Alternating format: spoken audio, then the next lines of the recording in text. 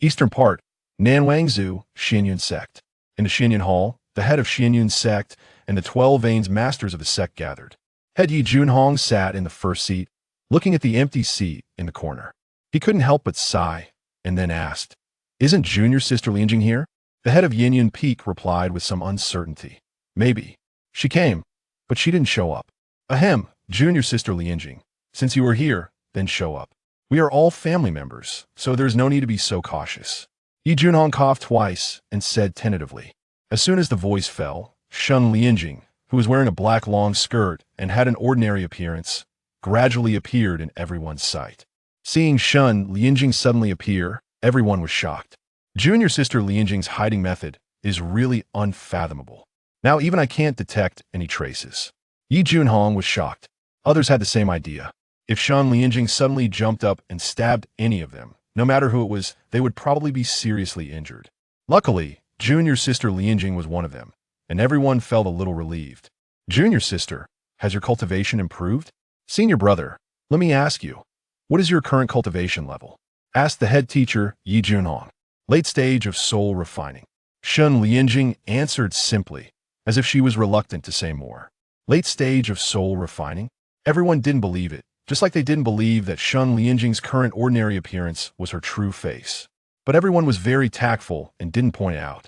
Yi Junhong immediately changed the subject. "Junior sister Lianjing, I'm not saying anything bad about you. Look at the Yinyun Peak you've been in charge of for so many years, and there are only 2 of you. People who don't know would think that there's no one on Yinyun Peak. Look at the other peaks, which one is not prosperous. No matter what this year, you must expand the number of people for me. Recruit disciples for me. Strengthen my Xianyun sect." "Oh," Shun Lianjing responded expressionlessly, thinking that recruiting one more person would also be considered expanding the number of people, right? Having many disciples means having many karmas.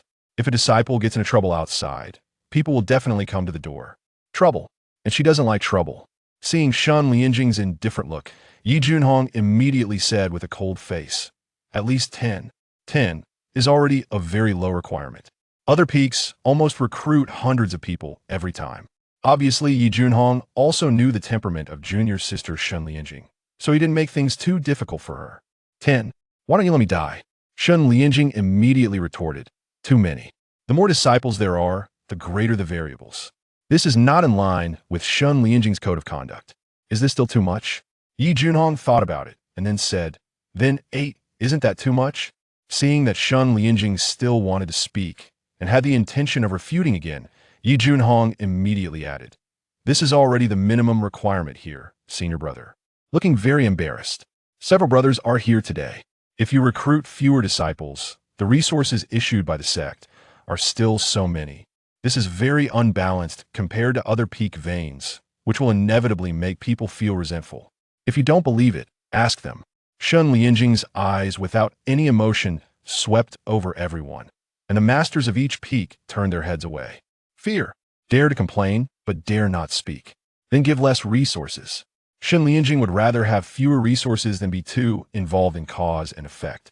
Anyway, there are only her and Lu Qingfeng, the master and disciple, on Yinyun Peak now. It doesn't matter if there are fewer resources. If the former head of Xianyun sect, who was also her master, had not asked Shun Lianjing to open another lineage before his death, Shun Lianjing would never have become the master of Yinyun Peak, let alone accepting disciples. As the master of a peak, you naturally have to recruit disciples. Fortunately, Shun Lianjing was very lucky and met a fellow boy a few years ago. This boy's name is Lu Qingfeng, and his personality is the same as hers. If you use 2 words to describe him, it is steady. If you use 1 word to describe him, it is cowardly. So Shun Lianjing reluctantly accepted him as a disciple and taught him his skills, which could also cope with the task of recruiting disciples. Such disciples are more reassuring and will not cause trouble. Glancing at everyone, Headmaster Yi Junhong was furious. "A few days ago, you cried and said it was unfair. Why are you silent now?" "At least 5. No less. Otherwise it will be hard for me to live here." Yi Junhong looked embarrassed and paused, then sighed. "Before Yinyun Peak was just established, I could get so many resources without contributing to the sect. I can understand, but it's different now." Yi Junhong leaned on the chair with a sad look. The demon that Master sealed at the cost of his life now shows signs of breaking the seal, and the disciples of the demon sect have become active these days. You can recruit more disciples, and it won't be a disappointment to Master's expectations. Besides, your disciple has been a member for several years. Can he participate in completing some sect tasks? I know, Shun Lianjing responded, and his figure slowly disappeared. Seeing Shun Lianjing compromise and agree to recruit 5 disciples, Yi Junhong sighed silently. Some people died, but he was still alive, and Master's name was still useful. Shun Lianjing left without anyone stopping him. The devil is about to break the seal, and the disciples of the demon sect have become active. Is this true or not? Asked the head of Qingyun Peak. Of course it's true. This time we gathered everyone to talk about this matter, and then to recruit disciples. Yi Junhong said with a serious expression. Didn't they say that it could be sealed for thousands of years? Asked the head of Yinyun Peak, and his expression became serious. Once the devil breaks the seal, the entire Nanwangzu will be devastated. At that time, Xinyan sect will also be seriously threatened, and there is even a risk of being wiped out. After all, it was the former head of Xinyan sect who sealed the devil at the cost of his life. This hatred is not small. Yi Junhong shook his head and replied, I don't know what happened. I haven't gone to check it out yet. But there is news. When I have time in a few days, I will go there in person to check and see what the situation is. In addition, everyone should be careful when recruiting disciples this time. Don't let the demon sect disciples come in undercover.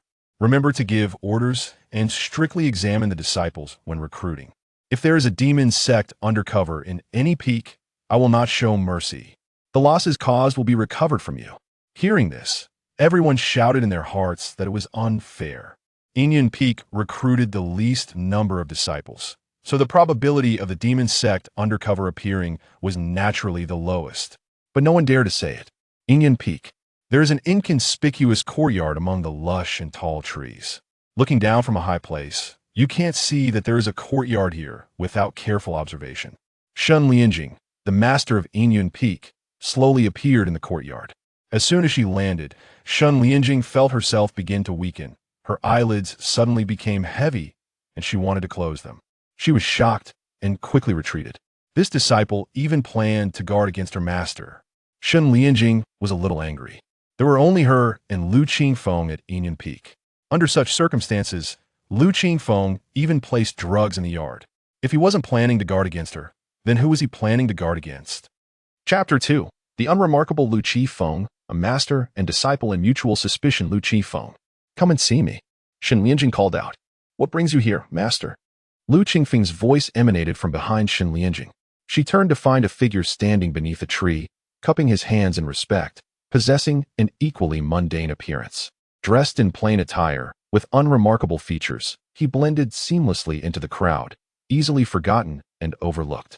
As a seasoned practitioner of the path of survival, Shen Lianjing was acutely aware that this Fade was not Lu Qingfeng's true self. It was merely a tactic to diminish his presence. Neither had Shen Lianjing ever witnessed Lu Qingfeng's genuine visage, nor had he seen hers. Here on Yinyun Peak, it is only the two of us. Are you placing sedatives in the courtyard to guard against your master? Shen Lianjing inquired, her tone tinged with irritation. Setting traps while absent from the premises is clearly an attempt to strike from the shadows. Were it not for my profound cultivation and keen vigilance, I too might have fallen victim. Upon hearing this, Lu Qingfeng immediately retorted with righteous indignation. What are you saying, master? How could you think such things? My admiration for you flows like an unending river. I regard you as kin. Your words truly sadden me. The sedatives in the courtyard are merely a precaution. Many are watching me, accusing me of idleness and claiming I am excessively wealthy, with an abundance of spirit stones, given that I am the sole disciple of Yinyun Peak. At least 100 individuals harbor jealousy towards me, some even contemplating ill intentions. I fear they may attempt to infiltrate Yinyun Peak, to thieve my possessions or even to assault me, which is why I resorted to such measures.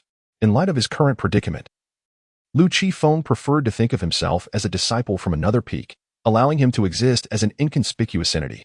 On Yinyun Peak, he was too overt a target. Regardless of how he endeavored to diminish his visibility, there would always be those who took notice.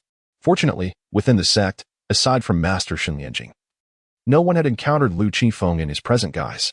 Typically, he conducted himself under a different persona within the sect, and none were aware that he was the only disciple of Yinyun Peak.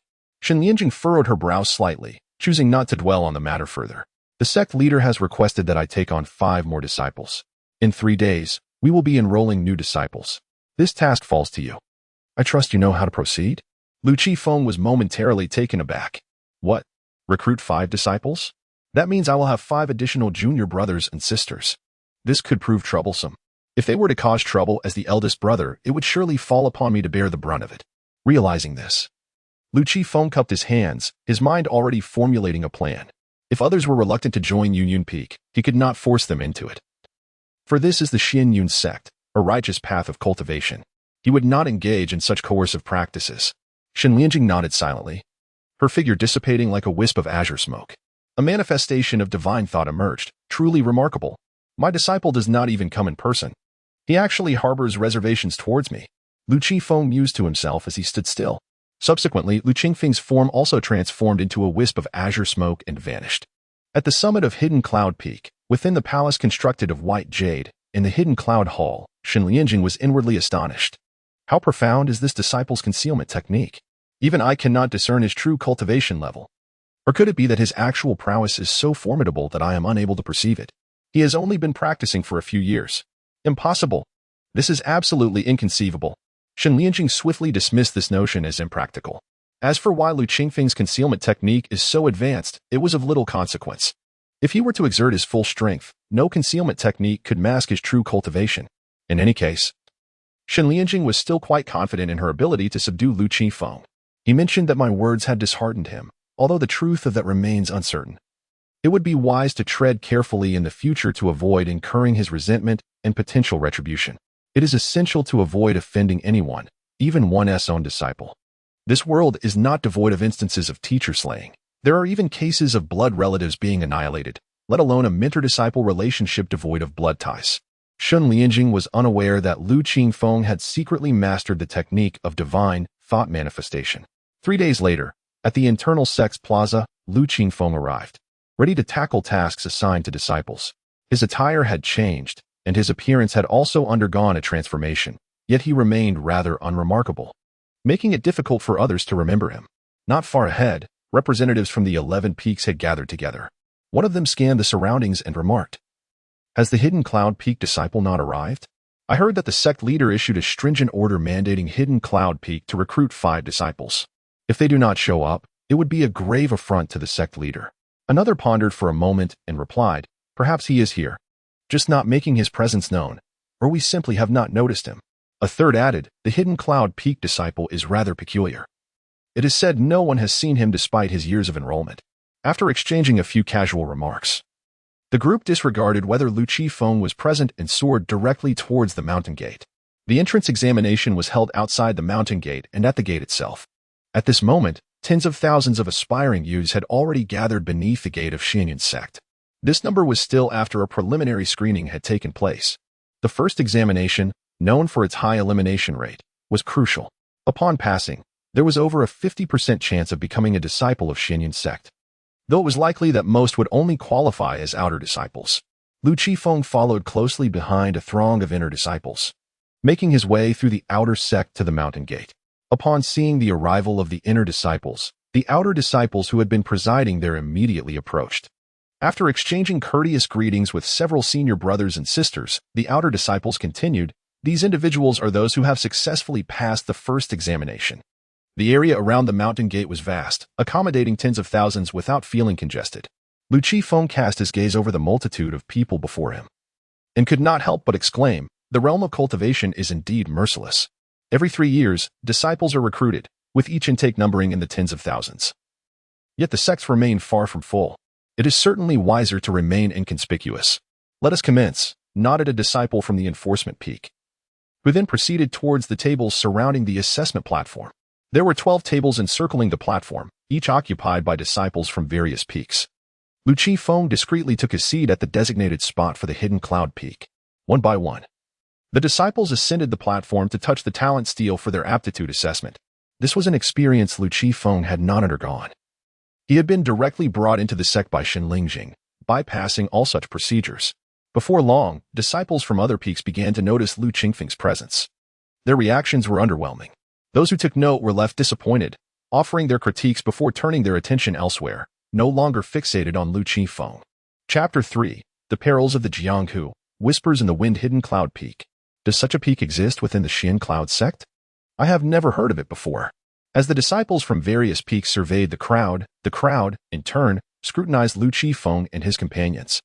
This hidden cloud peak has a remarkably low presence within the Xian Cloud sect. It is said to have been established only in recent years and to this day. It boasts but a single disciple, obscure and largely unknown. Esteemed brother, how is it that you are aware of this? Inquired a curious onlooker. My uncle is affiliated with the Xian Cloud sect. I learned of it from him, came the reply, revealing a connection that prompted the surrounding individuals to nod in understanding. What of Hidden Cloud Peak? Is it truly worthwhile to pursue? As for Hidden Cloud Peak, it is difficult to assess. There is little information available. However, it is rumored to be quite affluent, given its scarcity of disciples, thus allowing for a greater distribution of resources. As for other aspects, such as strength and teachings, very little has been disclosed. Upon hearing this, the crowd began to ponder. Some believed that the abundance of resources made Hidden Cloud Peak a worthy pursuit, while others contended that the sparse population of the Xian Cloud sect rendered it a weak foundation, not worth the endeavor. I think, if I could become an inner sect disciple, then Hidden Cloud Peak might be worth considering, purely for its resources. A voice chimed in, only to be met with immediate dissent. I cannot concur. Have you not pondered why, since its inception, Hidden Cloud Peak has only housed 2 individuals? This was the voice of Lu Qifeng, his spiritual projection seamlessly mingling within the crowd, unnoticed until now.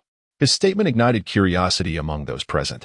It seems this esteemed brother knows the reason. Might you share it with us? The reason is rather simple, but I fear to speak it, lest I offend someone. Lu Qifeng replied, feigning mystery. As the crowd persistently probed, seeking to unearth the truth from him, Lu Qifeng remained enigmatic, tightly guarding his knowledge. This only heightened their intrigue, leaving them eager to discern the cause. However, they ultimately remained in the dark, unaware of when Lu Qifeng had vanished from their midst. Yet, Lu Qingfeng's purpose had been fulfilled. Many who had previously considered joining Hidden Cloud Peak abandoned the notion. Nonetheless, where there is a vast forest, one can find all manner of birds. Indeed, a few stubborn souls remained undeterred, resolute in their independent thoughts and inclinations. Hidden Cloud Peak. Few disciples. Abundant resources, it could not be a more fitting choice. Among the crowd, a girl of notable lineage observed intently, her gaze fixed on the impassive Lu Qifeng. Beside her, a small girl, perhaps 8 or 9 years of age, tugged at her sleeve. Jade Sister Yujia, which peak shall we join? She inquired eagerly. We shall join Hidden Cloud Peak, Jiang Yujia replied, her expression softening as she affectionately tousled the girl's hair. Hidden Cloud Peak? But why? The little girl's curiosity was piqued. She had overheard Lu Qifeng's remarks, as well as the many unfavorable speculations regarding the Xian Cloud sect. Her immature mind was inevitably influenced. She was somewhat reluctant to go to Union Peak, but if Jiang Yuji intended to go, she felt compelled to follow. In the unfamiliar realm of Xianyun sect, only by accompanying Jiang Yuji did she find a sense of security. Do not heed the nonsensical chatter from that person and others. Remember, what one hears is often illusory, while what one sees is more credible. Although even sight can be deceptive, Jiang Yuji continued, many individuals in this world are selfish. Their words stem from a fear of losing their prospects. The young girl, her understanding still forming, nodded slightly. Unbeknownst to Jiang Yuji, a girl of 18 or 19 years, graceful and elegantly attired, with an air of the martial world, overheard their conversation. She silently mused, I nearly fell into a trap. I must go to Union Peak. Her resentment towards Lu Qifeng deepened, yet she momentarily forgot the visage of Lu Qingfeng's divine incarnation. She then reflected inwardly, recognizing the perils of the martial world and the folly of trusting strangers' words too readily. After a while, an increasing number of people found themselves swayed by Lu Qingfeng's assertions. Among the tens of thousands, few still harbored intentions of joining Union Peak. Among these, even fewer possessed the aptitude required for the inner disciples of Xianyun sect. Even if they wished to join, success was far from guaranteed. Having completed his task, Lu Qifeng retracted all his divine incarnations. A quarter of an hour later, Jiang Yuji stepped onto the testing platform. Approaching the talent steel, she extended her fair, delicate hand and pressed it against the stone. In an instant, the talent steel radiated a brilliant light. 1 segment, 2 segments, 3 segments, 4 segments. The brilliance soared rapidly, soon reaching the 10th segment, and ultimately pausing at the 12th. At that moment, all eyes at the mountain gate were drawn to Jiang Yuji, including Lu Qingfeng. Her talent was indeed remarkable, 12 segments. On par with her master, yet, he pondered her comprehension.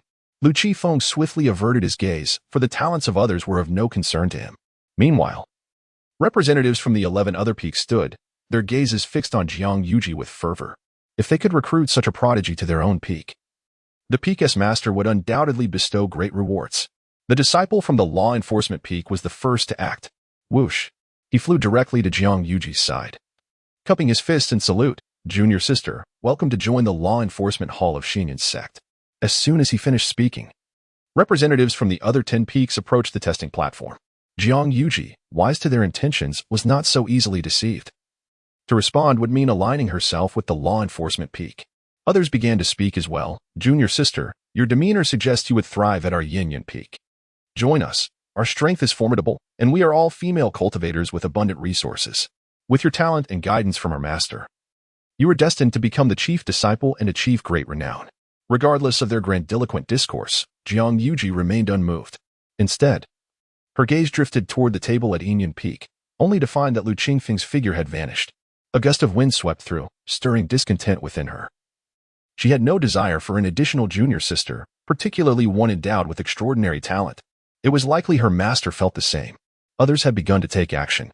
And if Lu Qingfeng were to extend an invitation to her, it would be prudent to exercise caution. The prospect of such a prodigy miscalculating her allegiances and seeking to join Yin Peak was indeed troubling. In light of these circumstances, Lu Qingfeng's decision to remain concealed was undoubtedly the wisest course of action. Did the disciples of Yin Peak truly not find her remarkable talents compelling? Jiang Yuji's curiosity about Yin Peak intensified. Gratefully, she declined the kind offers of her senior brothers and sisters, requesting a moment to contemplate her options. "No problem. Taking time to consider is certainly warranted," they replied, recognizing that Jiang Yuji was not easily swayed and allowing her the space to deliberate. Chapter 4. A gathering of talents amidst the gathering storm. How perilous. Just now, she glanced in my direction. Fortunately, I was swift in my escape. In the shadows, Lu Qifeng felt an overwhelming sense of relief, yet was simultaneously gripped by an inexplicable premonition. It seemed that this prodigious young lady had set her sights on Yin Peak. All that remained was to await the arrival of the sect leader of Xinyun's sect. Once the leader arrived, the talented girl would undoubtedly be unable to resist the enticing conditions offered, and at that moment, I would be safe. Lu Qifeng pondered quietly. Below the stage, those who had noticed Lu Qingfeng's abrupt disappearance were filled with curiosity. How peculiar were the people of Yin Peak, showing no interest in prodigies? Why did they not vie for them?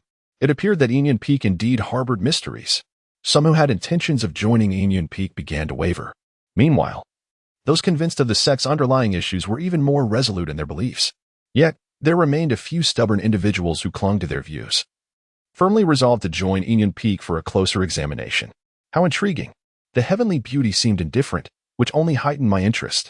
Among them was a young girl steeped in the ways of the world.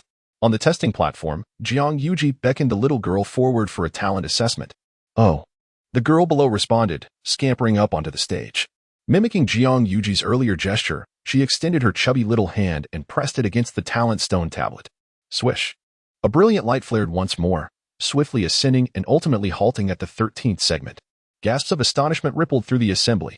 13 segments. Such a prodigious talent had not been witnessed since the inception of Xinyun's sect. The previous highest talent was merely 12 segments, belonging to Xinlingjing. To secure Xinlingjing within the sect, the former leader had even risked his life to seal a malevolent entity, imploring Xinlingjing to establish a new lineage before his demise. Had it not been for the knowledge that Xinlingjing despised trouble and power, the former leader would likely have directly bequeathed the sect leader position to her. And now, a talent of 13 segments had emerged within Xinyun's sect. The talent stone tablet's maximum was 15 segments, and achieving above 10 segments was exceedingly rare. A talent reaching 13 segments could rival that of the Holy Land's chosen ones. As for the elusive 15 segments, it had not been heard of for millennia. A multitude of prodigies gathered. This was ominous, indeed. Should I consider a hasty retreat? Lu Qingfeng felt an unsettling foreboding, already contemplating an escape from Xinyun's sect. It was an instinct, an undeniable sense that a storm was brewing. As I anticipated, this girl possesses extraordinary talent, Jiang Yuji mused inwardly.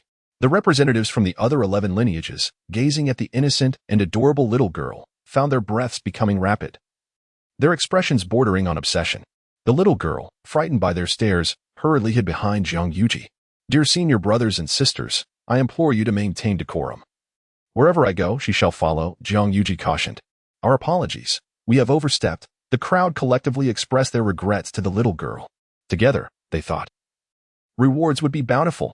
Jiang Yuji led the little girl to the side as the testing continued. Soon, the esteemed leader of the Xianyun sect, along with the masters of the other 11 branches, manifested above the mountain gate.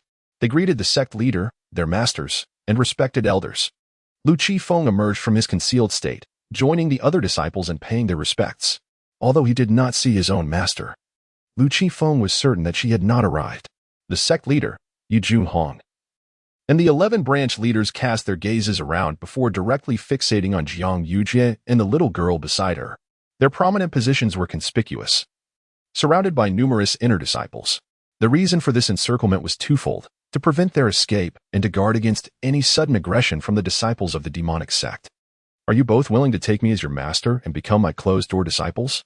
Yu Junhong candidly remarked, Master, you cannot act in this manner. You must leave one for us. The peak leaders immediately expressed their discontent. What do you mean by this and that? Each relies on their own abilities. Should any of you possess the capability to have both of them join under your tutelage, I would harbor no grievances, Yu Junhong declared with righteous fervor. If they were merely ordinary geniuses, he might concede. Yet, these are prodigies of the 12th and 13th tiers. Naturally, he desires both. Should these two ascend to prominence within the cultivation realm, his name would inevitably be remembered. Of course, this hinges upon his ability to bring them under his wing. This is what my senior brother has proclaimed, so do not blame us for being impolite. The various peak masters, disregarding their authority, immediately descended beside Jiang Yuji and the young girl, showering them with concern and temptation. Yi Junhong, the headmaster of Xianyun sect, hovered in the air, maintaining an air of superiority as he observed his fellow disciples' attempts at persuasion. He could hardly believe they would capture the attention of such exceptional talents. After all, he is the headmaster of Xianyun sect. Just this singular identity alone is sufficient to inspire many individuals to seek to become a disciple. Not to mention, the distinction of being a closed-door disciple adds an extraordinary layer to this status. If all proceeds as expected, the two of them should soon become disciples under the master's tutelage. Lu Qifeng mused, opting to remain inconspicuous. However, unexpectedly, an incident arose. One of the disciples, with audacity, inquired, among the esteemed elders present, is there anyone from the hidden cloud peak? Jiang Yuji inquired with an impassive expression. As soon as the words escaped her lips, the leaders of each peak fell into an immediate silence. Confusion enveloped Lu Qifeng, his body stiffening as he became utterly bewildered. Do you truly wish to join the hidden cloud peak? At this moment, Yu Junhong also felt a sense of unease, tentatively inquiring with uncertainty in his tone. Jiang Yuji nodded. Why? The multitude was utterly perplexed. The crowd gathered at the mountain gate square was equally bewildered. Why, in a state of tranquility, must one succumb to such despair? I am not fond of noise, and neither is my sister. Jiang Yuji provides a reasonable explanation. Is a dislike for noise indicative of genius and solitude? The esteemed master Yu Junhong and the leaders of various peaks all contemplated the prodigious talent of Shenlianjing. If you and your sister were to become my esteemed disciples, I could certainly provide you with a tranquil environment. Yu Junhong remained resolute in his determination not to concede. If these two prodigies were to become disciples under Shenlianjing, the outcome is easily imaginable. The world would gain two more eccentric geniuses. Shenlianjing has a knack for stifling talent, much like the current situation with Lu Qifeng.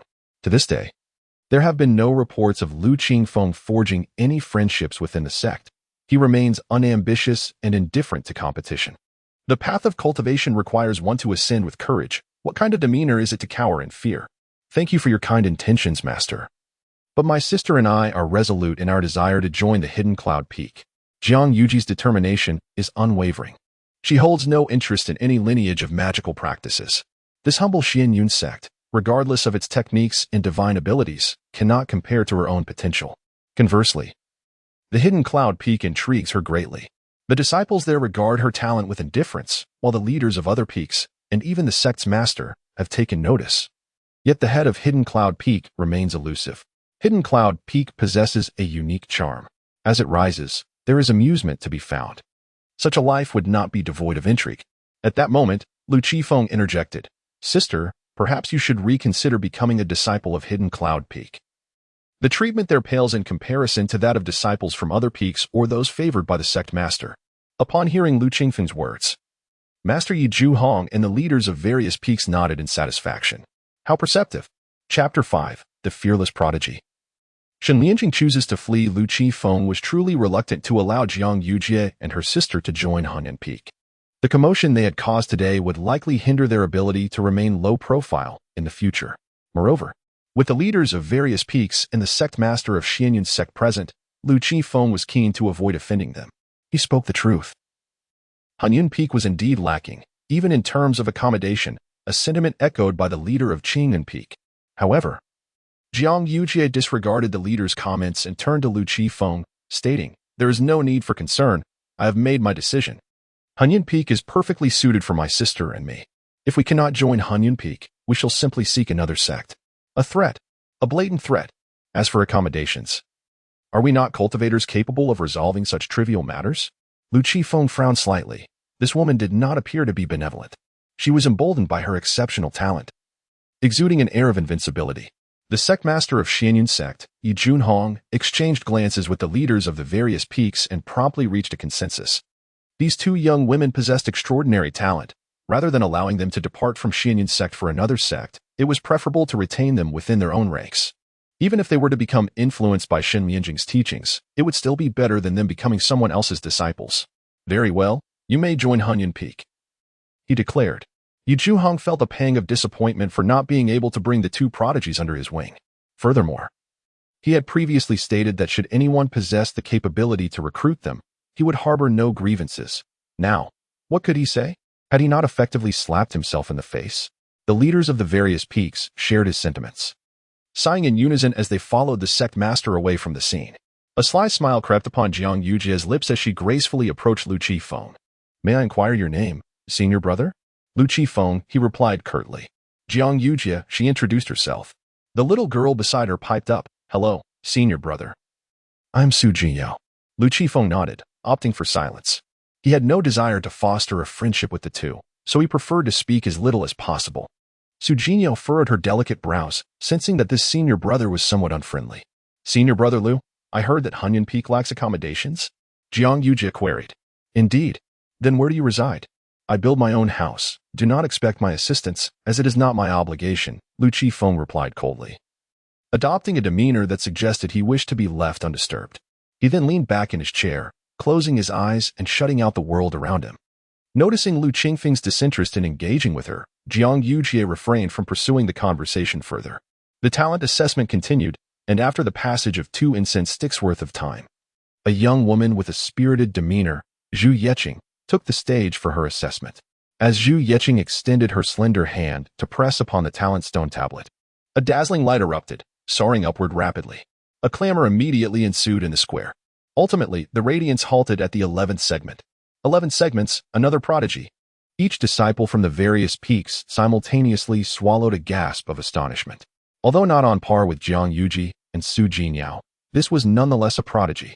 Before any action could be taken, Zhuai King soared directly to the table at Yanyan Peak, gazing at the meditating Lu Qifeng, and softly declared, "Senior brother, I wish to join Yanyan Peak." Lu Qifeng, too disinterested to open his eyes, was taken aback by the audacity of this newcomer. Today certainly felt like a day of ill fortune. With a languid opening of his eyes, Lu Qifeng asked, "Why?"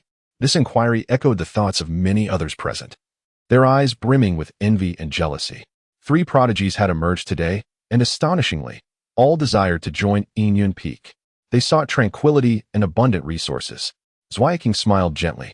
Tranquility can be found elsewhere, and resources are more plentiful for disciples of the sect leader. Besides, the inheritance at Yanyan Peak is rather mediocre. Perhaps you should reconsider. With that, Lu Qifeng closed his eyes once more, silently praying for the sect leader to arrive soon. Otherwise, he would lose yet another disciple. With the addition of Jiang Yujie and Su Jinyao, Lu Qifeng was already overwhelmed. He dreaded the conversation he would have to have with his master, Shen Lianjing, upon returning. If yet another prodigy were to emerge, he truly would not be able to maintain a low profile.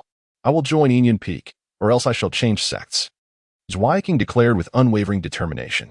Hearing this, the representatives from the various peaks, who had been poised to inform their masters, immediately fell silent, each one becoming increasingly emboldened.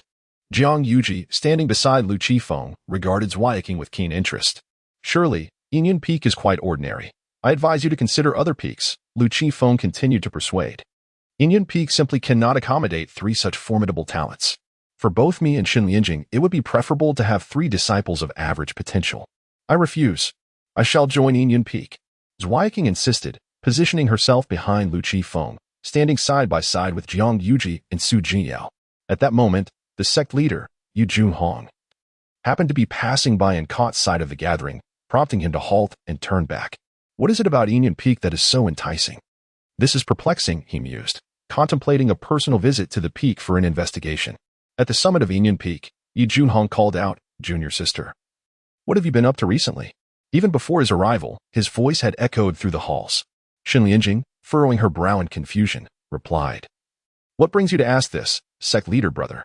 Yu Junhong, now within her line of sight, explained, 3 prodigies have emerged at the mountain gate, all desiring to join Yin Peak. Even upon my suggestion to take them as closed-door disciples, they remained resolute in their wish to join your peak, even threatening to change sects should they be denied. His eyes gleamed with curiosity as he questioned if Xin Lianjing had done something extraordinary to attract them. Upon hearing this, Xin Lianjing felt an overwhelming sense of dread. 3 prodigies wish to join the hidden cloud peak? How can we maintain any semblance of discretion under such circumstances? The senior brother and sister have not accomplished anything earth-shattering, and regarding the intentions of these 3 geniuses, the junior sister is at a loss. Xin Lianjing shook her head in response, already contemplating whether she should flee. The implications of this situation are considerable. How curious. What exactly does Hidden Cloud Peak possess that is so remarkable? Yu Junhong inquired further. His interest in Hidden Cloud Peak was minimal. Yet he constantly reminded Xin Lianjing not to forget the words of their master. After careful consideration, Xin Lianjing replied, "As for remarkable qualities, there are none." "Very well. Then focus on teaching them.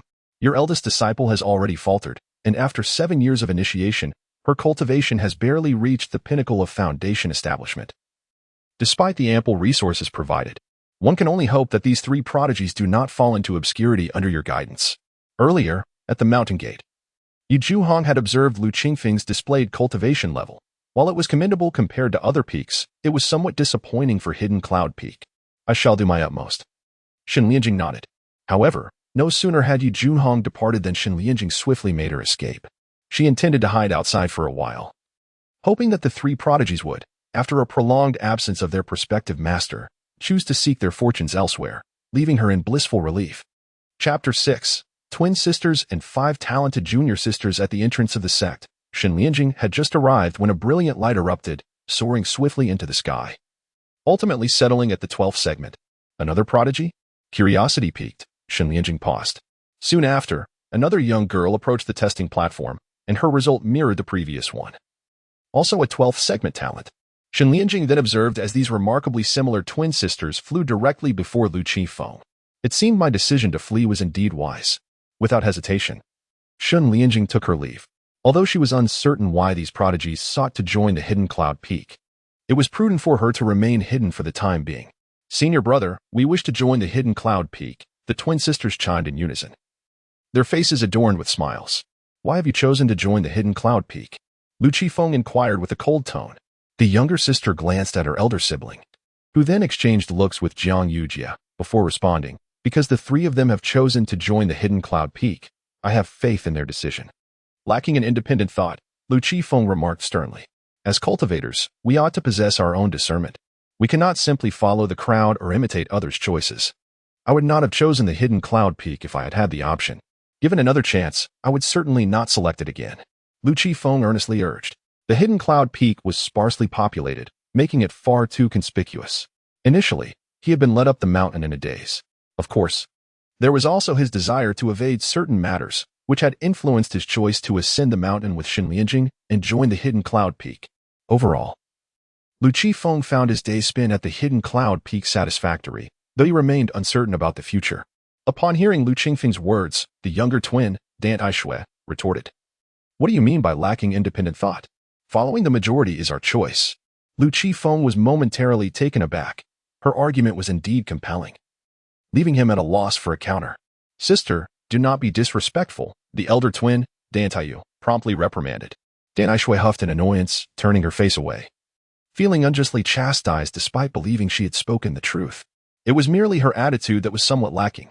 "Senior brother, I sincerely apologize. Dan Yu said with a look of contrition directed at Lu Qifeng. It is of no consequence. Lu Qifeng waved his hand dismissively. If you both still wish to join the hidden cloud peak, then follow me. With that, Lu Qifeng rose, waving his hand to stow away the table and chairs before him into his storage ring. He then took to the skies, flying toward the hidden cloud peak. The sect leader of the Xianyun sect had tasked him with recruiting 5 disciples for the hidden cloud peak, a mission now accomplished. And thus Lu Qifeng had no reason to linger to avoid attracting more applicants. Among the 5, Jiang Yujie possessed the highest cultivation level, being in the late foundation establishment stage. Apart from Su Jinyao, who had yet to commence her training, the other 3 were at the mid-foundation establishment stage. However, with Jiang Yujie leading, Su Jinyao would be able to soar through the air, following closely behind Lu Qingfeng. Given the circumstances, Lu Qingfeng had no choice but to reluctantly accept the outcome. Fortunately, these 5 individuals were all female disciples rather than male ones. Had they been male, Lu Qifeng would have found himself in an even more troublesome predicament. Competition is inherent to men, for instance, in the realm of online gaming. The fervor for ranking can lead to relentless late nights and fervent efforts to climb the leaderboard. Within the Xianyun sect, there exists a similar ranking system where higher positions yield greater monthly stipends. However, once competition ensues, it is inevitable that one will offend others, leading to an avalanche of troubles. Thus, since joining the Xianyun sect, Lu Qifeng has never engaged in rivalry. Having lived a previous life, he remained as steady as an old dog. Who could predict whether those he had offended in the past might suddenly attain a grand opportunity, rise to power, and ultimately eliminate him? Survival lies in discretion. Only by outlasting others and diligently cultivating could one hope to ascend to immortality. Lu Qingfeng possessed this confidence.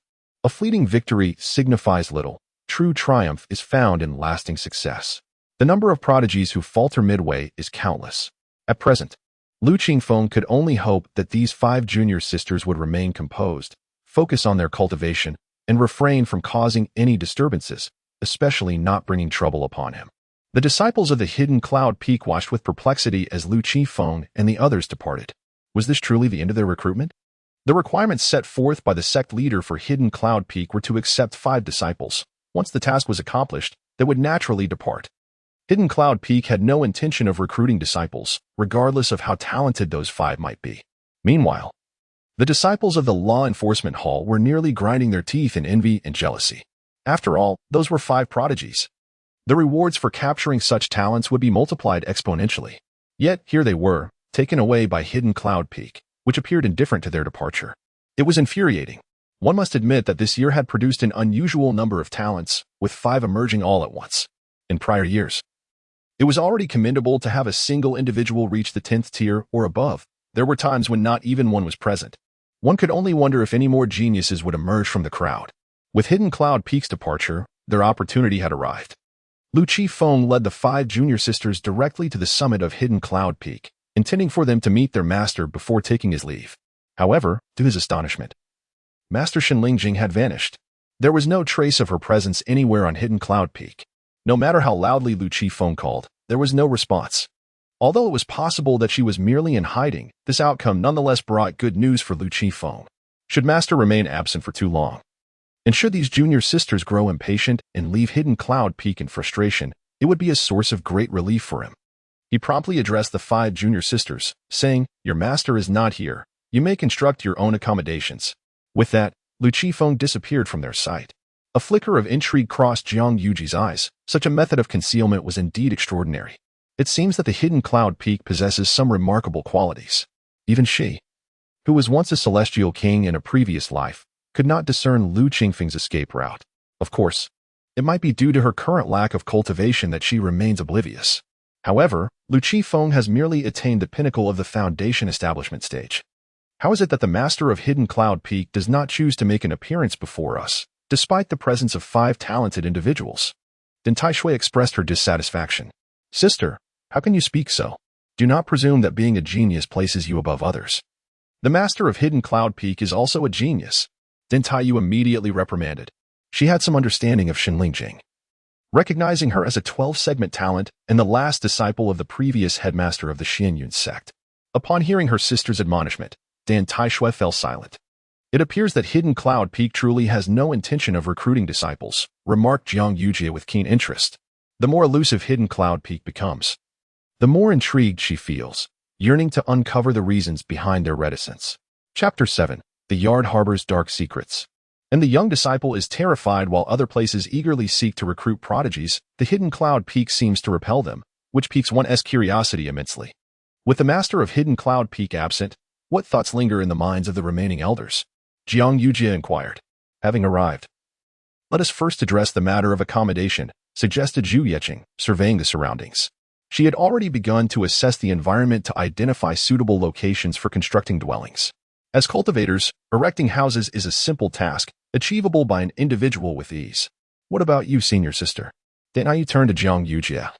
Acknowledging her superior cultivation level and earlier decision to join Hidden Cloud Peak by addressing her as senior sister, I intend to locate Brother Lu first, and then build my residence nearby to observe him closely, Jiang Yujie replied. During their flight, she had not discerned the whereabouts of Lu Qingfeng's dwelling. Her curiosity was not only directed towards Hidden Cloud Peak but also towards Lu Qingfeng himself. At first glance, he appeared unremarkable in stature, appearance, and cultivation level. Yet, this seemingly ordinary individual was the sole disciple of the Hidden Cloud Peak. This contradiction intrigued her. Observing Lu Qingfeng? How fascinating. Hence, the five of them commenced their search for Lu Qingfeng's whereabouts across the mountainside. No matter how vast Hidden Cloud Peak might be, it took them less than an hour to discover the solitary courtyard established by Lu Qingfeng halfway up the mountain. This must be where Brother Lu resides. Zhu Yeqing approached the courtyard, eager to inspect Lu Qingfeng's living environment. However, as she stepped into the yard, an overwhelming drowsiness suddenly enveloped her, and within moments, she collapsed to the ground. The remaining four, poised to enter the courtyard, were taken aback. There was something amiss within this courtyard. Su Jinyao, convinced that dark forces lurked inside, fearfully hid behind Jiang Yujie, peeking cautiously at Lu Qingfeng's abode. Zhu sister, Jiang Yujie called out, her brow furrowed, but received no response from Zhu Yeqing. Should we refrain from entering? Dan Aishui felt a twinge of fear. If Zhu Yeqing had succumbed without a word, she too feared a similar fate upon entering the courtyard, being in the mid-stage of foundation establishment. We cannot abandon Zhu's sister. We came together. Dan Ai wished to rescue Zhu Yeqing. Yet no viable solution presented itself. Jiang Yujie, apprehensive about rashly entering Lu Qingfeng's courtyard, called out instead, Brother Lu, are you there? My junior sister has come to pay her respects. If you're present, please step forth to meet us. It is best not to enter my courtyard without permission. A voice resonated from behind Jiang Yujie and the others. Lu Qingfeng, his countenance darkened, appeared displeased. Jiang Yujie and the others turned to face him, uncertain of how to respond. Curiosity can be perilous, Lu Qingfeng continued. The young girl, Su Jinyao, felt an even greater sense of trepidation upon hearing these words, resolutely deciding never to set foot in Lu Qingfeng's courtyard again. I apologize, senior brother, it was our folly. Is junior sister Zhu all right? Jiang Yujie expressed her remorse. She merely fainted. It's of no consequence. A brief slumber shall suffice. However, if you do not enter to retrieve her, she may remain in her slumber indefinitely. Lu Qingfeng harbored no intention of entering the courtyard. Although he could effortlessly lift Zhu Yeqing with a mere wave of his hand, he refrained from doing so, as it would reveal an incongruity in his own aura. A perfected foundation establishment could not silently control another. If we go in, wouldn't we be at risk of fainting as well? Dan Taiwei expressed her concerns. Speed is paramount. There is no danger, Lu Qingfeng replied nonchalantly, before vanishing from sight. Upon hearing this, Jiang Yujie swiftly dashed into the courtyard, cradling Zhu Yeqing in her arms, and quickly retreated. As she exited the courtyard, had it not been for Dan Taiwei and Dan Taisno supporting her and the unconscious Zhu Yeqing, she likely would have collapsed along with her just outside the gate. Jiang Yujie felt a wave of dizziness wash over her, and it took several deep breaths for her to regain her composure. I sensed the presence of several formations within the courtyard, Jiang Yujie remarked with a serious demeanor. Yet, the cause of the dizziness that led to fainting was not due to the formations themselves. After a brief pause, she added, Senior Brother Lu is not as simple as he appears. Being valued by the Lord of Inyun Peak and being the sole disciple over the years surely indicates his complexity. Dan Taiwei had never regarded Lu Qingfeng as simple. Let us first address our lodging arrangements, Jiang Yujie suggested, refraining from further discussion on the matter. It was, after all, Lu Qingfeng's residence, and it would be inappropriate to converse about him at his doorstep. The following morning, 4 additional courtyards appeared around Lu Qingfeng's abode. Jiang Yuji and Su Jinyao shared one, while the other 3 were assigned to the remaining individuals. The surrounding foliage remained largely undisturbed, and it was unclear what they had in mind as they chose to emulate Lu Qingfeng's approach, constructing their courtyards amidst the lush and towering forest. The lighting was somewhat diminished, yet it posed no issue. Viewed from the heavens above, one would scarcely discern the existence of 5 courtyards without a keen eye. Zhu Yeqing stood at the entrance of her courtyard, gazing toward Lu Qingfeng's dwelling, still feeling a twinge of fear. Had Jiang Yuji not rescued her from Lu Qingfeng's courtyard, she might have remained in a deep slumber there indefinitely. She wished to extend an apology to Lu Qingfeng, yet he did not make an appearance. At that moment, the Dantai sisters returned from the mountains after procuring daily necessities. After we departed yesterday, another prodigy appeared at the mountain gate, named Xiangsheng, with an aptitude level of 11. It is said he also wished to join Inyan Peak. But with senior brother Lu absent and the lord of Inyan Peak away from the sect, he ultimately became the cherished disciple of the supreme master of Xinyan sect. Din Taiwei informed them. Yi Junhong was overjoyed, repeatedly expressing her gratitude to Shen Lingjing in her heart. If Shen Lingjing were present, he would be at a loss for words on how to persuade Xiangsheng. Xiangsheng had previously declared that if he could not join the hidden cloud peak, he would seek refuge in another sect. After all, there were plenty of people around at that time, and the Xinyan sect was a righteous celestial faction. Even if he felt aggrieved, they would not take action against him. The sect leader, Yi Junhong, attempted to reason with him, explaining that the master of Hidden Cloud Peak was temporarily away and uncertain of when he would return, which would hinder Xiangsheng's cultivation. He then presented sufficient temptations of benefits, ultimately convincing Xiangsheng to join their ranks. Why does he wish to join Hidden Cloud Peak? Zhu Yeqing inquired. Dan Aishui chuckled, saying he claims that Hidden Cloud Peak is a talent haven, and there are many beautiful women. Being able to see lovely ladies every day brings joy to both body and mind. He must have taken a liking to one of us. Or perhaps to all of us. I believe the likelihood of him being smitten with you 2 sisters is quite high. Many male cultivators are fond of sister pairs. Zhu Yeqing jested. Cultivators are inherently different from mortals, and it is rare to find those who are unappealing. Those with exceptional talents seldom lack in beauty. Even if their looks are average, the unique aura of a cultivator can still be quite captivating. Chapter 8. Observations and Reflections Injured? Seek vengeance from the master. Zhi Yuqing, imbued with the spirit of the martial world, naturally relishes jesting. What does it matter if I find him appealing? In any case, he is of no interest to me, Dantai Shui remarked dismissively. His innate talents pale in comparison to mine. Does he truly aspire to possess both my sister and me? Such aspirations are utterly fanciful. It is indeed peculiar that senior brother Lu behaves in such a manner.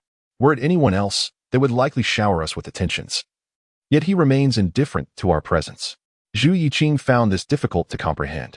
In other sects, those infatuated would undoubtedly do everything in their power to win the hearts of women like us. He seems to wish for our swift departure. How could he ever be kind to us? Jiang Yuji sighed. It is indeed strange. We have yet to encounter him, and I cannot fathom what keeps him occupied. Zhi Yuqing's gaze drifted towards Lu Qingfeng's courtyard. Unbeknownst to them, hidden in a tree above, Lu Qingfeng quietly observed their interactions. While they intended to scrutinize him, it was he who watched them intently throughout the night. From what he discerned, the group seemed relatively normal. Jiang Yuji appeared mature beyond her years. Possessing an exquisite demeanor that bespoke a remarkable lineage, it would be advantageous to delve into her soul's secrets. Zhi Yuqing, with her carefree demeanor, seemed to hail from the martial world. Her naivety rendered her susceptible to manipulation, and her impulsiveness could lead to trouble. Let us hope her mischief does not involve Inyan Peak. Dan Taiyu and Dan Aishui likely belonged to a prominent family. Dan Taiyu, a refined young lady, exhibited a sense of decorum, while Dan Taishui was headstrong and spoiled, often speaking without thought, potentially offending others. As for Su Jinyao, the timid girl lacked confidence and rarely spoke, which might prevent her from causing trouble. Her demeanor and actions suggested an extraordinary background, though it was unclear how she had come to associate with Jiang Yuji. Throughout the night, Lu Qingfeng had discerned the personalities and origins of the 5 junior sisters with considerable clarity. Having lived 2 lives, he had honed his ability to read others with remarkable skill. If he had not mastered this talent, he might misjudge situations, which would hinder his survival. To ensure his continued existence, this skill was indispensable. The sect leader was aware of the master's absence from the sect, indicating that the leader possessed some acumen. After all, how else could one attain the position of sect leader? Just yesterday, Lu Qifeng had witnessed the sect leader in person for the first time. Shortly thereafter, Lu Qifeng departed, choosing not to prolong his observation of Jiang Yuji and the others. He could not afford to squander time on such matters. Moments later, he transformed his appearance and ventured into the sect's marketplace. It bore no significant difference from the market outside the sect. Inns and various shops abounded, alongside stalls set up by fellow disciples, offering a plethora of curious wares. Upon arrival, Lu Qifeng made his way directly to the inn, for he frequented it periodically, primarily to glean any news that might surface. Otherwise, if one day the sect offends a powerful individual or a formidable sect, they might find themselves annihilated without a chance to escape. Lu Qifeng resolutely would not act in such a manner. At most, after fleeing the sect, he would circle around to the enemy's rear and ambush a few stragglers. Lu Qifeng settled in an inconspicuous spot, ordering several dishes and a pot of wine, quietly listening to the conversations around him. It was said that yesterday 6 prodigies, each exceeding the 10th tier, had joined our Xianyun sect. The simultaneous emergence of such talent was indeed a rare occurrence. I had also heard that 5 of the female prodigies had joined the hidden cloud peak, accompanying the only male disciple there, which made me envious. Those 5 celestial beings were all of remarkable beauty, indeed breathtaking. How delightful it would be if something were to transpire between us.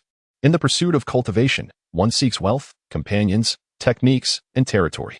It is only natural to desire the company of exquisite beings and to wish for intimate encounters with them. I wonder how the hidden cloud peak possesses such allure. The sole male prodigy had originally intended to join the hidden cloud peak as well, yet ultimately fell short of this aspiration. I cannot help but ponder whether any of these prodigies might be undercover agents of the demon sect, as their disciples have been particularly active of late. The simultaneous arrival of so many prodigies seems rather suspicious, yet I estimate that there are none among them. If there were, they would not all aspire to join the hidden cloud peak. What secrets could the hidden cloud peak possibly harbor that would warrant their infiltration? Indeed, it is plausible that any undercover agents are concealed among other newly admitted disciples. I find it hard to believe that the demon sect would remain entirely inactive during this recruitment. The resurgence of the demon sect's disciples? Lu Qifeng raised an eyebrow. Just a few decades ago, the disciples of the demon sect in Nanwang Prefecture were nearly eradicated. Now, after such a brief interval, they are resurfacing? There must be a reason behind this. Why do the disciples of the demon sect dare to show themselves now? Someone inquired curiously. It is said that the demon lord previously sealed by our Xianyun sect's former leader is on the verge of breaking free. With a powerful ally, they are emboldened. The previous downfall of the demon sect in Nanwang Prefecture was due to that very seal. Should the demon lord escape, it would surely herald a calamity for Nanwang Prefecture. And as the righteous leader of this region, our Xianyun sect would undoubtedly stand firm. However, if we cannot halt this menace, the consequences would be dire. The speaker's expression bore a hint of concern. The former leader of the Xianyun sect sacrificed their life to seal that demon lord. The current leader's strength pales in comparison to their predecessors. It is indeed perilous. The sky may fall, but there will be tall individuals to uphold it. What is there to fear? Come, let us drink and continue. Lu Qifeng drank alone, pondering in silence. He considered whether he should depart. As his master had fled at this critical juncture, perhaps due to the threat of the demon lord, Lu Qifeng was well aware of his master, Shen Lianjing, who was exceedingly cautious. Though not much was known to Lu Qifeng about the demon lord, he was aware of certain details. It was rumored that the entity practiced the path of slaughter, growing stronger with each life taken. Decades ago, millions were mercilessly slaughtered. The former leader of the Xianyun sect once engaged in battle with the adversary, successfully suppressing them. However, the foe managed to escape through a blood escape technique. Upon their return, the former leader of the Xianyun sect found themselves outmatched. Subsequently, news emerged of a city being annihilated. Upon further reflection, my master's retreat should not have occurred without informing me. She is certainly aware of my existence. Should I suffer harm during this catastrophe yet survive against all odds, I would undoubtedly seek vengeance upon her. Moreover, the superficial display of strength by Lu Qifeng does not warrant him being viewed as a thorn in the side of that malevolent entity. It would be prudent to observe the situation for a few more days. At this moment, voices from the neighboring table reached my ears. It was said that the sect leader would personally investigate the sealed area. If this information holds truth, then the sect leader is likely facing greater turmoil than we are. In due course, we shall make our decisions based on the unfolding circumstances. The world is vast. There are countless places we could go. It is evident that the adversary does not share a bond of life and death with the sect. Chapter 9. The True Abode of Lu Qifeng. Undercover in the demon sect, awaiting good news. After relishing a delightful meal, Lu Qifeng settled the bill and departed, having acquired the information he sought. There was no longer any need to linger and squander time. He could return after a while to gather further intelligence. Once outside the tavern, Lu Qifeng began to stroll through the market, procuring a variety of rare venomous insects, poisonous herbs, and various toxic substances. It is prudent to prepare for unforeseen circumstances. Especially when the current situation remains ambiguous, such items may prove useful. Subsequently, Lu Qifeng made his way back to Hidden Cloud Peak. His return went unnoticed by Jiang Yuji and the others, who were still engaged in idle chatter. Lu Qifeng couldn't help but shake his head, thinking that rather than wasting time in trivial conversation, they might as well devote themselves to cultivation and enhancing their abilities. He circled around to the rear of Hidden Cloud Peak and entered a concealed cave. This cave was shrouded in Lu Qifeng's array, rendering it undetectable to the casual observer who might pass by. Here lay Lu Qifeng's true residence within the Xianyun sect. The courtyard outside was merely a facade to mislead others. Inside the cave, Lu Qifeng had meticulously developed the space. It was equipped with an alchemy room, a forging chamber, a cultivation area, and a resting space, among other facilities. A collection of peculiar and exotic toxins was also nurtured within. While the path of poison was often scorned in the realm of cultivation, Lu Qifeng reveled in it, demonstrating remarkable prowess in this field. Others might not comprehend its significance. Survival was paramount for the pursuit of immortality. Even if his methods were somewhat unrefined, it mattered little, for Lu Qifeng's appearance frequently shifted. Lu Qifeng was proficient in alchemy, formations, forging, and talisman crafting. To enhance his chances of survival, he transformed himself into a versatile warrior. This adaptability ensured that he would never lack spirit stones, regardless of where he ventured. What was beyond Shen Lianjing's capabilities did not imply it was beyond Lu Qifeng's grasp. His master introduced him to the fundamentals, but his journey of self-cultivation was self-guided. Talent sets the lower limit, while comprehension determines the upper limit. Lu Qifeng was uncertain of his innate talent, but was confident in his high level of understanding. The cultivation technique he practiced was of his own invention, constantly refined during his training. He harbored concerns about potential flaws in the techniques provided by others, thus preferring the safety of his self-created methods.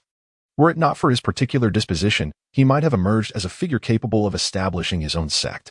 Throughout history, those who founded sects and created their own techniques, divine powers, and spells were invariably individuals of exceptional insight, adorning himself with a self-crafted anti-poison mask and protective attire.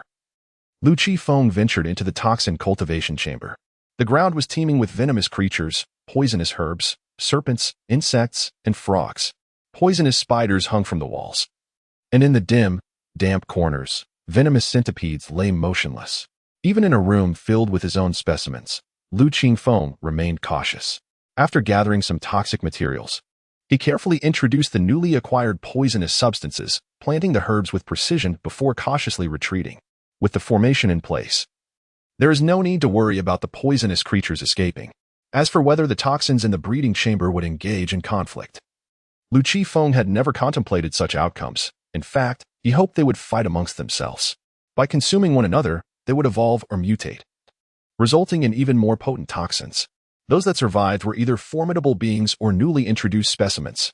In the alchemy chamber, Lu Qifeng cast the toxic materials into the cauldron, embarking on the creation of the poison he desired. Neurotoxins, coagulants, and others were intricately blended, rendering the concoction lethal at the slightest cut. When applied to sharp instruments, any inflicted wound would directly harm the victim's soul. Once the toxins were perfected, Lu Qifeng immersed himself in cultivation, unwilling to squander a single moment. With each increment of strength, his chances of survival in perilous situations increased. Since entering the Xianyun sect, Lu Qifeng's daily pursuits encompassed cultivation, poison crafting, elixir formulation, weapon forging, studying formations, breeding, gathering intelligence, acquiring materials, and selling the surplus of his creations. Even though the resources allocated to him each month exceeded those received by other disciples, he did not grow complacent. Those resources remained insufficient for his aspirations. To evolve into a well-rounded warrior required an exorbitant amount of spirit stones, far beyond the monthly stipend provided by the sect. On a moonlit night, in a secluded courtyard of the sect, a voice whispered, "Master, I have successfully infiltrated the Xianyun sect. This time, the sect has recruited 6 prodigies, all of whom aspire to join the hidden cloud peak. It is said that this peak has been established only recently yet has attracted such talent. I suspect there is something amiss with Hidden Cloud Peak. At midnight, I plan to stealthily investigate. If the opportunity arises, I shall eliminate these prodigies, ensuring the Xianyun sect does not gain an advantage. The infiltrator of the demon sect clutched a communication stone, transmitting the information, possessing late-stage core formation prowess. He regarded the highest-ranked disciple of Hidden Cloud Peak as merely at the foundation establishment completion stage.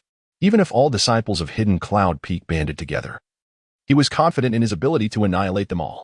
Furthermore, the master of Hidden Cloud Peak was currently away from the sect, presenting an opportune moment for an assault. Delaying action now would complicate matters once the peak's master returned, for despite their low profile, their cultivation would undoubtedly rival his own.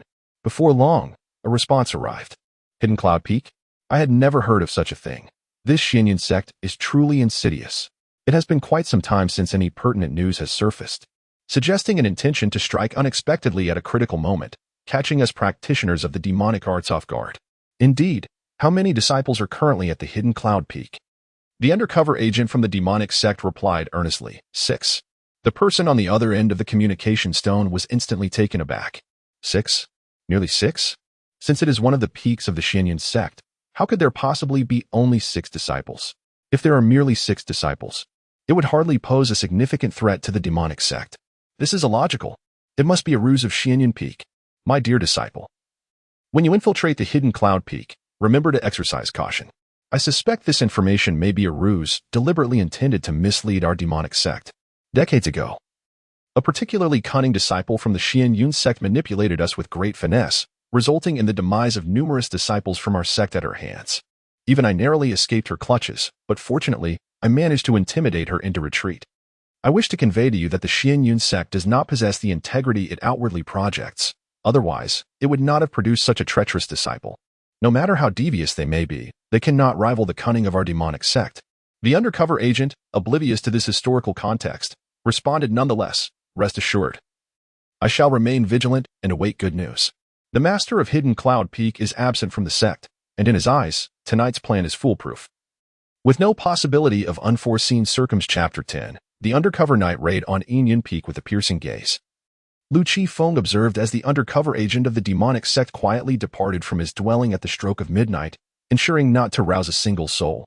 Shortly thereafter, he arrived at the foot of Xianyun Peak, where a rustling sound reached his ears. He understood that this must be the presence of other undercover agents from his sect.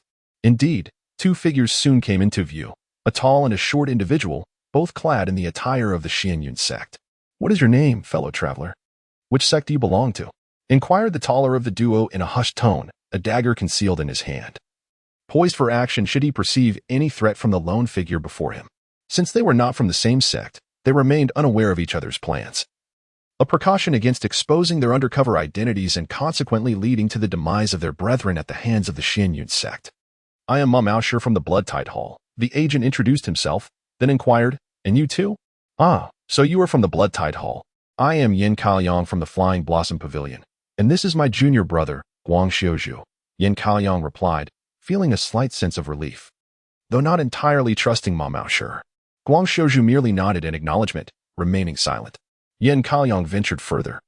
I have heard that your hall's master is on the verge of a breakthrough. Once achieved, your hall is sure to ascend to greater heights. This information was known only within the ranks of the demonic sect, unknown to outsiders.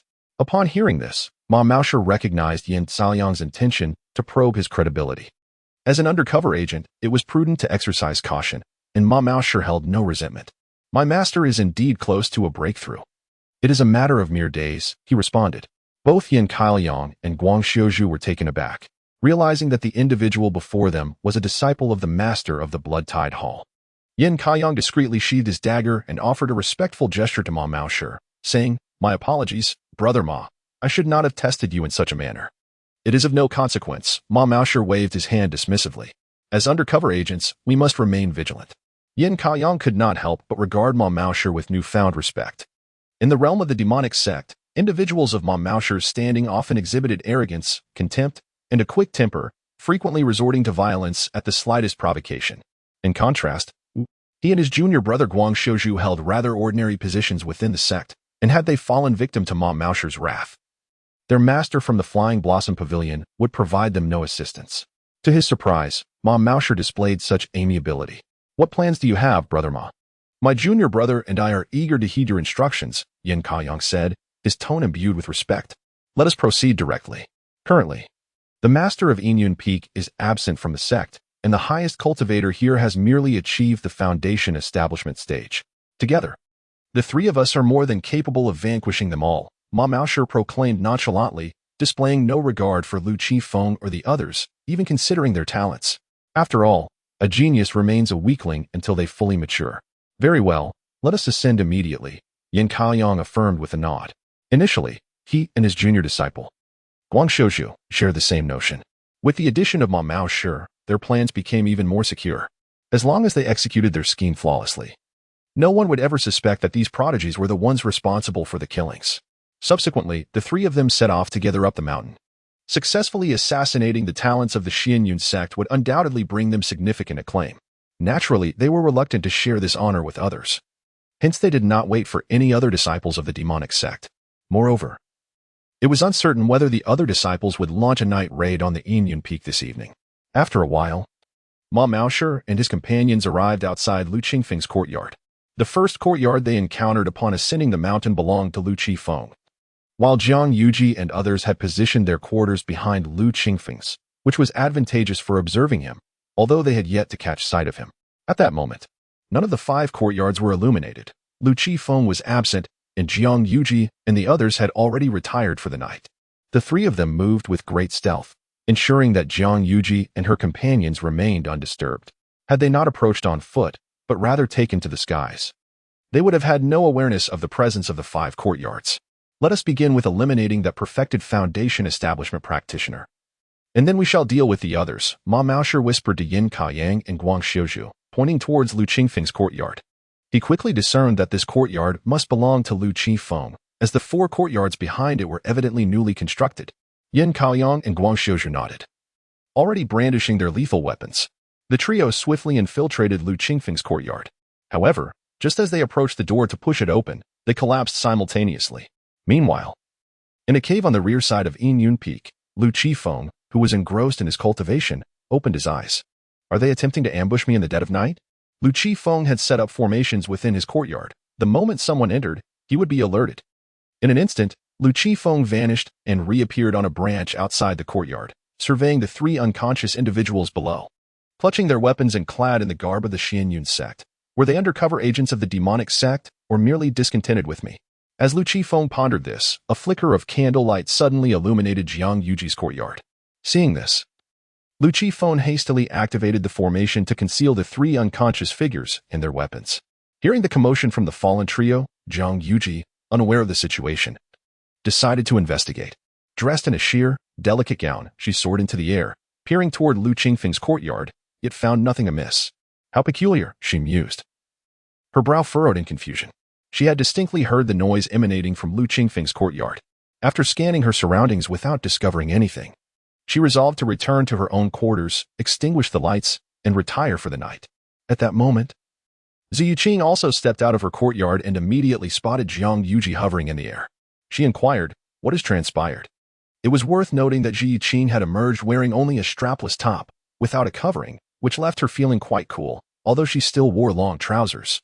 Uncertain and perplexed, Jiang Yuji shook her head. Zwei King also ascended into the air, sweeping the surroundings, yet discovered nothing amiss. The two did not dwell excessively on the matter and soon returned to rest. "A commendable physique," Lu Qifeng remarked, having observed every move made by Jiang Yuji and Zwei King. The delicate, translucent garment they wore could not obscure Lu Qingfeng's keen gaze. Zwei King likely felt a sense of constriction. Subsequently, with a mere gesture, Lu Qifeng summoned the 3 concealed individuals, along with their weapons, and expelled them from the courtyard, relocating them to a distant location. He then seized the head of Ma Maosher, commencing a soul search. This act would inflict damage upon Ma Maosher's spirit. Yet Lu Qifeng would show no mercy towards those who sought to ambush him. Ma Maosher, a disciple of the Blood-Tide Hall's master and an undercover agent from the demonic sect, was in the late stage of core formation. Seizing the opportunity while the Lord of Hidden Cloud Peak was absent, he aimed to uncover the source of Hidden Cloud Peak's allure to prodigies and sought to eliminate all disciples of Hidden Cloud Peak. thereby thwarting the growth of Xianyun sect. Chapter 11. Accidental killing of allies? No, the opponent has already donned enemy attire. The opportunity was well grasped, yet regrettably, the first choice fell upon me. Lu Qifeng couldn't help but shake his head. Had these three chosen Jiang Yuji and her companions initially, they would likely have succeeded. Instead, they had the misfortune of selecting Lu Qifeng, who had yet to strike before they succumbed. Yuan Hong, the master of the Bloodwave Hall, was at the peak of the refining spirit stage, poised to achieve its consummation. Decades ago, he had nearly suffered a grave setback at the hands of a crafty elder from the Xianyun sect, who might very well be his master. Suddenly, flames ignited in Lu Qingfeng's hands, spreading from Ma Maosher's head throughout his entire being. Ma Maosher perished in his slumber, completely devoid of any sensation of pain. Naturally, Lu Qingfeng seized the opponent's storage bag. He extracted the communication stones along with the techniques, divine abilities, and spells of the Bloodwave Hall, casting them upon Ma Maosher's corpse to be consumed by the flames. As for the remaining items, Lu Qifeng collected them all. He reserved the spirit stones for his own use, while the elixirs, weapons, and various items for escape would later be sold. Such trinkets held no value for Lu Qifeng. They paled in comparison to what he could create himself. The techniques, divine abilities, and spells of the Bloodwave Hall were not worth selling, as they could easily lead to scrutiny. Thus, incineration was the prudent course. As Ma Maosher's body was engulfed in flames, Lu Qifeng seized Yin Kaiyang's head, employing the soul-searching technique once more. Yin Kaiyang, a disciple of the Flying Blossom Guild, was at the mid-stage of the core formation realm, having infiltrated the hidden cloud peak with intentions akin to those of Ma Maosher. Beside him stood his junior brother, Guang Xiuzhu.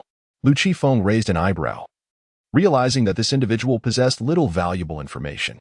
Truly, a waste. He had hoped to unearth information regarding the sealed demon. Subsequently, Lu Qifeng cast Yin Kaiyang's body onto the pyre of Ma Maosher, allowing them to burn together.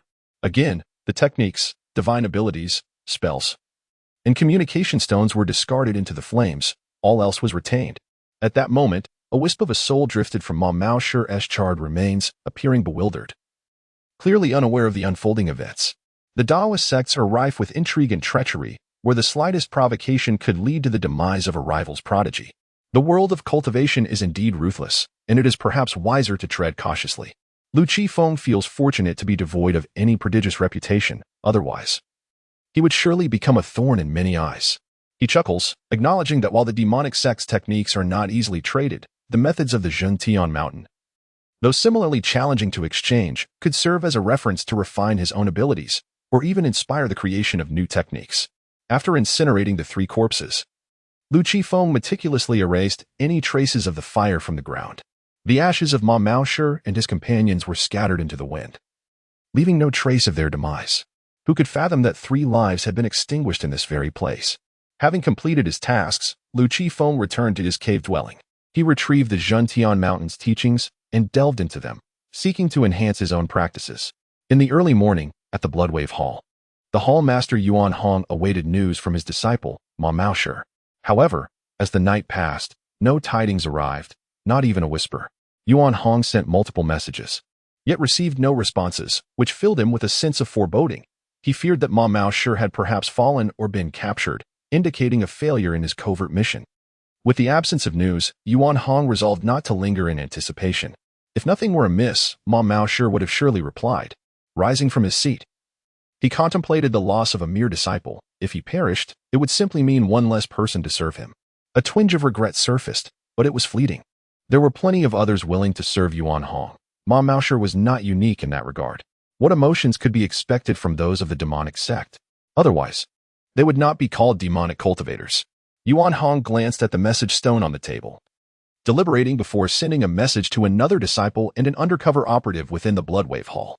3 individuals had been dispatched to infiltrate the Xianyun sect, 2 of whom were Yuan Hong's disciples, while the third was a particularly astute member of the Bloodwave Hall. Yet, Ma Maosher had not invited his fellow disciples to join him in the undertaking. He aimed to monopolize the glory and even plotted to eliminate Yin Liangkai and Guang Xiuzhu post-success. Regrettably, he had collapsed before he could enact his plans. Last night, Ma Maosher had launched a surprise attack on the Yinyun Peak, intending to uncover its mysteries and eliminate all disciples therein. However, as of now, there had been no updates. Yuan Hong instructed for an investigation into whether any mishaps had occurred. Moreover, he emphasized the importance of safety, urging vigilance, and instructed them to eliminate any prodigies from the Xianyun sect if the opportunity arose, as well as to gather intelligence on the master of Yinyun Peak. Yuan Hong's disciples and the undercover operative received his messages and responded affirmatively, assuring him they would fulfill their tasks. Subsequently, Yuan Hong ceased waiting for further news and began preparing for a breakthrough in his cultivation. Once he successfully transcended to the realm of perfect refinement, it was anticipated that his disciples and undercover agents would be able to provide him with the desired information. Qi Junai from Jintian Mountain, along with the members of the Feihua Guild, had, like Yuan Hong, waited an entire night, yet no favorable news had arrived. The members of the Feihua Guild similarly instructed other undercover agents to keep a vigilant eye on the developments at Yinyun Peak, to ascertain whether Yin Kaoyang and Guang Xiuzhu had encountered failure in their undercover missions. As for Qi Junai, he harbored no concerns for Guang Xiuzhu's safety, as Guang Xiuzhu had been dispatched by Zhentian Mountain to infiltrate the Feihua Guild.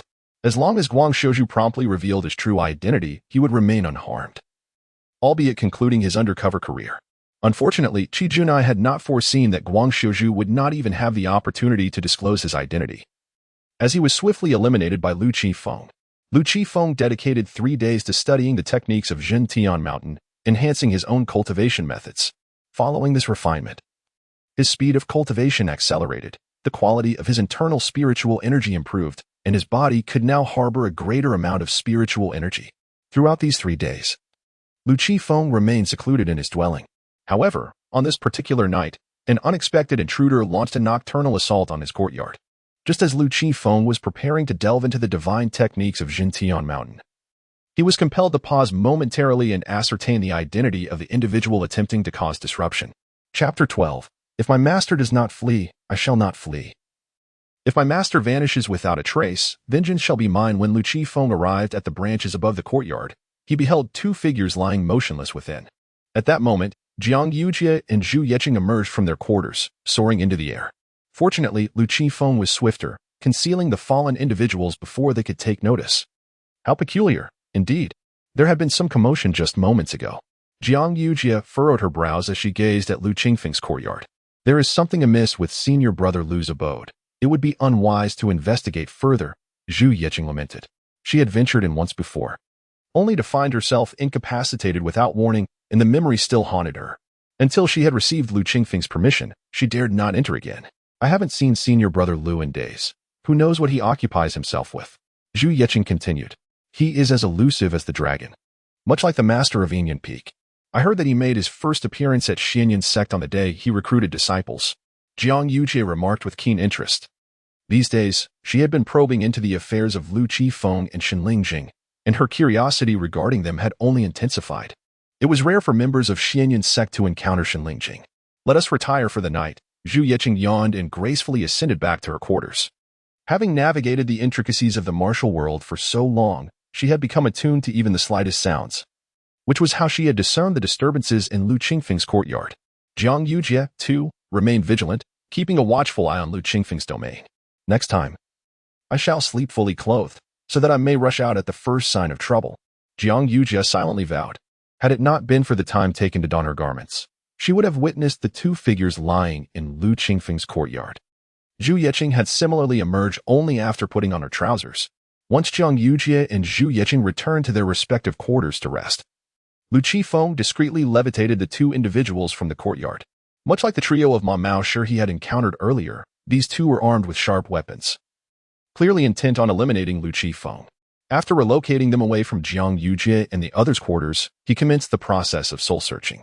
The infiltrator, Shi Yangrong from Blood Tide Hall, was at the early stage of core formation, having been instructed by the hall master, Yuan Hong, to investigate the disappearance of Ma Mao Shi while simultaneously seeking an opportunity to eliminate the disciples of Yinyun Peak.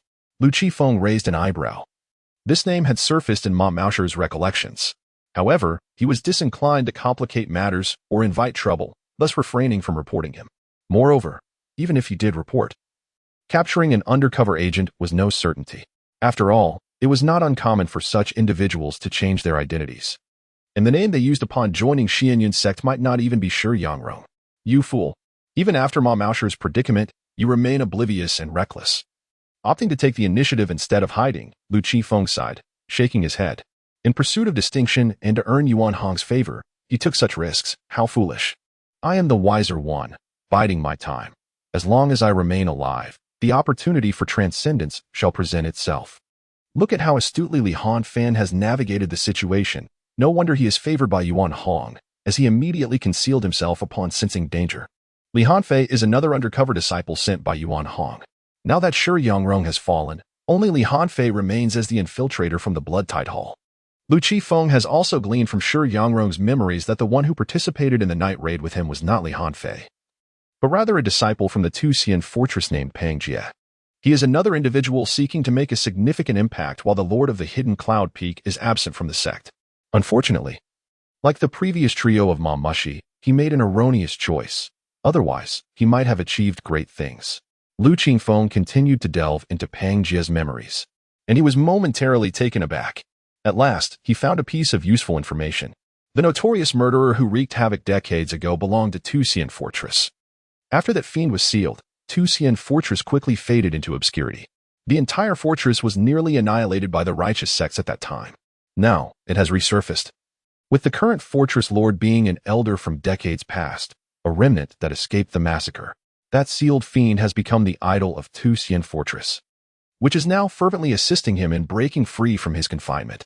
Gu Zhiqing is the name of that malevolent spirit. It sounds rather respectable. Yet he is far from it. The loosening of the seal is no mere rumor. It is indeed troubling. This fiend had already reached the pinnacle of the transformation stage.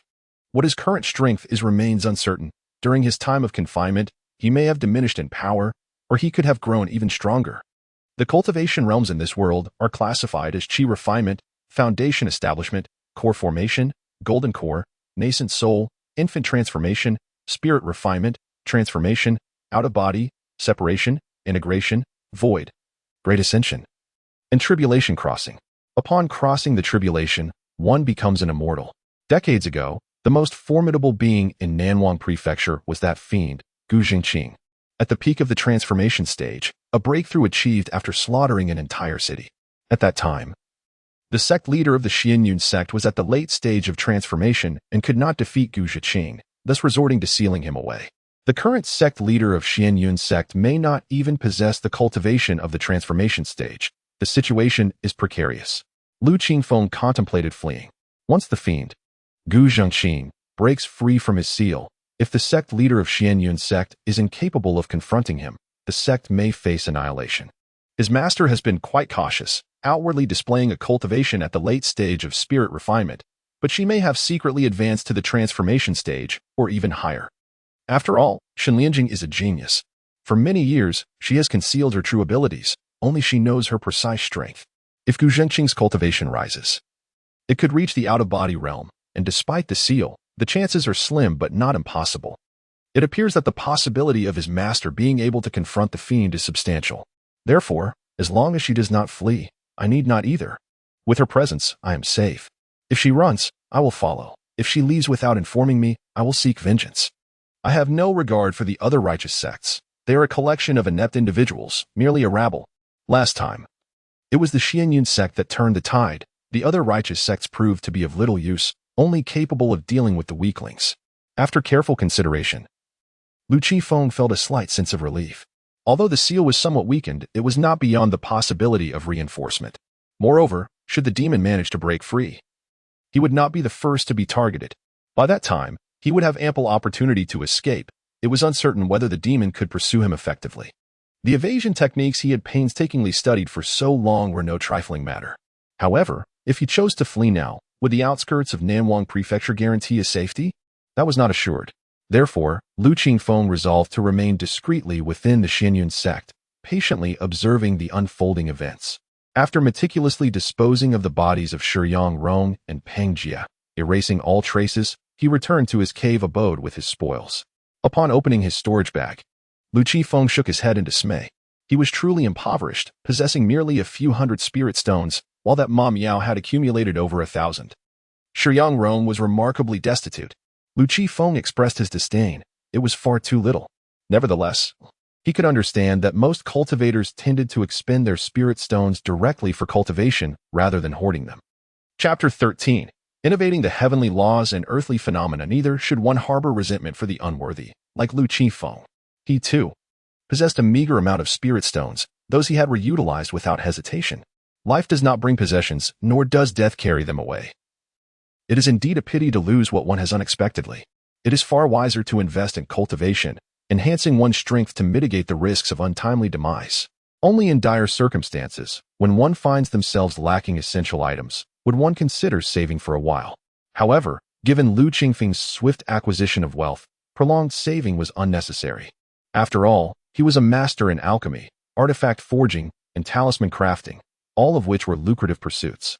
Even the smallest morsel, like a mosquito's leg, is still flesh.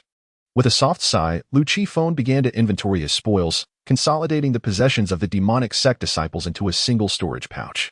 Aside from the spirit stones, all other items were to be sold. Even the storage pouch itself was to be disposed of.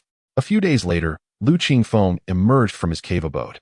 The techniques of the Jintian mountain, including their mystical arts, were reviewed and subsequently incinerated. Through associative learning, Lu Qifeng innovated a new mystical art, which he named Heavenly Laws and Earthly Phenomena. The Jintian mountain's mystical art was known as Giant Ape Transformation, fundamentally a technique for augmenting one's physical form, akin to Lu Qingfeng's own memory of heavenly laws and earthly phenomena. As he continued to refine his own version, it was conceivable that Lu Qingfeng's adaptation could achieve a grand effect, potentially elevating to the realm of immortal arts. Heavenly laws and earthly phenomena encompassed various techniques: the golden light of the earth, the great escape of the five elements, the shadowless stand, the dragon subduing and tiger suppressing, the 9 breaths of submission, the size and shape adaptation, the foresight of the future, and the relocation of stars and constellations, among many others that demanded continual refinement. Shaking his head, Lu Qifeng made his way down the mountain. The golden light of the earth and the great escape of the 5 elements were techniques he employed for swift travel. The shadowless stand was the concealment technique he currently utilized. The size and shape adaptation allowed him to alter his appearance. These techniques were in daily use and constantly evolving. Unbeknownst to others, Lu Qifeng had already mastered numerous extraordinary mystical arts. In pursuit of a quiet existence, he exerted every ounce of his remarkable comprehension to its fullest potential. Upon reaching the marketplace, Lu Qifeng promptly sold the belongings of the demonic sect disciples, garnering over 30,000 spirit stones. The shopkeepers did not inquire about the origins of these items, respecting the privacy of their patrons. Subsequently, Lu Qifeng visited the tavern, selecting a discreet corner to settle down. He ordered a few dishes and a pot of wine, quietly listening to the conversations around him. Recently, several inner disciples from his sect had gone missing, newly recruited members. The law enforcement hall suspected that undercover agents from the demonic sect were at play and had initiated a thorough investigation. Lu Qifeng pondered. Am I now an undercover agent for the demonic sect? A role reversal? He found himself at a loss for words. Had any results been uncovered? No. Those infiltrators from the demonic sect are exceptionally adept at concealing their identities. In fact, the law enforcement hall has even issued bounties for reporting these infiltrators, with remarkably generous rewards. A report leading to the confirmation of a single infiltrator can yield a reward of 20,000 spirit stones, as well as an opportunity to access the 3rd floor of the sect scripture repository. I suspect that the law enforcement hall is merely fishing, attempting to see if any infiltrator would betray their comrades for the sake of the reward. After all, for an infiltrator, gaining access to the 3rd floor of our Xianyun sect scripture repository is a significant achievement. Unfortunately, although these infiltrators prioritize their own interests above all else, they are not foolish. If a report turns out to be valid, they might find themselves ensnared as well. Lu Qifeng quietly sipped his wine, remaining silent. The 3rd floor of the scripture repository? He had lost count of how many times he had entered. He had also visited the 4th and 5th floors on numerous occasions. The elder guards of the scripture repository were of little concern to Lu Qifeng. He could enter at will without anyone noticing. Many of Lu Qingfeng's mystical abilities had stemmed from his access to the scriptures. Without the Xianyun sect's repository, he would not have been able to develop his techniques as swiftly. As for the reward of 20,000 spirit stones, he decided against complicating matters. Once he reported, the law enforcement peak would undoubtedly subject him to a barrage of inquiries and investigations. At that moment, 5 figures entered the tavern, causing the hall to fall silent. Lu Qifeng glanced up and felt an urge to slip away. These 5 individuals were none other than his 5 junior sisters. An ominous feeling washed over him. Though his future-seeing ability was not yet perfected, it granted him a keen sense of foreboding. Before Lu Qifeng could react, Jiang Yujie's gaze had already locked onto him. "Senior brother Lu," she called softly as she made her way over. Zhuaiqing, Dan Taiyu, Dan Aishui, and the little Su Ji now looked on with confusion. "Senior brother Lu? Is this really our senior brother?" They thought perhaps he looked different than they remembered. Lu Qifeng did not respond. It was only when Jiang Yujie took a seat before him that he turned to her. "This fairy, who might you be? Do we know each other? You've even mispronounced my name, and yet you come to share a table with me? Do you expect me to treat you to a meal? Do I seem like an easy mark?" Lu Qifeng felt an intense bewilderment. Had Jiang Yujie recognized him? That seemed unlikely. In terms of appearance, attire, and cultivation level, he was entirely different from before. Previously, he had projected a foundation-building perfection, while now he exuded the aura of a late-stage core formation. Even Shenling Jing had failed to recognize him. What gave Jiang Yujie the right to do so? Seeing Lu Qifeng's expression of unrecognition, Jiang Yujie wondered if she had indeed made a mistake. Could this seemingly ordinary man not be Lu Qifeng? His demeanor and unremarkable appearance bore an uncanny resemblance. Was it possible that there were so many inconspicuous individuals within the Xinyun sect? As all eyes in the hall were drawn towards them, Jiang Yujie immediately transmitted a message to Lu Qifeng. "Apologies, senior brother, but there are many people here, and we wish to avoid being approached. I kindly request your cooperation." Before Jiang Yujie could finish her words, Lu Qifeng stood up abruptly and declared, "What does it matter to me?" He tossed a few spirit stones onto the table and strode towards the exit of the tavern. Jiang Yujie hesitated for a moment, then quickly rose to follow him. Before her words could fully escape, she had already dashed outside the tavern. Unfortunately, Lu Qifeng had already vanished from sight. Jiang Yujie surveyed her surroundings, glancing left and right, but failed to spot Lu Qifeng. Zhu Yeqing and the others rushed out, exchanging puzzled glances, entirely unaware of Jiang Yujie's intentions. "Was that truly our senior brother Lu?" Zhu Yeqing inquired with uncertainty. "It hardly seemed like him." "It certainly was. Have you seen any male cultivator display such an attitude towards us in recent days?" Jiang Yujie asserted confidently. Initially, she had harbored some doubt, but with Lu Qifeng's hasty departure, she was convinced that the individual she encountered was indeed Lu Qifeng himself. Jiang Yujie was quite confident in her own beauty, especially with the presence of Zhu Yeqing and her companions beside her. Chapter 14. The intuition of the immortal king is remarkably acute. Gu Zhenqing, at the pinnacle of the transformation stage, mused that among such a gathering of ethereal beauties, it would be peculiar for any man, regardless of his partnership, to exhibit indifference. During her stay at Xinyun sect, the solitary male cultivator displaying such aloofness was none other than Lu Qifeng.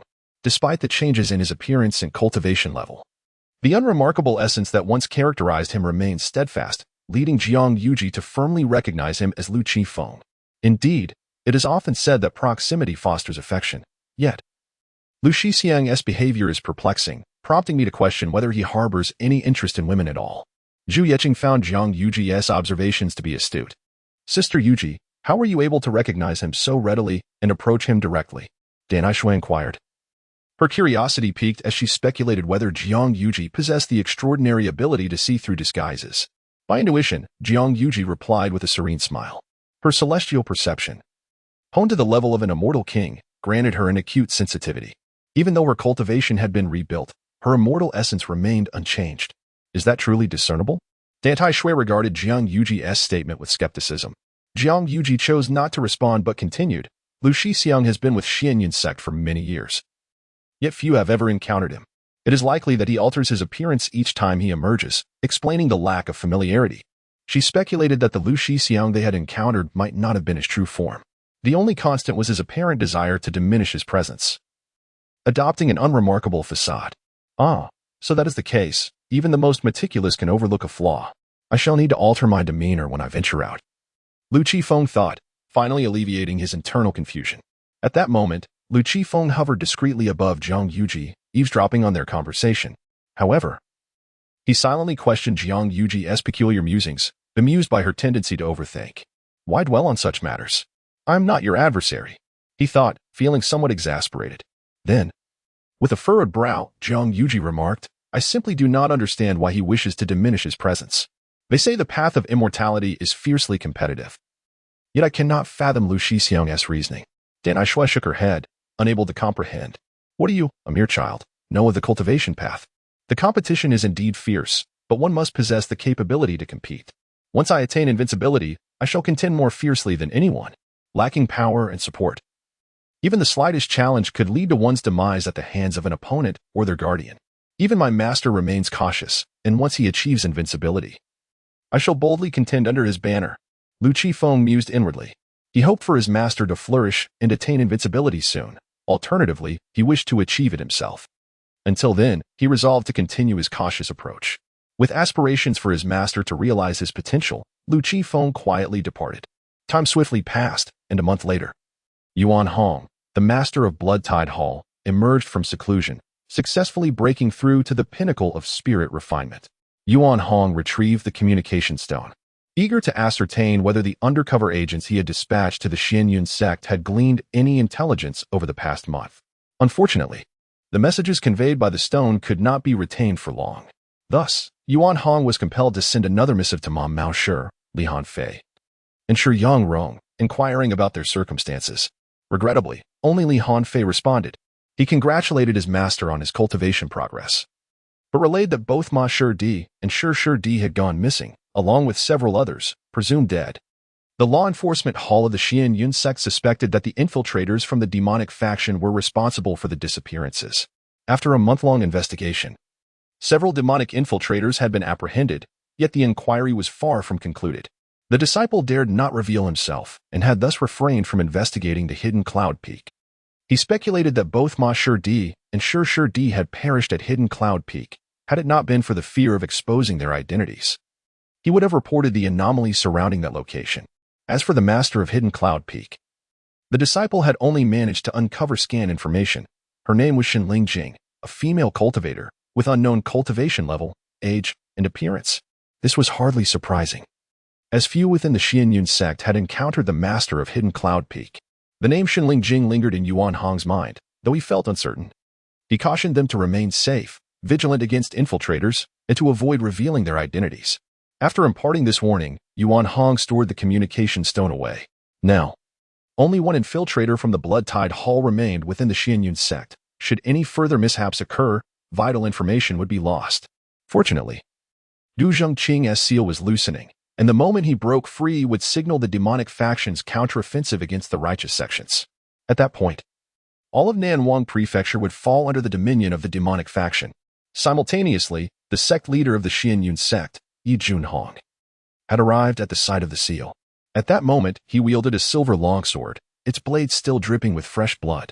Surrounding him lay the corpses of numerous demonic disciples. Not far from Yi Junhong, 1,000 ragged individuals trembled in fear. Having been captured by the inquirer wished to remember this benefactor, fully prepared to repay the kindness when the opportunity arose. The leader of the Xianyun sect, Yi Junhong, spoke calmly. He then cautioned, upon your return, you must inform others to steer clear of this place, lest they fall victim to the nefarious practitioners of the demonic sect. We shall diligently heed the elders' instructions and relay the message to others, the cultivators respectfully replied, before departing with the nearby commoners. Although they could not discern Yu Junhong's true level of mastery, his presence instilled a considerable sense of security, alleviating their concerns about the possible escape of the malevolent Gu Zhenqing. After all, he was the rightful leader of the righteous path in Nanwang Prefecture. Even those who had never encountered Yu Junhong had heard of his esteemed name. Moreover, it was his master who had previously sealed Gu Zhenqing. Yi Junhong undoubtedly possessed the means to reinforce the seal. Chapter 15.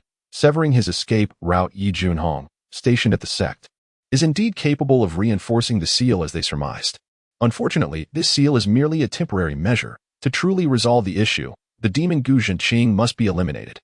After strengthening the seal, he must also prevent the demonic sect from continuing to abduct individuals for sacrifices, which would allow Gu Zhenqing to enhance his powers and ultimately break the seal.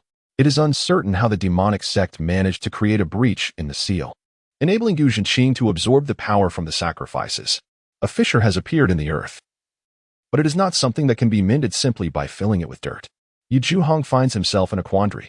If the seal is not reinforced, it will not be long before the demon breaks free. For now, he can only fortify the seal slightly, buying time before it dissipates completely.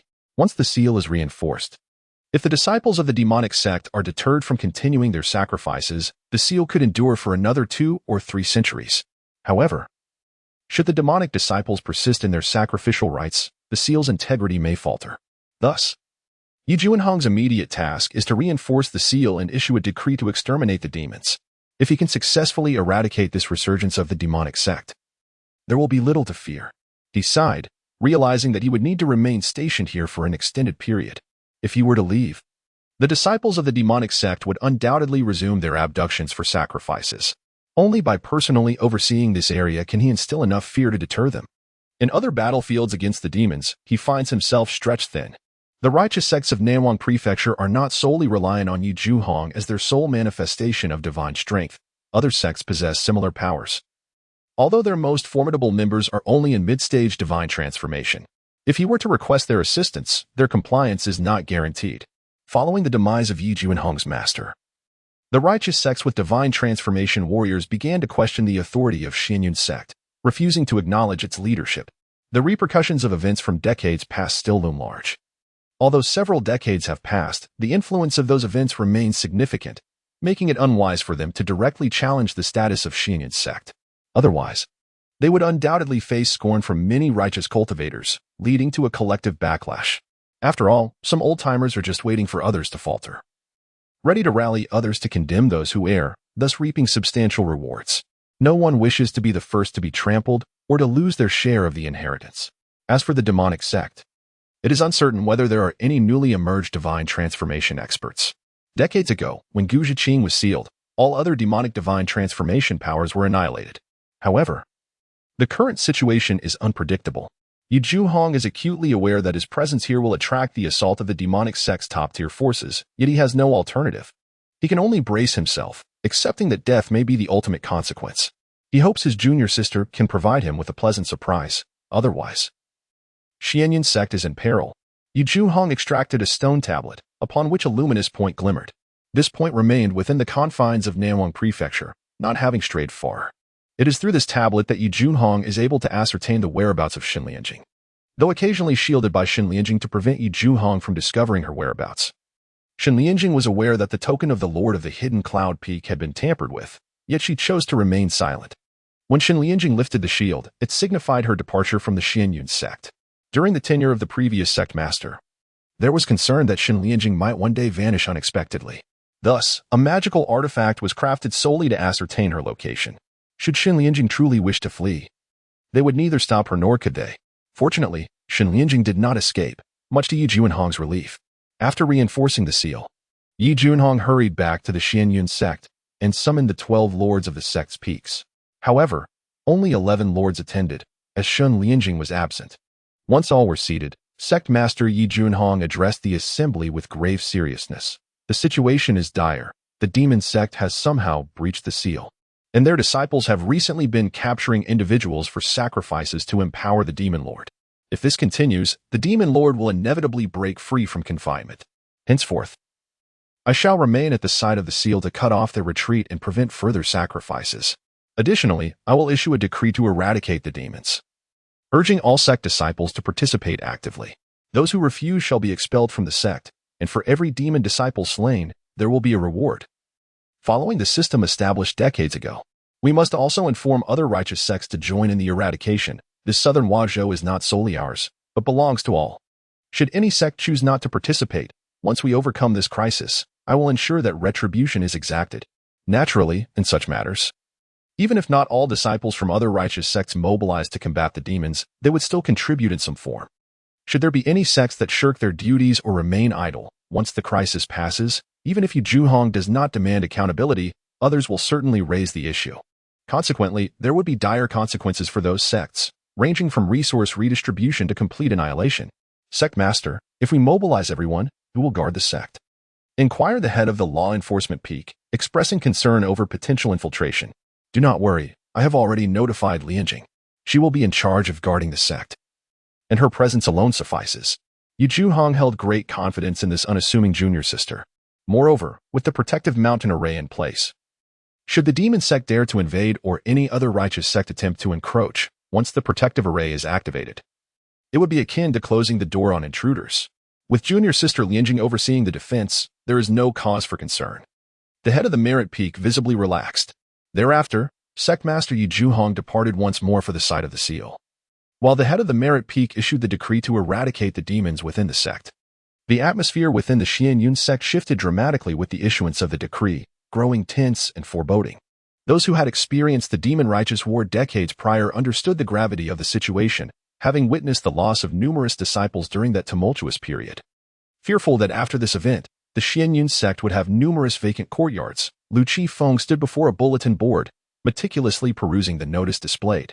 The prospect of expulsion from the sect for non-participation loomed ominously. Prior to such expulsion, it was likely that one's cultivation would be rendered null and void. Thus, participating seemed the wiser choice. Presently, Lu Qingfeng's outward display of cultivation was merely the consummation of the foundation establishment stage, allowing him to confront only lower-tier demonic cultivators, thereby minimizing the risk of encountering peril. The announcement detailed the rewards for vanquishing demonic practitioners. Defeating those of the third layer of Qi refinement or below would yield a single spirit stone. Those between the fourth and sixth layers would earn 2 spirit stones, while those above the seventh layer but below foundation establishment would garner 5 spirit stones. For early foundation establishment, the reward was 10 spirit stones, mid-stage, 20, late-stage, 30, and for the consummate stage, 50 spirit stones. The rewards escalated dramatically for those in the core formation stage, with early-stage practitioners earning 100 stones, mid-stage 200, late-stage 300. In the full stage, 500 stones. The stakes for the golden core stage were even higher, 1,000 spirit stones for early stage, 2,000 for mid-stage, 5,000 for late stage, and a staggering 10,000 for the consummate stage. As he absorbed this information, Lu Qingfeng's breath quickened. An opportunity for wealth had finally presented itself. Chapter 16. All thanks to my Master's instruction in the early stage of the nascent soul, one requires 30,000, in the mid-stage, 80,000, in the late stage, 150,000, and in the perfected stage, 300,000. For the transformation of the infant, the early stage demands 500,000, the mid-stage, 800,000. The late stage, 1 million, and the perfected stage, 1,500,000. In the case of spirit refinement, the early stage calls for 3 million, the mid-stage, 5 million, the late stage, 8 million, and the perfected stage, 12 million. As for the transformation of spirit, the early stage necessitates 20 million, the mid-stage, 40 million. The late stage, 80 million, and the perfected stage, 200 million. One cannot help but wonder who the last line is intended for. Note, the spoils gained from slaying enemies are considered personal gains, and the sect will not intervene. When redeeming rewards, one may select equivalent values and techniques, divine abilities, elixirs, or magical treasures. This sect appears quite affluent, possessing at least a dozen small reserves of spirit stones.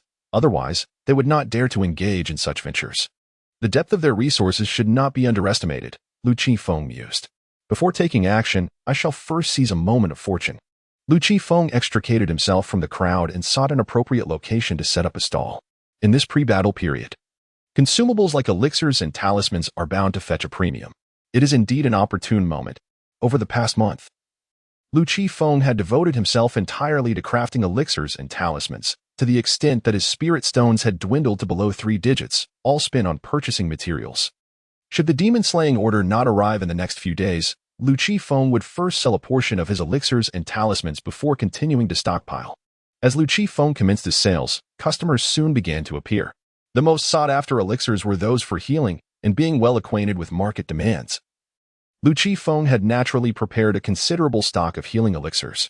In the realm of talismans, offensive, defensive, and escape talismans held nearly equal market shares.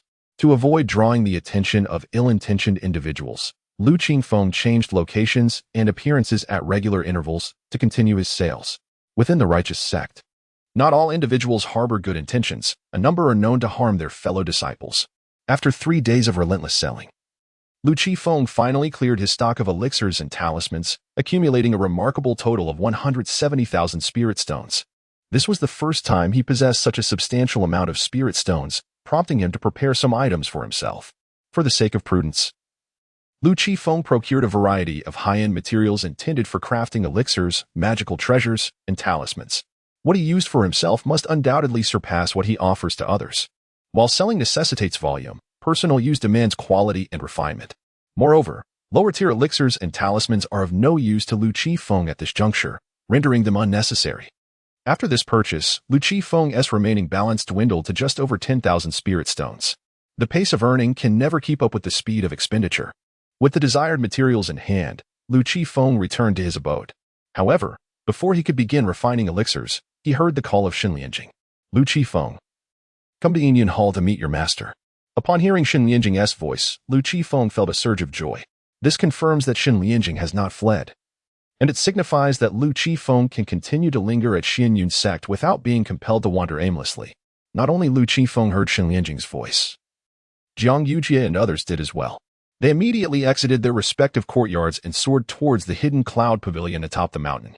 After a month of delay, the two sisters from the Dantai family were nearing their limits. Dantai Shui wished to take refuge in another peak or become a disciple of the sect leader, while Dantai Yu believed they could afford to wait, as Jiang Yujie and Zhu Yeqing were not in a hurry. However, the sisters were unaware that Jiang Yujie possessed her own cultivation method, capable of advancing to the immortal emperor realm, and had no regard for the techniques of Xianyun sect. In recent days, Xiaosu Jinyao had also been training alongside Jiang Yujie, guided by her. Coupled with Xiaosu Jinyao's exceptional talent, comparable to the holy progeny of sacred lands, she had successfully cultivated to the third level of qi refinement in merely a month. Despite being under 10 years of age, Zhu Yeqing's apparent lack of urgency was indeed genuine. When Jiang Yujie and her companions reached the summit after their ascent, Lu Qifeng leisurely arrived from behind. Upon seeing the five of them, Shenlianjing's expression darkened. These individuals truly possessed remarkable patience, having remained for an entire month without departing. After paying their respects to their master, Jiang Yujie and the others followed Lu Qifeng in saluting Shenlianjing. Do not call me that. I am not. Shenlianjing disregarded their greetings, instead directing her gaze towards Lu Qifeng and inquiring, what is your current cultivation level? Foundation Establishment Peak. Lu Qifeng replied expressionlessly. I believe you are at the early stage of core formation, Shenlianjing retorted coldly. Master speaks the truth, Lu Qifeng acknowledged, and immediately, his aura shifted, transitioning from Foundation Establishment Peak to the early stage of core formation. Shenlianjing was not surprised, nor were Jiang Yujie and the others. They had witnessed Lu Qifeng at the late stage of core formation before. Concealing one's cultivation was feasible, but feigning a higher level was not. This indicated that Lu Qifeng's true cultivation level was at least at the late stage of core formation. During the time I was away, you did not cause any trouble, did you? Shenlianjing inquired again. No, I do not instigate trouble, Lu Qifeng replied with righteous conviction. A satisfied expression crossed Shenlianjing's face as she nodded. Not causing trouble makes one a good child. Then, she shifted her gaze from Lu Qifeng to Jiang Yujie and her companions, stating indifferently, I do not favor disciples who create disturbances. If you cannot adhere to this, then please take your leave. Hidden Cloud Peak is not suitable for you. Before Jiang Yujie and the others could respond, Shenlianjing conveyed a question to Lu Qifeng through a mental transmission. What do you think of these individuals? Lu Qifeng laid bare his observations and evaluations. Jiang Yujie and her companions remained silent until, after a moment, the oblivious Dantai Shui spoke up. Senior, do you expect us to be like Senior Brother Lu? To not compete or vie for recognition, striving to diminish our presence? I do not comprehend. The path of immortality is one of competition. Why then does Hidden Cloud Peak advocate the opposite? I hope for your guidance, Senior. I do not comprehend. What is your assessment of Brother Lu's true capabilities? Shenlianjing inquired coldly. Dantai Shui glanced at Lu Qifeng before replying, he is at the late stage of Foundation Establishment. At the late stage of Foundation Establishment? Given his age, such cultivation is indeed commendable, albeit slightly inferior to my own prowess in my youth. Shenlianjing mused silently. She then turned her gaze towards Lu Qifeng. He remained silent, casually conjuring a barrier to isolate Jiang Yujie and the others before unleashing his formidable aura, which surged towards Dantai Shui. Instantly, she found herself gasping for breath, her complexion flushed, resembling one on the brink of asphyxiation. I was mistaken, gravely mistaken. I have underestimated this seemingly unremarkable Brother Lu. The voice of Lu Qifeng echoed in Dantai Shui's ear. Utter another word, and I shall end your life tonight. He subsequently retracted his oppressive aura, leaving Dantai Shui panting heavily. Meanwhile, Lu Qifeng heard Shenlianjing's voice resonate in his ear. You certainly know how to conceal your abilities. In response, Lu Qifeng discreetly transmitted. It is all thanks to my master's teachings. I have learned well from her. Although he had revealed the aura of early Foundation Establishment, His true strength remained partially concealed. He could endure this exposure. Otherwise, he might have to contemplate silencing witnesses. Chapter 17. No favor for Lu Qifeng. Compensation from the master. Did I ever teach you to conceal your cultivation? The master admonished. Pretending to be at the foundation establishment stage while you were in the early golden core stage? Are you trying to bully others? Shen Lianjing was uncertain whether Lu Qingfeng's early golden core cultivation was indeed his true power. Given Lu Qingfeng's nature, he was undoubtedly holding back, perhaps even significantly. What nonsense is this? Have I ever bullied anyone? I never instigate trouble, Lu Qifeng retorted, simultaneously withdrawing the barrier. Jiang Yujie and the others were oblivious to the events that had just transpired. They only observed the panting Dan Aishui. Do you understand now? If you encounter someone like Lu Qifeng and still dare to confront him, what do you think the consequences will be? Shen Lianjing inquired, gazing at Dan Aishui. Dan Aishui remained silent, still catching her breath, clearly still in a daze. Do you know why the hidden cloud peak is called as such? Shen Lianjing continued. If you believe that what you just witnessed was his full strength, you are gravely mistaken. This remark was conveyed through a secret transmission, audible only to Dan Aishui. Dan Aishui was momentarily stunned. The early golden core stage was not even Lu Qingfeng's full power? Just how much could he conceal? Moreover, given Lu Qingfeng's age, he was not much older than herself. It was quite unsettling. His talent likely rivaled her own. Once again, let me reiterate, the hidden cloud peak does not accept troublemakers. With that, Shen Lianjing fell silent. Senior, how can we avoid causing trouble?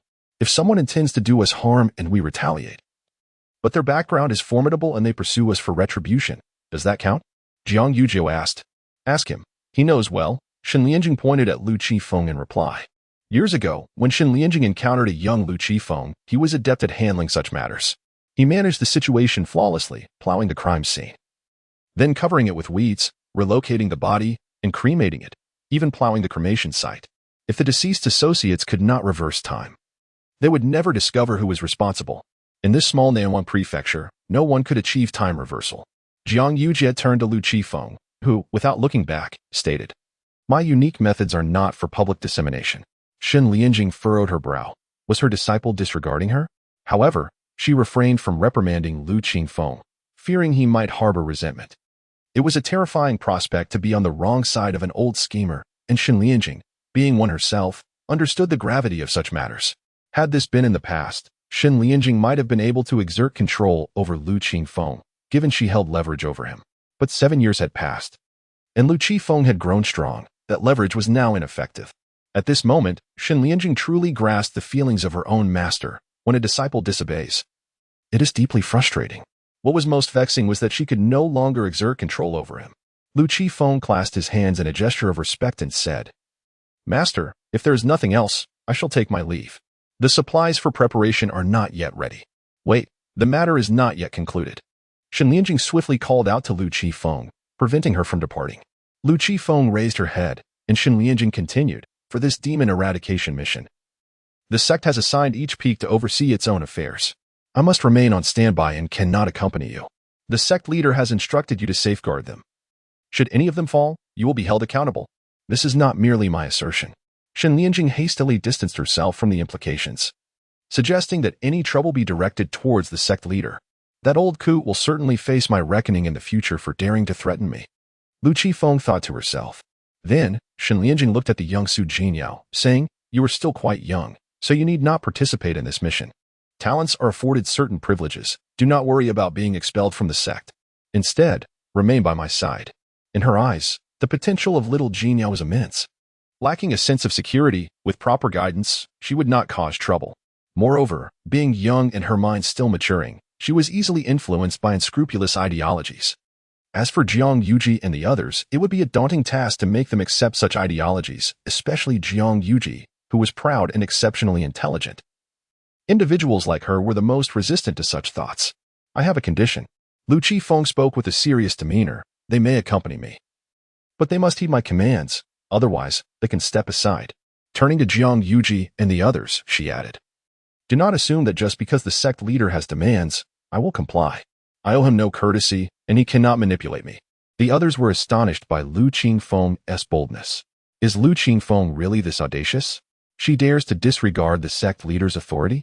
Shen Lianjing remained remarkably calm. If Lu Qifeng would not yield to her, it was clear she would show no deference to the sect leader either. This girl truly has grown wings. I may be unscrupulous and wish to avoid trouble, but that does not mean I fear it. The sect leader is but a minor obstacle. Even if I cannot best him now, he cannot control me. Lu Qifeng mused. Furthermore, after this demon eradication, the sect leader would either be dead or gravely injured. What was there to fear? At that moment, a storage pouch floated towards Lu Qifeng. As she gazed at the pouch, she did not have the chance to ponder its significance before Xin Lianjing's voice echoed in her ear. You have revealed some of your strength. This is your compensation. Shortly after, the voices of Xin Lianjing reached Jiang Yuji and the others as well. When you accompany your senior brother Lu, remember to report your observations upon your return. I shall collect them then. She was eager to discover just how many secrets Lu Qifeng concealed. Meanwhile, Lu Qifeng cautiously examined the contents of the storage pouch, feeling relieved when she found nothing amiss. She was always wary of items given by Xin Lianjing. Inside, she found 20,000 spirit stones, a spirit sword, 5 talismans, and 2 bottles of elixirs. Not bad. After taking stock, Lu Qifeng turned to Xin Lianjing and transmitted, Master, can this compensation be converted to cash? I only desire the spirit stones. Do not overreach, Xin Lianjing coldly replied. As a seasoned practitioner of survival, she naturally possessed few spirit stones.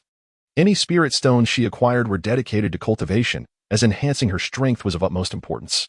How she wished to exchange the useless magical artifacts, elixirs, and talismans bestowed upon her by the sect for something of value. The absence of such items indicated that she had already obtained superior ones. But the source of these superior items remained a mystery to Xin Lianjing.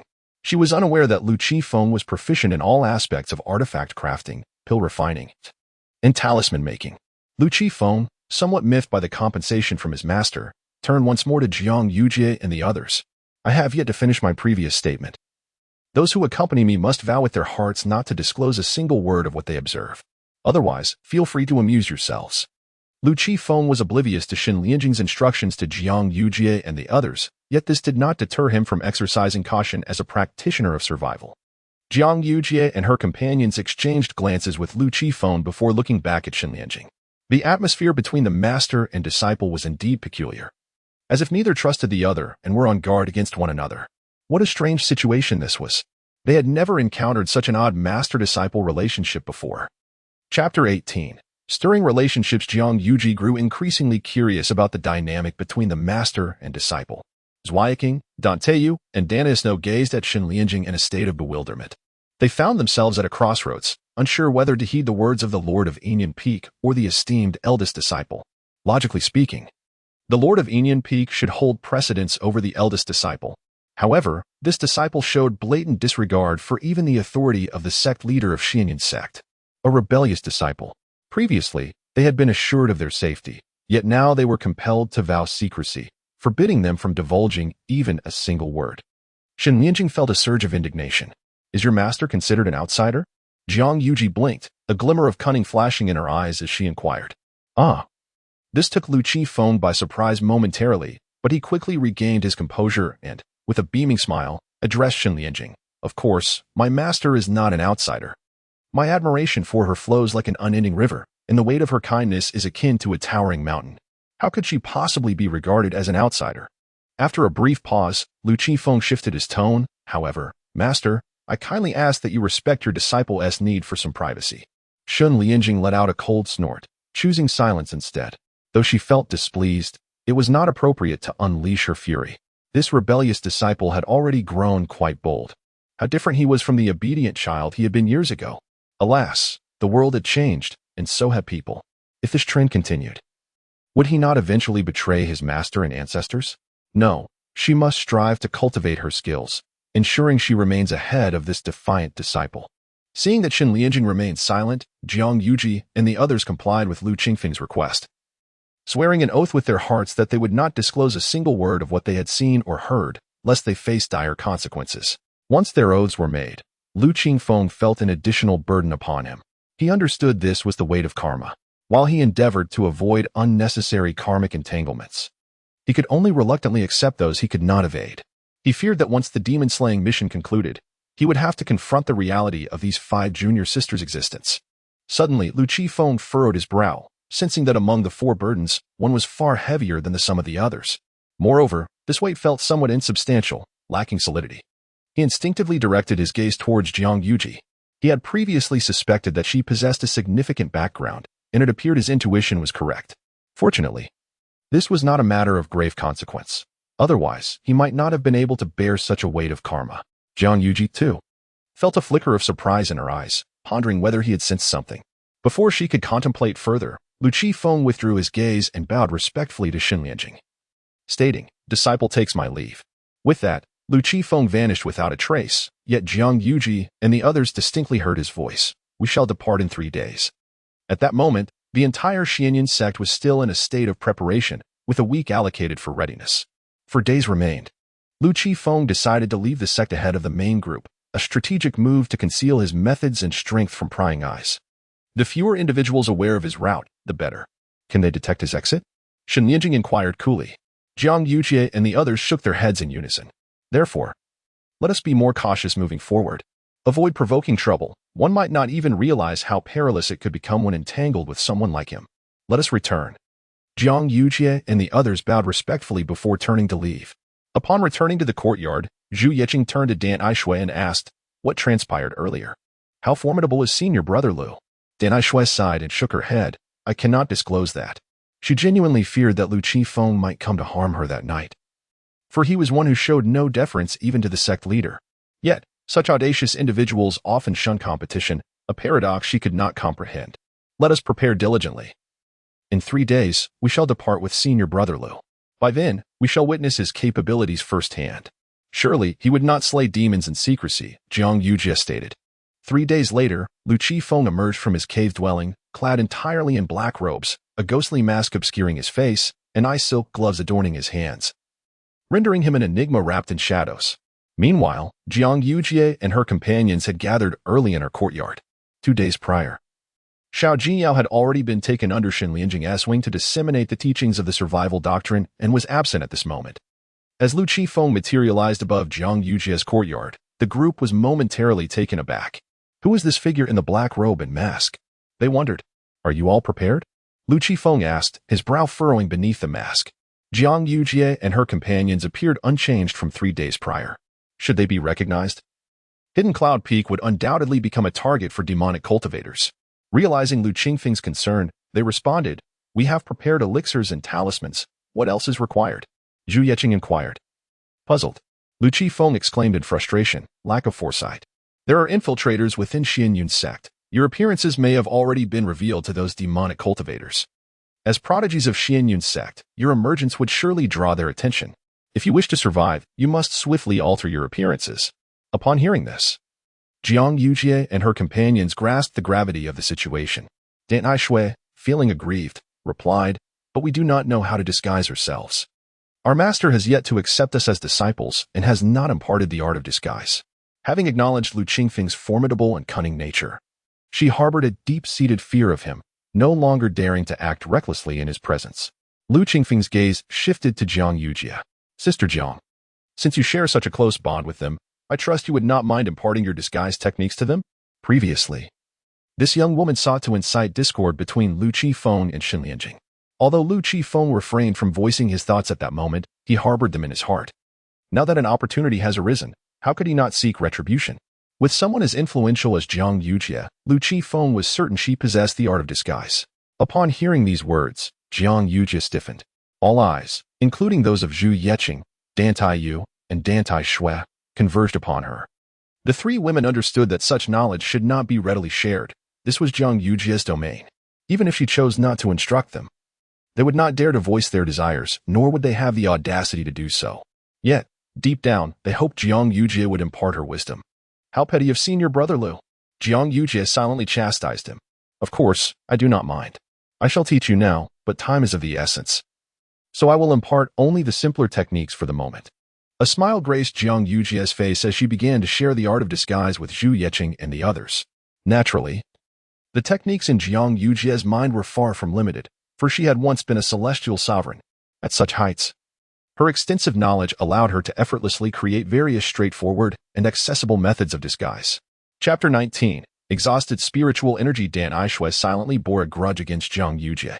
"This Lu Qifeng, I shall not let him escape if I ever catch a chance.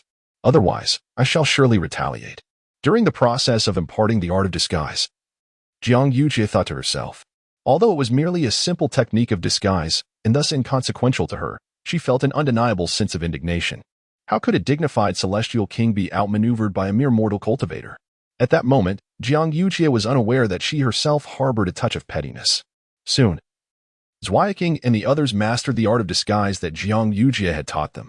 Their innate talents were already quite remarkable, allowing them to grasp this simple technique with ease.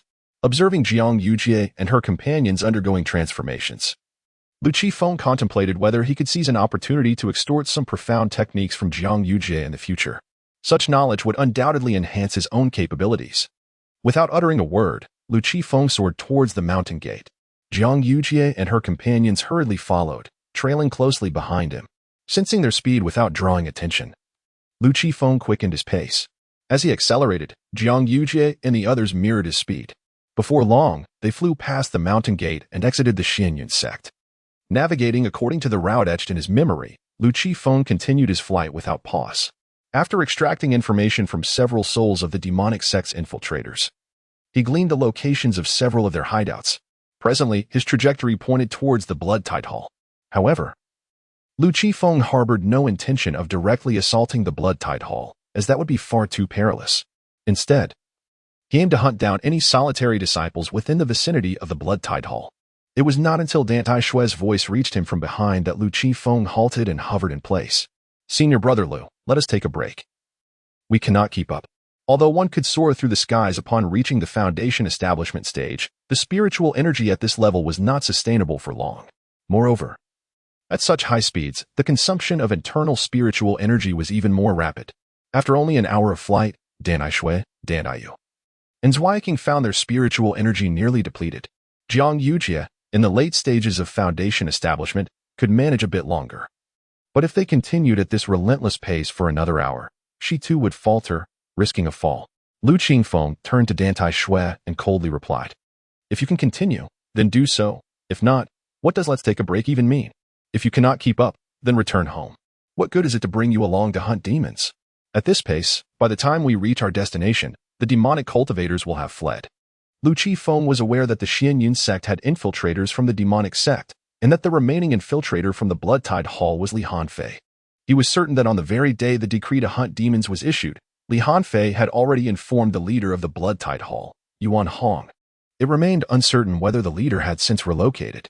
Upon hearing Lu Qifeng's words, Dan Taishue fell silent, lowering her head and daring not to meet his gaze. The young girl has surprisingly become obedient, no longer defiant or willful, which left Lu Qifeng somewhat astonished. "Senior brother Lu, let us take a moment's respite. Our spiritual energy is insufficient to maintain our rapid flight," Dan Taishue suggested. "There happens to be a city below. Shall we first enjoy a cup of tea, replenish our energies, and then continue our journey?" Without responding, Lu Qifeng descended directly towards the city. Upon witnessing this, Dan Taishue and the others felt a surge of joy and hastily followed him down. Upon entering the city, Lu Qifeng made his way to a tea house, choosing a rather inconspicuous spot to sit. The square wooden table was dominated by Lu Qifeng, while Jiang Yujie claimed another side. With only 2 sides remaining, Dan Taishue found it awkward to contest with Zhu Yeqing and thus squeezed onto a bench beside her sister. "Young lad, bring us a pot of the finest tea," Lu Qifeng instructed, gesturing towards Jiang Yujie who would cover the cost.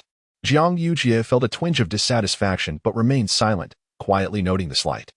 Not a shred of courtesy, Jiang Yujie mused, as she obediently handed over the silver to the waiter. In the realm of mortals, currency consisted of copper coins, while silver and gold were reserved for cultivators who utilized spirit stones, which held greater value than gold. However, cultivators typically carried some silver or gold for emergencies. The waiter regarded Lu Qifeng with a hint of disdain. Here was a man accompanied by 4 women, yet he expected the women to pay? Quite the absurdity. Unexpectedly, Lu Qifeng took out his own tea set and leaves, conjuring hot water seemingly out of thin air. Witnessing this, the waiter froze in shock. "Oh no. This man is a cultivator, someone we cannot afford to offend. What if he resorts to violence? Go about your duties." Lu Qifeng waved his hand, dismissing the waiter. He had certainly noticed the waiter's expression but was indifferent to it. The waiter, feeling as if he had been granted a reprieve, hurriedly bowed and departed. Jiang Yujie felt a tinge of embarrassment but kept her composure. So Lu Qifeng had no intention of consuming the tea from this establishment. He had brought his own. Out on a demon hunting mission, yet he carries his own tea set, truly incomprehensible. Zhu Yeqing and the others exchanged puzzled glances, equally baffled. One must always exercise caution when venturing into the unknown, Lu Qingfeng remarked as he sipped his hot tea. During the descent, Lu Qingfeng had already removed his mask. Surely, there couldn't be any demon cultivators here attempting to poison our tea? Zhu Yeqing dismissed the notion. Lu Qifeng cast her a glance but remained silent. After a moment, the tea was served, yet Jiang Yujie and the others hesitated to pour. Observing their hesitance, Lu Qifeng couldn't help but chuckle. The waiter, upon delivering the tea, promptly retreated, not daring to glance back, aware that this table of cultivators was beyond his station. There is no poison in the tea, drink freely. And let us quickly restore our spiritual energy so we may continue our journey, Lu Qifeng encouraged. Senior brother Lu, may I partake of your tea? Zhu Yeqing whispered. Fearing reprimand, she could discern that Lu Qingfeng's tea was far from ordinary. Consuming it would undoubtedly replenish one's spiritual energy, thus saving a precious elixir for restoration. If you are not concerned about the possibility of poison in the teapot, feel free to partake, Lu Qifeng remarked nonchalantly. The tea had already been brewed, and unless consumed hastily, he alone could not finish it within such a brief respite. It would be perfectly acceptable for Zhu Yuqing to indulge as well. Upon hearing this, Zhu Yuqing promptly took the teapot from Lu Qifeng and poured herself a cup. She harbored no fears of poison, for Lu Qifeng had no reason to wish her harm, and she had never wronged him. Without a moment's hesitation regarding the tea's heat, she boldly drank a cup and then poured another for herself. Dan Aishui and Dan Aiyu exchanged glances before directing their attention towards Lu Qifeng. Please, help yourselves. Lu Qifeng replied with indifference. He certainly was not one to be stingy over a mere cup of tea. Consequently, Dan Taiyu and Dan Aishui each poured themselves a cup as well. Chapter 20. The Devil's Gate. Lu Qifeng, fishing, and the disciples of Blood-Tide Hall are hooked. Zhu Yeqing sipped her tea, her face reflecting sheer enjoyment. Dan Aishui and Dan Taiyu also took delicate sips, maintaining their composure. Lu Qifeng cast a smile towards Jiang Yujie, but she met his gaze with a frosty demeanor. She refused to partake in his tea, or that of the tea house. Lu Qifeng internally lamented the missed opportunity, initially intending to extort Jiang Yujie through this gesture. The three women, realizing the awkwardness of the situation, felt a twinge of guilt as they had accepted Lu Qingfeng's tea while Jiang Yujie did not.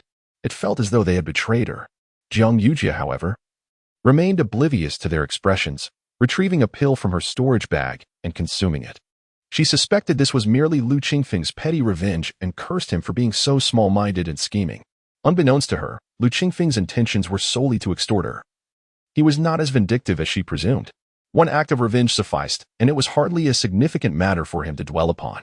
Once the group had regained their composure, Lu Qifeng led them onward. After an hour of swift flight, he voluntarily halted. Initially, Dan Aishui and the others believed he was being considerate of them, but upon landing, they realized they had reached their destination.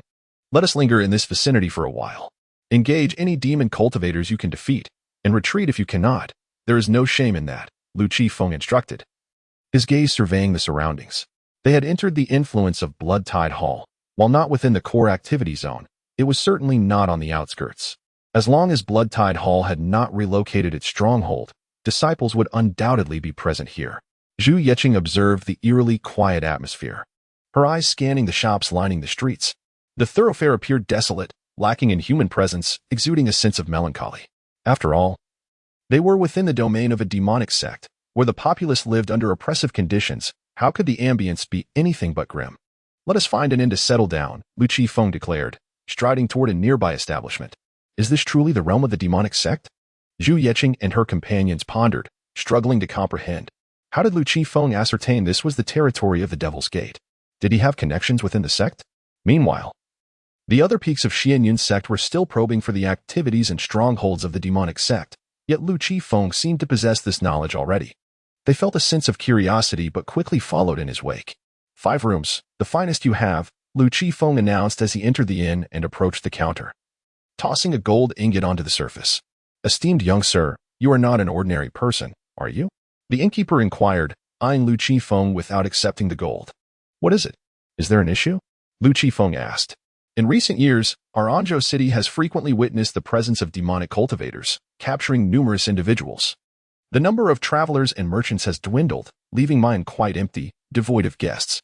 I observe that the young hero possesses an extraordinary demeanor and exhibits a lavish manner, unmistakably distinguishing him from the ordinary. However, permit me to offer a word of counsel. Unless you are a member of the celestial sect, it would be prudent to take your leave. For the demon cultivators are formidable indeed, the innkeeper earnestly advised. With a gentle smile, Lu Qingfeng replied, "How fortuitous, for we are indeed members of the celestial sect. The Xianyun sect has issued a decree to eradicate the demons, and we are among the first to arrive. More righteous cultivators like ourselves will soon follow to restore peace and vanquish evil." Really? The innkeeper's eyes brightened, a smile gracing his face. Indeed. Please. Prepare 5 rooms for us. We intend to stay here for a while. Should any demon cultivators attempt to invade, we shall handle it. Lu Qifeng exuded confidence. How could I possibly charge you for accommodations with celestial beings here to eradicate demons? The innkeeper pushed a gold ingot towards Lu Qingfeng. He then summoned a staff member, saying, "Xiao Wu, please escort these celestial beings to the heavenly rooms, 5 in total." The staff member quickly approached, stating, "This way, esteemed celestial beings." Lu Qifeng and his companions followed the attendant upstairs, leaving the gold ingot untouched. Lu Qifeng confidently occupied room 1, while Jiang Yuji and the others settled into rooms 2, 3, 4, and 5. After the attendant departed, Jiang Yuji and the others gathered in Lu Qingfeng's room. "Senior brother Lu, I sense something amiss with the innkeeper," Zhu Yeqing whispered. He mentioned that in recent years, demon cultivators have been abducting people, yet the townsfolk remain. Moreover, he himself has not been captured. This is clearly abnormal. After all, demon cultivators do not spare anyone out of pity. If they possessed any compassion, they would not be called demon cultivators. The innkeeper's ability to thrive in the city likely indicates he has capitulated to the demons and serves as their informant. This was Zhu Yeqing's conjecture. I am aware. Had he been trustworthy, I would not have divulged so much to him, Lu Qifeng replied calmly. Why? Dantayu inquired, somewhat perplexed. I feigned ignorance earlier, even informing him that more righteous cultivators would arrive.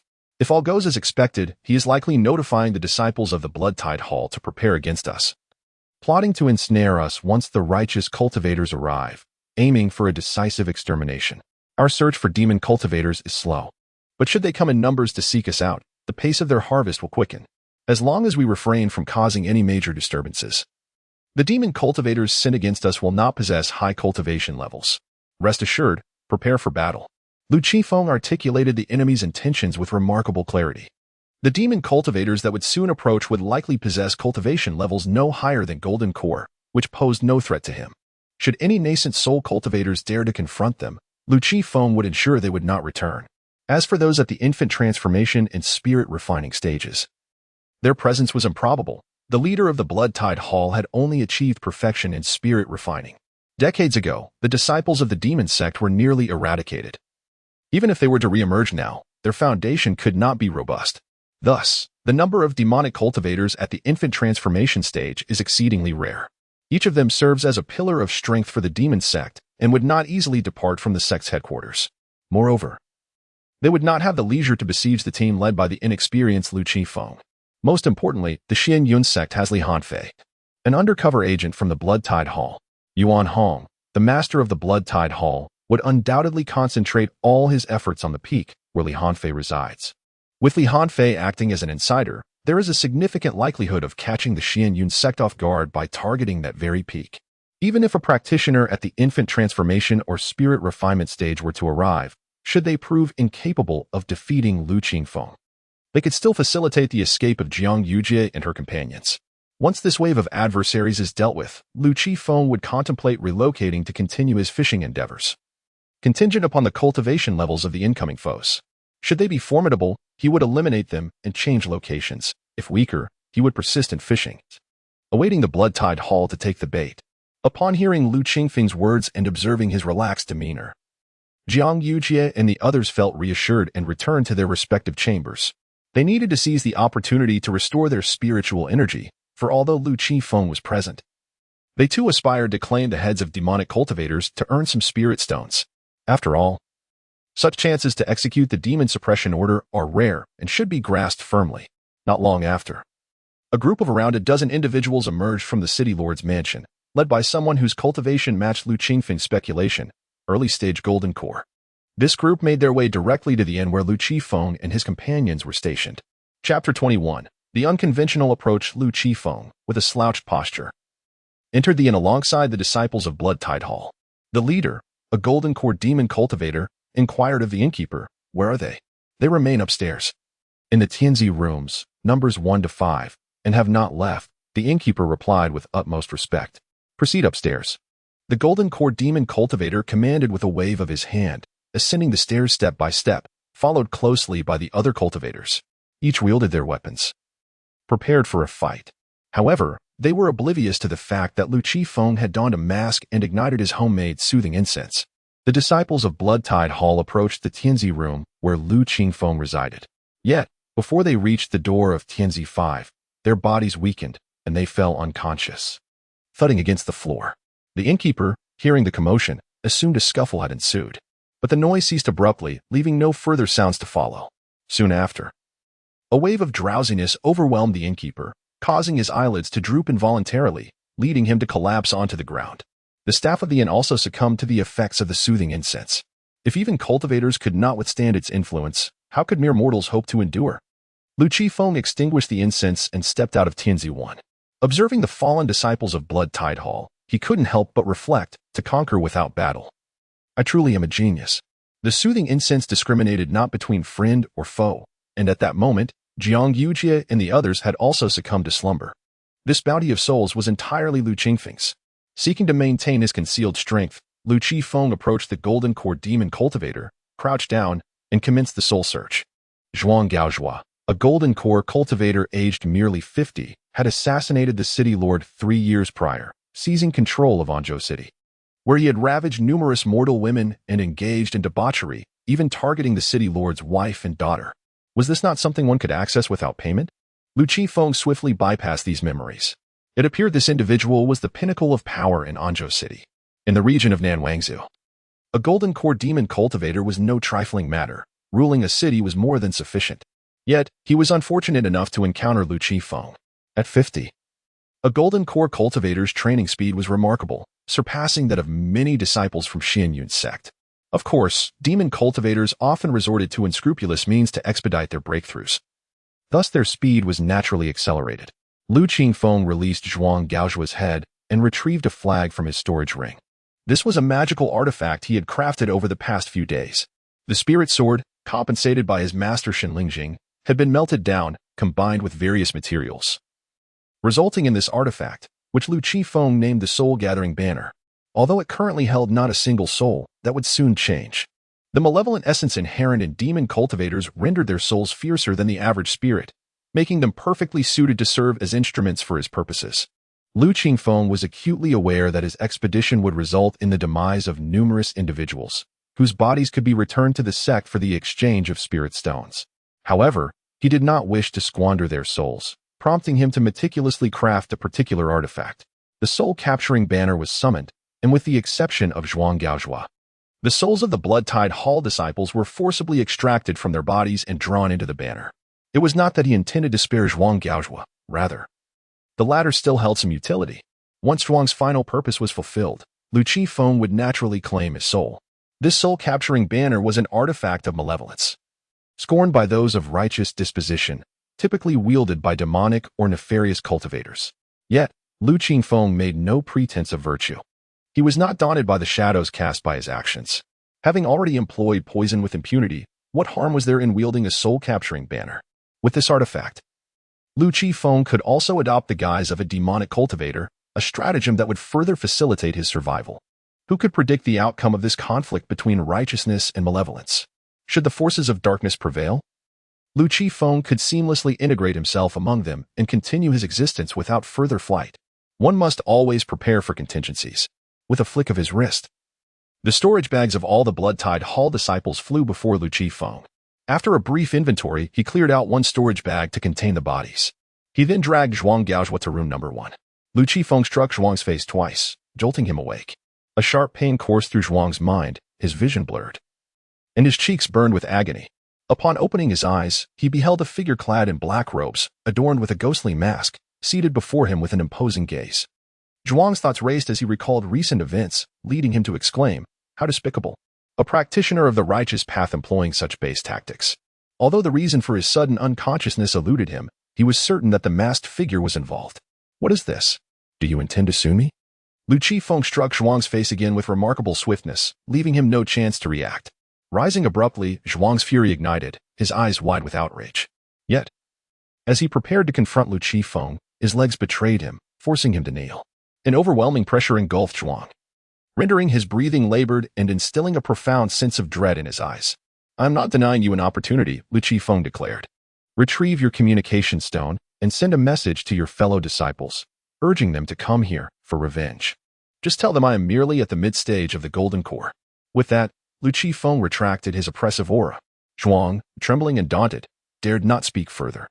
He retrieved the communication stone from his storage bag, fully grasping Lu Qingfeng's intentions. Without hesitation, he sent a message. "Brother Wang, come quickly. Several cultivators from the Xianyun sect have arrived in Anzhou City, currently at the Luoning Inn. The leader is at the mid-stage of Golden Core. I am no match for him." After sending this message, Zhuang continued to reach out to another senior brother. "Senior Nya, please come to my aid." After sending 5 consecutive messages, Zhuang Gaozhua set down the communication stone, a fawning smile adorning his face as he implored, "Senior, may I be released now? When did I ever say I would let you go?" "You." Zhuang Gaozhua's patience shattered, his eyes widening in disbelief. He had initially believed that complying with Lu Qingfeng's demands would ensure his release, even though Lu Qifeng had remained silent moments ago. Was it not customary for such arrangements to conclude amicably?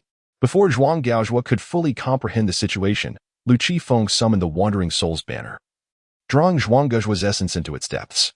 With 2 mid-stage golden elixirs, 2 late-stage golden elixirs, and 1 perfected golden elixir, today's harvest was indeed significant. As Lu Qifeng mentally calculated the worth of these souls, a smile gradually spread across his face. He had gleaned the cultivation levels of Zhuang Gaozhua's senior brothers from his memories. They were stationed around the 5 cities neighboring Anzhou City. The combined value of these 5 souls amounted to over 20,000 spirit stones. This figure represented merely the value of the souls. The spoils of war would only enhance today's profits.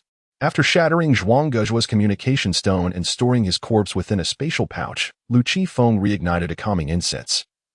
Patiently awaiting the arrival of the disciples from the Blood-Tide Hall, he chose not to awaken Jiang Yuji and the others during such times. It was better for them to remain in slumber. The sect leader had entrusted Lu Qifeng with their safety, and allowing them to sleep soundly was, indeed, the finest form of protection. Chapter 22. Repeated mistake. Xiao Jinyao, concerned for her disciple Shen Lianjing, sat opposite her at the summit of Yinyan Peak, within Yinyan Palace. "Do you remember what I just said?" Shen Lianjing inquired. Xiao Jinyao nodded, her voice sweet and innocent. "I remember." "Good. Then let me test you. If you were traveling and come upon 2 groups engaged in a fierce battle, what should you do?" After a moment of contemplation, Xiao Jinyao responded, "Adhering to the principle of survival, pretend not to see them and go around." "Incorrect. How can you be sure that your detour does not lead you into a trap set by a third party, eager to take advantage of the chaos? If you stumble upon them, they will undoubtedly strike swiftly to eliminate you and keep their ambush concealed. Even if you do not notice them, they will certainly notice you. To prevent any unforeseen complications in their plans, they will quickly dispatch you. You should retrace your steps, hide at a safe distance, and wait until the conflict has concluded and the spoils have been divided before continuing on your journey." Xiao Jinyao nodded, acknowledging the wisdom in Shen Lianjing's words. "Let me ask again, if you truly find yourself in such a situation, what should you do?" Shen Lianjing pressed. Xiao Jinyao immediately replied, "Retrace my steps, hide, and wait for them to leave before continuing on my way." "Wrong. Why not conceal yourself and pass through quickly? Like me, or your senior brother. We often remain hidden while traveling, making it difficult for others to detect us, thus allowing us to pass without concern. Moreover, how can you be certain when they will depart? Have you considered that they might not leave at all? Time is of the essence and should not be squandered." Upon hearing this, Xiao Jinyao recalled the elusive Lu Qifeng. "It does seem that way," she conceded, feeling a bit wronged. "But master, you haven't taught me the art of concealment." Shen Lianjing's expression stiffened. "I shall teach you that right away." A moment later, she added, "Oh, and remember to find a way to acquire your senior brother's techniques of concealment and then share them with me." "Senior brother's concealment techniques? Aren't you the one who teaches those?" Xiao Jinyao furrowed her delicate brow slightly. "No, that fellow acquired them from somewhere unknown. If I were to ask him directly, he might not comply. But you are different. You are still young and quite adorable. If you show a little charm, he may just teach you." Shen Lianjing believed her own request would likely be met with refusal. but I feel that senior brother is rather difficult to approach. Ever since he brought us to Inyun Peak, I haven't seen him again until your return, Master. Xiao Jinyao sensed that obtaining Lu Qingfeng's concealment techniques would not be an easy feat. Give it a try. Make an effort to acquire your senior brother's techniques. Wouldn't that be inappropriate? Xiao Jinyao hesitated. Not at all. Go ahead without worry. Your senior brother is not a bad person. He will not harm you, Shen Lianjing encouraged. As time passed, the effects of the calming incense gradually spread. Centered around the Roning Inn, individuals within 100 meters fell into a deep slumber. Wang Yin, a disciple of the Blood Tide Hall, arrived above Anzhou City with his entourage, only to witness 4 other fellow disciples hastening toward their location, accompanied by their respective groups. Was it truly necessary to summon so many for a mere mid-stage Golden Core practitioner? Wang Yin felt a twinge of dissatisfaction. The more people that came, the fewer spoils there would be to share. Did a team led by a mid-stage Golden Core practitioner require our presence in such numbers? Ye Hoglang approached Wang Yin. His brow furrowed, while others gathered around. Brother Wang, is the target still present? Inquired a disciple of the Blood Tide Hall. He should be. We have not encountered him as we approached from all directions, Wang Yin replied expressionlessly. Should we charge in directly or? Ye Honglang questioned. His gaze directed toward the Roning Inn below, where Lu Qifeng and his companions resided. At that moment, a voice resonated from the inn. Esteemed guest above. After your long journey, why not join us for a drink? How intriguing, knowing we are coming and yet not fleeing. They must either be foolish or possess some form of assurance, thought Nie Honglang, a sinister smile creeping across his face. In the Xianyun sect, is there anyone capable of overcoming numerical disadvantages and slaying foes of higher cultivation? Wang Yan's first instinct was to wonder if the person below might be a prodigy. Those capable of defeating enemies of higher ranks are exceedingly rare, each one a paragon of talent. Yet he had not heard of such an individual within the Xianyun sect. Regrettably, after sending a message, Brother Zhuang had gone silent. Otherwise, inquiries could have been made before deciding their course of action. Similarly, Yin Wen, also at the late stage of Golden Core, harbored concerns about potential traps and refrained from acting recklessly. Perhaps we should send 2 individuals down to assess the situation? Yin Wen proposed. Or we could simply obliterate this inn. No sooner had Yin Wen spoken than a line of blood appeared at his neck. He widened his eyes in shock. Clutching his throat, yet the blood continued to flow uncontrollably. The surrounding individuals gasped in alarm and scattered in all directions. As Yin Xiangwen's body plummeted toward the ground, a dark, foreboding banner materialized out of thin air. Cease. With that command, Yin Xiangwen's spirit was swiftly drawn into the banner. The soul-pulling banner. Wang Yan's pupils contracted. And he quickly shouted, Senior, we are allies. Such artifacts are typically wielded only by demon practitioners and those of sinister affiliations. Wang Yin instinctively perceived Lu Qingfeng as an ally, assuming he was a senior practitioner of dark arts. Before Lu Qingfeng could respond, Wang Yin hastily continued. We are disciples of the Blood Tide Hall. There are disciples of the Xianyun sect within the inn below. We have come to eliminate them. So I beseech you to show mercy. We share a common enemy. Without acknowledging Wang Yin, Lu Qifeng launched an attack against him. Given that Wang Yin was the most formidable among them, he would be the first to eliminate, lest he escape later. Wang Yin felt an overwhelming surge of murderous intent. A sense of impending crisis flooding his mind, yet he could not discern the presence of Lu Qifeng. Panic engulfed him, prompting him to retreat repeatedly. Though his movements proved somewhat sluggish, he sensed as if his mouth were being silenced, a chill creeping along his neck. Taking a deep breath, he acknowledged that dizziness was a natural response. Lu Qingfeng's voice resonated beside him. As Lu Qifeng withdrew his grasp, Wang Yin, a perfected Golden Core cultivator, plummeted directly towards the ground. The soul banner emitted a mysterious radiance, extracting the soul of Wang Yin and drawing it into itself. The disciples of the Blood Tide Hall, witnessing Wang Yin's inexplicable demise, felt a cold sweat beat on their foreheads. Just as they contemplated fleeing, they heard the voice of Lu Qifeng. The first to flee shall be the first to perish. Upon hearing this, the disciples of Blood Tide Hall were paralyzed with fear, unable to move an inch. Having witnessed 2 of their comrades fall without even catching a glimpse of their adversary, a profound dread enveloped them. Senior, please show mercy. We are disciples of Blood Tide Hall, and our hall master has recently attained the pinnacle of spirit refinement, Nie Hoglang implored, invoking the name of the hall master in hopes that Lu Qifeng might spare them out of respect for his status. The hall master of Blood Tide Hall? Ah, Xiao Yuan, is it? He has no dignity in my presence. Lu Qifeng shows him not an ounce of respect. Who is Yuan Hong? I am unfamiliar with him. Since I do not know him, why would I extend him any courtesy? Little Yuan? The disciples of the blood-tied hall were momentarily taken aback. Who exactly is Lu Qifeng that he dares to address Yuan Hong as Little Yuan? Unbeknownst to them, Lu Qifeng intentionally sought to intimidate them. After all, none of those present today would be able to leave, nor need they worry about Yuan Hong, the consummate master of refining the divine. Discovering that they referred to him as Little Yuan. Chapter 23. Exercise caution against the several junior sisters, casually subduing Lu Qifeng. Had it not been for Yin Xiangwen's suggestion to shatter the inn, Lu Qifeng would not have resorted to direct confrontation.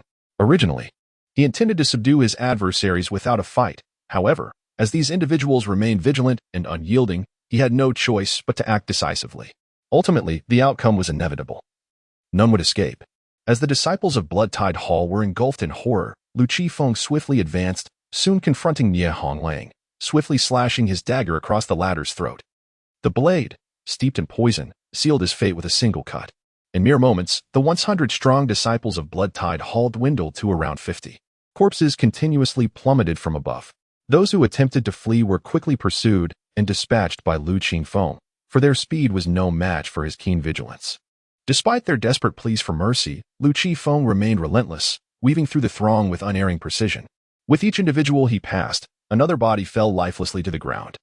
Had they been able to perceive Lu Qifeng, they might have mounted some form of resistance. Alas, he was as elusive as a specter.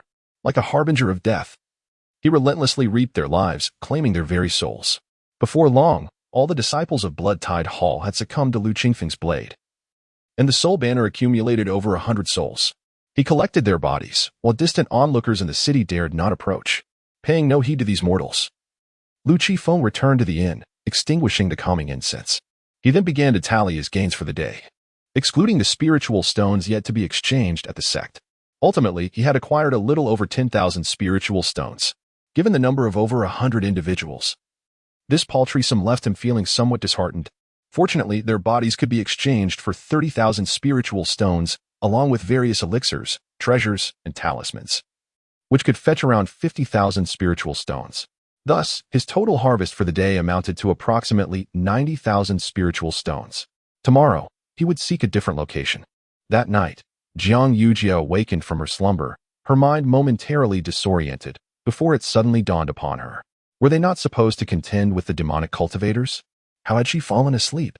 To her surprise, darkness enveloped the world outside. Hastily, Jiang Yujia dashed out, knocking on the doors of her companions. "Do not disturb me unless it is urgent," came Lu Qifeng's voice from room 1. Upon hearing his words, Jiang Yujia stood before the door and inquired, "Lu Shixiang, have the demonic cultivators not yet arrived? Or, have you already resolved the matter?" "It has been resolved. Sleep well, and we shall change locations at dawn," Lu Qifeng replied. The 3 members of Zweiking, who had just exited their room, caught wind of Lu Qifeng's statement and instinctively turned their gazes toward Jiang Yujia. Earlier, she had remarked that Lu Qifeng could not possibly undertake such deeds without them. Yet, it appeared he had indeed been executing his tasks while bearing the weight of their presence. The enemy's numbers and their cultivation levels remained a mystery to them. Upon awakening, it was all over. Jiang Yuji beckoned them with a gesture, and they gathered in her chamber. "How did you all fall asleep?" Jiang Yuji inquired. "I'm not sure. I just drifted off in a daze," Zweiking replied with a wry smile. "At this rate, we might emerge without even seeing a single corpse of a demonic cultivator. It appears that Senior Brother Lu does not wish to reveal his true strength before us, while he desires to claim all the corpses for himself. We must devise a plan, or our efforts will be in vain." After speaking, Jiang Yuji fell into contemplation. The 3 of them also sank into their own thoughts. They didn't need to guess. It was evident that their drowsiness was the handiwork of Lu Qifeng. The pressing question was how to guard against it. After a moment, Jiang Yuji proposed, "Let us stay close to Senior Brother Lu tomorrow, keeping a vigilant watch over his every move, while also being cautious of his deceitful tactics. I refuse to believe he can render us unconscious right beneath our very noses." The 3 nodded in agreement. Meanwhile, Lu Qifeng concealed himself nearby. Dealing with such foundation-building cultivators was a trivial task for him. As dawn broke and the sun began to rise, Jiang Yuji and the others were already waiting in front of Lu Qifeng's door. Upon opening the door, Lu Qifeng was greeted by the sight of the 4. A smile appeared beneath his mask, yet he remained silent as he descended the stairs. At that moment, the innkeeper lay sprawled on the ground, still in slumber, oblivious to the chill of the floor. The effects of the calming incense had yet to wear off, likely keeping him asleep until noon. Noticing Lu Qingfeng's pause as he gazed at the innkeeper, Dan Taiyu asked, "Should we kill him? Do you believe he is at fault?" Lu Qifeng countered. "Being an accomplice to a tiger is a crime," Jiang Yuji replied. The other three remained silent, uncertain of Lu Qingfeng's thoughts, fearing their responses might displease him and earn them reprimand. In this world, where cultivators reign, many things are beyond one's control. Though he may yearn to protect his wife and children, he is merely immortal. "Let us go," Lu Qifeng stated as he walked towards the inn's exit. Having delved into Zhuang Gaoju's memories, Lu Qifeng understood why the innkeeper was so subservient to him. While he could not be deemed a good person, he certainly could be considered a devoted father and husband. To scrape by is a shared plight. Lu Qifeng himself was no stranger to survival. Had the demonic sect not returned, the innkeeper would not have been so obsequious. The weak are as insignificant as blades of grass, lacking any voice. Until one amasses sufficient strength, it would be prudent to endure. With no system, no golden finger, and no wise elder at his side, Lu Qingfeng was fortunate to have become a cultivator and to have joined the Xianyun sect. Otherwise, faced with the resurgence of the demonic sect, he would be powerless, unable to even flee. Thus, Lu Qingfeng cherished his current existence. Each day alive was a blessing. Living was far better than the alternative. From the day he traversed into this realm of cultivation, Lu Qifeng had already attained enlightenment. Even if it meant bowing low and enduring humiliation, he resolved to survive. For as long as he lived, there would be a glimmer of hope, but death would mean the end. Brother Lu seemed to harbor a deep compassion for mortals, as Jiang Yuji conveyed to Zhu Yeqing and the others. Unbeknownst to them, Lu Qingfeng's past life was that of an ordinary human. After soaring through the skies for a quarter of an hour, the group arrived at another city, where disciples of the Blood Tide Hall were stationed. However, their cultivation levels were not particularly high, akin to Zhuang Gaoju, being only at the early stage of the Golden Core. Thus, Zhuang Gaoju had not informed his fellow brothers stationed here the previous day. Upon seeing Lu Qingfeng come to a halt, Jiang Yuji and the others immediately became vigilant, fearing that he might employ some underhanded tactic to put them to sleep, allowing him to eliminate the demonic cultivators alone. Could they contend with someone at the early stage of the Golden Core? It seemed they could not. With his back turned to Jiang Yuji and the others, Lu Qifeng quietly ignited the calming incense in his hand. As the scent of the incense wafted through the air, Jiang Yuji and the others suddenly felt an overwhelming drowsiness wash over them, causing their bodies to weaken. Just as they were about to collapse, Lu Qifeng waved his hand, lifting them up before soaring towards the city lord's mansion. Chapter 24. The anger of Jiang Yuji and the bold speculation of Lu Qifeng upon landing. Lu Qifeng unceremoniously cast several individuals to the ground, subsequently embarking on a ruthless slaughter. In a mere moment, the demonic cultivators within the lord's estate were decimated. Following this, Lu Qifeng departed, only to return 2 hours later. The demonic cultivators in the surrounding cities had also met their demise at his hands. With a wave of his hand, a refreshing breeze swept through, rousing the slumbering individuals. Let us proceed to the next location. Just as Lu Qifeng prepared to take flight, he was met with Jiang Yuji's indignant voice. "Senior brother Lu, you cannot treat us this way. How are we to experience the benefits of our training?" They had been forewarned, yet still fell victim to the circumstances. It was intolerable that Lu Qifeng had allowed them to sleep upon the ground, showing not an ounce of compassion. "And what about you three? Do you have any objections?" Lu Qifeng turned his gaze towards the trio of Zhu Yeqing. All three lowered their heads, too intimidated to meet his eyes. These demonic cultivators were either at the core formation or golden core stage, with those at the foundation establishment and chi refinement stages being exceedingly rare. Could you possibly contend with those at the core formation stage? Continuing, Lu Qifeng directed his attention back to Jiang Yuji. "I am aware of your thoughts. You wish for my support to suppress those at the core formation and golden core stages, thereby allowing you to freely engage with the foundation establishment and chi refinement cultivators. However, you must understand this. I, too, am in need of spirit stones. I am not your protector. I bear no obligation to provide you with support. Rather than allowing you to kill, it would be more efficient for me to do so myself, and at a swifter pace, while also obtaining spirit stones. I had no intention of bringing you along, unaccompanied. My speed would be enhanced, and my gains multiplied. By what right do you expect me to offer you support? Speak. By what right?" Lu Qifeng's vehement tirade left Jiang Yuji momentarily speechless. He then shifted his tone. "However, if you desire my assistance, it is not entirely out of the question. What do you seek?" Jiang Yuji questioned, her mind perplexed. What could this man, who seemed disinterested in women and intent on diminishing his presence, possibly desire from her. Unbeknownst to her, Lu Qifeng had already surmised that her origins were extraordinary. Lu Qifeng transmitted a thought. It appears you are in need of spirit stones. Here is my proposal. Sell me some of your techniques and abilities, and I shall provide you with spirit stones. I am a person of integrity and would not act against you simply out of covetousness for your skills. Otherwise, I would have acted long ago, and you may rest assured of this. Noticing Jiang Yuji's desire to eliminate the demonic cultivators, Lu Qifeng's speculations about her deepened. Having traversed into the world of cultivation, it was worth daring to imagine bolder possibilities, such as reincarnated celestial emperors, ancient beings reclaiming their lives, and so forth. Such individuals are in dire need of resources. With sufficient resources, their cultivation would be as effortless as eating and drinking, and they would encounter no bottlenecks until they reach the heights of their former lives. I am aware that you possess an abundance of mystical techniques and extraordinary powers. As for why you do not choose to sell them for cultivation resources, it is likely due to your apprehension that others may seek to exploit these powers against you.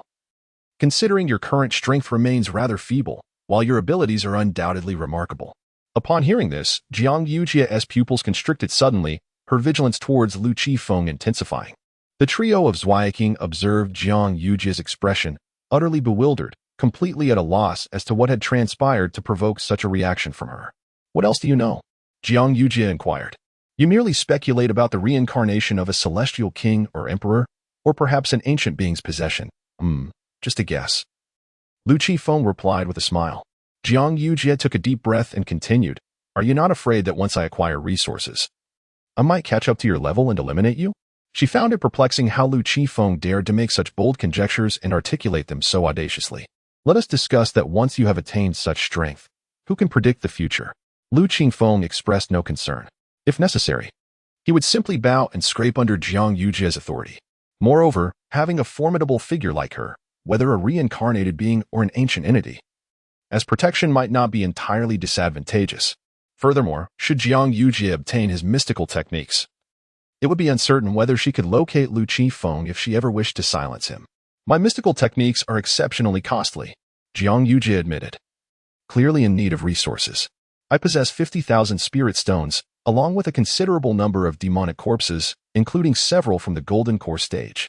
While these may not suffice to purchase your techniques under normal circumstances, your current need for spirit stones compels you to consider a discount. A buyer like me, with no malicious intent, is quite rare, as you must realize. The 50,000 spirit stones comprised 20,000 as compensation from Xinling Jing, 10,000 left over from Lu Qingfeng's previous endeavors, and the remaining 20,000 acquired in recent days. What type do you desire? Jiang Yuji asked. Lu Qifeng felt a surge of joy. Was she truly willing to sell? He would not hold back. In terms of mystical techniques, he sought those akin to techniques that could unveil various disguises, alongside concealment, escape techniques, size alteration, transformation, and divination. He was inclined to acquire them all. As for the cultivation methods, he sought only the finest, specifically the primary method she practiced, along with any other advanced techniques she could provide. Should she fulfill these requests, he would serve as her enforcer, ensuring he left no demonic cultivators alive. He mused that while he would relinquish the corpses to her, whether she could convert them into spirit stones would be of no concern to him. This time, the righteous sex might not necessarily emerge victorious. In truth, Lu Qifeng harbored a deeper desire to directly confront Jiang Yuji and extract her soul, yet he refrained, aware that individuals of her caliber possessed formidable spiritual power. Should he fail, he risked dire repercussions. He would not engage in endeavors lacking certainty. What do you need all of this for? Do you have sufficient time to practice so much? Jiang Yuji questioned, perplexed. At first glance, Lu Qifeng seemed to be indulging in fanciful thoughts, yet upon closer reflection, something felt amiss. Did I ever claim I wished to practice? I merely wished to observe, and I could even swear to that. If you were willing to reveal the methods and miraculous powers residing in your mind, I would be content to serve as your assistant this time. However, Lu Qifeng would not easily engage in the cultivation of techniques bestowed by others. What if there were hidden traps within? That could lead to dire consequences. At best, it could result in deviating from the path, and at worst, it could mean death. It is far wiser to cultivate one's own methods, which provides a sense of security and alleviates concerns of potential mishaps. Each time Lu Qifeng refines his techniques, he meticulously deduces their paths multiple times to ensure they remain on course. Otherwise, danger lurks in the shadows. In essence, trust no one but oneself. The trio of Zhu Yeqing observed Lu Qifeng and Jiang Yujie exchanging glances, their expressions shifting in puzzlement. What sort of riddle were they entangled in? Why could not matters be laid bare for all to see? We are all allies here. Chapter 25. The Hope of the Supreme Heavy Eye. Gentle and compliant Dan Aishui, I cannot possibly reveal all my techniques and divine powers to you, Jiang Yuji communicated in response. This deal is exceedingly unprofitable, a tremendous loss. Moreover, I currently harbor considerable distrust towards Lu Qingfeng, despite his assertions of sincerity. Given this, the spoils from my recent hunt for demon cultivators cannot be entirely yours. Nor shall I allow you to serve as my enforcer without compensation. After a brief pause, Lu Qifeng inquired, would 50,000 spirit stones suffice to acquire 2 techniques or divine powers? To Jiang Yuji, 50,000 spirit stones for 2 techniques was still a significant loss. After all, her methods were capable of elevating her to the celestial realm. Furthermore, even after attaining immortality, she could continue her cultivation. However, she found herself in dire need of spirit stones, reluctantly acquiescing to the sale of 2 techniques, as they were not her primary focus. With 50,000 spirit stones dedicated to her cultivation, she could swiftly elevate her prowess to the golden core stage. Yet, this would be limited to that stage. Reaching the nascent soul was crucial, and even as a former celestial king, she could not afford to act recklessly. The consequences of carelessness ranged from demonic deviation to complete annihilation. Upon reaching the golden core stage, her options would expand significantly. After careful consideration, Jiang Yuji replied, very well. What aspect of divine powers do you desire? I previously mentioned a focus on eye techniques, preferably one capable of discerning others' disguises, Lu Qifeng expressed. He wished to establish a foundation for the Eye of Truth, which, even if not genuinely the Eye of Truth, might allow him to perceive his master Shen Lianjing's true cultivation level. There were additional advantages, such as avoiding encounters with individuals akin to himself and his master. Regrettably, I do not possess such techniques. Most eye techniques are innate gifts, with few acquired through cultivation, unless one resorts to extracting another's eyes and replacing them with their own. Hearing this, Lu Qifeng felt a tinge of disappointment. Yet, in the next moment, Jiang Yuji's tone shifted. However, I do possess attack-oriented eye techniques. Attack-oriented is acceptable. I can provide any technique, provided it surpasses that of the Xianyun sect. As Lu Qingfeng's words faded, Jiang Yuji stepped forward, her delicate finger pressing against his forehead. Shortly thereafter, a technique and a divine power materialized in Lu Qingfeng's mind. He was indifferent to the technique but found the eye technique particularly compelling. The name Eye of Annihilation immediately conjured thoughts of the supreme heavy eye, life in the left eye, destruction in the right. Seeing the joyful smile blossom on Lu Qingfeng's face, Jiang Yuji coldly remarked, do not rejoice too soon. While this divine power is formidable, it is exceptionally difficult to cultivate. A moment's carelessness could blind you or render you utterly incapable. Were it not for such risks, I would not have sold this divine power at such a bargain. This technique was one even Jiang Yuji dared not attempt to cultivate. In the realm of the celestial beings, the number of individuals who have successfully cultivated this particular divine ability is fewer than the fingers on one hand. Each one possessing extraordinary strength and leaving behind a formidable reputation that resonates throughout the entire celestial world, despite ultimately meeting their demise. Furthermore, the cultivation of the Eye of Annihilation necessitates rare materials, specifically the essence of annihilation. Such treasures infused with the essence of annihilation are undoubtedly scarce in the realm of cultivation. Jiang Yuji harbored doubts that Lu Qifeng could acquire such a treasure and successfully cultivate the Eye of Annihilation. Yet, what Jiang Yuji did not anticipate was that Lu Qifeng had no intention of pursuing the Eye of Annihilation at all. No matter how formidable the Eye of Annihilation might be, could it possibly rival the power of the Supreme Heavy Pupil?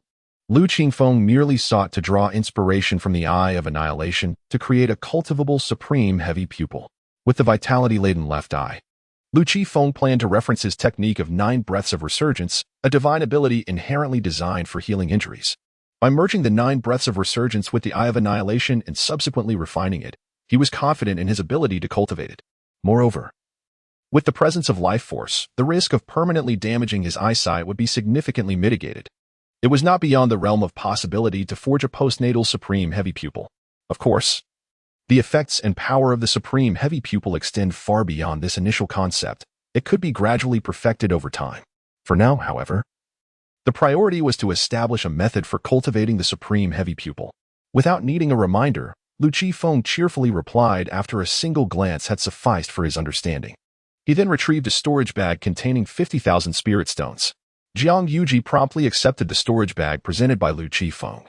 Her consciousness sweeping through it and confirming the amount was more than sufficient, over 52,000. It has been a pleasure collaborating. Should you wish to sell any divine techniques at a bargain in the future, consider me first, Lu Qifeng mused, hoping to procure more techniques from Jiang Yuji. Truly. As a figure of considerable stature reincarnated and recultivated, her techniques and abilities were remarkable in their own right.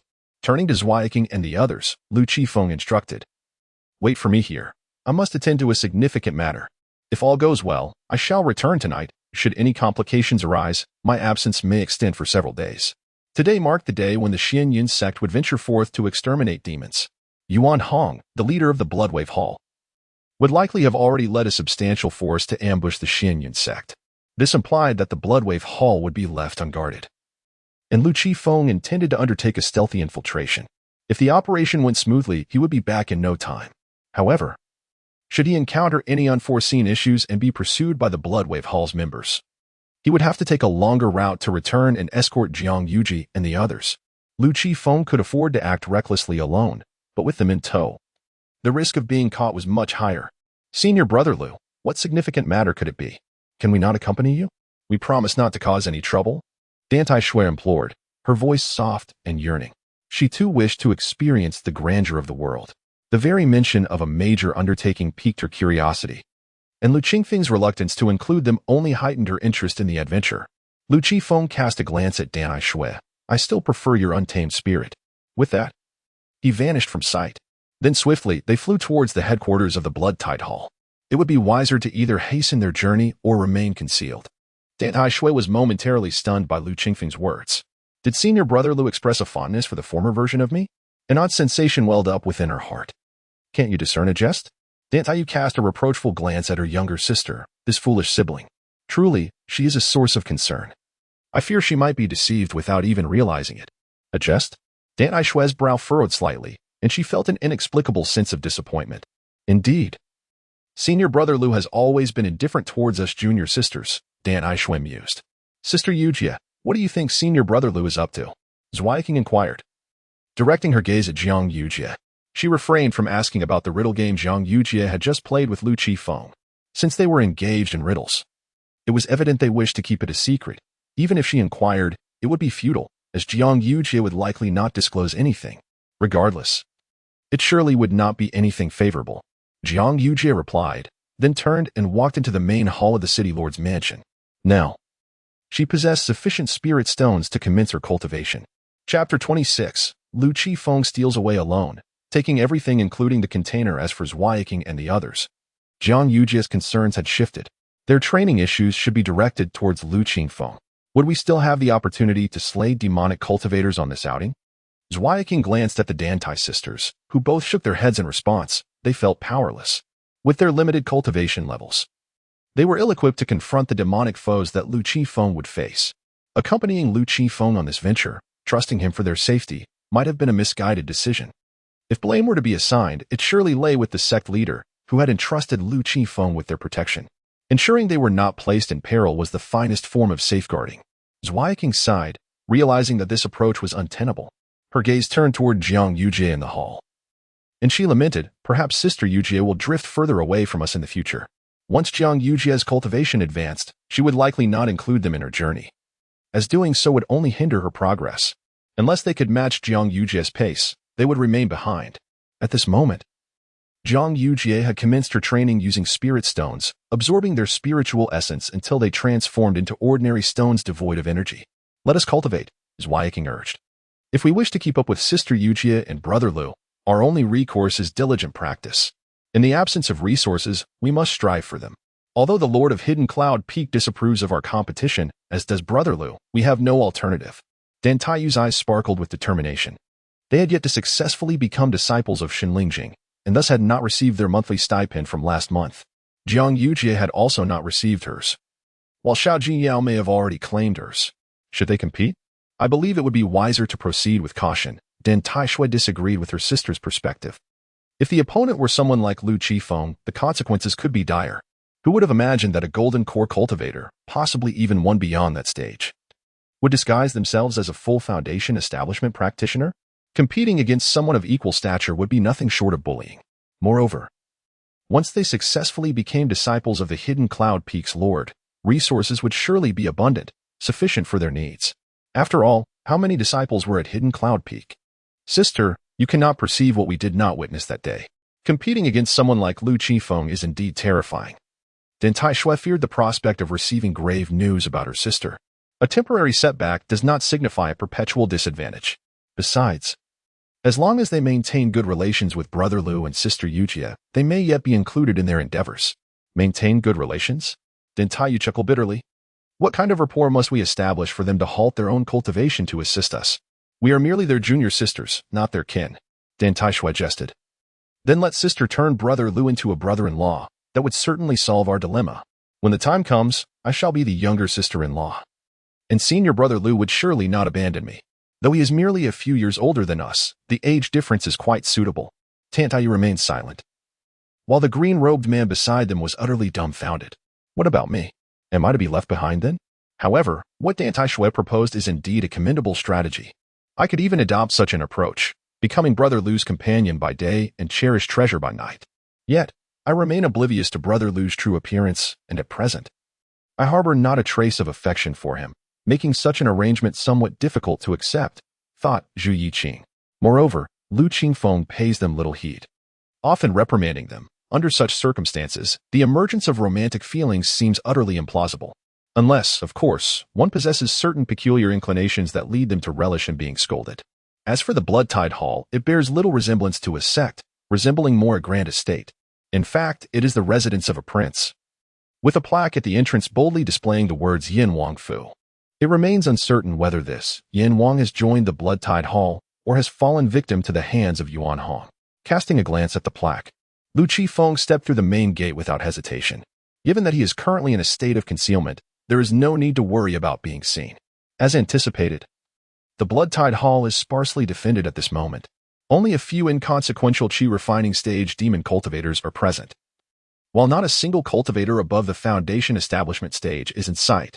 Of course, there might be one or two infant transformation or spirit refining stage demon cultivators lurking in the shadows, but it is equally possible that none are present. Especially considering that today, the Blood-Tide Hall is poised to ambush one of the 12 peaks of the Xianyun sect. The stakes were high. A single misstep could lead to catastrophic failure. Over the years, the Blood-Tide Hall had relentlessly plundered the surrounding resources, amassing a considerable treasure trove of valuable items and spiritual stones. However, it remained uncertain whether these treasures and spiritual stones were in the possession of Yuan Hong. Should they all be with him, this venture would be in vain, thought Lu Qifeng to himself. Determined, he ventured deeper, following the recollections of Ma Maoshi, and arrived directly at the treasure vault of the Blood-Tide Hall. On a fortunate occasion, Ma Maoshi had once visited this very vault. The entrance was securely locked, suggesting that something of value lay within. Otherwise, it would not be so tightly sealed. Upon witnessing the closed door, Lu Qifeng felt not dismay, but rather a surge of exhilaration. This time, success was assured. He would not leave empty-handed. There was no possibility of retreating without the spoils. The lock presented a challenge, accompanied by a formation, yet it posed no obstacle for him. Without hesitation, Lu Qifeng cast an explosive talisman and swiftly ascended into the sky. Boom! The grand gates of the treasure vault were blown open. Who could it be? A figure burst forth from the treasure trove, casting a vigilant gaze around, yet perceiving nothing amiss. Upon hearing a sound, Lu Qifeng initially intended to retreat, but fortune favored him as he glanced once more. A cultivator in the nascent soul stage? Lu Qifeng raised an eyebrow. Initially, he had presumed that his opponent was a practitioner in the infant transformation or spirit refinement stage, but to his surprise, it was merely a cultivator in the nascent soul stage. There was no need to flee now. He could confront the challenge head-on. Lu Qifeng suddenly brandished a dagger in his hand, silently approaching the back of the Yuanying stage demon cultivator. The demon cultivator, still surveying his surroundings, was abruptly struck by a chilling sensation from behind. Before he could react, Lu Qifeng plunged the dagger into his neck. Taking a deep breath, he felt a wave of dizziness, which was to be expected. He then summoned the Wandering Souls banner, binding his foe. From all directions, a multitude of Qi refinement stage demon cultivators surged forth, yet their eyes were met only with the sight of a fallen nascent soul stage corpse, blood gushing from its severed neck. Not a single strand of the enemy was in sight. As their hearts brimmed with terror, Lu Qifeng swiftly darted into the treasury. There was no time for scrutiny. He opened his storage ring and hastily collected every item within the treasury, leaving no room for hesitation. For this very moment, Lu Qifeng had long since cleared his storage ring in preparation. In mere moments, he had gathered all the treasures, even sparing the cabinets from neglect. As he exited the treasury, he did not forget to stow away the corpse of the nascent soul-stage demon cultivator lying at the entrance into his storage ring. Chapter 27. The Conscience Buyer Lu Qifeng. In the undervaluation of techniques by Jiang Yujie, Lu Qifeng arrived swiftly and departed just as quickly. He refrained from slaying the demonic cultivators of the Qi refinement stage. Prudence dictated he take his leave without unnecessary complications. The Qi refinement stage demonic cultivators of the Blood Tide Hall found themselves unable to perceive their foe, and thus hesitated to approach the treasury. Some even fled in panic. While even the Yuan Ing stage cultivators met untimely ends without understanding how. What could these Qi refinement stage cultivators do but prioritize their survival? After a brief moment of silence, one Qi refinement stage cultivator cautiously approached the treasury. Upon reaching the grand entrance and peering inside, he was met with an astonishing sight, utter desolation. Everything had vanished. Even the corpses of Yuan Ing stage cultivators had not been spared. This thief was merciless. They had no choice but to flee. Should the hall master Yuan Hong return to find the treasury emptied, his wrath would be unimaginable. The remaining Foundation establishment stage cultivators of the Blood Tide Hall feared they would be held accountable, likely facing death at Yuan Hong's hands. When Lu Qifeng returned to the side of Zhu Yeqing and the others, he found the Wang family estate devoid of life. Is this a success? Zhu Yeqing inquired. Indeed. We must leave at once and relocate, Lu Qifeng replied. Having committed such a significant act against the Blood Tide Hall, he deemed it prudent to distance themselves from their influence. Lu Qifeng was uncertain whether the treasures of the Blood Tide Hall contained any tracking devices. If so, danger loomed. Jiang Yujie, somewhat disgruntled, had just successfully advanced to the peak of Foundation establishment, a mere step away from the early stages of core formation. Yet now, she was compelled to follow Lu Qifeng in shifting their position. She was convinced that Lu Qifeng had engaged in nefarious deeds. Should they linger, pursuit would render escape impossible. Thus, the group soared through the skies at full speed, relocating their position. An hour later, Zhu Yeqing and the others found their spiritual energy waning, prompting Lu Qifeng to seize all three of them and fly with them in tow. This would hasten the depletion of his own spiritual energy. Yet he prioritized distance over all else. Another hour passed, and Jiang Yujie's energy began to dwindle as well. Reluctantly, Lu Qifeng took on the burden of four, propelling them forward at maximum velocity. He no longer feared whether Jiang Yujie and the others could keep pace. Rather, it was his own energy that was diminishing rapidly. Witnessing Lu Qifeng's extraordinary speed, Jiang Yujie was taken aback. Could it be that Lu Qifeng possessed cultivation at the transformation stage? Zhu Yeqing and her companions had never reached such heights and thus were unaware that Lu Qifeng's current burst of speed was comparable to that of a fully fledged transformation stage cultivator. All they perceived was the rapidity of his movement, their hair whipping in the wind, their garments rustling in the gale. No wonder he dared to disregard the authority of the Xianyun sect's master. Whether the current master of the Xianyun sect had attained the transformation stage was a matter of speculation. Jiang Yujie mused. The news of Yi Zhuhong's breakthrough to the transformation stage had not yet been disclosed, leaving Jiang Yujie uninformed. Suddenly, a thought struck her. A transformation stage cultivator disguising themselves as a peak Foundation establishment? What audacity! Oh no! It is merely a guise of the early stages of the core formation. Regardless, it is shameless. Lu Qifeng remains oblivious to the fact that Jiang Yujie has already regarded him as a cultivator in the God transformation stage. This speed is merely a result of his adept maneuvering techniques. If he were to employ escape techniques, he would undoubtedly be even swifter. Of course, such techniques come at a greater cost. Lu Qifeng made a rough assessment of his recent gains and then communicated with Jiang Yujie, inquiring whether she would be willing to sell him some additional techniques, assuring her that he would not cheat her this time and offering 100,000 spirit stones for each. With approximately 30 million spirit stones in his possession, he had indeed made a considerable profit. Fortunately, his storage ring was sufficiently spacious. Otherwise, he would not have been able to accommodate the entirety of the treasures within the vault. It is no wonder that he praised his own craftsmanship in creating such a storage artifact. The Bloodwave Hall needed to sustain numerous individuals, and given the relatively short time since their resurgence, possessing 30 million spirit stones was rather standard. Jiang Yujie cast a glance at Lu Qifeng and replied, 1 million spirit stones for each technique, and any price lower than that is non-negotiable. She was aware that Lu Qifeng had certainly acquired a substantial amount of spirit stones through his endeavors, otherwise, he would not have made such a proposal. Yet, she remained curious about the nature of his exploits and the extent of his newfound wealth. Deal. Lu Qifeng responded promptly. The techniques must not be inferior to those you provided previously.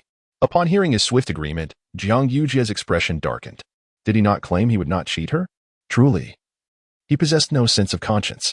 I hope I do not catch up with you. Otherwise, I shall exact a fierce revenge. She silently cursed. The techniques Jiang Yujie had previously sold to Lu Qifeng were worth several million to even over 100 million celestial crystals in the celestial realm. However, to Lu Qifeng, they were merely 5,000 spirit stones, buy one get one free. Although the price had increased somewhat, it was still insignificant compared to a single celestial crystal. I require 20 techniques, 10 martial arts, and 10 magical spells. The martial arts should align with the paths of life and destruction. And the same goes for the magical spells. If any of them include eye techniques, that would be even better. To attain the supreme heavy eye, Lu Qifeng was prepared to invest significantly. With these 20 techniques, he believed that by distilling their essence and discarding the dross, and then merging them according to his own insights, he would undoubtedly succeed in cultivating the supreme heavy eye. Spending 20 million left Lu Qifeng with around 10 million spirit stones, but that would suffice for a considerable period.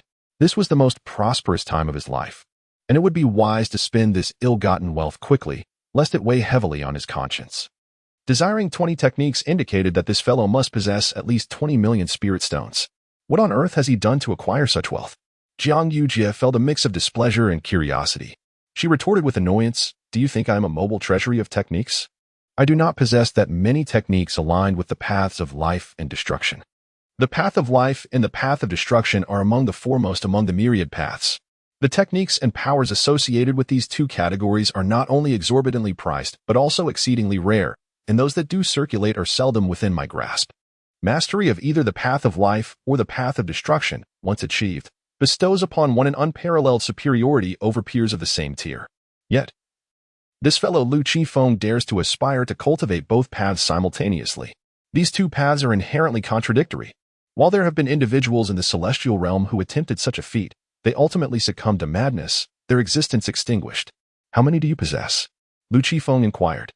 Provide me with as much as you have. Since you seek your own demise, I shall oblige, Jiang Yujie replied.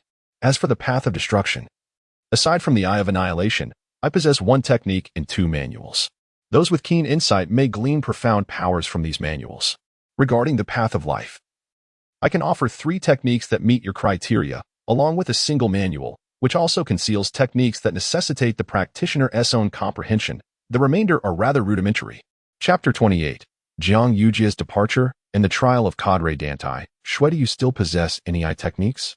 Lu Qifeng inquired once more.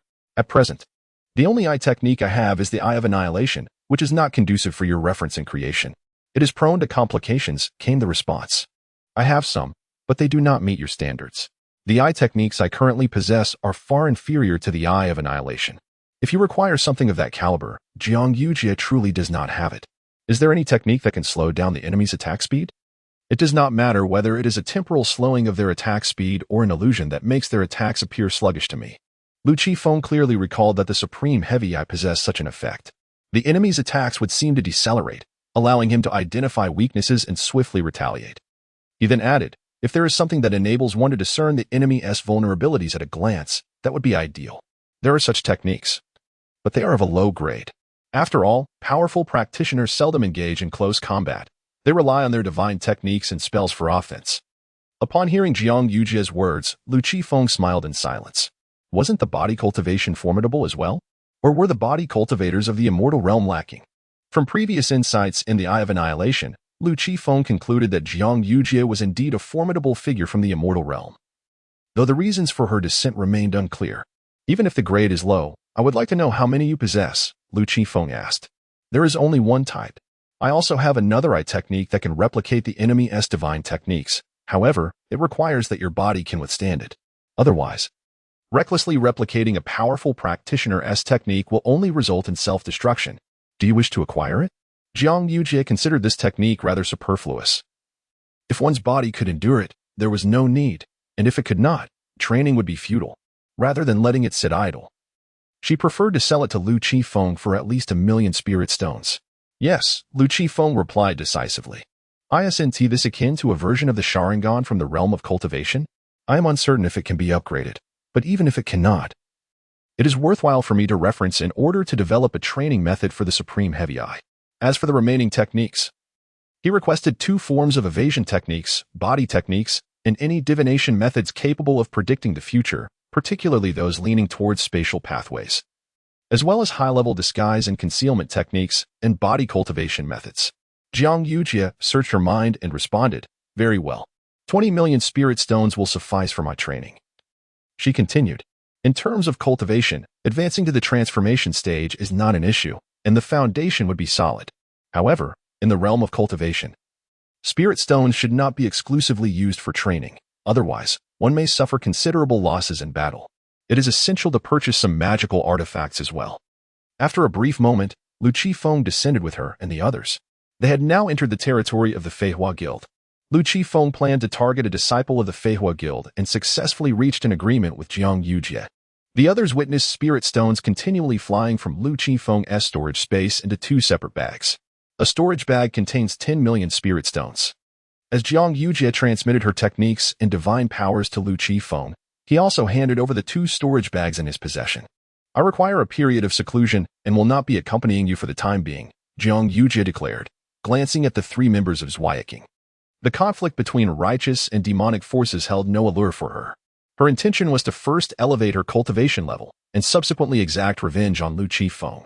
The techniques and divine powers, valued at over 1,000,000,000 fairy crystals, had been obtained by Lu Qifeng for a mere 20,000,000 spirit stones.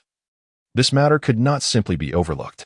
Although Lu Qifeng had indeed assisted her in some manner, she felt an undeniable urge to rectify this indignation, lest it fester within her heart. Ultimately, she aimed to uncover Lu Qifeng's secrets, convinced he harbored some hidden truths. A young cultivator at the god transformation stage in the southern Wangzhou was, in itself, an anomaly. And she had even deduced from subtle clues that his background was quite significant. Unbeknownst to her, Lu Qifeng had not yet reached the god transformation stage at all. "You wait and see." Jiang Yujie cast a lingering gaze at Lu Qifeng before soaring away from the group. "Pleasant collaboration. Should the need arise in the future, I shall seek your assistance again, and I assure you the price will be fair." Lu Qifeng waved goodbye to Jiang Yujie with a smile. Though his mask concealed his expression from others, Jiang Yujie departed without a backward glance, ignoring Lu Qifeng completely. Lu Qifeng then turned his attention to the 3 members of Zweiking. At that moment, Zweiking and the 2 sisters, Dantai, felt a profound sense of despondency. They had witnessed Jiang Yujie depart with a significant amount of spirit stones. When she returned, it was likely she would surpass them considerably at that time. They could only look up to her. "From here on, you may act freely. There are bound to be demonic cultivators in the nearby cities, so exercise caution. I shall not accompany you, as I need time to assimilate my recent gains," Lu Qifeng concluded, and a veil of mist clouded the eyes of the 3 sisters, as if they were on the verge of tears. Initially, they had ventured out as a group of 5, filled with hopeful anticipation. Yet now one had departed with a substantial amount of spirit stones, and Lu Qifeng was choosing to abandon them. This left them feeling quite distressed, grappling with a sense of loss and neglect. Even the gentle and understanding Dantai was struggling to contain her emotions, given their youth. Merely being on the brink of tears was already commendable. "Want to cry? Can you not display some resilience?" Lu Qifeng felt a surge of frustration. "Hold it back." The 3 sisters sniffled, feeling quite aggrieved. "I have not stated that I shall neglect you. If you encounter demonic cultivators that you cannot defeat, flee or lure them here. I will remain. I will not leave." Upon hearing Lu Qifeng's words, the 3 felt somewhat reassured, though the mist in their eyes had yet to dissipate. "What a stroke of misfortune to be burdened with you." Lu Qifeng's countenance remained stern as he retrieved a stack of talismans, divided it into 3 portions, and handed them to the sisters. "Unless it is a moment of utmost necessity, refrain from using them. Each talisman is precious, and I can only do so much. I am not your father. I have given away so many talismans, their mere sale could have yielded a considerable sum of spirit stones. What a significant loss. I shall surely hold that old codger, the headmaster, accountable in the future." At that moment, Dan Aishui whispered, "If I call you father, would you perhaps be more generous? It would be wonderful if you could provide a few more spirit stones." With each word, her voice dwindled to a mere whisper, and by the time she finished speaking, her entire face flushed crimson as she hastily lowered her head. Lu Qifeng? This seems rather inappropriate, does it not? Is this a test of the seasoned veterans? Zhu Yeqing and Dan Taiyu were equally taken aback by Dan Taishui's remarks. What kind of thought process is this? Can it truly be played out in such a manner? If it cannot, then so be it. Dan Taishui's heart raced furiously as she swiftly flew towards the nearby city. She was utterly bewildered as to how she had uttered such words just moments ago. How embarrassing. She spoke without thinking. And I humbly ask Brother Lu not to take it to heart. I apologize. Dan Taiyu clasped her hands in a gesture of respect, her expression somewhat unnatural. Before hastily pursuing Dan Taishui, I shall take my leave as well, Zhu Yeqing said, her complexion inexplicably tinged with red. Chapter 29's Zhuyeqing was taken aback. While Dan Taishui was lost in thought, Lu Qifeng gazed at Zhuyeqing as she flew away, a peculiar expression gracing his face. Are you blushing like a teapot? Or do you wish to call me father? Without dwelling on it further, Lu Qifeng began to meticulously inspect the day's acquisitions, ensuring that no items with tracking capabilities had inadvertently mingled among them. After a thorough examination yielded no issues, he felt a sense of relief. However, the sheer quantity of elixirs was rather alarming. Did the Blood Tide Hall possess an alchemy division? Lu Qifeng furrowed his brow. The mass production of such elixirs would be implausible without an alchemist department. Even if procured, it would require a significant expenditure of spirit stones, even in wholesale. The elixirs stored by Blood Tide Hall would be worth several small fortunes in spirit stones. After all, medicinal materials are not inexpensive, not to mention the labor costs involved. Neither Ma Mushi nor Zhuang Gaozhu could recall any relevant information regarding this matter. With so many elixirs, Lu Qifeng found it impossible not to ponder further. He retrieved the Wanhun banner from his storage ring and released the soul of the Yuanying stage demon cultivator. Fortunately, he had captured the soul of this Yuanying stage demon cultivator at the time. Otherwise, he would have been at a loss for how to clarify this issue now. This demon cultivator had been dead for some time. Though not yet a full day, his memories would undoubtedly be fragmented. He wondered if he could still obtain the answers he sought. At that moment, Lu Qifeng began to suspect that there might be someone covertly supporting the development of these demonic sections. Otherwise, it would be difficult to explain how these sects could rise again in such a short span of time. Even if they were not as formidable as they had been decades ago, they were still quite powerful. Moreover, why had the seal left by the former headmaster of the Xianyun sect begun to loosen? These were all points of suspicion. As Lu Qifeng commenced the soul-searching of the Yuanying stage demon cultivator, fragments of the demon's memories gradually unfolded in his mind. It turned out that this individual was none other than King Yin, which made Blood Tide Hall's choice of his royal residence as a stronghold quite reasonable. 5 years ago, the hall's master, Yuan Hong, approached him, and they struck a cooperative agreement. Subsequently, Yuan Hong regularly returned with large quantities of elixirs, propelling the rapid growth of Blood Tide Hall. As Lu Qifeng captured King Yan's soul within the Wanhun banner, he fell into deep contemplation. Yuan Hong could not possibly have amassed enough spirit stones to purchase such an abundance of elixirs. Thus, it seemed evident that there were forces lurking in the shadows, aiding these demonic sects in their development. However, what could be the motive of this hidden puppeteer? What was to gain from such actions? The entity capable of supplying such a vast quantity of elixirs could not be underestimated. It was unlikely to be a minor sect or faction. In southern Guangzhou, the only force with such substantial production capabilities was the Alchemist Association, yet the association was a neutral entity and thus unlikely to be involved. The Alchemist Association, along with the Artifact Smiths Association, the Array Masters Association, and the Talismans Association, all belonged to neutral factions.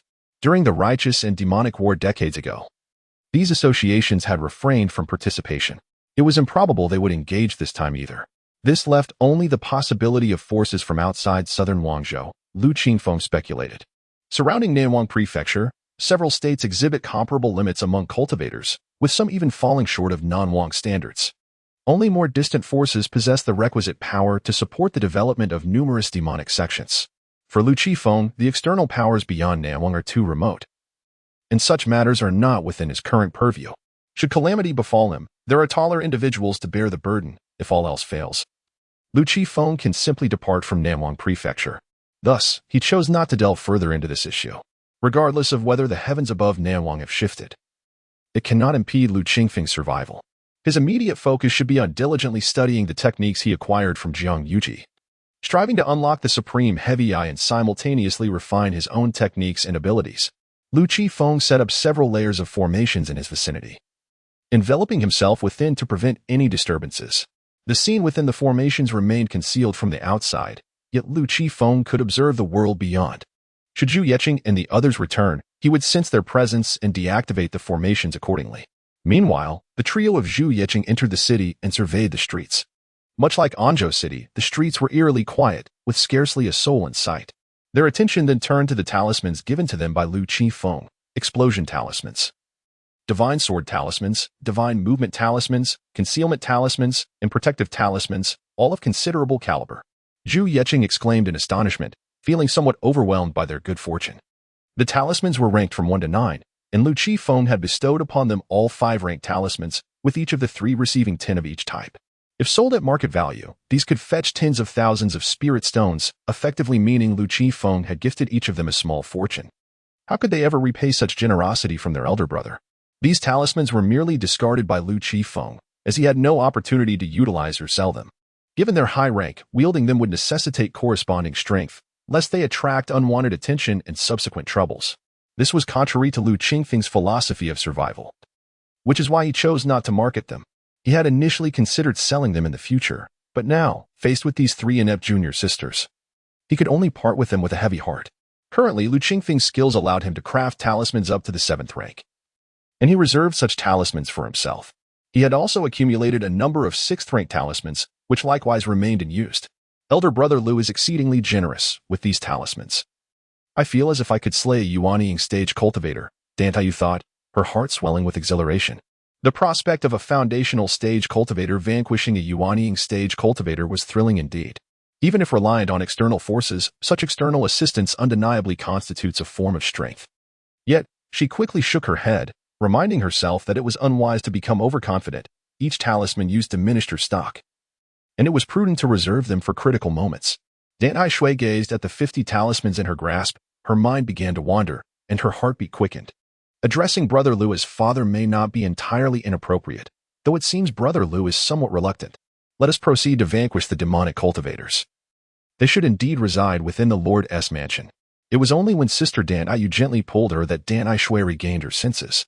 According to the habits of demonic cultivators, having taken control of this city, they would naturally make the Lord S mansion their abode. In such a modest town, there exists no place superior to the Lord S mansion. Subsequently, the 3 of them stowed their talismans and made their way directly to the Lord S mansion. At this moment, there was no one stationed at the entrance, allowing Zweiking and her companions to stroll in with ease. Upon entering the mansion and reaching the outer courtyard, the trio beheld several demonic cultivators indulging in music and dance. The number of demonic cultivators here appeared somewhat scant, and their cultivation levels seemed inferior to those of the Blood-Tide Hall. In the central hall of the Lord S mansion, a few musicians were performing, while a dozen dancers swayed in rhythm with the melodies. The gazes of the demonic cultivators burned with intensity, resembling ravenous wolves, eager to strip the dancers of their garments. Despite having indulged in such acts numerous times before, they remained unabashedly enamored with the experience. It must be said, they truly knew how to relish their pleasures. Having seized control of a city, they ruled as the local emperors. Any mortal daring to defy their will would find only a path to demise. Upon hearing footsteps approaching, the demonic cultivators turned their attention towards Zweiking and her companions. Chapter 30. Zhu Yeqing initiated the encounter with an explosive talisman, catching the Xianyun sect's various peaks in an ambush. Ah, are those the fairies of the righteous sects? Upon seeing Zhu Yeqing and her companions, the demonic cultivators instantly became invigorated. Rising to their feet, they approached Zhu Yeqing and her companions step by step. How audacious! 3 mid-stage Foundation establishment cultivators daring to invade this den of tigers and dragons? If they walk into our trap, we can only blame them. The Flying Flower sect primarily practices dual cultivation techniques, and harvesting the essence of women allows for swifter advancement. The essence of mortal women pales in comparison to that of female cultivators. Moreover, the bodies of mortal women cannot withstand their cruelty. Female cultivators, being more resilient, can endure longer. Therefore, female cultivators possess a far greater allure for them. A fairy delivered right to our doorstep, and of no ordinary beauty. The demonic cultivators emerged from the main hall, leering as they appraised Zhu Yeqing and her companions. After indulging in mortal women for so long, they were finally able to savor the taste of a fairy. Even though Zhu Yeqing and her companions had deliberately altered their appearances, their beauty still stood above average. After the Tang sisters disguised themselves, they lost all traces of being twins. Otherwise, the demonic cultivators would have been even more excited. In this realm, I hold the highest cultivation. I shall have my turn first. You have no objections, do you? Threatened a mid-stage core formation cultivator. Just don't kill them, brother. Replied a foundation establishment cultivator, rubbing his hands together with a lewd grin. In a world where strength reigns supreme, the chi refining and foundation establishment cultivators naturally dared not defy the mid-stage core formation cultivator. Being within the demonic sect, they were acutely aware of the harshness of this world. A single misstep could cost them their lives. The demonic cultivators conversed without reservation, completely indifferent to Zhu Yeqing and her companions' reactions to their words. The musicians in the hall continued to play, and the dancers dared not cease their movements. The lecherous gazes and words of the demonic cultivators filled Zhu Yeqing and her companions with disgust. Damn it! Zhu Yeqing cursed, unleashing an explosive talisman. The talisman shot forth from her hand, reaching the mid-stage core formation cultivator in an instant. Before he could react, the talisman detonated. In a flash, severed limbs and shattered bodies flew everywhere, and the entire city lord's hall collapsed. The dancers and musicians within the hall could not escape death either. When gods clash, mortals suffer. This is inevitable. However, Zhu Yeqing felt no shame. Although the dancers and musicians met a gruesome fate akin to those demonic cultivators, they were, in a sense, liberated. They would no longer endure the torment of the Flying Flower sect's demonic cultivators, nor live under their shadow. After the explosion, the city lord's mansion fell silent. The Tang sisters gazed at Zhu Yeqing in a daze, unsure of what to make of the situation. Didn't he senior brother Lu say not to use it unless absolutely necessary? Why did you use an explosive talisman right away? Tang Taiwei felt Zhu Yeqing had wasted her resources. Not only had she squandered an explosive talisman, but she had also wasted the bodies of those demonic cultivators. The remains of the demonic cultivators can still be exchanged for spirit stones upon their return to the sect. However, the current state of the fallen is nothing but dismembered flesh, rendering it repugnant to retrieve. Their ranks include cultivators at the core formation stage, against whom we stand no chance without talismans. Zhu Qing does not perceive her use of Lu Qingfeng's talismans as wasteful. If their adversaries were merely at the foundation establishment stage, there would be no need for such resources. Given the dire circumstances, one must utilize what is at hand, even if it means facing reprimand from Lu Qingfeng upon their return. Zhu Qing, having witnessed countless battles, feels no revulsion as she steps forward to claim her spoils. The storage bags of the demonic cultivators were damaged in the explosion, scattering their treasures across the ground. After gathering all the loot, Zhu Qing set fire to the Lord's mansion before departing with the Dantai sisters. As Zhu Qing was responsible for the deaths through her explosive talismans, the sisters did not contest her claim to the spoils. Let us not overthink our mission. We shall exhaust our talismans and return to senior brother Lu, Zhu Qing suggested. Once we have depleted our resources, the bounty we acquire will surely suffice for a period of tranquil cultivation. A direct assault on the Lord's mansion would be swift, yet due to their inferior strength, talismans must be employed. Otherwise, they would be forced to ambush solitary foundation establishment or chi refining stage cultivators, which would yield slower progress. Let us first cleanse the surrounding cities, Dan Taiyu proposed after a moment of contemplation. Thus, the trio commenced their endeavor. The resurgence of the conflict between righteous and demonic forces has begun anew, and within the territory of the Flying Flower Alliance. The most formidable demonic cultivators do not exceed the peak of the core formation stage. Those above the golden core stage have already gone to the front lines, serving as the backbone of the forces. The number of demonic cultivators stationed in the rear is limited, allowing Zhu Qing and her companions to operate with relative ease. Were it not for Lu Qingfeng's uncertainty regarding the overall strength of the Flying Flower Alliance, he might have considered launching a more aggressive offensive. Caution is paramount. Lu Qingfeng refrains from undertaking perilous endeavors, especially upon learning that there are influential figures behind the demonic sect, as he wishes to avoid being ensnared by them. Meanwhile, the Blood-Tide Hall has encountered the Array Cloud Peak, where the undercover agent Li Hanfei resides within the Xianyun sect. The Array Cloud Peak was unable to establish their formations in time and fell prey to the ambush laid by the Blood-Tide Hall, resulting in chaos. A brutal clash ensued, with blood flowing like rivers and darkness enveloping the battlefield. The Array Cloud Peak, known for its expertise in formations, suffered heavily without their protective arrays, retreating under the relentless assault of the Blood-Tide Hall. Li Hanfei, the undercover agent, dealt lethal blows from the shadows, catching several disciples of the Array Cloud Peak unawares, leading to their demise. Outmatched, the Array Cloud Peak had no choice but to withdraw, and Li Hanfei followed suit. This engagement marked a victory for the Blood-Tide Hall. However, their resources and treasures had already been appropriated by Lu Qingfeng. At this moment, the leader of the Blood-Tide Hall, Yuan Hong, was elated, having no intention of simply returning. Instead, he planned to continue lying in wait for the forces of the Array Cloud Peak. He remained oblivious to the fact that his home had been plundered.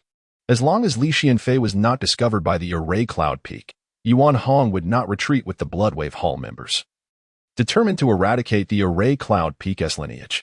Similarly, apart from the Hidden Cloud Peak, all other peaks of the Xianyun sect fell victim to ambushes orchestrated by the forces of the Demon sect. In an instant, the Xianyun sect suffered grievously. Disciples perished and were injured, although there were no losses among the high-level combatants in the infant transformation and spirit refinement stages. The core strength had diminished significantly, leading to a substantial decline in the overall power of the Xianyun sect.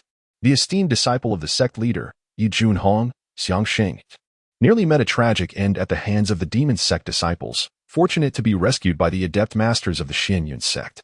This incident made the leaders of the various peaks acutely aware that there were spies among their disciples, relaying information to the Demon sect. Otherwise, such precise ambushes would have been impossible. Consequently, a thorough investigation was initiated. What infuriated the higher-ups of the Xianyun sect even more was that the Demon sect was not targeting other sects, but was singularly focused on the Xianyun sect.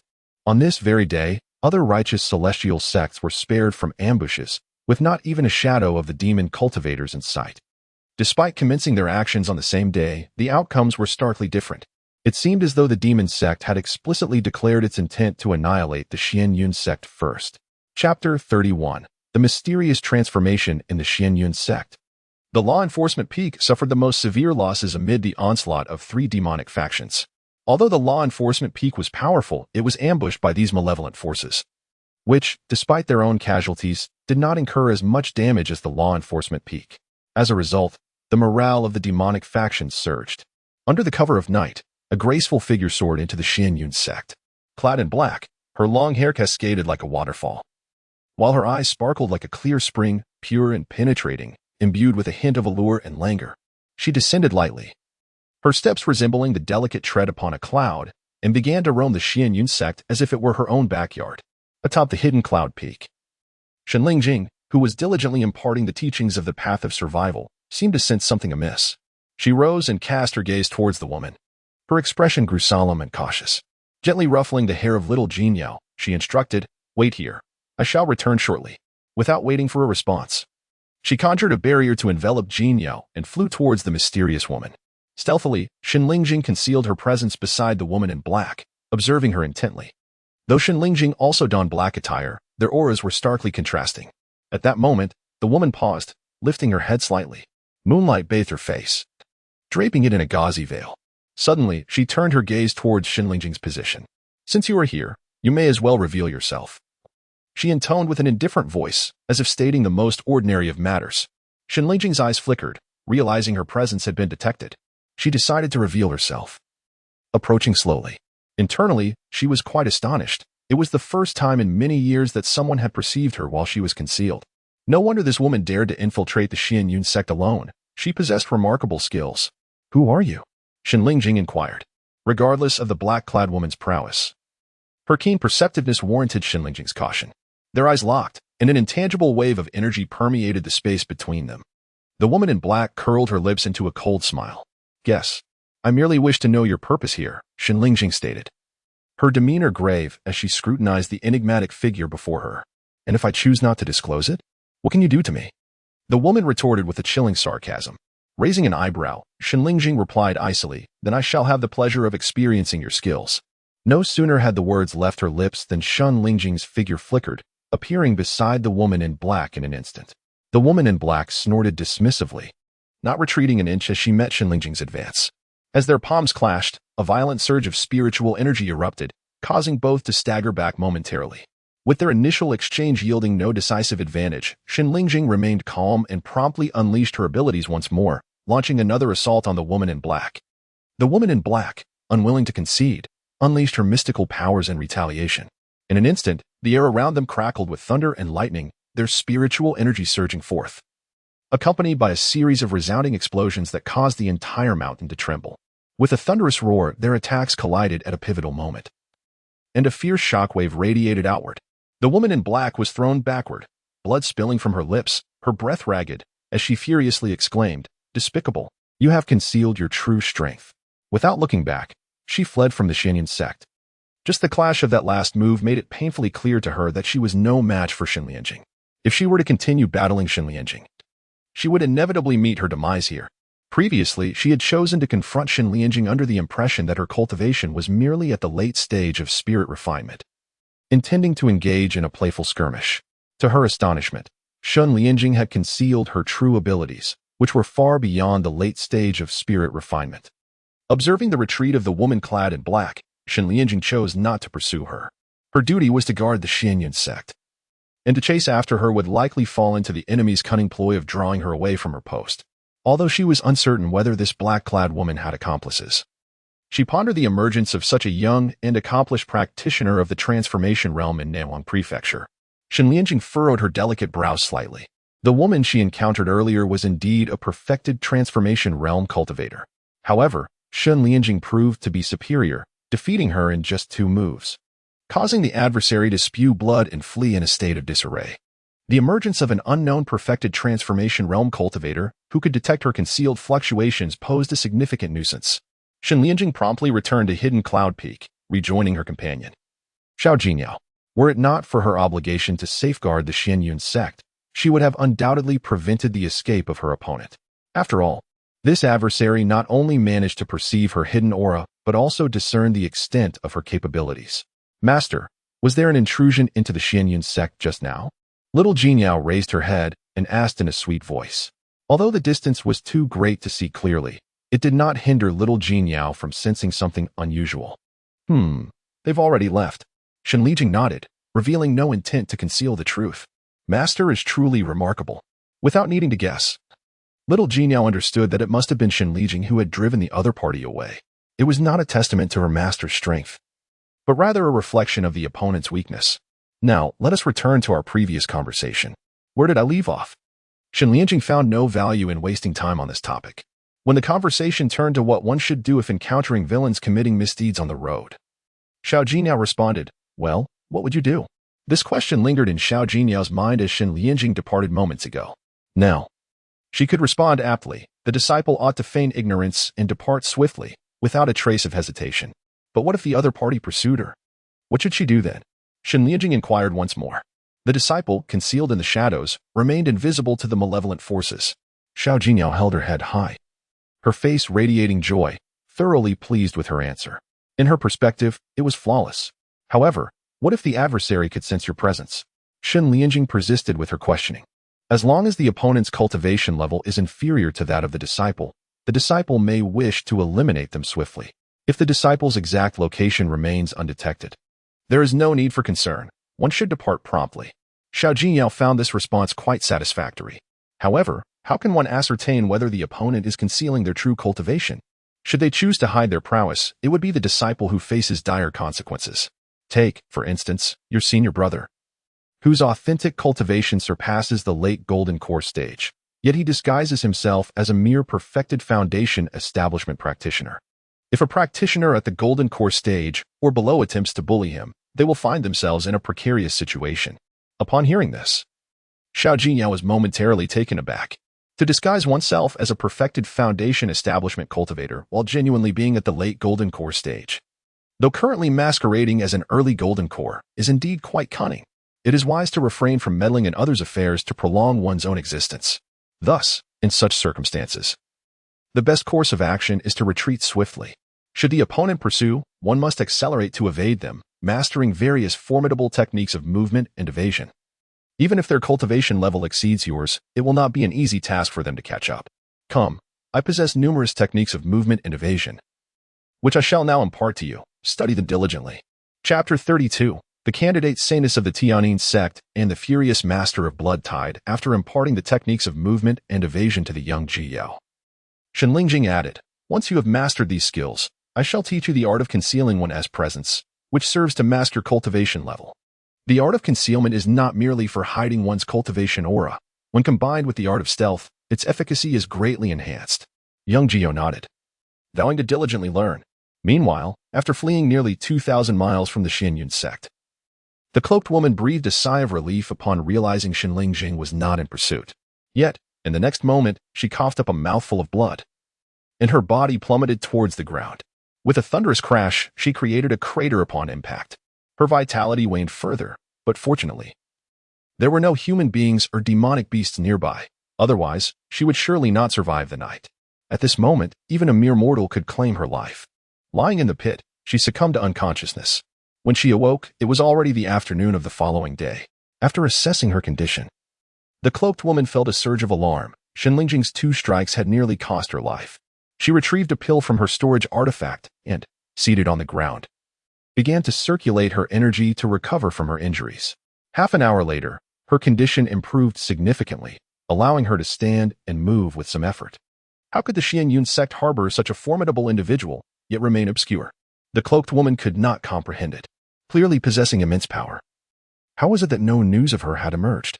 Even more perplexing was why, if such a strong figure existed within the Xianyun sect, they had not simply eliminated Gu Zhiqing, but had instead chosen to seal him away. It was a conundrum that eluded her understanding. What she did not know was that when the leader of the Xianyun sect had risked their life to seal Gu Zhiqing, Shenling Jing had not yet attained her current strength. Now that she possessed such power, she could easily annihilate Gu Zhiqing, yet she preferred to avoid unnecessary complications. Even if Gu Zhiqing were to be slain, the demonic sect would still persist. Unless absolutely necessary, Shenling Jing was unwilling to intervene. Taking action would mean exposing her own strength and inviting myriad troubles. Who could predict what consequences would arise from Gu Zhiqing's demise? To survive longer, it was best to refrain from meddling in affairs that did not concern her. The elimination of this woman was paramount. Otherwise, this endeavor would likely end in failure. And she needed to devise a plan to eliminate her. The cloaked woman was none other than Xiaomingze, the candidate saintess of the Tianyin sect, a powerful sect in the east. The demonic sect of Nanwangzi was also under her secret support.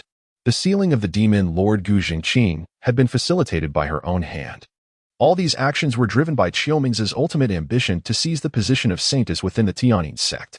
As for her motivations and how the pursuit of the saintess title intertwined with these actions, the answer lay in the mission of the Tianyin sect. All candidate saintesses were required to achieve notable accomplishments in the eastern states. And even a mere resurgence of the demonic sect's influence over the righteous forces would be deemed a success. Ultimately, the Elder Council of the Tianyin sect would determine who would ascend to the title of saintess. Xiaomingze was assigned to Namwang Prefecture. In pursuit of this, Xiaomingze did not hesitate to expend a substantial fortune to aid the development of the demonic sect in Namwang. Once I have fully recuperated from my injuries, I shall have Gu Zhiqing break free from his seal. With Gu Zhiqing's terrifying cultivation speed, surpassing this woman shall be an effortless task. As long as enough lives are claimed, Gu Zhiqing's prowess will escalate swiftly. This is the harrowing nature of the path of slaughter. While it promises rapid advancement, it also risks leading one astray, ensnaring the mind and transforming one into a lunatic. The evaluation by the Elder Council of the Tianyin sect is predicated upon the overall strength of a state's demonic sect. Otherwise, Xiaomingze would not need to covertly support the demonic forces in Nanwang, but rather release Gu Zhiqing directly. On that fateful night, the various peaks of Xianyun sect, still recovering, fell prey to another ambush by the demonic forces. Xianyun sect suffered yet another grievous blow, although precautions had been taken this time, resulting in significantly reduced losses compared to the previous day. The damage remained severe. After all, the number of their members dwindled with no means for replenishment. The following day, Xianyun sect summoned all righteous sects to convene, yet those who complied were predominantly weaker factions. Major righteous powers in Nanwang, such as Jintian Mountain, refrained from aligning with Xianyun sect. After enduring 2 significant setbacks, Xianyun sect's authority had diminished considerably. The major righteous sects now felt emboldened to oppose Xianyun sect. After all, they too were engaged in the eradication of demons. They simply chose not to act in concert with Xianyun. Surely they could not expect to attack them merely for this decision, could they? Even if they did contemplate such an action, they ought to weigh their own strengths. Should they not? No matter how displeased the upper echelons of Xianyun sect were, they found themselves powerless against these major righteous sections. Xianyun sect was merely the leader of righteousness in Nanwang, not its overlord. It was not as if Xianyun sect could dictate the actions of other righteous sections. With the addition of some smaller sects, Xianyun sect's situation improved somewhat, yet it remained a mere drop in the bucket. The demonic forces began to consolidate as well. Bloodwave Hall joined forces with two smaller demonic sects, preparing to launch a surprise attack on Xianyun Sect's Xianyun Peak. Upon learning of the demonic sect's consolidation for the trial, Xianyun Sect had no time to investigate for infiltrators and instead opted to disperse their forces, allowing disciples from each peak to act independently. This strategy aimed to mitigate the risk of being ambushed and suffering further grievous losses. Even if infiltrators existed, they could not be numerous, could they? Faced with this situation, the demonic forces also chose to separate, each acting independently to hunt down the disciples of the righteous sects, which would also serve to hone their skills.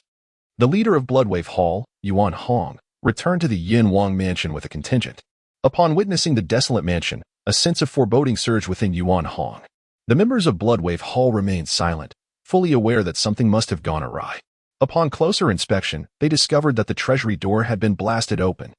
Yuan Hong dashed towards the treasury, and upon peering inside, he nearly fainted from rage, staggering back a couple of steps. Who the hell did this? Yuan Hong bellowed in fury. In a fit of rage, he struck the treasury several times, causing its collapse. Investigate thoroughly. We must uncover the culprit, he commanded. 30 million spirit stones, medicinal pills worth several hundred million spirit stones, along with various rare treasures. This matter cannot simply be overlooked. It is imperative to identify the perpetrator. Recovering the spirit stones, pills, and treasures is one aspect, but seeking retribution is another. Yes, responded the few celestial beings present, before turning to depart, fearful of being subjected to his wrath. While it was certain that an investigation would ensue, the lack of leads suggested that it might ultimately lead to nothing. Meanwhile, the true mastermind, Lu Qifeng, was engrossed in the study of magical techniques, making some progress, albeit limited. The creation of an extraordinarily powerful technique is no simple endeavor, and the time required remains uncertain. Due to the return of disciples from the demon sect, the pressure on Zhu Yeqing and her companions intensified. Fortunately, they possessed the talismans provided by Lu Qifeng. As long as the talismans lasted, they would not face any immediate danger. After all, by avoiding the headquarters of the Flying Flower Alliance, the likelihood of encountering demon cultivators of the nascent soul stage or higher remained low.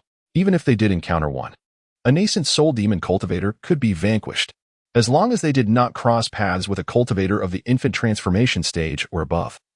They would not face significant issues. Chapter 33. In search of experimental subjects. Half a month later, Lu Qifeng, who had achieved significant breakthroughs in the cultivation of the Supreme Heavy Eye technique, rose from the grass. The cultivation method of the Supreme Heavy Eye was perilously dangerous. He needed to find 2 disciples of the demon sect to serve as experimental subjects. If the cultivation proceeded smoothly, it would yield favorable results. However, this endeavor bore the risk of blindness, and Lu Qifeng could not afford to be careless. For now, he would only risk losing one eye.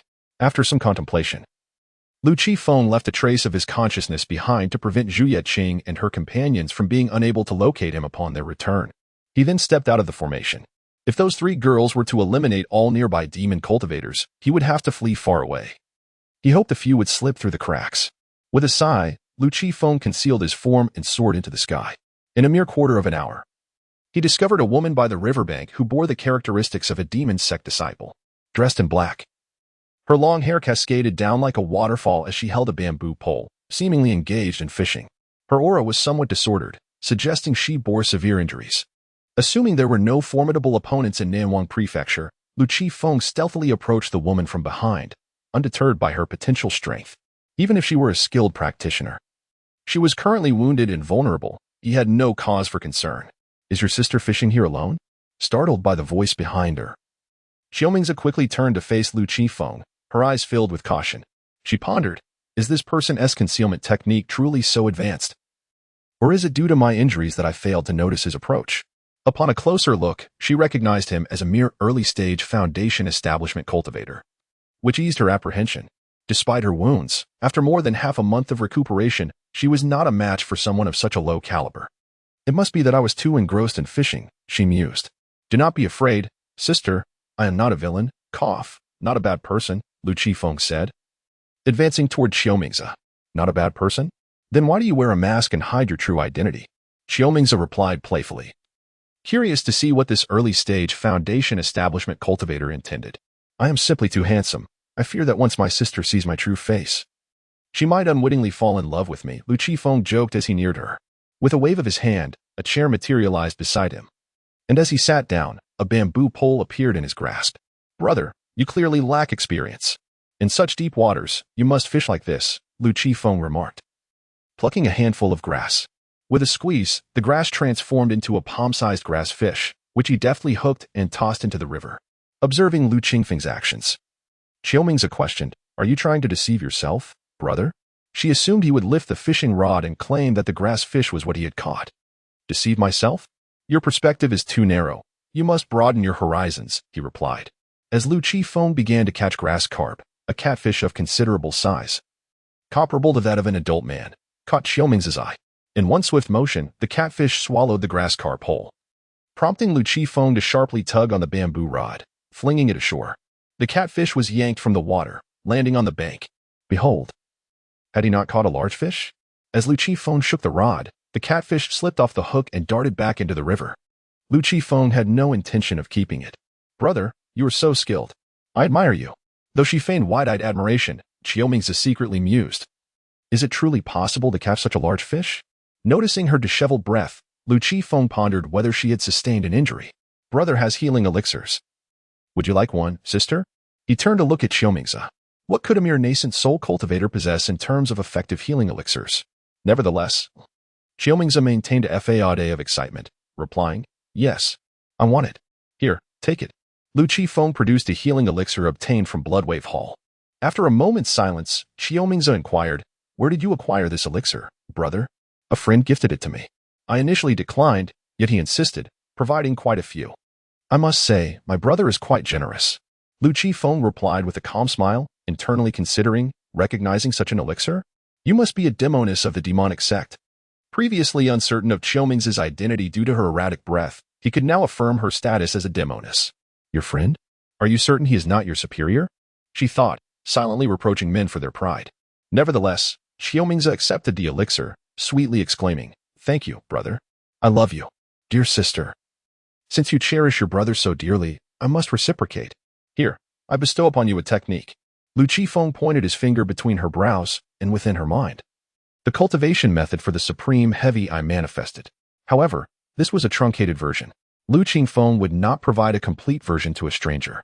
He merely needed to confirm that this method could be practiced without risk of blinding her. Should any issues arise in her cultivation, the technique would require refinement. If all went smoothly, Lu Qifeng could continue his own practice with peace of mind. Initially indifferent to the technique Lu Qifeng offered, Qiumingzi was soon astonished after reviewing it in her mind, her pupils narrowing. Incredible! Utterly formidable! Even the divine techniques of the heavenly sound sect pale in comparison to this casual gift. "What do you think, sister? Is brother good to you?" Lu Qifeng smiled broadly. Was this person foolish? To so freely bestow such a powerful technique upon a stranger? Qiumingzi was perplexed. She contemplated whether there might be flaws within the technique, but found none. With this technique in hand, the position of the heavenly sound sect saintess seemed less significant. Qiumingzi pondered, what is the purpose of competing for the title of saintess? Is it not simply to become stronger? I never anticipated that this seemingly insignificant early-stage core formation cultivator possessed such formidable powers. Qiumingzi gazed at Lu Qifeng and said, "Dear brother, since you have bestowed upon your sister such a divine ability, could you perhaps grant her a powerful technique as well? Your sister shall forever cherish you." Is this enchantress of the demonic sect truly so insatiable? Does she perceive me as a mere source of grievances? Of course. As long as you cultivate this divine ability to perfection, I shall reward you with a formidable technique, Lu Qifeng replied with a smile. But sister desires it now. Qiumingzi pouted, clinging to Lu Qingfeng's arm. Not at this moment, unless you comprehend what I mean, Lu Qifeng thought, pondering how blatant his hints had been. If you remain oblivious to my intentions, do not blame me for being forceful. That you are an enchantress of the demonic sect, surely you possess some self-respect. I have not declared an outright refusal. If you are earnest, then I, ahem. Upon hearing Lu Qingfeng's words, Qiumingzi's expression darkened instantly. To yield to an early-stage core formation cultivator? How could that be? When it is possible to seize it directly, why must one sacrifice their own virtue? Chapter 34, Can we forego these facades? Capture the candidate saintess of the heavenly sound sect alive.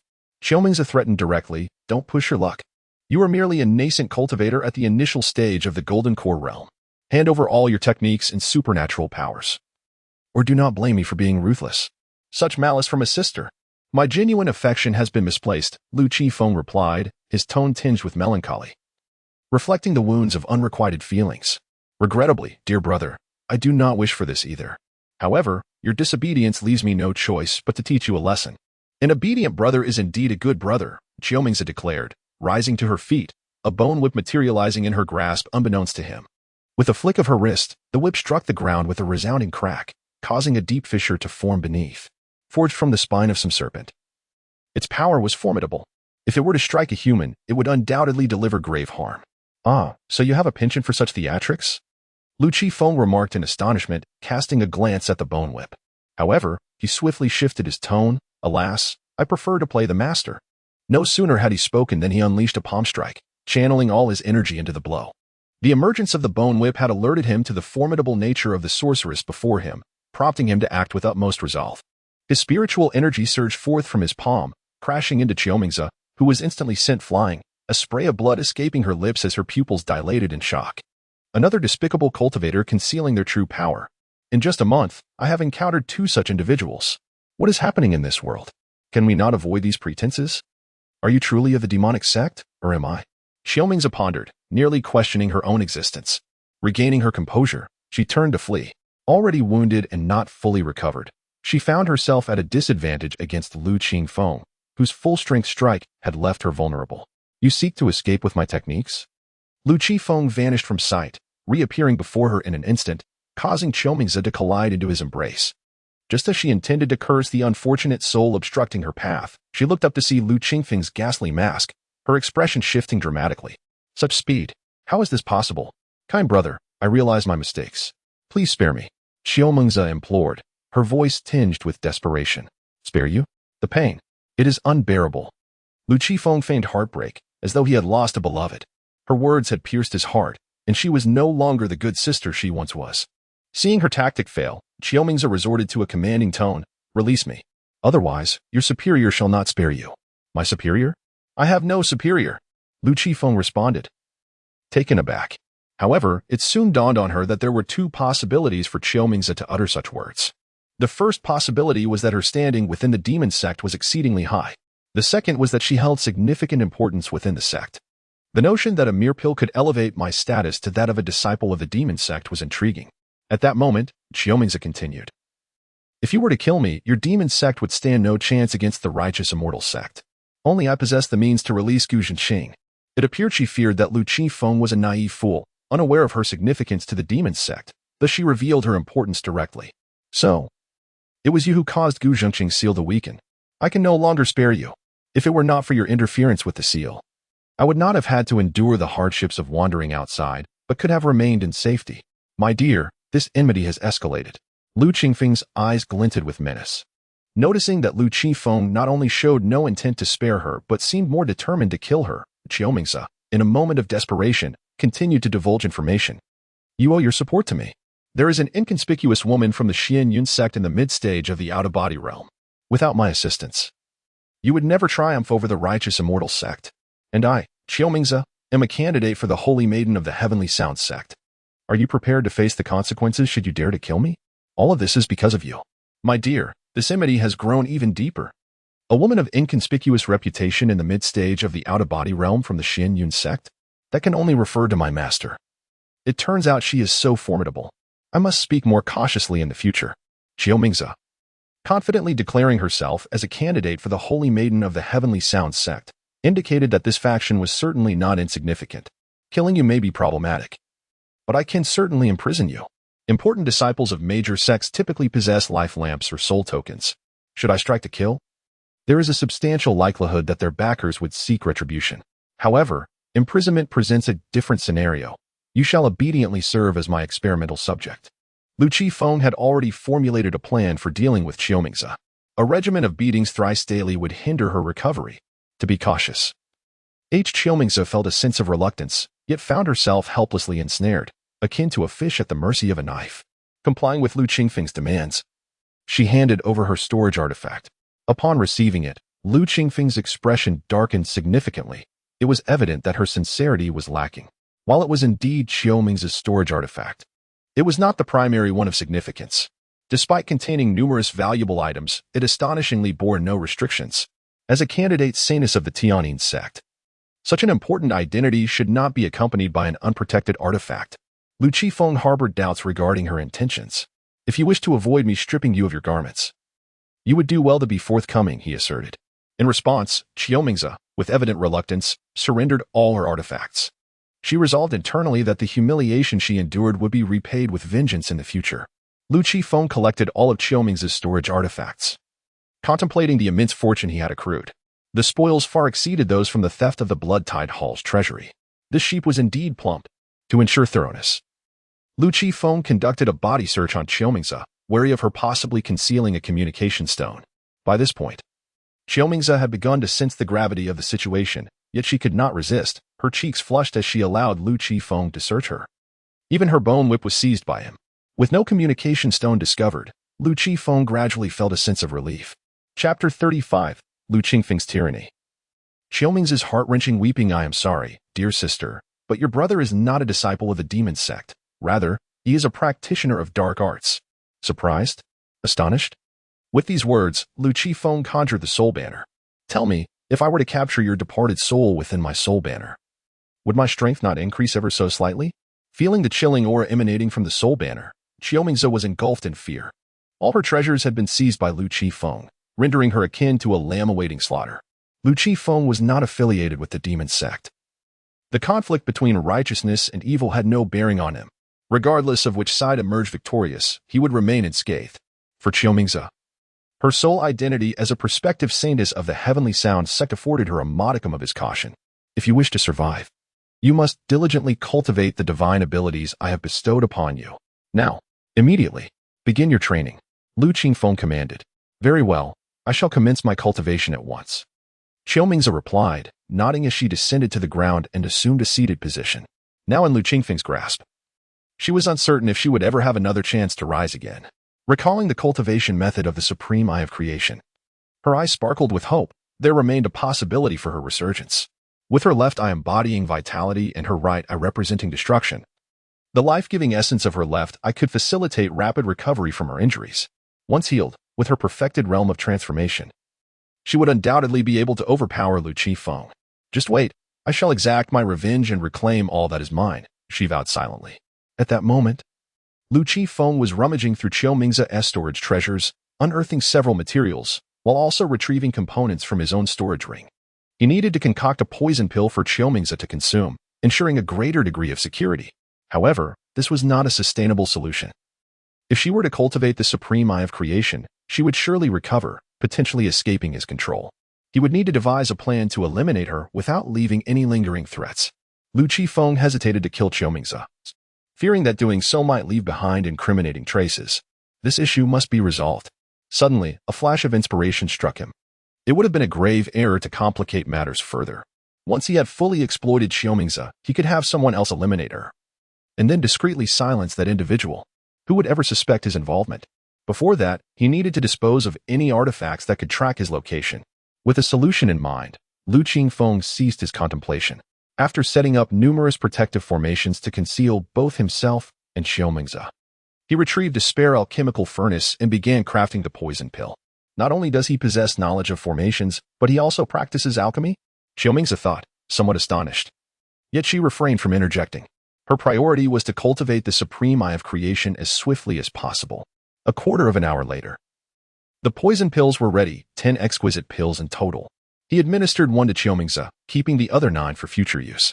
Approaching her, Lu Qifeng grasped her chin and unceremoniously as Qiumingzi was about to expel the contents from his mouth. Lu Qifeng bellowed, "Swallow it." Qiumingzi was acutely aware that this was certainly not a beneficial substance, yet he had no choice but to comply. Once Qiumingzi swallowed, Lu Qifeng remarked, "Excellent. You shall consume my antidote once every half-month, lest you ultimately succumb to a watery demise." Although Lu Qifeng had yet to concoct the antidote, hearing these words made Qiumingzi's teeth grind in frustration. Defiant, "If you dare, strike me. You brought this upon yourself. Had you followed my instructions and diligently practiced the divine technique I provided, you would not have met such a fate." With that, Lu Qifeng paid no further heed to Qiumingzi, instead turning his attention to Qiumingzi's primary storage artifact, a bracelet. This bracelet possessed a restriction. and until it was unlocked. Lu Qifeng could not ascertain its contents. He toiled over it until nightfall, at which point he finally dispelled the restriction. Sensing something, Xiaomingzi abruptly glanced at Lu Qifeng, his cheeks flushing red.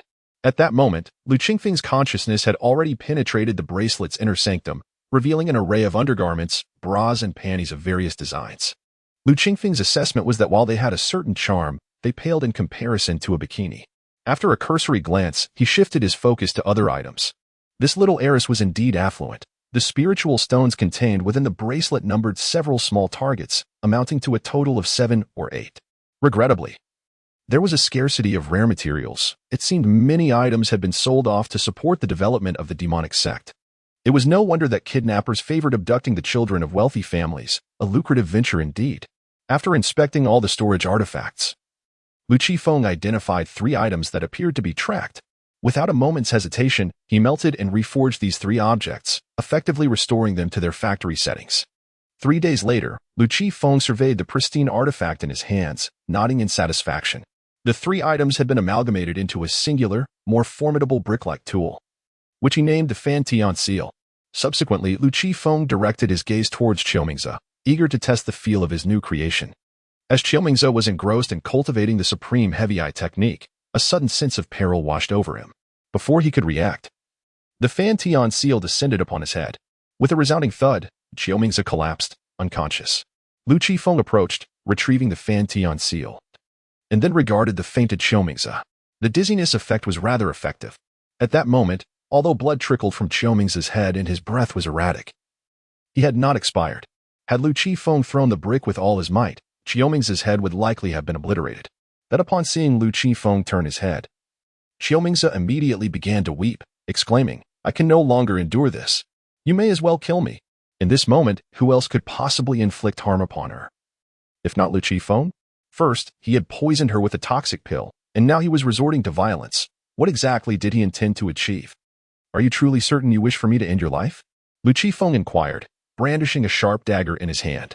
Glancing at the blade, Xiaomingzi pondered for a moment before tearfully responding, "Perhaps it is best to reconsider. Living at least grants me the opportunity for vengeance. Once dead, there is no coming back. You simply declare it is best to reconsider? That will not suffice. I have drawn my blade, and it is imperative that I stab you," he retorted. In an instant, Lu Qingfeng's figure flickered before him, positioning himself directly in front of Xiaomingzi. Gripping the hilt of the dagger, he thrust it towards her, halting his motion as the tip made contact with her dark attire. For a fleeting moment, Xiaomingzi's cries ceased, as she mistakenly believed Lu Qifeng had chosen to spare her. "This dagger is poisoned. I must procure another, for you would not withstand this strike," he stated. In the next heartbeat, Lu Qifeng replaced the dagger in his grasp with another, one that bore a lesser toxin. "You should be able to endure this one," he proclaimed. Xiaomingzi erupted into a torrent of sobs, her tears streaming down her face, her body trembling uncontrollably. Throughout her life, when had she ever endured such indignities? Lu Qifeng was truly a tyrant. Chapter 36. Lu Qingfeng's frantic torment. As Wei Qing's trio pursued suddenly, Xiaomingzi's eyes widened in disbelief, her expression frozen for a moment, before she succumbed to tears anew. She truly had not anticipated that Lu Qifeng would take such drastic measures, actually plunging a knife into her. As she wept, a warm trickle surged from her nose. Upon wiping it away, she beheld the crimson fluid on her hand, which only intensified her sobs. "I was wrong. Please spare me. Am I destined to die?" Xiaomingzi felt a wave of dizziness wash over her body growing increasingly feeble. Her cries gradually diminished. Seeing Xiaomingzi's dazed and fading state, Lu Qifeng paused, pondering that the poison on the blade should not have been so potent.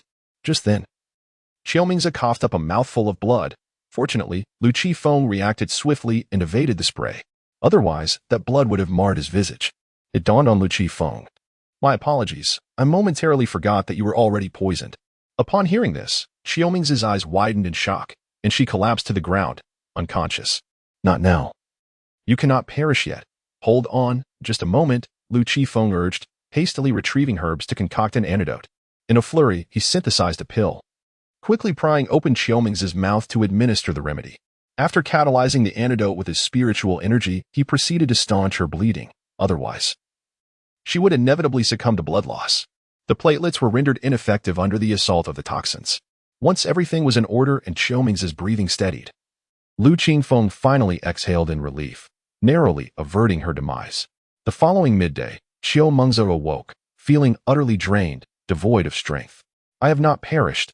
How fortunate, she mused, gazing at the azure sky, a faint smile gracing her lips. Yet, upon contemplating the torment she might still endure at Lu Qingfeng's hands, her expression darkened, and she mournfully thought it might be better to have met her end. At that moment, Lu Qifeng noticed her awakening and approached her side. Crouching down, he inquired with a stern countenance, "Have you yet to master the supreme dual pupils? Are you truly incapable? It is a disgrace for you, a candidate for the holy maiden of the Tianyin sect, to demonstrate such poor comprehension. Hurry and cultivate. My patience is waning. Should I discover your inadequacy, I shall eliminate you and seek another FO. Quickly rise and commence your training," Lu Qifeng urged as he abruptly pulled Xiaomingzi to her feet. He then left her to her own devices. After a brief moment of contemplation about life, Xiaomingzi finally began her cultivation of the supreme heavy pupil. Days later, during their quest to locate the demon cultivators, Zhu Yiqing, Dan Taishui, and Dan Taiyu encountered individuals from the Zhentian mountain. "We are disciples of the Xianyun sect. May I inquire about your identities?" Zhu Yiqing proclaimed, introducing herself. At this juncture, Zhu Yiqing had already advanced to the late foundation establishment stage, and her recent experiences had proven immensely beneficial. The sisters, Dan Taiyu and Dan Taishui, were equally resolute, having also reached the late foundation establishment stage. Through continuous skirmishes with the demon cultivators, the trio shed their previous naivety, their demeanor growing ever more mature and captivating. "Ah, it is the fairies of the Xianyun sect. We are disciples of Zhentian mountain," an elder from their ranks responded. He then inquired, "May I ask from which peak of the Xianyun sect you hail?" "Respectfully, we come from the Yinyun peak," Zhu Yiqing replied with deference, having discerned that the elder possessed considerable cultivation and likely held a significant position within Zhentian mountain. However, the specifics of his cultivation realm eluded her, as their disparities were too vast. Yinyun peak? The elder's pupils widened in astonishment. Aside from the eldest senior brother, all are prodigies. This intelligence had been relayed to him by a missing disciple. Indeed, the three fairies are prodigies of the Yinyun peak. Qi Junai, the elder, remarked with a smile as he stepped closer to Zhu Yiqing and her companions. Sensing an insidious undertone in Qi Junai's smile, the trio instinctively took several steps back. Noticing their wariness, Qi Junai abandoned pretense, gesturing with his hand to command, "Disciples of Zhentian mountain, heed my order, eliminate them." The disciples of Zhentian mountain were bewildered. Why the sudden call to arms? Zhu Yiqing and her companions shared their confusion. As they had not offended anyone from Zhentian mountain, they could not fathom the elder's murderous intent. Yet, there was no time for dialogue. The three turned to flee, racing toward the location where Lu Qifeng had previously been. With no explosive talismans or divine sword talus indeed, it is evident that the disciple of the Xianyun sect possesses a 5th-grade talisman for self-preservation even at the foundation establishment stage. Such talismans pose a considerable challenge for cultivators below the infant transformation stage.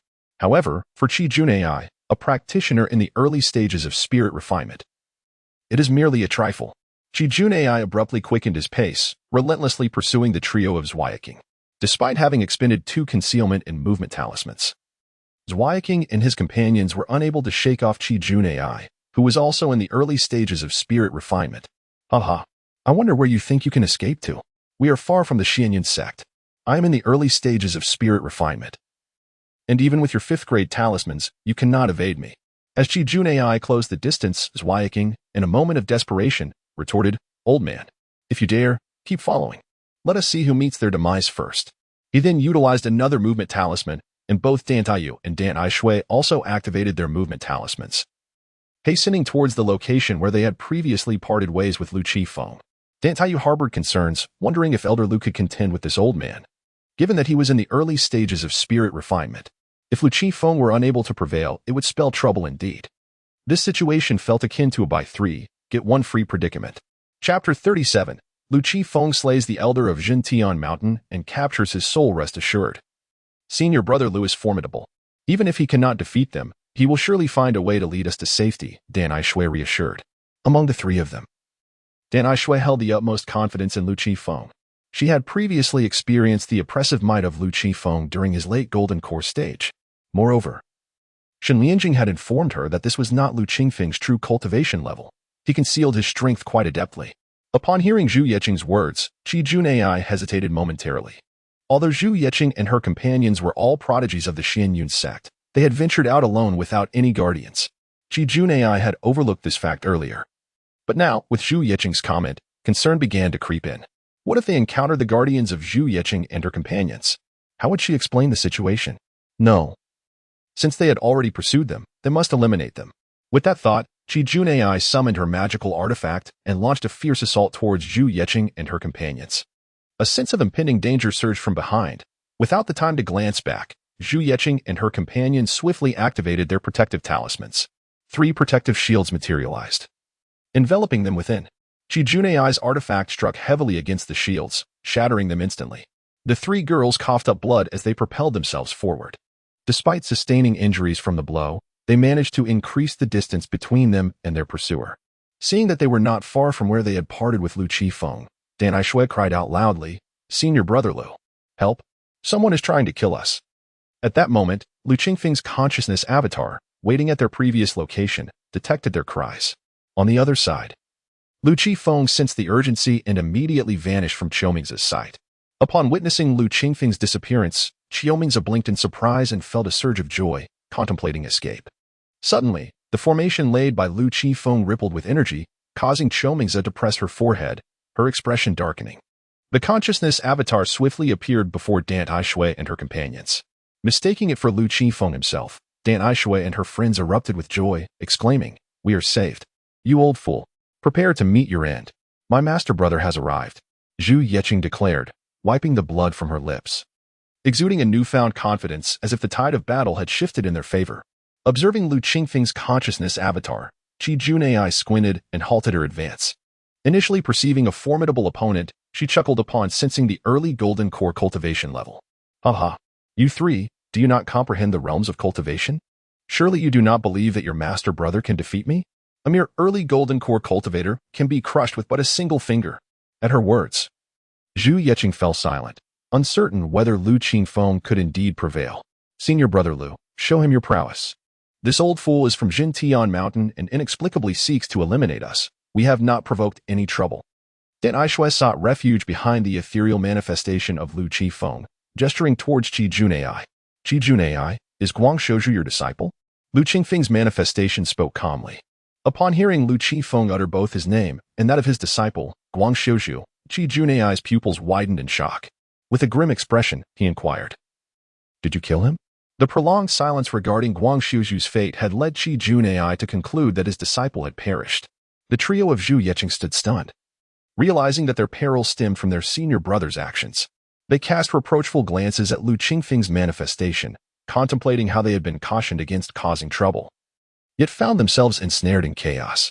Lu Qingfeng's manifestation responded with an air of indifference. "Indeed, your disciple met a tragic end. His soul was shattered, and his ashes scattered by my hand. He did not shy away from the truth. Wretch, return my disciple's life." Qi Junai unleashed a magical artifact, wielding a feathered whisk aimed directly at Lu Qingfeng's manifestation. Unfazed, Lu Qingfeng's manifestation did not evade. Upon contact with the whisk, it shattered into countless fragments. Dan Aishui and the others were left in a state of terror, bewildered by how their senior brother could disintegrate so effortlessly, leaving no trace behind. With Lu Shixiang gone, what shall we do next? At that moment, Lu Qingfeng's voice resonated from behind Qi Junai. "Old fool, do you think yourself impressive?" As his words faded, a brick descended swiftly upon Qi Junai's skull. Upon impact, his head erupted, brain matter and blood splattering in all directions as his body crumpled to the ground. The earlier manifestation had merely served to buy time, for Lu Qingfeng's true form had now arrived. The Fanyang seal in his grasp, forged from extraordinary materials and wielded with Lu Qingfeng's full might, proved too much for Qi Junai's nascent soul to endure. As Qi Junai's spirit tore free from his corpse, he gazed at Lu Qifeng in sheer terror. "You are not at the early stage of core formation, in the realm of soul refinement. Even if the body were to shatter, the soul could persist, transforming into a ghost to continue its cultivation. I never claimed to be at the early stage of core formation. That was merely your assumption," Lu Qifeng grinned. Seeing Lu Qifeng unharmed and witnessing the elder's downfall, Zhu Yeqing and the others breathed a sigh of relief, tears of gratitude welling in their eyes. "Close your eyes. The ensuing scenes may be too brutal for you to witness," Lu Qifeng conveyed telepathically to Zhu Yeqing and the others. They promptly complied, shutting their eyes obediently. Lu Qifeng nodded in satisfaction before summoning his soul-gathering banner. A nascent soul from the early stage of soul refinement was a prize not to be squandered. Upon witnessing the soul-gathering banner in Lu Qingfeng's possession, Qi Junai instinctively felt a profound dread. He understood all too well that the artifact in Lu Qingfeng's hands posed a significant threat to him. "Old fool, my enemies have never escaped unscathed," he commanded. "Seize him." As Lu Qifeng activated the soul banner, Qi Junai instantaneously felt a force emanating from it, tugging at his very soul. He yearned to flee. Yet this power proved exceedingly difficult to escape. "Stop struggling. It is futile," Lu Qifeng stated calmly. "As a disciple of the Xianyun sect, how dare you employ such a nefarious artifact? I, from Xintian Mountain, refuse to be associated with your kind," Qi Junai shouted defiantly. "What a farce! Do you truly believe you are worthy to utter such words? You dispatched disciples to infiltrate Hidden Cloud Peak with the intent to assassinate its talented disciples. Yet you remain silent on that matter? I have observed that the longer some individuals live, the thicker their skin becomes." Upon hearing Lu Qingfeng's remarks, Ziyu Qing and the others were taken aback. When did this occur? Qi Junai actually sent disciples to attempt an assassination against them? If senior brother Lu had killed Qi Junai's disciples, did that not imply that he had been safeguarding them all along? In that moment, warmth flooded the hearts of Zhu Yuqing and her companions, deeply moved. Despite Lu Qingfeng's usual harsh demeanor towards them, he was, at his core, a good person. Not long ago, he had even gifted them valuable talismans. Then Taishue's mind began to wander with thoughts anew. At that juncture, Qi Junai let out a piercing scream, ultimately succumbing to the confinement of the soul banner. Though it appeared to have lasted quite a while, in reality, it was merely a span of 2 or 3 breaths. Chapter 38. The Thick-Skin Legacy. After eradicating the roots of the problem, Lu Qingfeng sighed as he stored away the Wand of Souls, reflecting that this cycle of cause and effect had come to a close. From the moment he struck down Guangxiuzhu, Lu Qifeng had foreseen that he would someday cross paths with this individual. While he could choose to bury this matter deep within his heart and never speak of it, he ultimately believed it would be preferable to eliminate Qi Junai as well. It was time to open their eyes. The trio of Zhu Yeqing blinked back to awareness. And Lu Qifeng inquired, "Aside from him, are there any others pursuing you?" "Yes, a few disciples from Xintian Mountain, but they did not catch up with us," Zhu Yeqing replied. The feeling of having a senior brother standing up for them was truly exhilarating. "To eradicate the roots of this threat, take me to those disciples, and we shall eliminate them all." With a swift motion, Lu Qifeng gathered Qi Junai's lifeless body along with his storage pouch and magical artifacts. He planned to incinerate Qi Junai's remains and scatter the ashes later. Understood, the 3 of them nodded in agreement before retracing their steps. Along the way, Lu Qifeng tossed 3 healing elixirs to them. Although protective talismans had mitigated some damage, they were still injured. They appeared relatively unscathed for the moment. But if they delayed their recovery, it could lead to lasting ailments that might compromise their foundations. After all, they had endured an attack from a cultivator in the early stages of spirit refinement, while they themselves were merely at the late stage of foundation establishment. The disparity of 5 major realms was daunting. Without the protective talismans, they might have perished. Moments later, Zhu Yeqing and her companions led Lu Qifeng to the Zhentian Mountain disciples.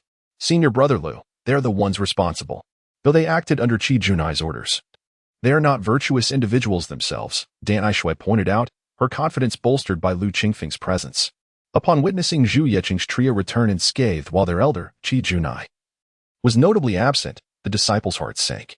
If all went as suspected, their elder had undoubtedly fallen. Sensing the dire situation, one disciple stepped forward, attempting to turn the tide with accusations. "You, Xianyun sect, possess audacity beyond measure, brazenly slaying our sect's elder. This matter must be proclaimed to all righteous sects, revealing your true nature."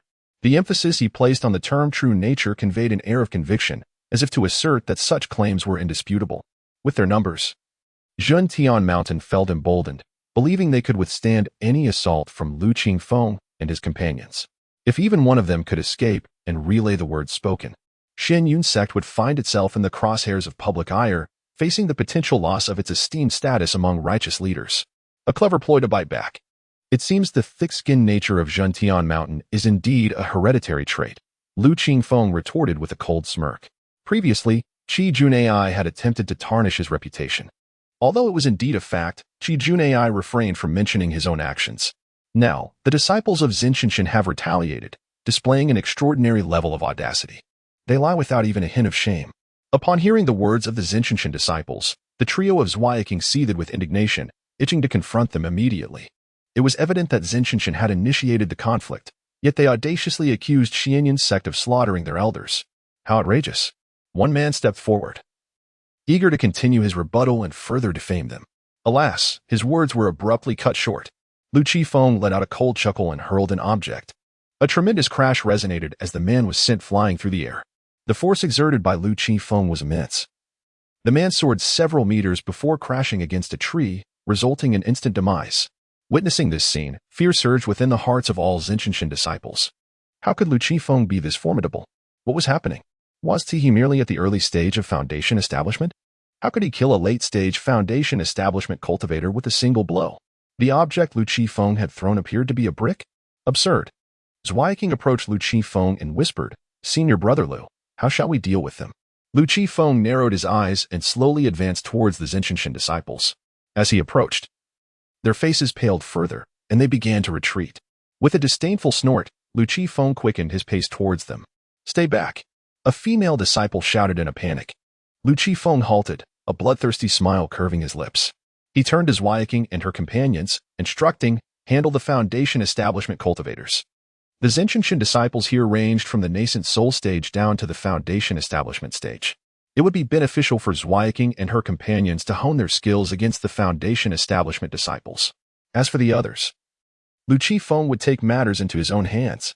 He would spare not a single one of the Zinshinshin disciples present today. Noticing someone attempting to flee, Lu Qifeng summoned the brick back to his hand and hurled it once more. The fleeing individual was struck instantly, gasping their last breath. This brick, capable of crushing even the minds of spirit refinement cultivators, was akin to a male disciple, with a sorrowful expression, lamented, "What a joke. If one harbors murderous intent, one must be prepared for the consequences. Must it be that only when my Xianyun sect suffers losses can we seek retribution?" Lu Qifeng coldly retorted. His right fist clenched, and with a swift motion, he struck out. Bang! The disciple was instantly propelled several yards away, crashing against a tree trunk.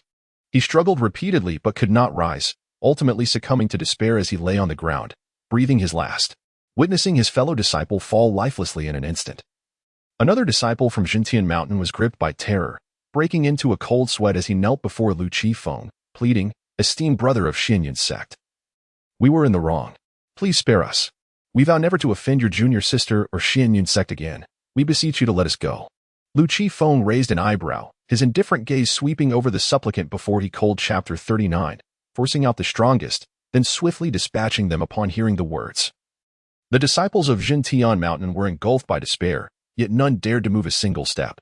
At that moment, a violent surge of spiritual energy rippled through the air, accompanied by an overwhelming sense of oppression.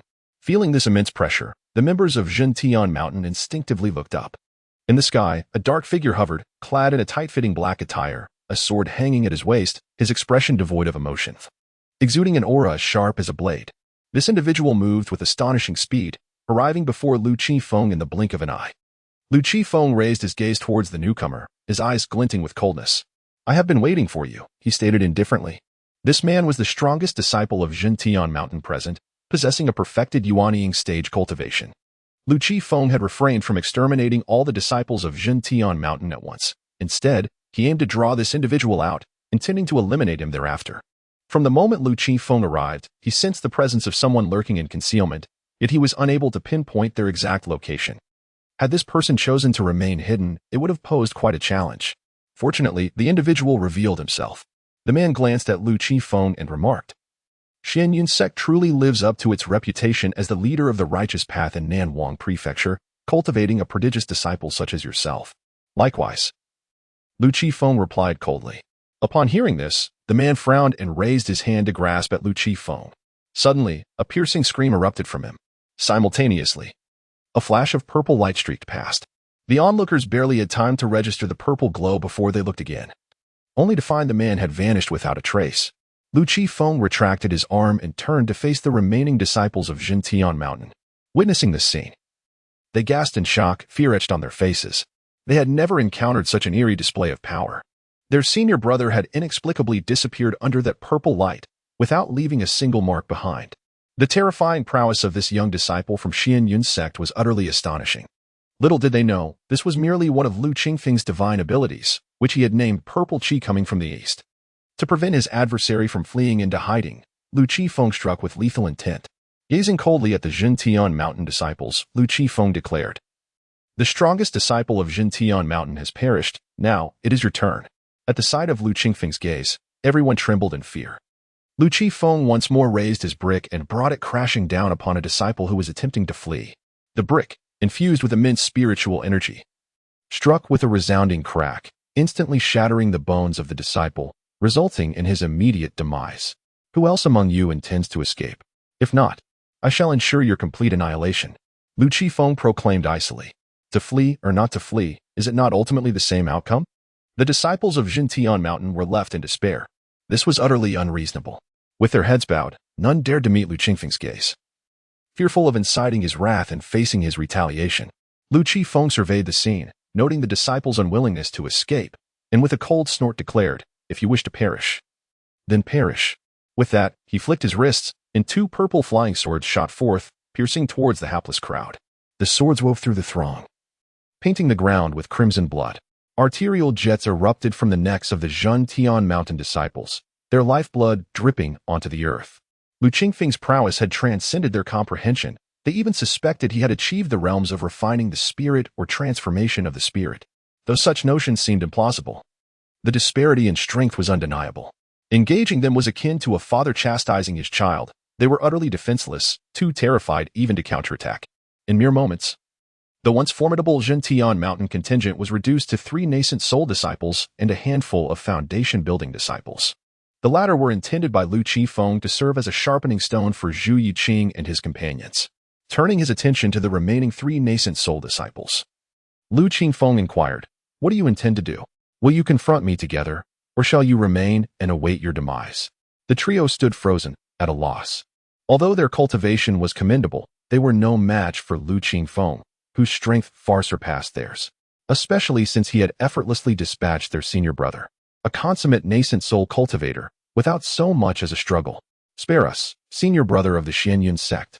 We are willing to serve you," they pleaded, falling to their knees. "Regrettably, I have no need for lapdogs," Lu Qifeng replied coldly. With a swift motion, he hurled a brick at one of the nascent soul disciples. The brick struck with a resounding thud, shattering the disciple's skull and causing his body to explode in a gruesome display. The remaining 2, witnessing such brutality, were rendered speechless. Though they yearned to flee, fear paralyzed them. In that moment of hesitation, Lu Qifeng launched the brick once more towards them. Determined to resist, they shouted, "Giant ape transformation." Their bodies swelled, a phantom of a colossal ape materializing behind them. Veins bulged, muscles rippled, and their garments tore as they braced to intercept the impending projectile. Yet, the brick struck them down, sending them crashing to the ground with a resounding thud that reverberated through the surroundings, causing Zhu Yiqing and the others to feel the tremors. As the 2 individuals unleashed the formidable powers of the tremendous Thunder Mountain, Lu Qifeng, seized by a sudden whim, clapped his hands together, invoking the law of heaven and earth. In an instant, Lu Qifeng grew to an imposing height, reaching 20 zhang within the brief span of a breath, and he continued to ascend. He ultimately halted at an astounding 27 zhang, which represented the zenith of his celestial transformation. Unlike the disciples of tremendous Thunder Mountain, Lu Qingfeng's garments remained intact, for they were not mere fabric, but treasures of great significance.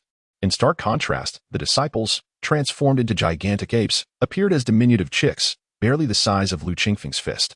"Brother Lu is truly colossal," exclaimed the trio of Zhuayiqing, gazing in awe at the towering figure before them.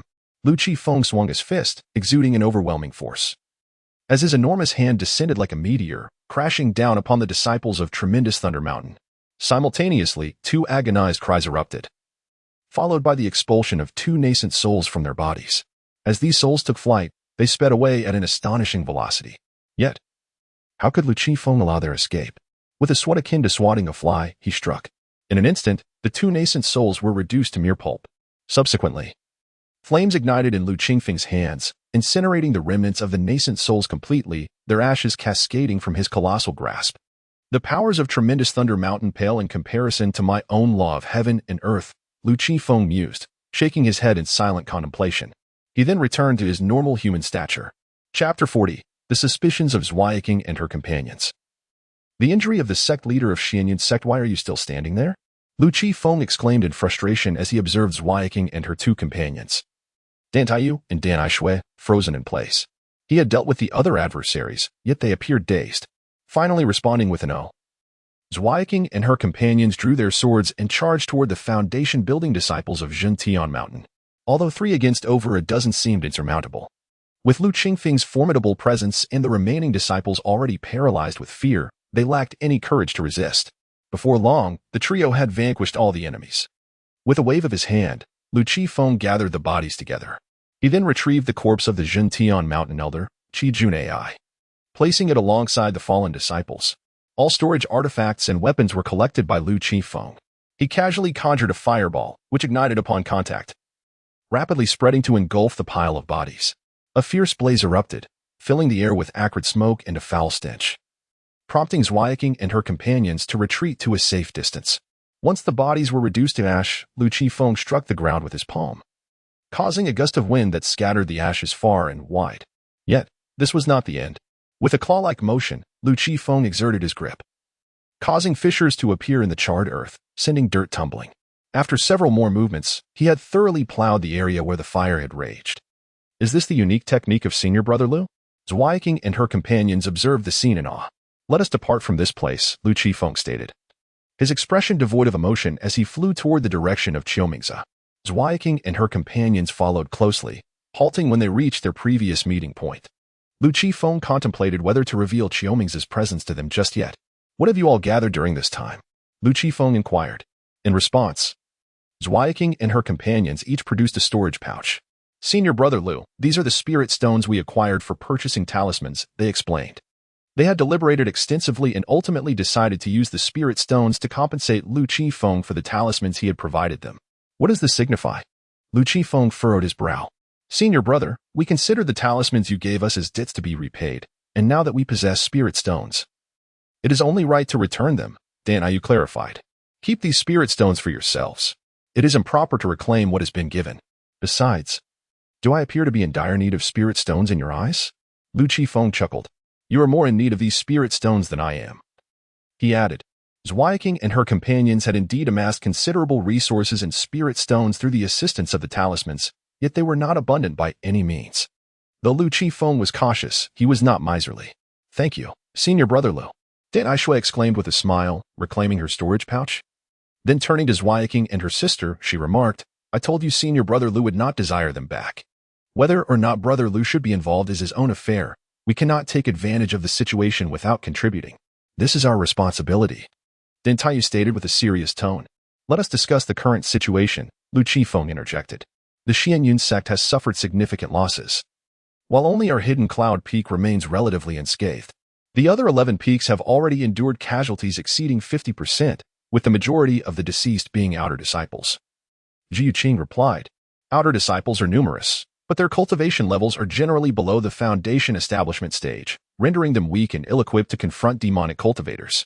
A single demonic cultivator at the core formation stage can wreak havoc among Xianyun sect's outer disciples, Lu Qifeng remarked, shaking his head. If it were up to me, I would never have allowed the Qi refinement stage cultivators of the Xianyun sect to be deployed. What purpose would they serve in such dire times? Their presence would only exacerbate the casualty count. This world does not operate on mere numbers. 1,000,000 Qi refinement cultivators cannot rival a single nascent soul cultivator. Even the blood-tied Hall refrained from deploying all their Qi refinement cultivators, which speaks to their prudence compared to Xianyun's sect. Upon hearing Lu Qifeng mention the sect leader, Zhu Yiqing responded with a somber tone. The sect leader, it is said, was besieged by masters of the demonic sect and sustained serious injuries. The demonic sect is also facing difficulties. It is rumored that several refining spirit experts have perished. The blood-tied Hall has suffered the most severe losses during this period, and it is unclear why their demonic cultivators appear to lack supplies. It would indeed be strange for blood-tied Hall to have provisions, as their resources and spirit stones were taken away by Lu Qifeng, he noted. Has Yuan Hong, the Hall master of blood-tied Hall, perished? Lu Qifeng inquired. His indifference towards the fate of the Xianyun sect leader was palpable. Even if the sect leader were to fall, Xianyun sect would not be extinguished. As Qiumingzi mentioned, our master, Shen Lianjing, is an expert of the out-of-body stage. In this corner of Nanwang Prefecture, she is invincible. That is not the case. I have heard that blood-tied Hall is searching for someone. No one knows what this person looks like, only that they possess a flag-like magical treasure. As she spoke, Dan Taiyu fixed her gaze intently on Lu Qifeng, attempting to discern something from him. It was not only Dan Taiyu, Zhu Yiqing and Dan Taishui shared similar suspicions. The three of them harbored doubts that the individual blood-tied Hall sought was none other than Lu Qifeng. When Lu Qifeng had declared his intent to undertake a significant endeavor, he had subsequently departed the territory of blood-tied Hall with them. Furthermore, he had struck a deal with Jiang Yuji, providing her with a considerable number of spirit stones, which made it difficult to dismiss suspicions surrounding him. Although Lu Qifeng had summoned the 10,000 Souls banner to collect the soul of Yin Wang, he had not been seen directly. However, the banner was indeed witnessed by those Qi refinement stage demonic cultivators, serving as the soul lead. Given this solitary clue, it would be exceedingly challenging for Blood-Tied Hall's members to locate Lu Qifeng. Meeting the trio's gaze with remarkable composure, Lu Qifeng calmly stated, "In the time to come, you shall remain here and focus on your cultivation. I have arranged formations to ensure that you will not be disturbed." "Will Brother Lu not join us here?" Zhu Yuqing asked. "I have matters to attend to, so I shall not accompany you for now. Once I have resolved these issues, I will return to escort you."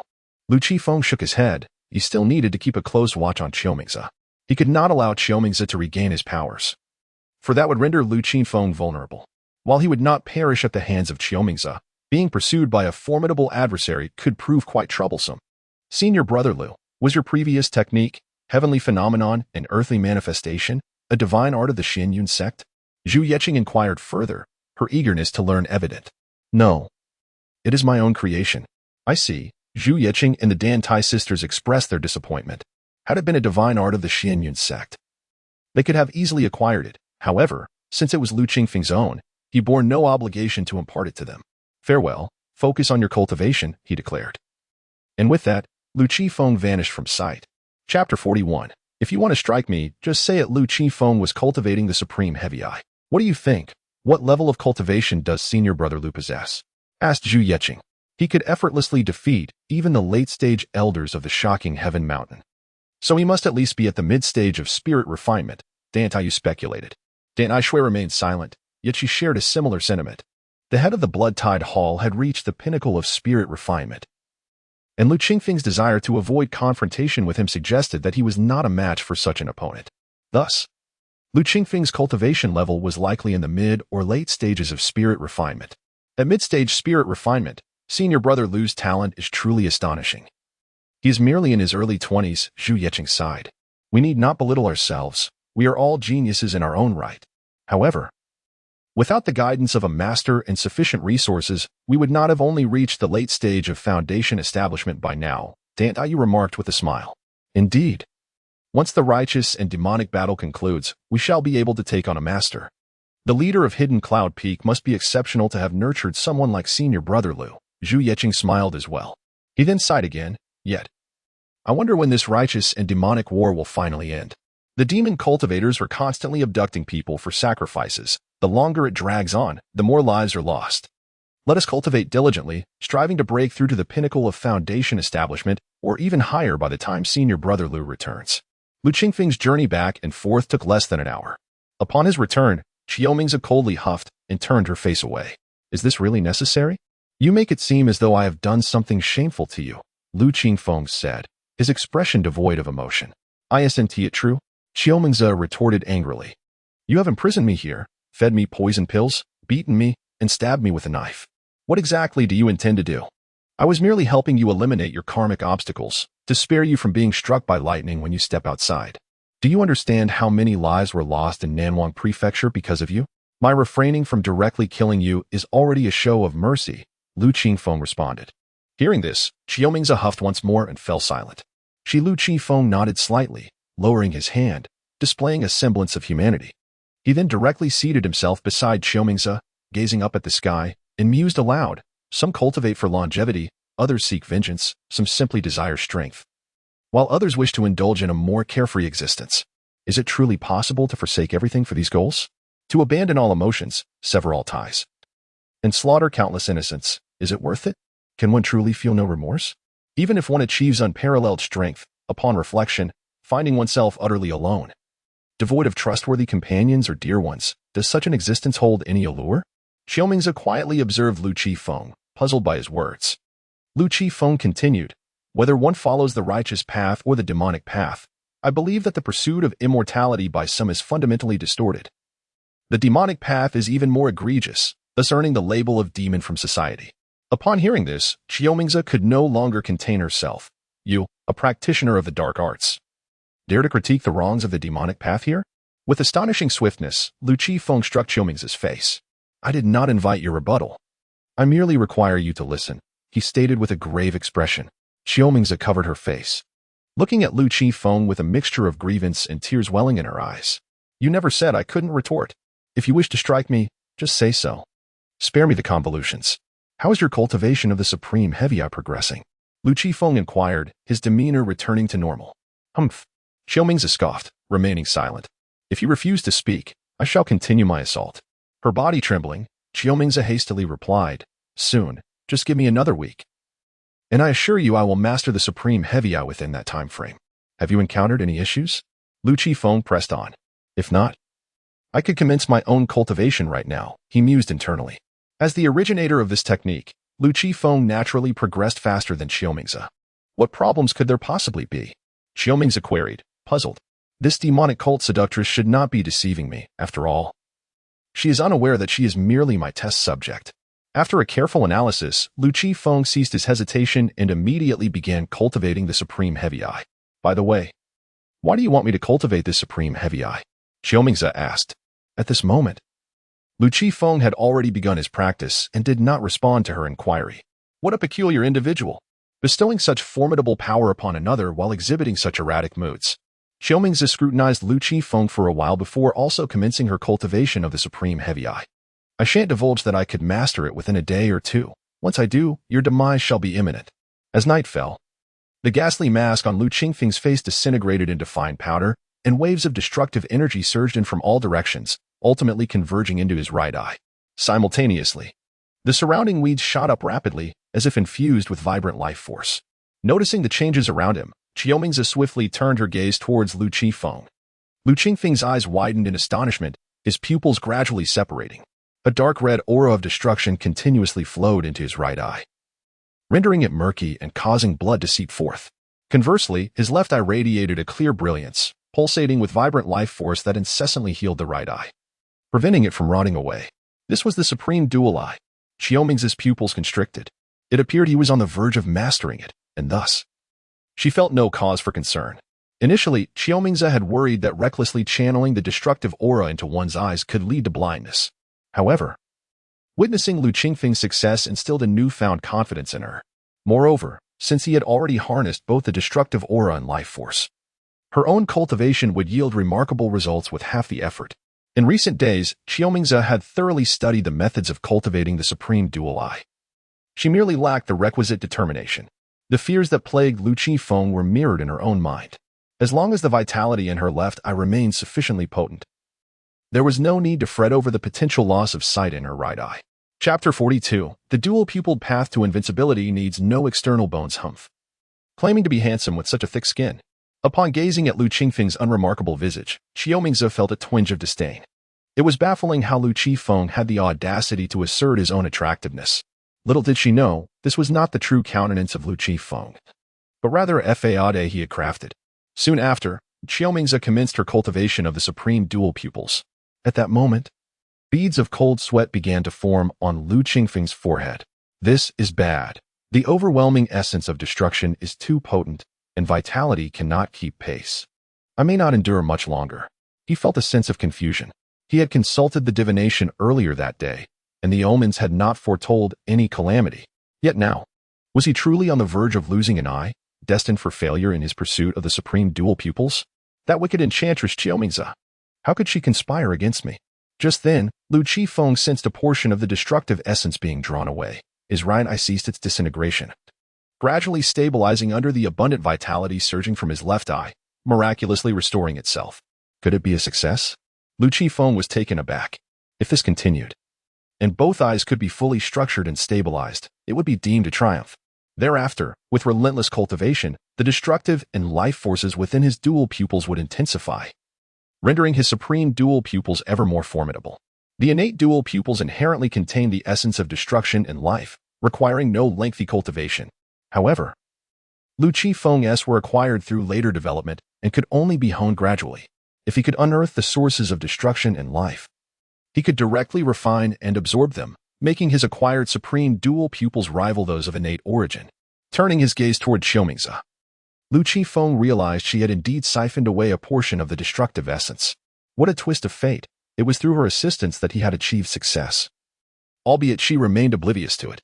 The method of cultivation was sound, requiring no further amendments. However, it would be prudent for future practitioners to collaborate, as shared burdens could mitigate the risk of failure. The technique for cultivating the supreme dual pupils necessitated formation within the realm of the immortal cultivators. Attempting it in the celestial realm could lead to the loss of an eye at best, or annihilation at worst, Lu Qifeng mused. He then resumed the construction of his supreme dual pupils. The cultivation of the Eye of Oblivion demanded the essence of obliteration, which was essentially the essence of destruction, merely differing in nomenclature. In this realm of immortal cultivation, the essence of destruction was not in short supply. The myriad sources of the great Tao existed within the realm, yet remained undiscovered or unspoken. Even when known, it was not guaranteed that one could invoke the source essence. Long ago, while cultivating the divine technique of the 9 breaths, Lu Qifeng had already called forth the essence of life. Thus, he possessed experience in invoking the essence of the great Tao. While others began their cultivation of the source Tao only after achieving immortality, Lu Qifeng had embarked on this path before attaining such status, sparing himself centuries, if not millennia, of arduous detours. The myriad primordial essences of the celestial realm are far more potent and readily discernible than those of the cultivation world. It is likely that many discover these primordial essences only after ascending to the celestial realm, subsequently embarking on the path of primordial cultivation. A quarter of an hour later, Lu Qifeng completed the construction of his supreme twin pupils. His eyes bore 4 pupils, the left eye, distinctly layered and radiating vibrant life, while the right eye, a deep crimson, exuded an aura of destruction. Lu Qifeng rose to his feet, hands clasped behind his back, facing away from Xiaomingzi, and softly uttered, "The twin pupils are already an invincible path. Why should one rely on the bones of others?" In that fleeting moment, Xiaomingzi felt as though Lu Qifeng truly embodied that sentiment. As memories of Lu Qingfeng's hidden prowess, his administering of poison pills, and his underhanded actions to incapacitate her surged in her mind, the image of him as a mighty figure crumbled. In the next instant, Lu Qingfeng flickered and appeared beside Xiaomingzi. "Tell me," he said, "if I were to interrupt you now, would your supreme twin pupils remain unachievable? You are unable to swiftly recuperate from your injuries and subsequently seek retribution against me, are you?" Upon hearing Lu Qingfeng's words, Xiaomingzi's body stiffened. Feeling that Lu Qifeng had pierced through the thoughts in her heart, she became exceedingly uneasy. "Surely, you do not wish to fade away into obscurity like this?" Lu Qifeng smiled gently. "What exactly do you wish to accomplish?" Xiaomingzi inquired, "Considering the arduous nature of your cultivation, if you acknowledge me as your master, I shall spare your life." Initially, Lu Qifeng intended to eliminate Xiaomingzi without hesitation. However, at this moment, without a substitute to intervene, Lu Qifeng found it difficult to directly take Xiaomingzi's life. Otherwise, he would attract the attention of the Tianyin sect. Moreover, had it not been for Xiaomingzi's timely diversion of a portion of the destructive energy, Lu Qingfeng's right eye might have been blinded by now. By refraining from killing Xiaomingzi, he was, in a sense, repaying a karmic debt. Sometimes, fate plays tricks on us in unexpected ways. Xiaomingzi swiftly reached a decision. "I have a condition." "What?" Lu Qifeng responded. "Are you unable to discern the situation? Given the current circumstances, do you still dare to make demands?" Lu Qifeng was taken aback. "If it is not possible, then you might as well kill me," Xiaomingzi said with a choked voice. If the days to come are to be filled with torment from Lu Qifeng, it would be better to embrace death. Being struck at any moment, stabbed, or forced to consume poison, who could endure such suffering?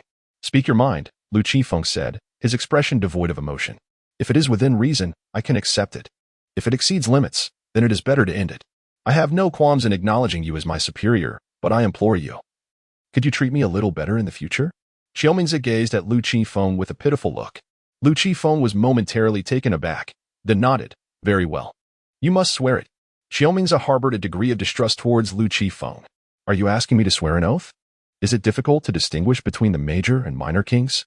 Lu Qifeng glared fiercely and shouted.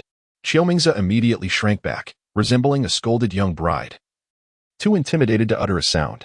"Swear allegiance to me with your Tao heart. When I say to go east, you must not venture west. Otherwise, you shall meet your demise and perish in your path." Hurry, my patience is limited, Lu Qifeng said irritably, already brandishing a dagger in his hand. Xiaomingze hurriedly swore an oath with her Dao heart. Only when Lu Qifeng sensed an additional thread of causality entwining around him did he sheath the dagger in his hand.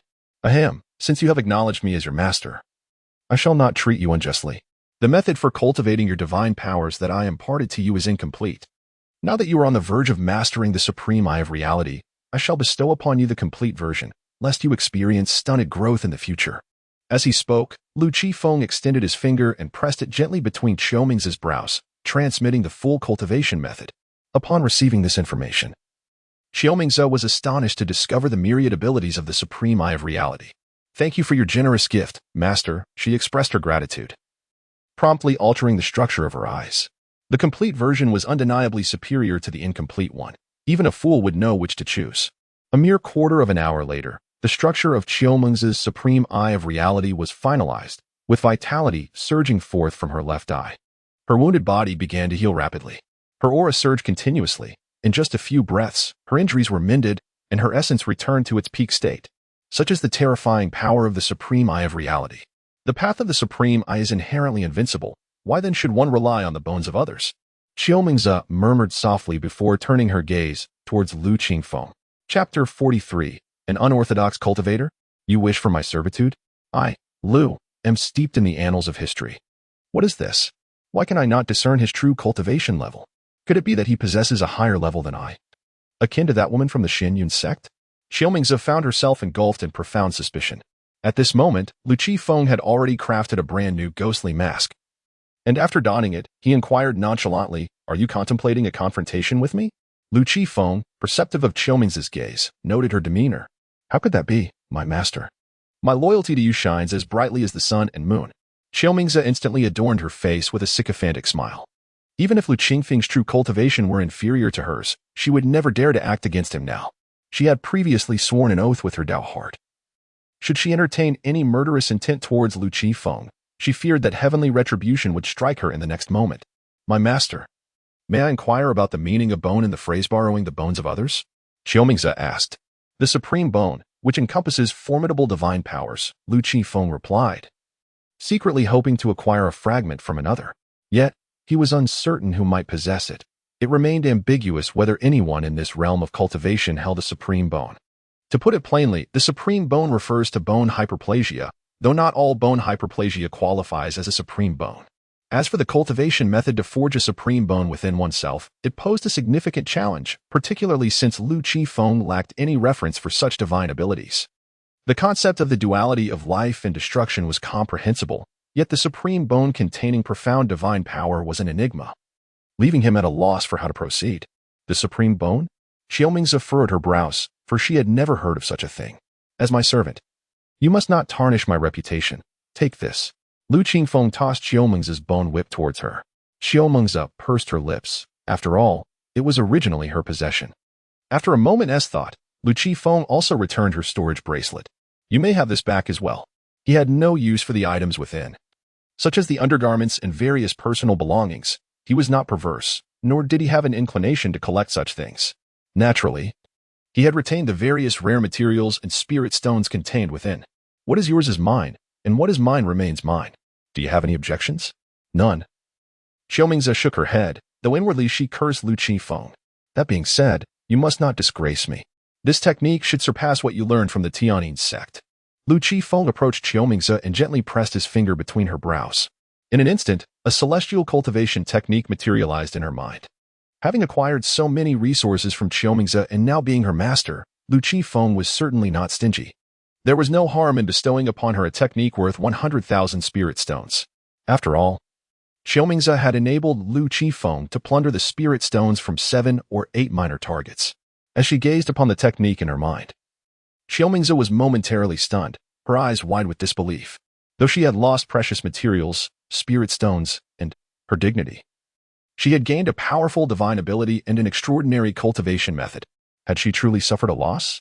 It appears that this is not the case. Moreover, there has been a profit.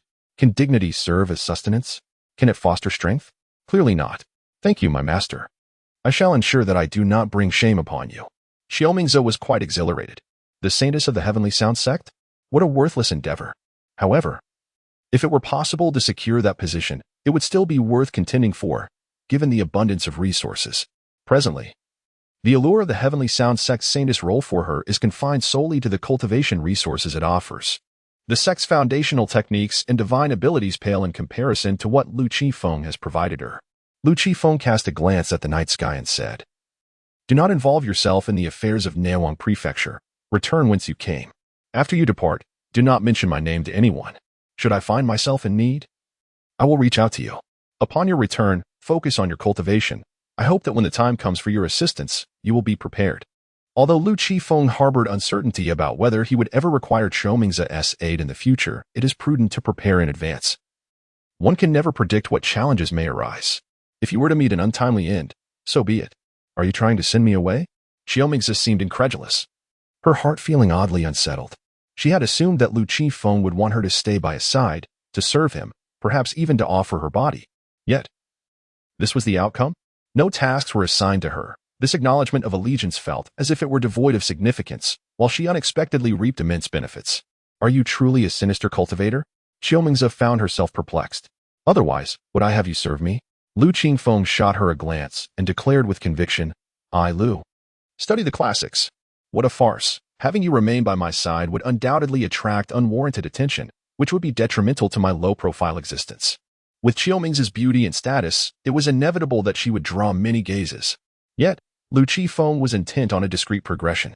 Then, might I first request the antidote for the poison within me? Qiumingze asked softly. Without Lu Qifeng, she would be unable to procure the antidote in time to alleviate her poisoning. She had just attempted to expel the toxins herself, but to no avail. Almost forgot. Wait a moment. With those words, Lu Qifeng produced an alchemical furnace and began concocting the antidote. Moments later, 10 steaming detoxifying pills emerged. With a flick of his hand, one of the pills soared towards Qiumingze while the rest returned to his grasp, which he then stored in a jade vial. Qiumingze promptly swallowed the pill, feeling its efficacy neutralize the poison within her, which soon vanished without a trace. Simultaneously, she sensed a slight enhancement in her cultivation level. Now only a step away from breaking through to the early stage of the out-of-body realm. Poison, too, is a form of energy. Some individuals use it to elevate their cultivation prowess.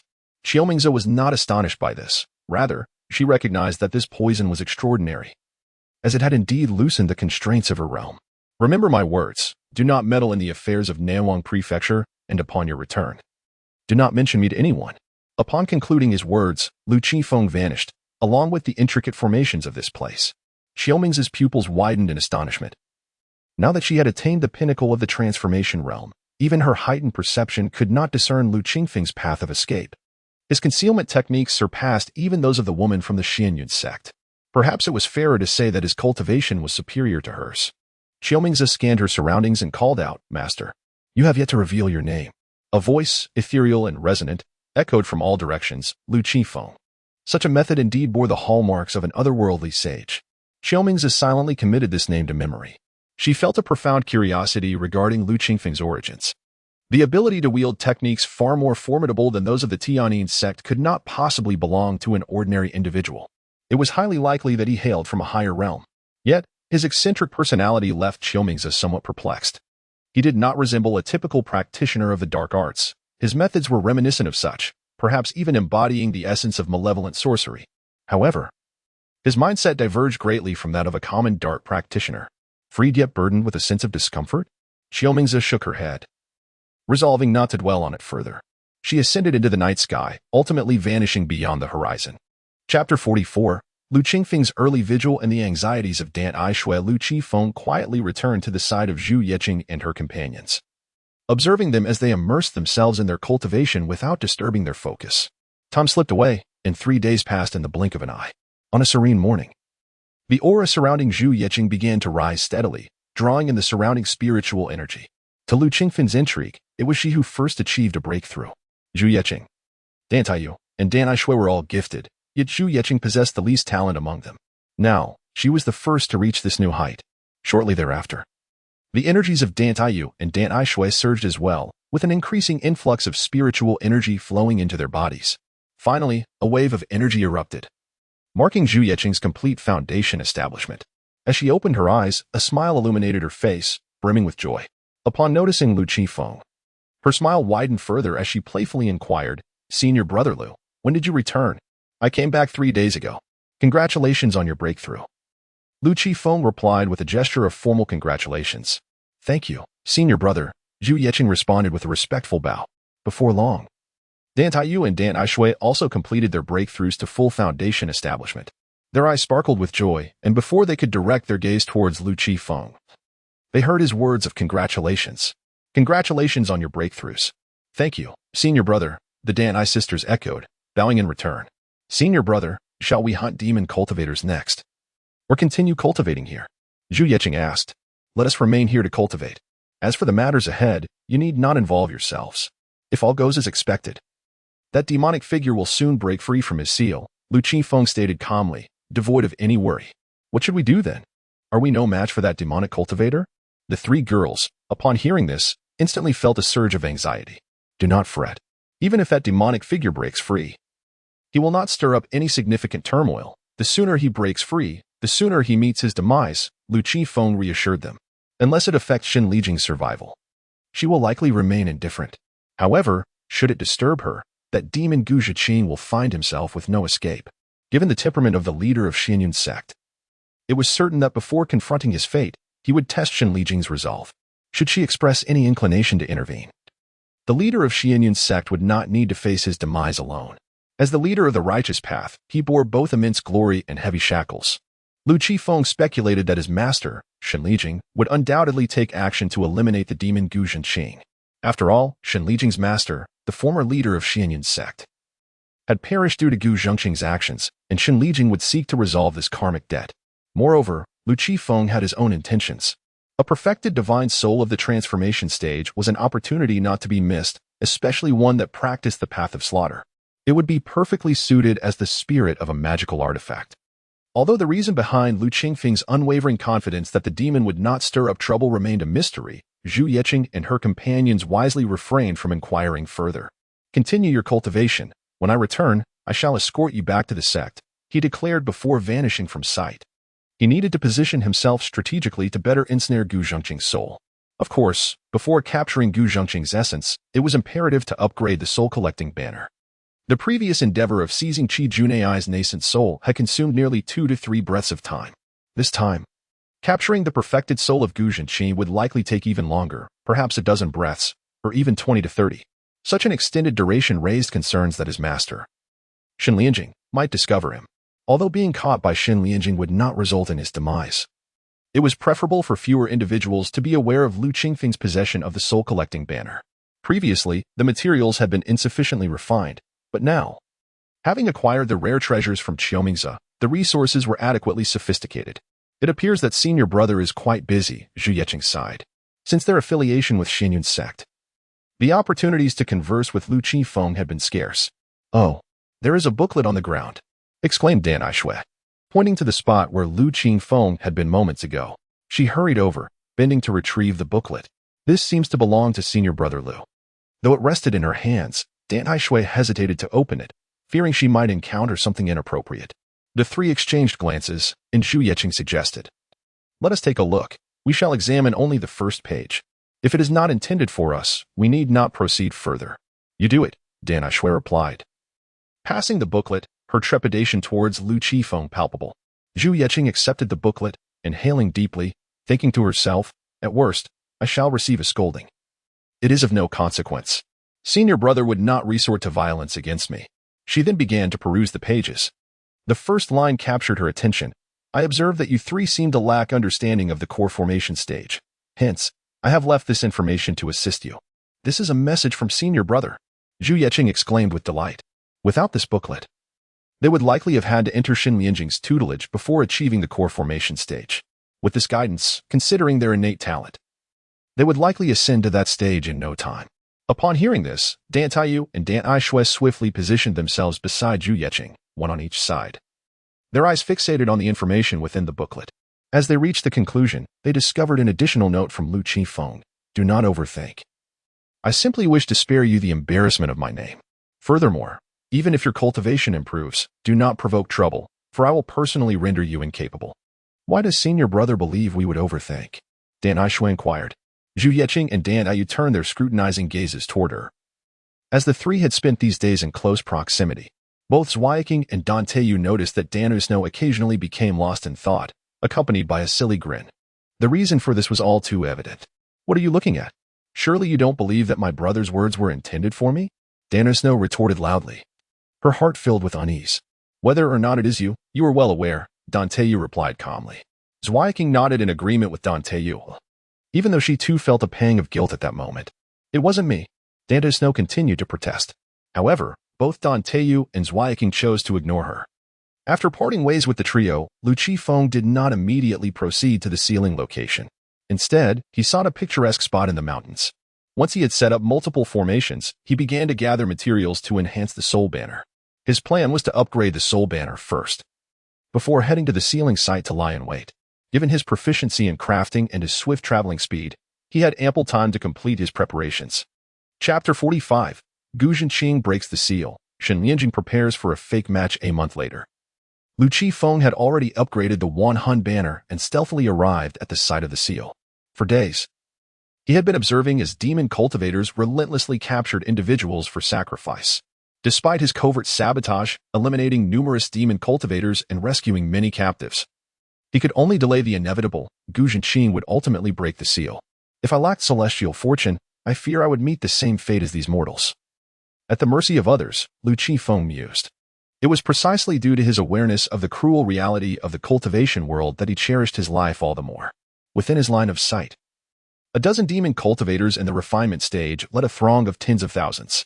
Among them, Lu Qifeng recognized Yuan Hong, the leader of the Bloodwave Hall. As these demon cultivators unleashed their attacks, they mercilessly slaughtered the multitude. Streams of blood energy emanated from the corpses, coalescing into a thick, swirling mass that darkened the skies. This ominous blood energy transformed the atmosphere, shrouding the heavens in ominous clouds, accompanied by thunderous roars.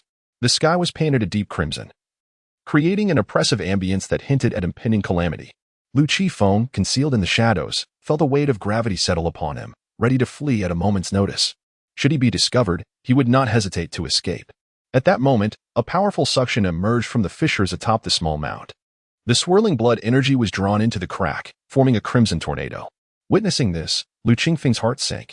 He sensed that the sealed demon, Gu Zhenqing, was on the verge of emerging. He retreated further, deciding it prudent to observe from a greater distance. Ha ha ha ha. A cacophony of maniacal laughter erupted from within the mound. Hearing this, the demon cultivators instinctively withdrew, some retreating to where Lu Qifeng stood, yet oblivious to his presence. Initially, he feared he had been discovered. But relief washed over him when he noticed the individual's gaze was elsewhere. Listen. Annihilation, let silence reign. The mound echoed once more. Lu Qifeng raised an eyebrow, the phrase striking a chord of familiarity. In the next instant, the wind howled, and spiritual energy converged from all directions. In an explosive moment, the mound erupted, sending dust and debris flying as a figure sprang from the earth, clad in a blood-stained white scholarly robe and adorned with a tall, square cap. The figure appeared both composed and formidable, exuding an air of an erudite individual. His expression remained calm, and his eyes gleamed with intensity. Is this a play on contrasts? Lu Qifeng pondered. Were he to discard the bloodied robe, one would hardly suspect him to be a ruthless killer. Gu Zhenqing cast a fleeting glance at the surrounding demonic cultivators at the refining spirit stage, a glint of bloodlust flashing in his eyes.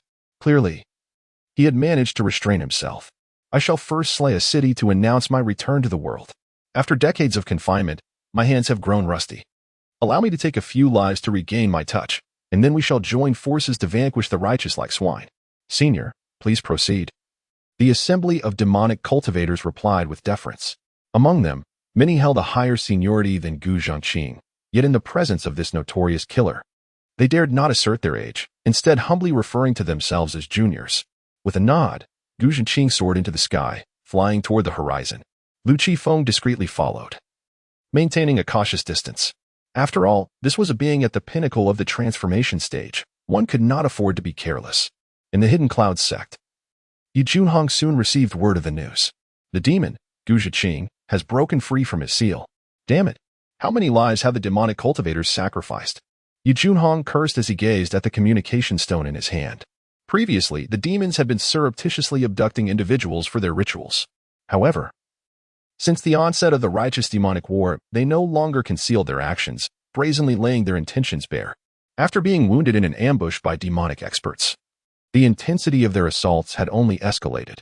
Otherwise, there would be no reason for his reinforced seal to be shattered so swiftly. At the peak of the transformation stage, I cannot hold my ground. If only I had a bit more time. Yi Junhong sighed in silence. Junior sister, I hope you can surprise me, otherwise. The Hidden Cloud sect is truly doomed. He directed his gaze toward the direction of Hidden Cloud Peak and flew onward, soon arriving before the Hidden Cloud Hall. Greetings. Sect Master, exclaimed Xiao Jinyao, hurriedly bowing in respect upon seeing Yi Junhong approach. Yi Junhong nodded and then turned to face Shen Lingjing, who occupied the main seat of the Hidden Cloud Hall. Gu Zhenqing has broken his seal, he announced. Shen Lingjing remained silent, her gaze fixed intently on Yi Junhong. Junior sister, as the leader of the Hidden Cloud sect, once Gu Zhenqing emerges, I will undoubtedly be the first to confront him. I shall exert every effort to battle him and delay his advance, but it is highly probable that I shall not return. With that, Yi Junhong tossed his sect leader token toward Shen Lingjing. Take this token. I hope that after my demise, you will be able to shoulder the responsibility and assume the position of sect leader, guiding the Hidden Cloud sect away from Nanwang Prefecture to establish roots anew. Shen Lingjing did not accept the token, but instead replied coolly, there is no need for subterfuge. If you wish for me to confront Gu Zhenqing, simply state it outright. There is no need for these convoluted tactics. Managing Hidden Cloud Peak was already a considerable burden for her. Now Yi Junhong wished for her to take on the leadership of the entire Hidden Cloud sect? Such thoughts were absurd. Once she accepted the position, she could no longer remain complacent. The various affairs of the sect would demand her presence outside. What a hassle. Yi Junhong's face bore an awkward smile as he eagerly inquired, can you slay Gu Zhenqing? Perhaps it is feasible, Shen Lingjing replied ambiguously, her uncertainty evident. She did not provide a direct affirmation, her mind already contemplating the most effective strategy to vanquish Gu Zhenqing. A swift, decisive strike might draw unwanted attention. Should anyone witness it, her ability to remain inconspicuous would be compromised. Conversely, if she were to engage Gu Zhenqing in a protracted battle, feigning weakness until she ultimately triumphed, it would serve her purposes better. Shen Lingjing was unwilling to endure any punishment. Perhaps about 50 exchanges would suffice, she mused inwardly. With her agile movements, she could evade attacks, and others would likely be convinced of her prowess. She was determined to keep her true capabilities concealed. For one must always retain some hidden cards to strike unexpectedly at opportune moments. Battling Gu Zhenqing was a different matter from contending with Qiumingzi. The former would undoubtedly attract a multitude of spectators. In contrast, the encounter with Qiumingzi transpired without an audience, and even should Qiumingzi spread rumors, few would believe him, as words alone hold little weight. Very well, then, I shall rely on you, junior sister. Upon hearing Shen Lingjing's words, Yi Junhong recognized that the plan was set. He understood Shen Lingjing's character. Her statement was merely a ruse to mask her true strength. Chapter 46. Gu Zhenqing's assault on Jintian Mountain. Where is Gu Zhenqing now? Shen Lingjing inquired. He is within the territory of Jintian Mountain. And if all goes as expected, he should have already breached the mountain's defenses, Yi Junhong replied.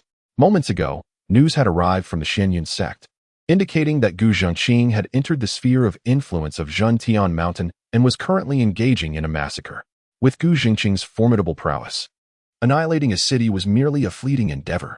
As for Gu Zhenqing's motivations for venturing into Jintian Mountain's realm, one could only speculate that the mountain's fortune was rather unfortunate, being in close proximity to the sealed grounds. It is also possible that the former leader of the Xianyun sect had harbored a disdain for Jintian Mountain, intentionally sealing Gu Zhenqing in the vicinity. In this manner, even if Gu Zhenqing managed to break the seal and the Xianyun sect found themselves at a disadvantage, they would have ample time to retreat from Nanwang Prefecture. I shall investigate, she declared. With that, Shen Lingjing transformed into a streak of light and soared from the Hidden Cloud Palace, ultimately vanishing from sight. Jintian Mountain. Fresh from the conquest of a city, Gu Zhenqing exuded an air of confidence, surrounded by swirling crimson energy as he hovered majestically above Jintian Mountain.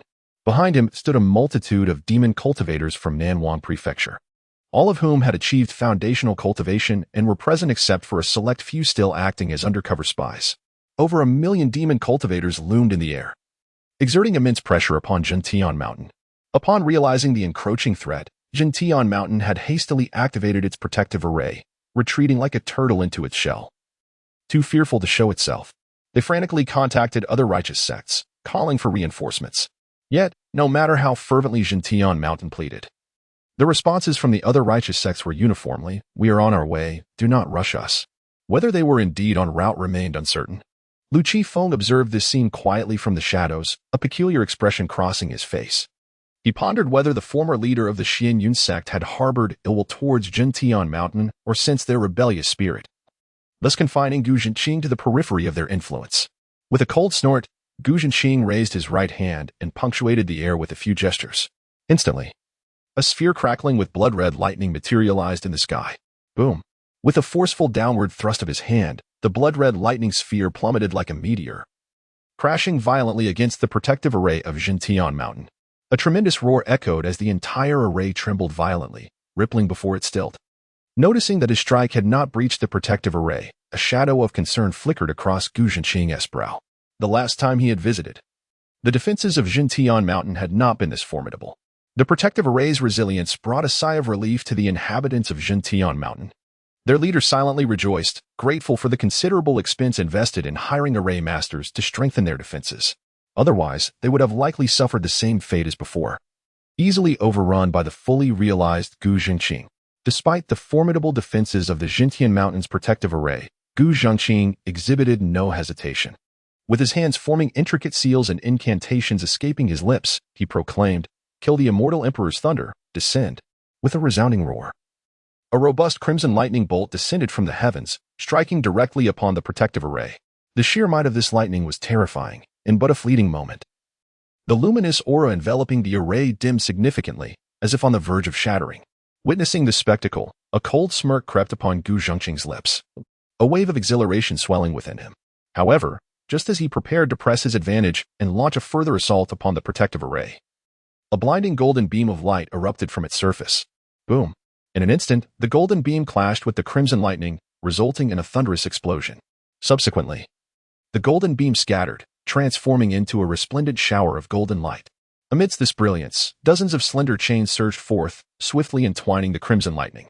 In the next moment, those golden chains constricted, mercilessly reducing the crimson lightning to mere powder. Having accomplished this, the golden chains re-entered the protective array, vanishing without a trace. How is this possible? Gu Zhenqing's countenance shifted dramatically. It is essential to note that his Kill the Immortal Emperor's Thunder was a formidable divine art.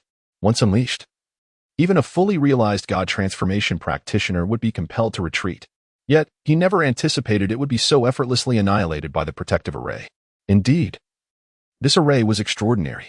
It appeared that during his absence, the Gentian Mountain had fortified its defenses. Murmuring softly to himself, Gu Zhenqing drew a treasured sword. Leaping into the air above Gentian Mountain, with a fierce swing, he aimed to cleave through the protective array. As he struck, the sword invoked the surrounding spiritual energies, transforming into a colossal blade measuring 100 feet, descending with an overwhelming force upon the protective array. The impact reverberated, causing the array to shake violently, with smoke billowing from various points. Seeing this, Gu Zhenqing's eyes sparkled with determination. Seizing the moment, he fervently channeled his internal spiritual power into the sword, enhancing its blood-red glow to a dazzling brilliance. The sword's crimson radiance, akin to serpents in motion, surged toward the protective array. The sheer power contained within this blood-red light was immense, inducing a palpable sense of trepidation even from a distance. Crack! At last, the protective array could no longer withstand Gu Zhenqing's onslaught, emitting a crisp sound. Upon hearing this, joy erupted within him. Veins bulged in his arm as he poured his profound spiritual energy into the sword, causing its glow to intensify further. "Break for me," he bellowed, unleashing all his might in a final strike against the protective array. Buzz! As Gu Zhenqing let out a thunderous roar, a blood-red sword aura erupted from the blade, striking with a devastating force directly against the protective barrier of the mountain guarding formation. With a piercing sound, where the sword aura passed, the barrier crumbled as if it were mere dry twigs. Haraha! The mountain guarding formation of Zhentian Mountain is nothing but this. Upon witnessing the complete collapse of the barrier, Gu Zhenqing joyfully howled towards the heavens. However, at that moment, his pupils suddenly contracted, revealing a flicker of terror in his eyes. He observed an area of the previously shattered barrier that, astonishingly, began to restore itself, radiating an even more brilliant light than before. Simultaneously, dense golden beams of light erupted from within the mountain guarding formation, raining down upon Gu Zhenqing like a hail of arrows. These golden beams contained an immensely terrifying power, causing the void to shatter wherever they passed. Damn it! Gu Zhiqing couldn't help but curse, hastily activating his spells to defend himself while continuously dodging the onslaught. Chapter 47. The Mountain Guardian Array is breached. The deceptive contestant Shen Lianjing arrives late. The dense array of golden beams seemed to possess a tracking ability. No matter how Gu Zhiqing attempted to evade, he could not escape their grasp. The golden beams pierced through the spells and defensive shields conjured by Gu Zhiqing, landing squarely upon him. With a sickening splatter, flesh and blood erupted. Gu Zhiqing's body was riddled with countless holes, blood gushing profusely from his wounds. He was sent hurtling backward for several dozen meters before regaining his footing. Observing this scene, Lu Qifeng raised an eyebrow. Was this truly the extent of a perfected transformation stage cultivator? The notorious killer Gu Zhiqing could not even breach the Mountain Guardian Array and was instead gravely wounded. Such a display left him profoundly disappointed. Yet, in that very moment, the blood and flesh lost by Gu Zhiqing surged back toward him. In an instant, he was restored to his former self, appearing utterly unharmed. Humph! Gu Zhiqing snorted, a flicker of anger crossing his face. He had indeed underestimated the power of the Zhentian Mountain's Guardian Array, surprised by its formidable strength that enabled self-healing and even counterattacking. Taking a deep breath, Gu Zhiqing formed a series of intricate hand seals. Suddenly, the surrounding void coalesced into countless blood-red flying daggers. Thousands of these daggers, each exuding an intensely chilling aura, filled the air, sending shivers down the spines of onlookers. Go! With a sharp command from Gu Zhiqing, the multitude of blood-red daggers poured forth like a torrential rain upon the Guardian Array. In an instant, the sky was filled with these daggers, obscuring the view of all present. Clang! Clang! Clang! The blood-red daggers collided with the Guardian Array, producing a cacophony of dense impact sounds. With each collision, ripples radiated through the Guardian Array, akin to waves upon a water surface, layering upon one another. Within the array, many cultivators of lesser prowess felt dizzy and even began to bleed from their ears. As time passed, the rippling waves produced by the Guardian Array multiplied. Eventually, the entire array began to tremble, as if it were on the verge of shattering. Hiki, the power of the Guardian Array must have diminished to its limits. Gu Zhiqing sneered, then formed hand seals to channel his spiritual energy into his palms. With a swift motion, he thrust his hands toward the Zhentian Mountain Guardian Array, proclaiming, "Break for me." In an instant, an invisible gale erupted from Gu Zhiqing's palms, surging violently toward the Guardian Array. Boom, boom, boom. Under the force of Gu Zhiqing's powerful gale, the rippling waves on the surface of the Guardian Array melted away rapidly, like ice meeting fire. Within moments, the concentric circles of ripples had completely vanished. The radiance above the protective formation of Zhentian Mountain has dimmed considerably. Observing this, Gu Zhiqing's eyes sparkled with a fierce brilliance, and then he unleashed a powerful kick towards the protective formation. With a resounding crash, the formation shattered. Crack, crack. As another fine fissure emerged, the surface of the formation became completely riddled with cracks. Boom. Following that, a muffled sound echoed, and the protective formation crumbled into pieces. Countless golden specks of light slowly dispersed, transforming into the intangible. Hiss. Witnessing this scene, the onlookers collectively gasped, their expressions frozen in astonishment. Just how formidable is Gu Zhiqing? He single-handedly breached the protective formation of Zhentian Mountain? Gulp. Someone swallowed hard. The demon cultivators gazed upwards at the towering figure in the sky, their eyes filled with profound awe and reverence.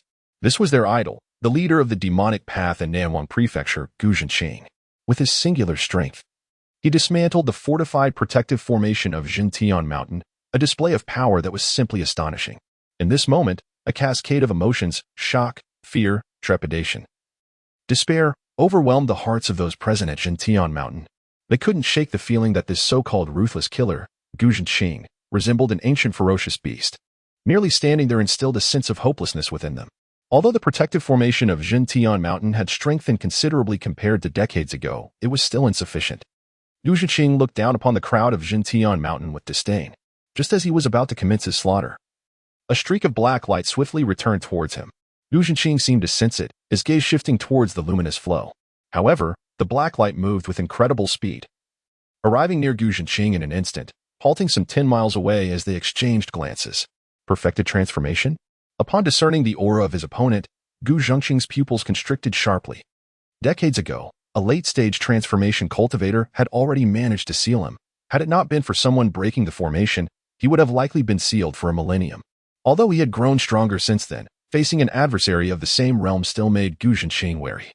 If the opponent were also a person devoted to the welfare of the world, willing to face death without hesitation, he could find himself sealed once more, or, at worst, perish. In that moment, all present turned their gazes towards the figure opposing Gu Zhiqing. It was none other than Shen Lianjing, the master of Yinyan Peak of Xianyun sect. When had a newly advanced perfected transformation cultivator emerged in Namwang Prefecture? The crowd was puzzled, unfamiliar with Shen Lianjing. The people of Jintian Mountain felt a surge of joy, while the demon cultivators wore grim expressions. They implored the senior for assistance in vanquishing the demon Gu Zhiqing. Restoring peace to Namwang Prefecture. The master of Jintian Mountain disregarded the age of Shen Lianjing, addressing her as senior without hesitation. Shen Lianjing, however, paid no heed to him. Her gaze fixed silently upon Gu Zhiqing. The master of the Blood-Tide Hall failed to recognize Shen Lianjing, yet Lu Qifeng regarded his mentor with keen interest. Was she intending to feign a match and conceal her true abilities? Her entrance was not abrupt, which might startle the younger audience. Instead, she allowed everyone to become aware of her arrival. The timing was impeccable, as Gu Zhiqing had just expended considerable energy to dismantle the protective array of the Thunder Mountain. Furthermore, she appeared at the pinnacle of the transformation stage, while Lu Qifeng was aware that Shen Lianjing must be at the out-of-body stage. Now, Lu Qifeng speculated that after a series of encounters, Shen Lianjing would ultimately gain the upper hand, narrowly securing victory with a single maneuver. All the while attributing her success to Gu Zhiqing's waning spiritual energy. This strategy would serve to obscure her true prowess to the greatest extent. Had Gu Zhiqing not broken the seal, Shen Lianjing would still be a late-stage refinement practitioner, rather than at the peak of transformation. However, the quality of her performance remained uncertain, and Lu Qifeng eagerly anticipated his mentor Shen Lianjing's display of feigned competition. "I am Gu Zhiqing. May I inquire your esteemed name?" Gu Zhiqing asked politely. Noting Shen Lianjing's dark attire, which did not convey the demeanor of a conventional righteous cultivator, he felt a flicker of hope. If she were not an adversary, that would be ideal. However, if she were indeed an opponent, then confrontation would be inevitable. Chapter 48. Gu Zhiqing's Facade of Strength? Shen Lianjing's professional deception Xianyun Zone, a sect where Ming Xiao was the previous head, now has Shen Lianjing as the master of the hidden cloud peak. Shen Lianjing's tone, calm yet laced with lethal intent, stirred the waters profoundly. Who is Ming Xiao? The former leader of Xianyun Zone, who sacrificed his life to seal Gu Zhiqing. Now, Ming Xiao's disciple, Shen Lianjing, has risen to a level where she can rival Gu Zhiqing. Though hidden cloud peak of Xianyun Zone has remained obscure, outsiders have long believed that the strongest individual was the sect leader, Yi Junhong. However, it has become evident that Yi Junhong is not the most formidable. It is the woman in black before them. Shen Lianjing harbors a deep vendetta against Gu Zhiqing. As her master perished because of him, reconciliation is utterly impossible. A fierce confrontation is inevitable. The outcome will hinge on which side's transformation into divine essence can endure, tipping the scales of the righteous and demonic conflict. The leader of Jintian Mountain felt a wave of embarrassment. It turns out that this junior is extraordinarily powerful. It should not be difficult to crush him with a mere flick of a finger. If a senior calls for action, there is no shame in complying. Suddenly, an incongruous voice echoed across the Jintian Mountain Square. With such strength in Xianyun Zone, why did they not act sooner? Had they done so, countless lives could have been spared, and our protective mountain formation would not have dissipated. Without hesitation, the leader of Jintian Mountain struck him down, then turned with obsequiousness to Shen Lianjing, saying, "Senior, this individual was an undercover agent of the demonic sect, attempting to sow discord among us righteous cultivators. I have slain him." Laughter erupted from Gu Zhiqing. "Is this the character of righteous cultivators? You old dog, why make things difficult for a young disciple? He merely voiced his grievances, and you resort to murder, branding him with an unfounded identity posthumously." In the shadows, Lu Qifeng shook his head. This fool certainly spoke without thought, deserving of his demise. In a world where strength reigns supreme, attempting to impose moral obligations is utterly foolish. It is a miracle that such a mindless individual has survived this long. However, the leader of Jintian Mountain's strategy to distance himself feels oddly familiar. With a cold snort, the leader retorted, "Humph. You demonic fiend, seeking to incite discord between Jintian Mountain and Xianyun Zone. It is futile. The truth of my words will be determined by the elders of Xianyun Zone. Gu Zhiqing, strike. Today it is either your death or mine. Only one of us shall leave here alive, or perhaps both shall perish." Shen Lianjing spoke calmly, her gaze filled with murderous intent. With an open palm that clenched into a fist, a black, sharp sword suddenly materialized in her grasp. Upon seeing the sword, Yuan Hong, the leader of Bloodwave Hall, felt his pupils constrict. "It's you." While he could not recall Shen Lianjing's appearance, he vividly remembered this pitch-black sword, which had nearly cost him his life.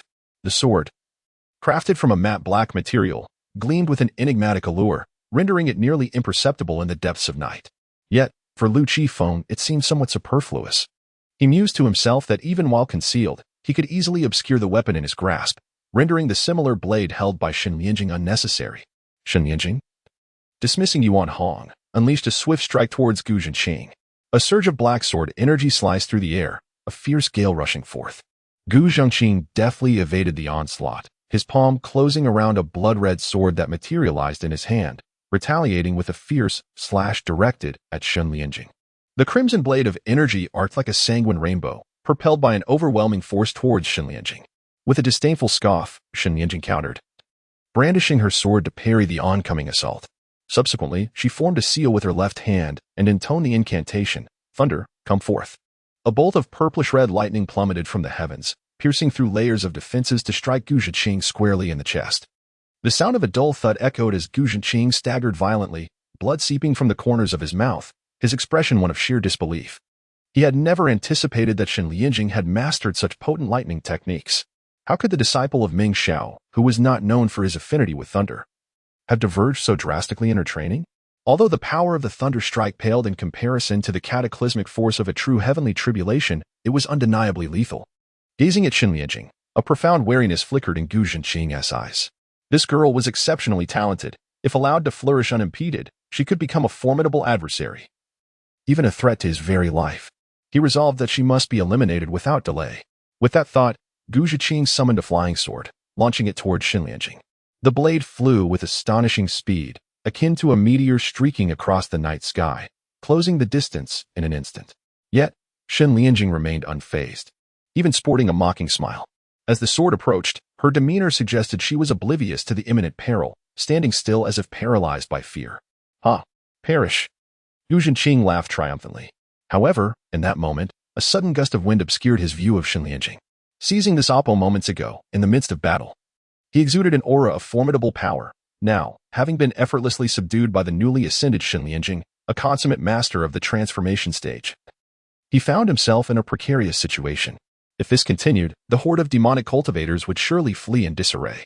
"Do you think you can kill me?" Just moments ago, the disheveled Gu Zhenqing lay on the ground in utter humiliation, but suddenly he soared into the air. His once proud headpiece reduced to mere dust by the thunderous strikes. His charred hair regrew, cascading down to his waist, transformed into a vivid crimson hue. The very color of his skin morphed to a blood-red shade, rendering him a veritable fiend. Die! With a swift motion, Gu Zhenqing vanished from sight, only to reappear before Shen Lianjing, his blood-red fist striking towards her with ferocity. His visage contorted with rage, veins bulging on his arms, should this blow land. Shen Lianjing would undoubtedly suffer grave injuries. However, with a gasp, Shen Lianjing spat forth a mouthful of blood and was sent hurtling backward. Gu Zhenqing's eyes widened in disbelief. This was not right. I have yet to strike her. She is merely feigning. Chapter 49. Shen Lianjing's desperate attempt to fake her death? Lu Qifeng disagrees. Gu Zhenqing was bewildered. His fist had yet to land upon Shen Lianjing, yet she was already spewing blood and was sent flying. She soared through the air for several dozen meters before regaining her footing. With blood staining the corner of her mouth and her breath shallow, she remarked, "So formidable." At that moment, Yu Junhong, the head of the Xianyun sect, hurried over, accompanied by a throng of his disciples. Upon witnessing Shen Lianjing being struck and bleeding, Yu Junhong's suspicions were aroused. Typically, Shen Lianjing would never engage in a venture without assurance, yet now she found herself at a disadvantage. Could it be true? The atmosphere among the members of Xianyun sect and the Zhentian mountain was heavy with trepidation. If Shen Lianjing was unable to prevail, they would find themselves in peril. "Are you insulting me?" Gu Zhenqing glared coldly at Shen Lianjing. He had clearly not struck her, yet she claimed he was powerful. What a disgrace. Shen Lianjing ignored Gu Zhenqing, maintaining her serious facade, and with her brows furrowed in fury, retorted, "You vile wretch, no matter how strong you are, even if it costs me my life, I shall ensure we perish together." With that declaration, Shen Lianjing lunged once more at the fiend Gu Zhenqing. Her eyes blazed crimson, her gaze frigid, as if she had forgotten her own mortality. Instead of employing mystical arts, she charged directly at Gu Zhenqing, seemingly intent on engaging him in close combat. Upon reaching him, she swiftly unleashed a punch that collided with Gu Zhenqing. Bang! He was taken aback and sent flying for hundreds of meters. Simultaneously, Shen Lianjing was also propelled backward, her aura visibly waning. Those unaware of the circumstances might have assumed Shen Lianjing was sacrificing herself to inflict harm upon Gu Zhiqing, aiming for mutual destruction. Yet the truth was that only Gu Zhiqing was injured. Before anyone could comprehend the situation, another clash occurred. Gu Zhiqing was again hurled back hundreds of meters, his face contorted from the impact. Shen Lianjing, resembling a cannonball, was flung away, blood spilling from her mouth, nearly plummeting from the sky. Observing this scene, Yi Zhuhong furrowed his brow and inquired, "Junior sister, what is happening?" Shen Lianjing laboriously raised her gaze to Yi Zhuhong, offering a bitter smile as she implored, "Senior brother, flee, take the Xianyun sect members and leave. I cannot hold on much longer. I only wish for your escape." Upon hearing this, Yi Zhuhong's expression shifted, and he immediately admonished, "Junior sister, do not be foolish. We are righteous cultivators. How could we abandon our comrades to survive alone? Do not concern yourself with me." Shen Lianjing suddenly coughed violently, expelling a copious amount of blood, and shouted fiercely, "If you insist on staying, you will surely perish." Yi Zhuhong's countenance wavered, and he transmitted, "Junior sister, cease this act. It has gone on long enough, and it will be difficult to conclude." Shen Lianjing appeared oblivious to Yi Zhuhong's words. With righteous conviction, she declared, "Since my senior brother has already made his decision, I can rest assured. Should I fall this day, I implore you, senior brother, to erect a tomb for me, adorned with my garments, and allow my eldest disciple to observe a period of mourning for 10 years. After this decade, I entrust the stewardship of Hidden Cloud Peak to my eldest disciple." "What nonsense! You expect me to mourn for 10 years? In the shadows, Lu Qifeng raised an eyebrow. "Are you suggesting that I take charge of the Hidden Cloud Peak? Surely you cannot be contemplating a feigned death to discreetly escape from Nanwang Prefecture? Thinking that one can simply drift through life without purpose and eventually attain enlightenment is a splendid illusion, yet such aspirations will undoubtedly lead to failure. I beg your pardon. Master, it is you who acted unkindly first. Do not blame your disciple for being unjust. Today, Master Shen Lianjing must not perish. I swear it." Lu Qifeng made a swift decision within a brief moment. Even if it meant revealing a fragment of his strength, he could not allow Shen Lianjing to feign death and escape. Shen Lianjing had no desire to become the master of Yunyan Peak, nor did Lu Qifeng wish to assume the mantle of a peak leader himself. Otherwise, it would lead to complications in the future. "Senior brother, remember the words of your junior sister." Shen Lianjing hurled a token, which was none other than the emblem of the Lord of Hidden Cloud Peak. "Dog thief, even if I must perish today, I shall take you down with me." Shen Lianjing let out an angry shout, and her previously languid aura swiftly revitalized, continuously ascending. Gu Zhiqing shook his head, feeling his consciousness waver and his vision blur. Just as he adjusted his jawbone, he heard Shen Lianjing's furious exclamation. He also sensed her aura rising, hinting at a potential breakthrough into the out-of-body stage. Those unaware might have assumed that Shen Lianjing was burning her own essence and spirit to forcibly enhance her strength. Observing this, Gu Zhiqing dared not underestimate the situation. He immediately began to ignite his own essence and spirit to elevate his power. Though he was uncertain how he had arrived at this juncture, in the blink of an eye, in an instant, both their auras soared to their zenith, as if they were on the verge of stepping into the out-of-body stage. Boom! Two formidable auras collided, instantly creating terrifying waves of pressure that compelled the surrounding cultivators to retreat in alarm. Yi Zhuhong was taken aback. Could it be that his junior sister was truly serious? He had once believed that Shen Lianjing could effortlessly handle Gu Zhiqing, yet now he found himself at the precipice of igniting his own essence and spirit to enhance his strength. Observing the scene, it appeared almost too genuine to be an act. In the next moment, both Gu Zhiqing and Shen Lianjing charged towards one another in unison. Boom, boom, boom. The fists of the two individuals collided incessantly within mere moments. They exchanged 100 blows. Although Gu Zhiqing's aura surpassed Shen Lianjing's by half a step, he found himself unable to gain the upper hand in the slightest at this moment. Gu Zhiqing's assaults were entirely in vain, while Shen Lianjing's strikes found their mark with precision upon him. Gu Zhiqing was struck in the chest by a powerful blow, his body plummeting toward the ground like a falling meteor. With a thunderous crash, the entire earth trembled violently. A thick plume of black smoke billowed forth as he lay convulsing within its dark embrace, racked with excruciating agony. Ha ha ha. Shen Lianjing let out a long, sorrowful howl towards the heavens, her voice imbued with profound grief and despair. Gu Zhiqing struggled to sit up. Wiping the blood that trickled from the corner of his lips, his teeth clenched as he glared at Shen Lianjing, wishing fervently to tear her apart. Shen Lianjing coldly snorted. "You wretched cur, I have declared that even if I perish today, I shall drag you down with me. You. Gu Zhenqing was consumed by a furious wrath.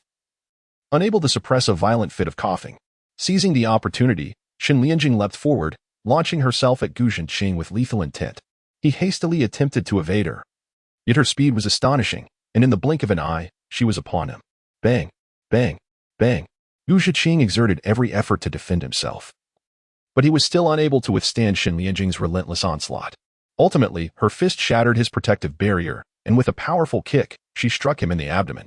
Puff! Gu Zhenqing spat forth a copious amount of blood, his body tumbling away like a kite severed from its string, landing amidst the debris several paces away. Meanwhile, Shen Lianjing collapsed onto the ground, gasping for breath. Cough! A trickle of blood slowly slid down the corner of her mouth as she strained to open her eyes, gazing at Gu Zhenqing in the distance. Her voice weak as she uttered, "Wretched cur, let us perish together today. So be it." Chapter 50. Lu Qingfeng's dashing entrance. Shen Lianjing's plan foiled. Gu Zhenqing lay prostrate on the ground, struggling several times before managing to rise. He glared fiercely at Shen Lianjing, wiped the blood from the corner of his mouth, and with a sinister smile, declared, "Mutual destruction? Ha! What a foolish fantasy.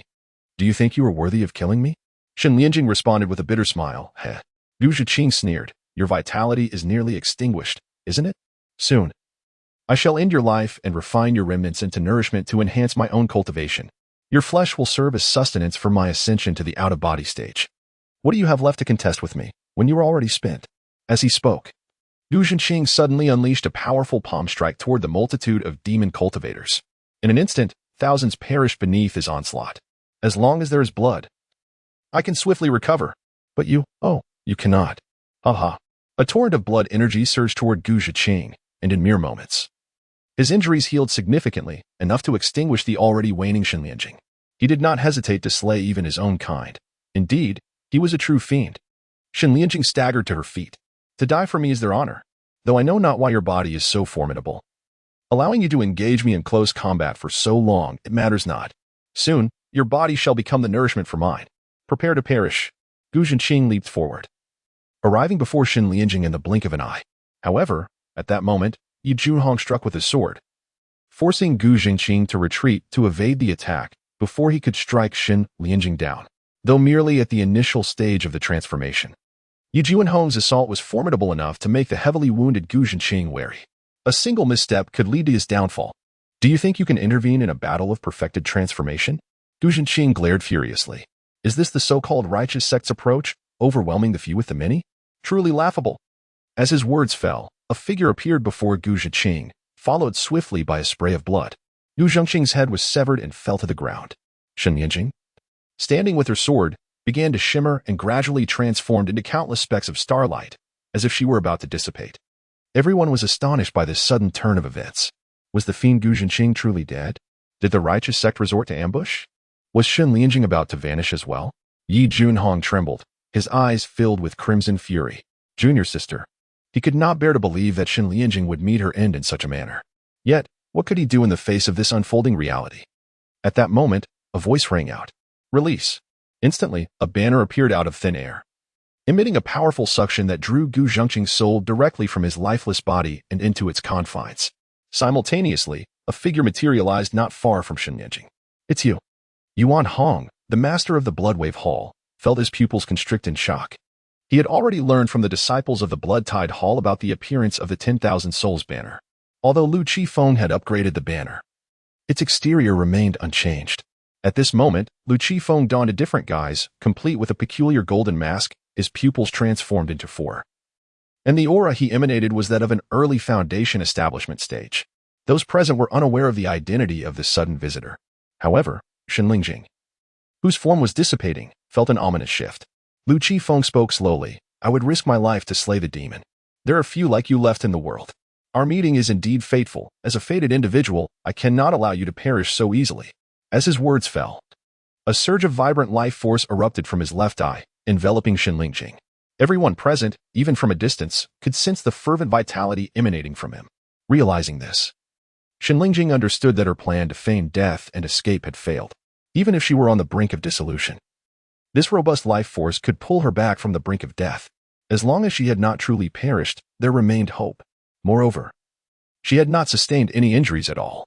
As Shenlingjing's form began to solidify, the life force released by Lu Qifeng gradually diminished. He had only managed to accumulate a small amount of this life energy, and he preferred to conserve it. After all, he would need to slowly cultivate and replenish it later. If he had the source of life, it would be a different matter, as that could continuously generate vitality. Thank you for your timely rescue, Senior. Yu Zhuhong was the most emotionally charged, expressing his gratitude before Shenlingjing could utter a word. If Shenlingjing had truly perished, he would have carried that guilt for a lifetime. No one present believed that Lu Qingfeng's early foundation establishment cultivation was his true strength. How could a cultivator at that stage unleash such a potent and vibrant life force? To pull a fully realized God transformation back from the brink of death? No one could discern the true extent of Lu Qingfeng's power. Thank you for your timely rescue. Shenlingjing cursed this unexpected visitor in her heart. Yet she maintained a fade of gratitude. No need for thanks. If there were more individuals like you in the world, it would be ideal. Lu Qifeng waved his hand dismissively. He then surveyed the surroundings and inquired, I shall take the soul of this demon. Does anyone object? Of course not. Yu Zhuhong replied with a smile. The demon cultivators dared not voice any objections. Lu Qingfeng's origins were shrouded in mystery, and his true strength was unknown. What if he were a formidable powerhouse? To contradict him would surely lead to dire consequences. Very well, then I shall take my leave. With that, Lu Qifeng vanished along with the 10,000 souls banner. No one could perceive the route he took in his departure. He had arrived unexpectedly and left just as swiftly. He must be an extraordinary being, the gathered crowd silently agreed. Including Shenlingjing, he did not think of Lu Qifeng at all. After all, Lu Qifeng possessed merely 2 pupils, whereas the senior boasted 4. As Lu Qifeng departed, the atmosphere here instantly turned somber and oppressive. You practitioners of demonic arts have already seen your most formidable leader, Gu Zhenqing, vanquished. Now, what do you possess to contend with my righteous celestial sect? The master of the Thunder Mountain emerged boldly, pointing a finger at the assembly of demonic cultivators and defiantly shouting. Yu Zhuhong immediately issued commands. All disciples of the Xianyun sect, heed my call. Join me in vanquishing the demonic cultivators. Behold the vast and resplendent heavens of Nanhuoland. Charge. Upon hearing these words, the disciples of the Xianyun sect were filled with fervor, drawing their weapons and magical artifacts as they surged forward. Disciples of the Zhentian Mountain, heed my command. Let us advance and conquer. The esteemed leader of the Thunderous Mountain swiftly issued commands. The demonic cultivators, sensing the impending danger, hastily fled. Meanwhile, the righteous faction boasted 3 cultivators at the transformation stage, among whom Shenlingjing had attained the pinnacle of transformation. After the demise of Gu Zhenqing, the most accomplished among the demonic cultivators merely attained the pinnacle of the spirit refinement stage. They were utterly incapable of contending with the righteous sects of the immortal realm. Chapter 51. The resentful Shenlingjing and Lu Qingfeng's return to the sect. The master of the Blood Tide Hall, Yuan Hong, did not hesitate to flee. For survival offered a chance for resurgence in a century. However, in the fleeting moment of his escape, a dagger unexpectedly pierced his throat, blood gushing forth. Yuan Hong gasped, clutching his neck as he stumbled backward, his eyes wide with disbelief at Shenlingjing's unexpected assault.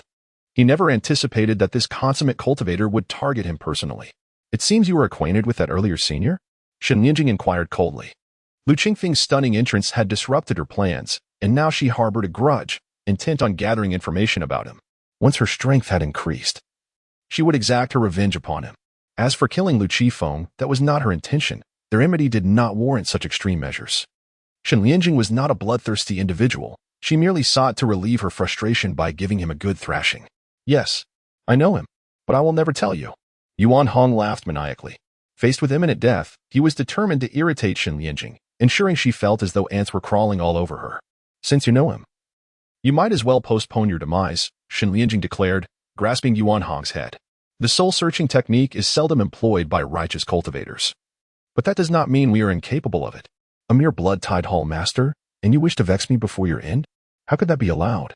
You shall suffer. Dragging Yuan Hong away from the battlefield, Shenlingjing's departure elicited a silent sigh from Yu Zhuhong, who chose to remain silent. Shenlingjing had already exerted tremendous effort that day, nearly losing her life in the process.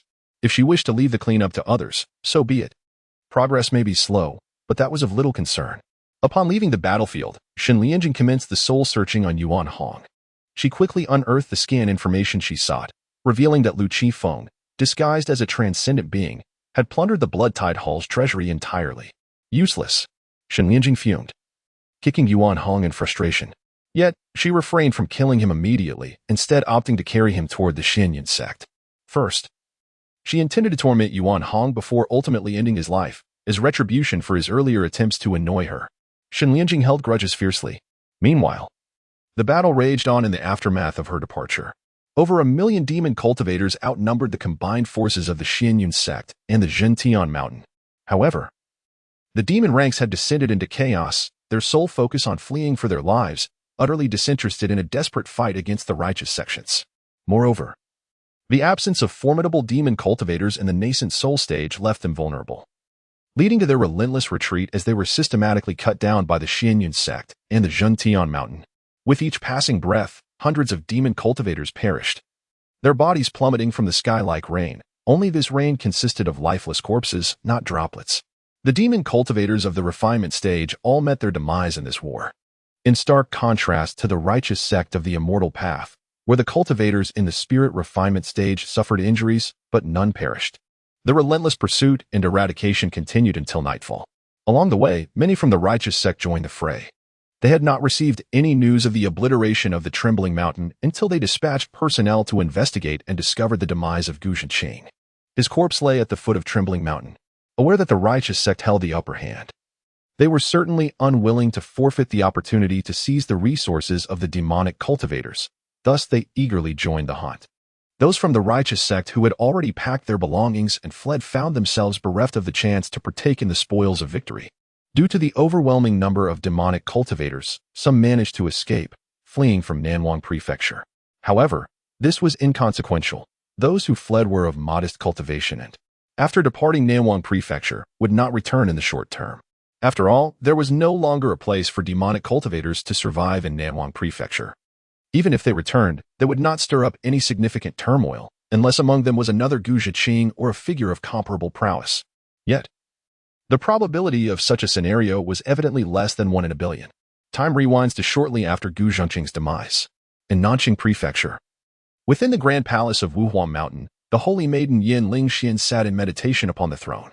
At that moment, a middle-aged man entered. "Your Holiness, what is it that you require of me?" he inquired respectfully. Yin Lingxian slowly opened her eyes and said, "Go to Nanwang Prefecture and inquire about Gu Zhiqing. If you can retrieve his corpse, then bring it back. Your command is my duty," the middle-aged man replied with reverence before departing. After leaving the battlefield at Trembling Mountain, Lu Qifeng hurried directly to where Zhu Yeqing and the others were located. With Lu Qingfeng's swiftness, he soon reunited with the trio. Along the way, he restored his appearance to the form they recognized. At this moment, Zhu Yeqing, Dan Taiyu, and Dan Aishui had all entered the core formation stage and had solidified their cultivation.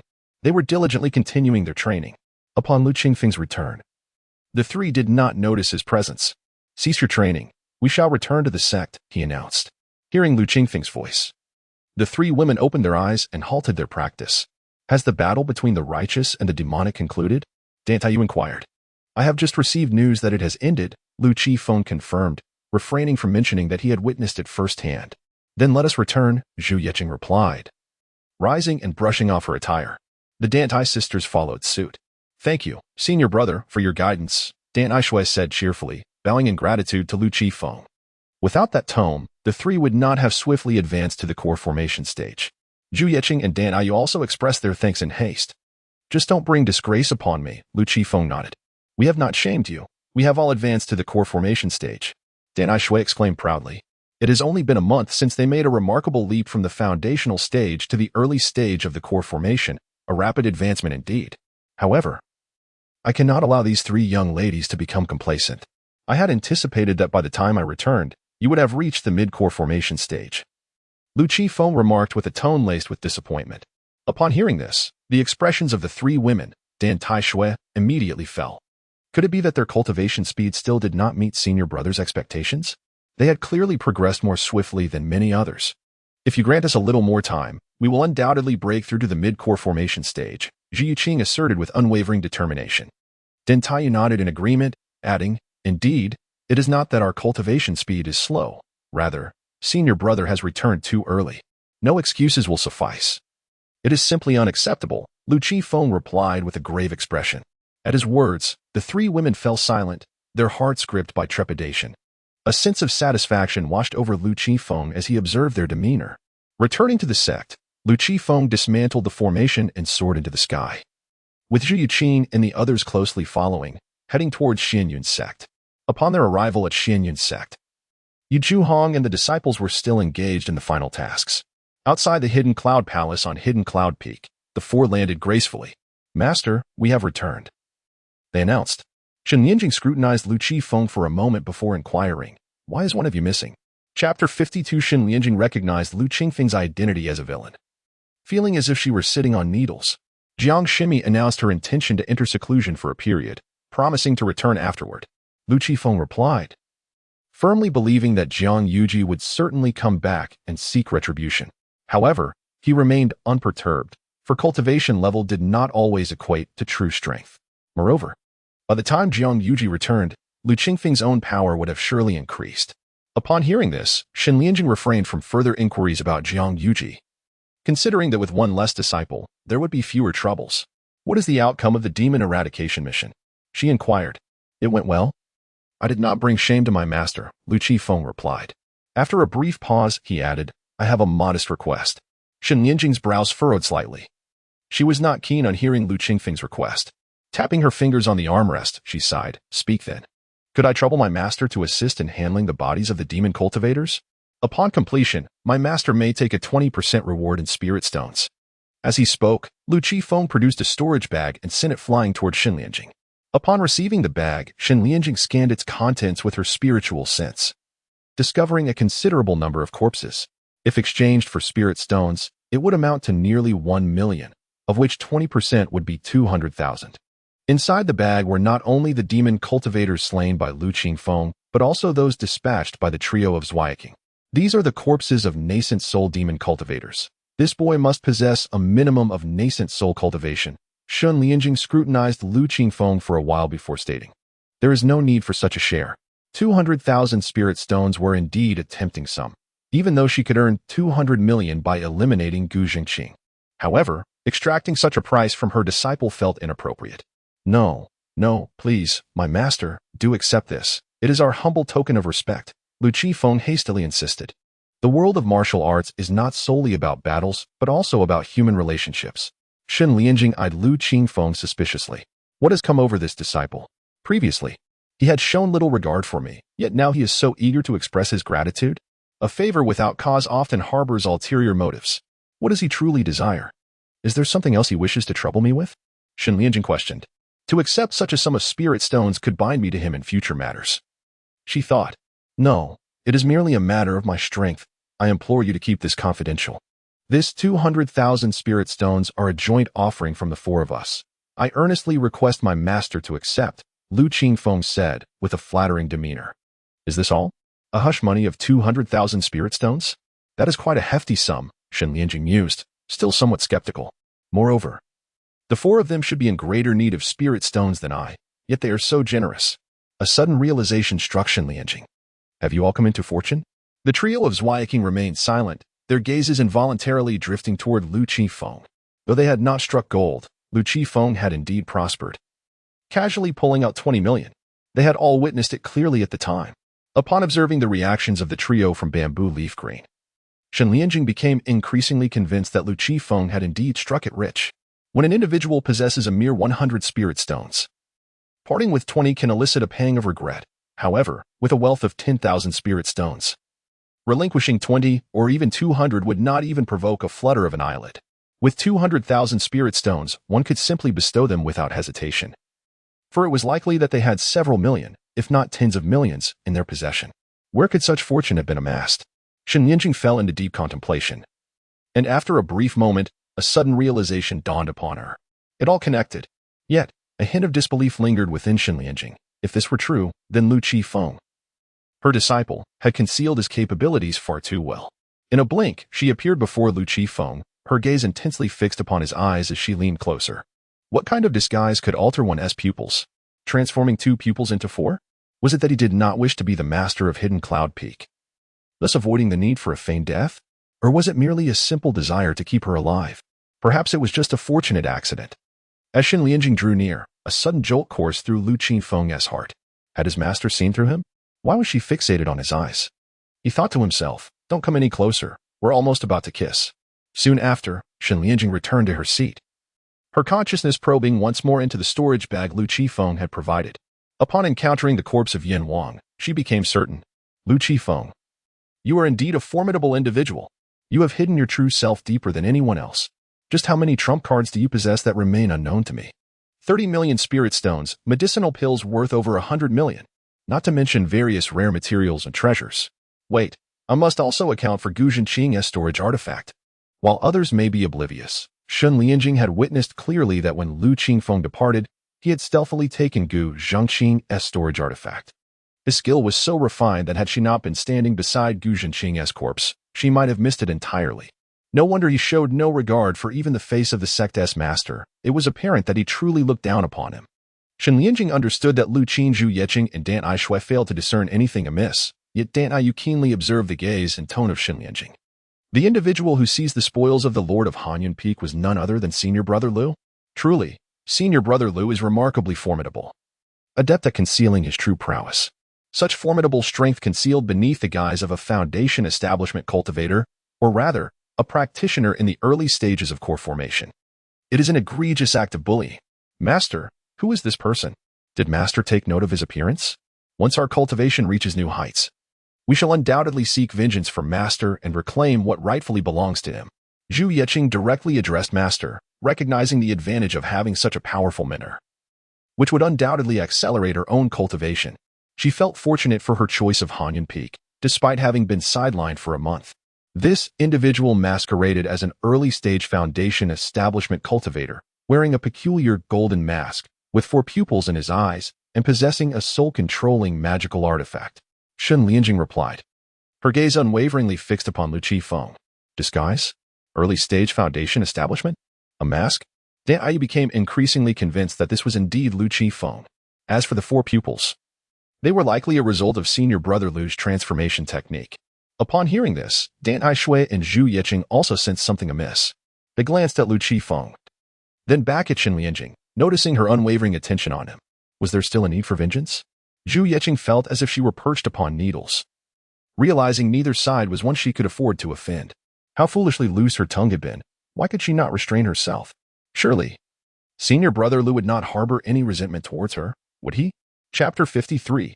Lu Qingfeng's stern condemnation. Yin Lingshuan's fiery outburst. Master, are you testing me?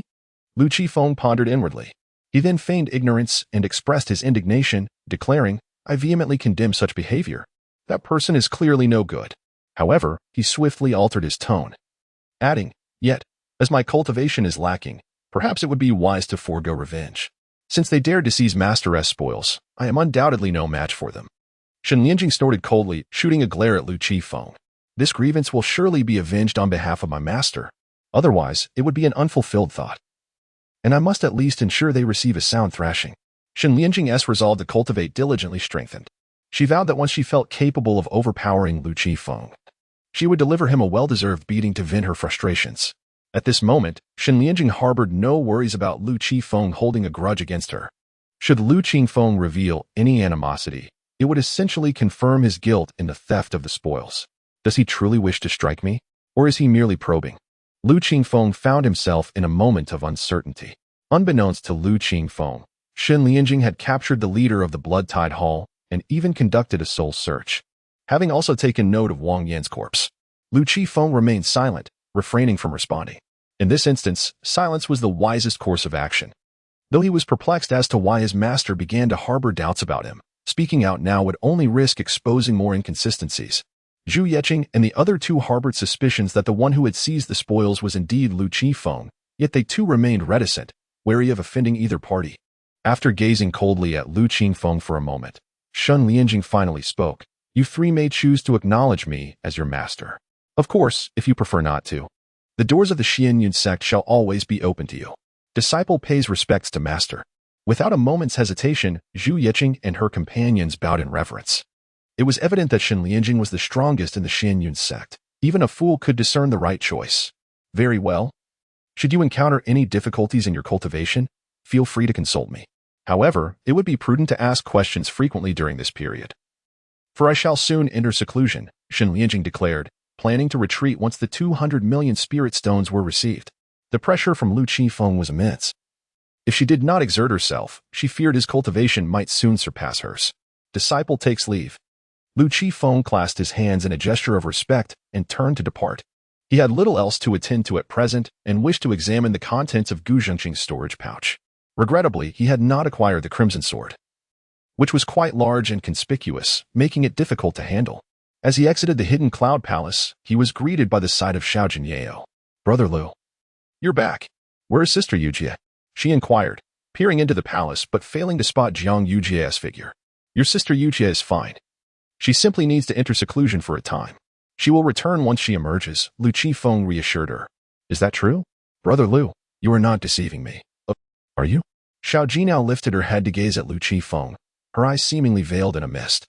"Am I really capable of deceiving you? Silly girl." Lu Qifeng shook his head, then vanished from sight. "Sister Zhu, Sister Dantai, is what Brother Lu said truly the case? Is Sister Yujie merely in seclusion?" Xiao Jinyao entered the hidden cloud palace, tears welling in her eyes. She was not entirely convinced by Lu Qingfeng's words. "Indeed, Sister Yujie is simply in seclusion," Zhu Yeqing replied, gently lifting Xiao Jinyao and pinching her tender cheeks with a smile. Dan Taiyu and Dan Aishuan nodded in agreement. "Your sister Yujie is with Brother Lu. She is quite safe in Nan Wangzhou. I doubt anyone could harm him, and he has no need to deceive you," Shen Lianjing added, hearing the reassurances from everyone. Xiao Jinyao felt a sense of relief, yet her heart remained heavy in the absence of Jiang Yujie. Upon returning to his cave dwelling, Lu Qifeng retrieved Gu Zhengqing's storage artifact. Now that Gu Zhiqing was deceased, the restrictions on the artifact crumbled effortlessly. Is this merely some celestial materials and treasures? Not a single spirit stone or elixir to be found. Lu Qifeng expressed his disappointment. "What is this? A stone tablet?" His brow furrowed as he picked a stone tablet from the assortment of treasures, while he could discern the functions of the other artifacts at a glance. This tablet eluded his understanding. It was no ordinary stone. After examining it closely, Lu Qifeng infused a trace of spiritual energy into the tablet, and in an instant, it was activated. A powerful force immediately drew his soul into its depths. Once inside the space of the tablet, Lu Qifeng was initially startled. After scanning the surroundings and detecting no immediate threats, he allowed himself to relax. Concurrently, a piece of information regarding this domain unfurled within his mind. Suddenly, a figure appeared before him, seemingly a woman. However, her features were obscured, resembling a blurred image, leaving her appearance a mystery. "Who are you?" Lu Qifeng inquired, his heart brimming with caution. "Did you kill Gu Zhiqing?" the woman questioned, ignoring Lu Qingfeng's inquiry. "No," Lu Qifeng replied, shaking his head. "Then why not admit it?" "Afraid I might cause you trouble?" the woman retorted with a cold laugh. "If I did not commit the act, why would I confess? As for you, I hardly regard you as a threat," Lu Qifeng countered with an equally icy smile. "In the outside world, one must remain cautious. Within this realm, however, one must embrace audacity. This space is known as the Void Divine Realm," he thought. It was akin to the network of his previous life. The woman appeared to be merely a few meters away, yet the true distance was anyone's guess. Lu Qifeng could not discern her visage, nor could she see his. Regardless, she had no knowledge of his identity. Coupled with her enigmatic demeanor, locating him would be a formidable challenge. "If it was not you who killed him, how did you come into possession of this Void Divine Stone tablet?" the woman asked, her surprise evident. "Do I owe you an explanation? Who do you think you are?" Lu Qifeng transformed into a keyboard warrior, meek in the real world, yet striking fiercely in the digital realm. He did not even cast a glance at himself, resembling a mere pixelated image. Witnessing Lu Qingfeng's demeanor, the woman found herself irked. Though unfamiliar with the term pixelated, she could discern that it was hardly a compliment. Unbeknownst to her, it was her own aloof demeanor that had provoked Lu Qingfeng's disdain, leading to his dismissive attitude. "Is it impossible to have a proper conversation?" she questioned, her irritation palpable. "What is there to discuss? You expect me to engage with you upon first meeting? Do I even have an interest in conversing with you? Typical average woman." With those words, Lu Qifeng abruptly exited the virtual realm. The woman was incensed, her fury seeking an outlet. Soon after, she too withdrew from the virtual world and promptly messaged her subordinate, Lu Siyuan. "Ensure you find out who has taken Gu Zhengqing's storage artifact. If possible, bring him to me. I require him alive." Yan Lingxian was furious. Even the notorious killer Gu Zhiqing would never dare to address her in such a manner. She could recognize that Lu Qingfeng was not oblivious to her intent, but was rather deliberately ignoring her to provoke her further. With such blatant provocation, how could she possibly endure it? Although the nuances of Lu Qingfeng's words eluded her, she was certain they were far from flattering. Meanwhile, Lu Qifeng pondered whether to destroy the virtual stone tablet in his hand, uncertain if the woman might come after him through the digital threads. Chapter 54. The Return of Disciples from Xianyun Sect. Arrival of Yin Lingshuan's subordinate. This artifact surpasses the communication stone in sophistication, that its knowledge remains scarce, rendering it a rarity. After some contemplation, Lu Qifeng resolved to retain the illusory divine stone tablet, as it could provide amusement in moments of tedium. However, for the time being, he needed to conceal the tablet's aura to prevent certain individuals from frantically tracing it back to him. Although the illusory divine stone tablet lacked a positioning feature, prudence was still advisable. Lu Qifeng promptly enacted multiple layers of concealment formations upon the tablet before stowing it within his storage ring. With these tasks completed, he commenced his cultivation. The following afternoon, Yi Zhuhong returned accompanied by numerous disciples of the Xianyun sect, though their numbers had significantly dwindled since their departure. Initially, their spirits were high on the journey back. But upon arrival at the sect, a somber atmosphere enveloped them. Yi Zhuhong uttered no words and simply dismissed the group, leaving the subsequent psychological guidance to the respective peak leaders. 3 days later, a notice was posted. The doors of the Merit Hall swung open, and countless disciples began exchanging the corpses of demon cultivators for spirit stones. Shun Lianjing directly approached the peak leader of Merit Peak, converting the demon cultivators' corpses belonging to Lu Qifeng and Zhu Yeqing into spirit stones, and claimed her share of 200 million spirit stones. Upon returning to Hidden Cloud Peak, Shen Lianjing distributed the spirit stones among Zhu Yeqing and the others, leaving the decision of whether to share with Lu Qifeng to them. On this day, Yan Lingshuan's subordinate, Lu Siyuan, arrived in Nanwang Prefecture. He swiftly uncovered the circumstances surrounding Gu Zhengqing's demise, learning that he had fallen to the blade of Shen Lianjing, the leader of Hidden Cloud Peak at Xianyun Sect. Additionally, he discovered that at the critical moment, a mysterious transcendent had appeared, rescuing the beleaguered Shen Lianjing and spirited away Gu Zhengqing's soul. As for Gu Zhengqing's remains, they had been taken by Yi Junhong, the sect leader, to honor the former leader, Meng Xiao, culminating in their complete incineration and the scattering of ashes. These events spread like wildfire throughout Nanwang Prefecture, reaching a nearly universally acknowledged status. Lu Siyuan surmised that this enigmatic transcendent was the individual who had appropriated Gu Zhengqing's spatial treasure. Yet, no one knew the whereabouts of this mysterious figure. Lu Siyuan was troubled, pondering that the transcendent might have already departed from Nanwang Prefecture. In a world so vast, lacking any clues, locating a single individual was akin to searching for a needle in a haystack. The Saints Yin Lingxian still wished for him to find this elusive being, ideally capturing them alive. He would consider it a stroke of fortune if he managed to avoid being slain in the process. Cultivators in Nanwang Prefecture had elevated Lu Qifeng to almost mythical status, and Lu Siyuan acknowledged he was no match for him. With a sigh, he retrieved a communication stone to relay a message to Saints Yin Lingxian of Wuhua Mountain. To the Holy Maiden, it is reported that Gu Zhengqing met his demise at the hands of Shen Lianjing, the master of the Hidden Cloud Peak of the Xianyun sect. Shen Lianjing ignited her essence and soul, killing Gu Zhengqing. Her intention was to vanish into nothingness. However, at the crucial moment, a mysterious hermit appeared. This individual emanated an extraordinary vitality from his eyes, stabilizing Shen Lianjing's soul and body, ultimately enabling her to be resurrected. Moreover, he absconded with Gu Zhengqing's soul. There are suspicions among my subordinates that he also took Gu Zhengqing's storage treasures. Regarding the whereabouts of this enigmatic figure, no one in Nanwang Prefecture is privy to his identity or presence, leaving my subordinates powerless. Lu Siyuan reported the findings to Yan Lingxian truthfully, candidly expressing his limitations. The utterance of it was you, by Yuan Hong, the leader of the Bloodwave Hall, went unnoticed by many. Even those who recalled this detail failed to regard its significance, and even if it were voiced, it would bear no weight. For in the eyes of the people of Nanwang Prefecture, Yuan Hong is already deceased. Thus, it is as if no one recognizes Lu Qifeng, this mysterious hermit. Upon receiving this news, Yan Lingxian furrowed her brow slightly, pondering the notion of a mysterious hermit. Reflecting on Lu Qingfeng's demeanor and actions, she felt that they hardly aligned with the archetype of a reclusive sage. Is there any information regarding the figure's stature and appearance? She inquired. In a matter of moments, Lu Siyuan provided a response. He stands at 8 feet tall, of average build, and dons a peculiar golden mask. It is said that his revealed cultivation level is at the early stage of foundation establishment, though this is undoubtedly a fade. In that case, return for the time being.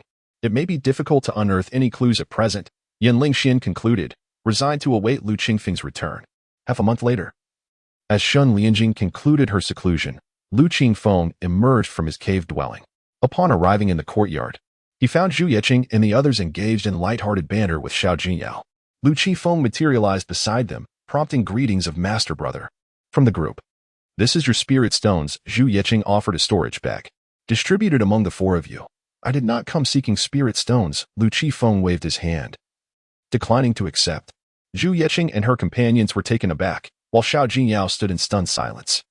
She was well aware that Lu Qingfeng's share of spirit stones was substantial. Even when divided among four, she could still receive over 100,000 spirit stones.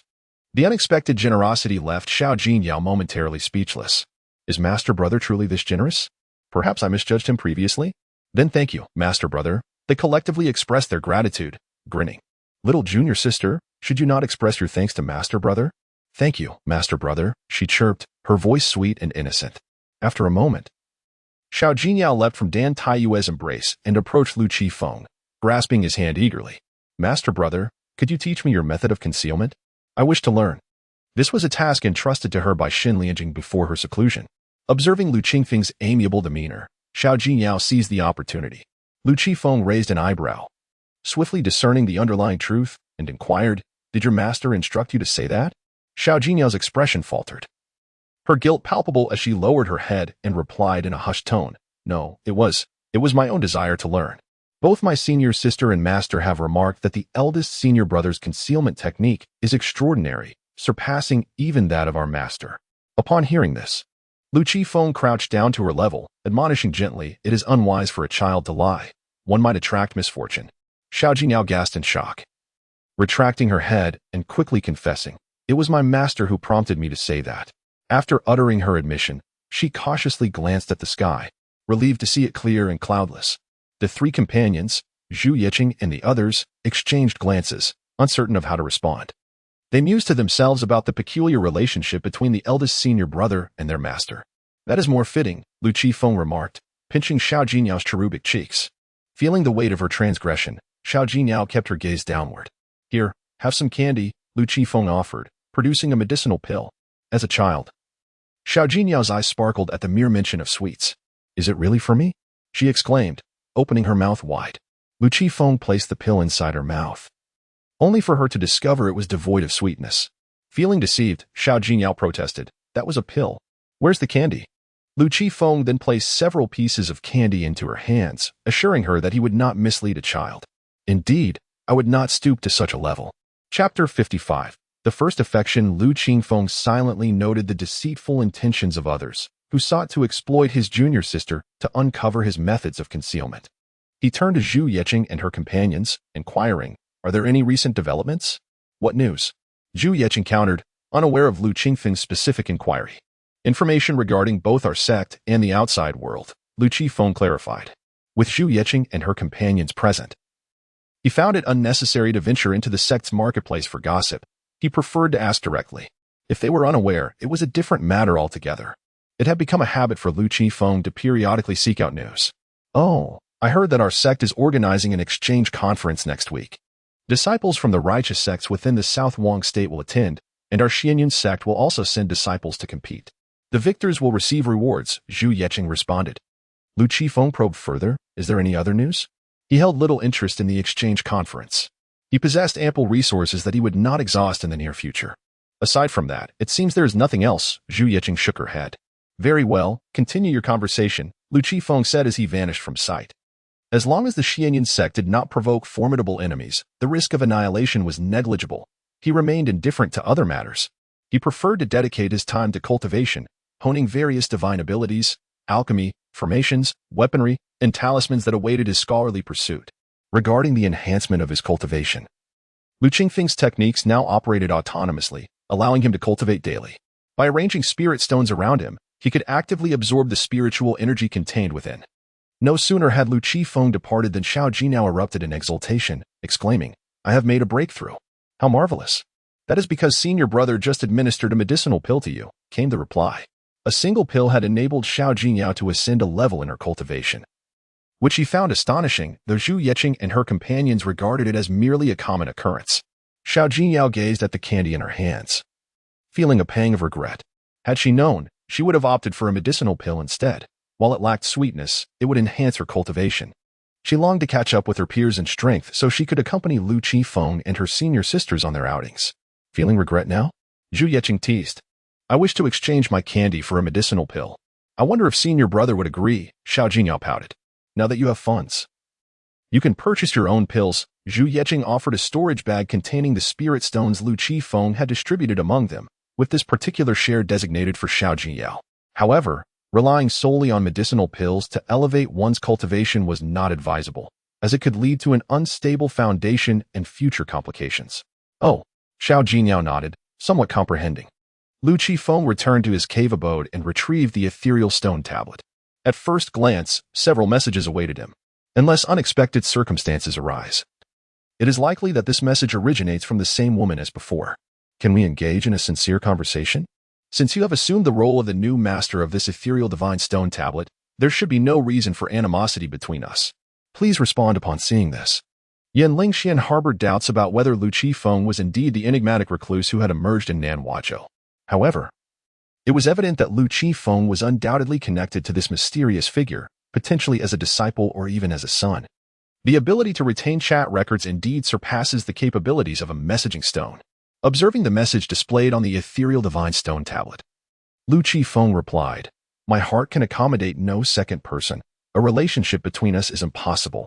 We exist in different realms, so relinquish this hope.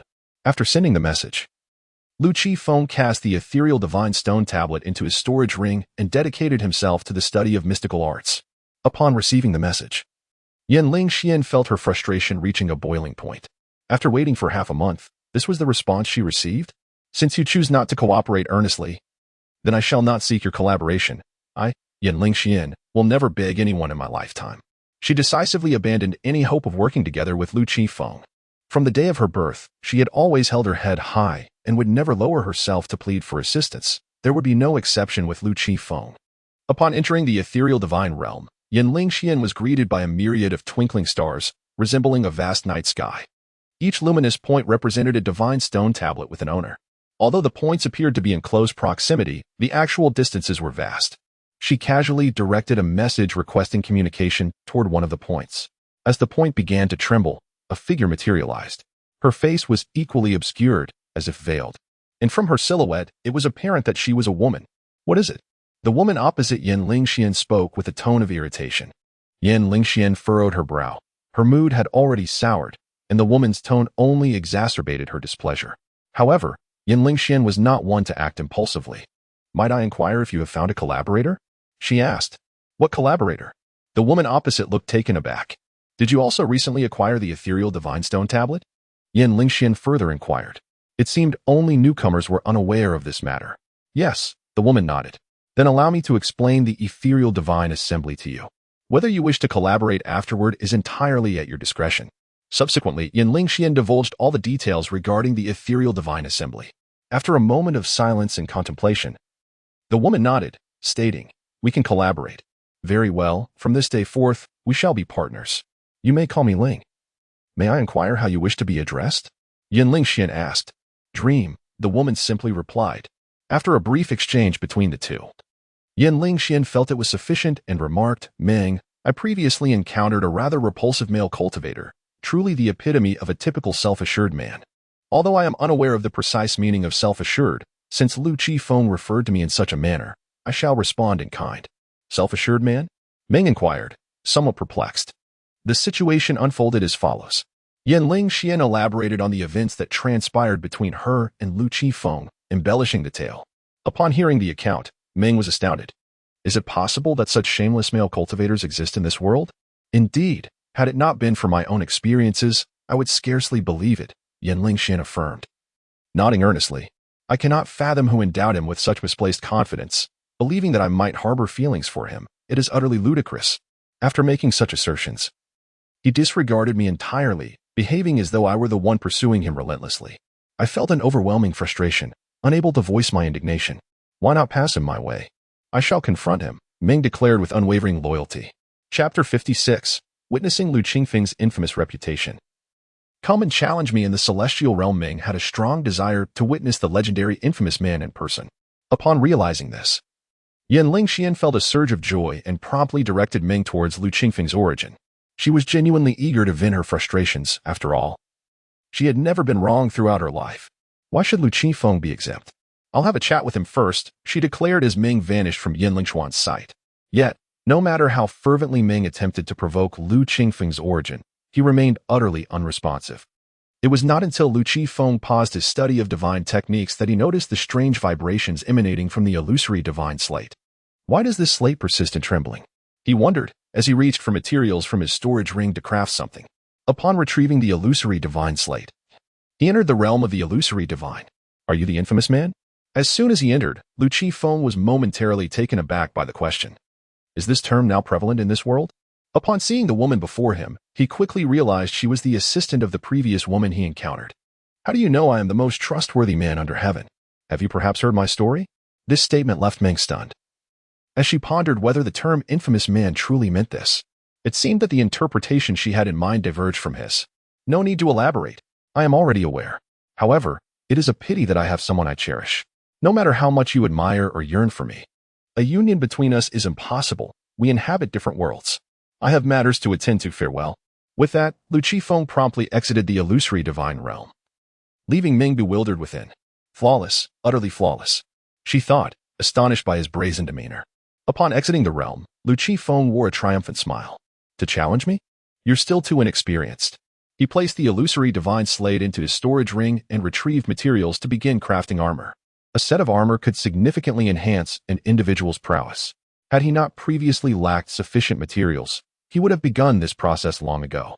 While Ming relentlessly attempted to engage Lu Qingfeng further in the illusory divine realm, he remained entirely indifferent, ultimately compelling her to relent.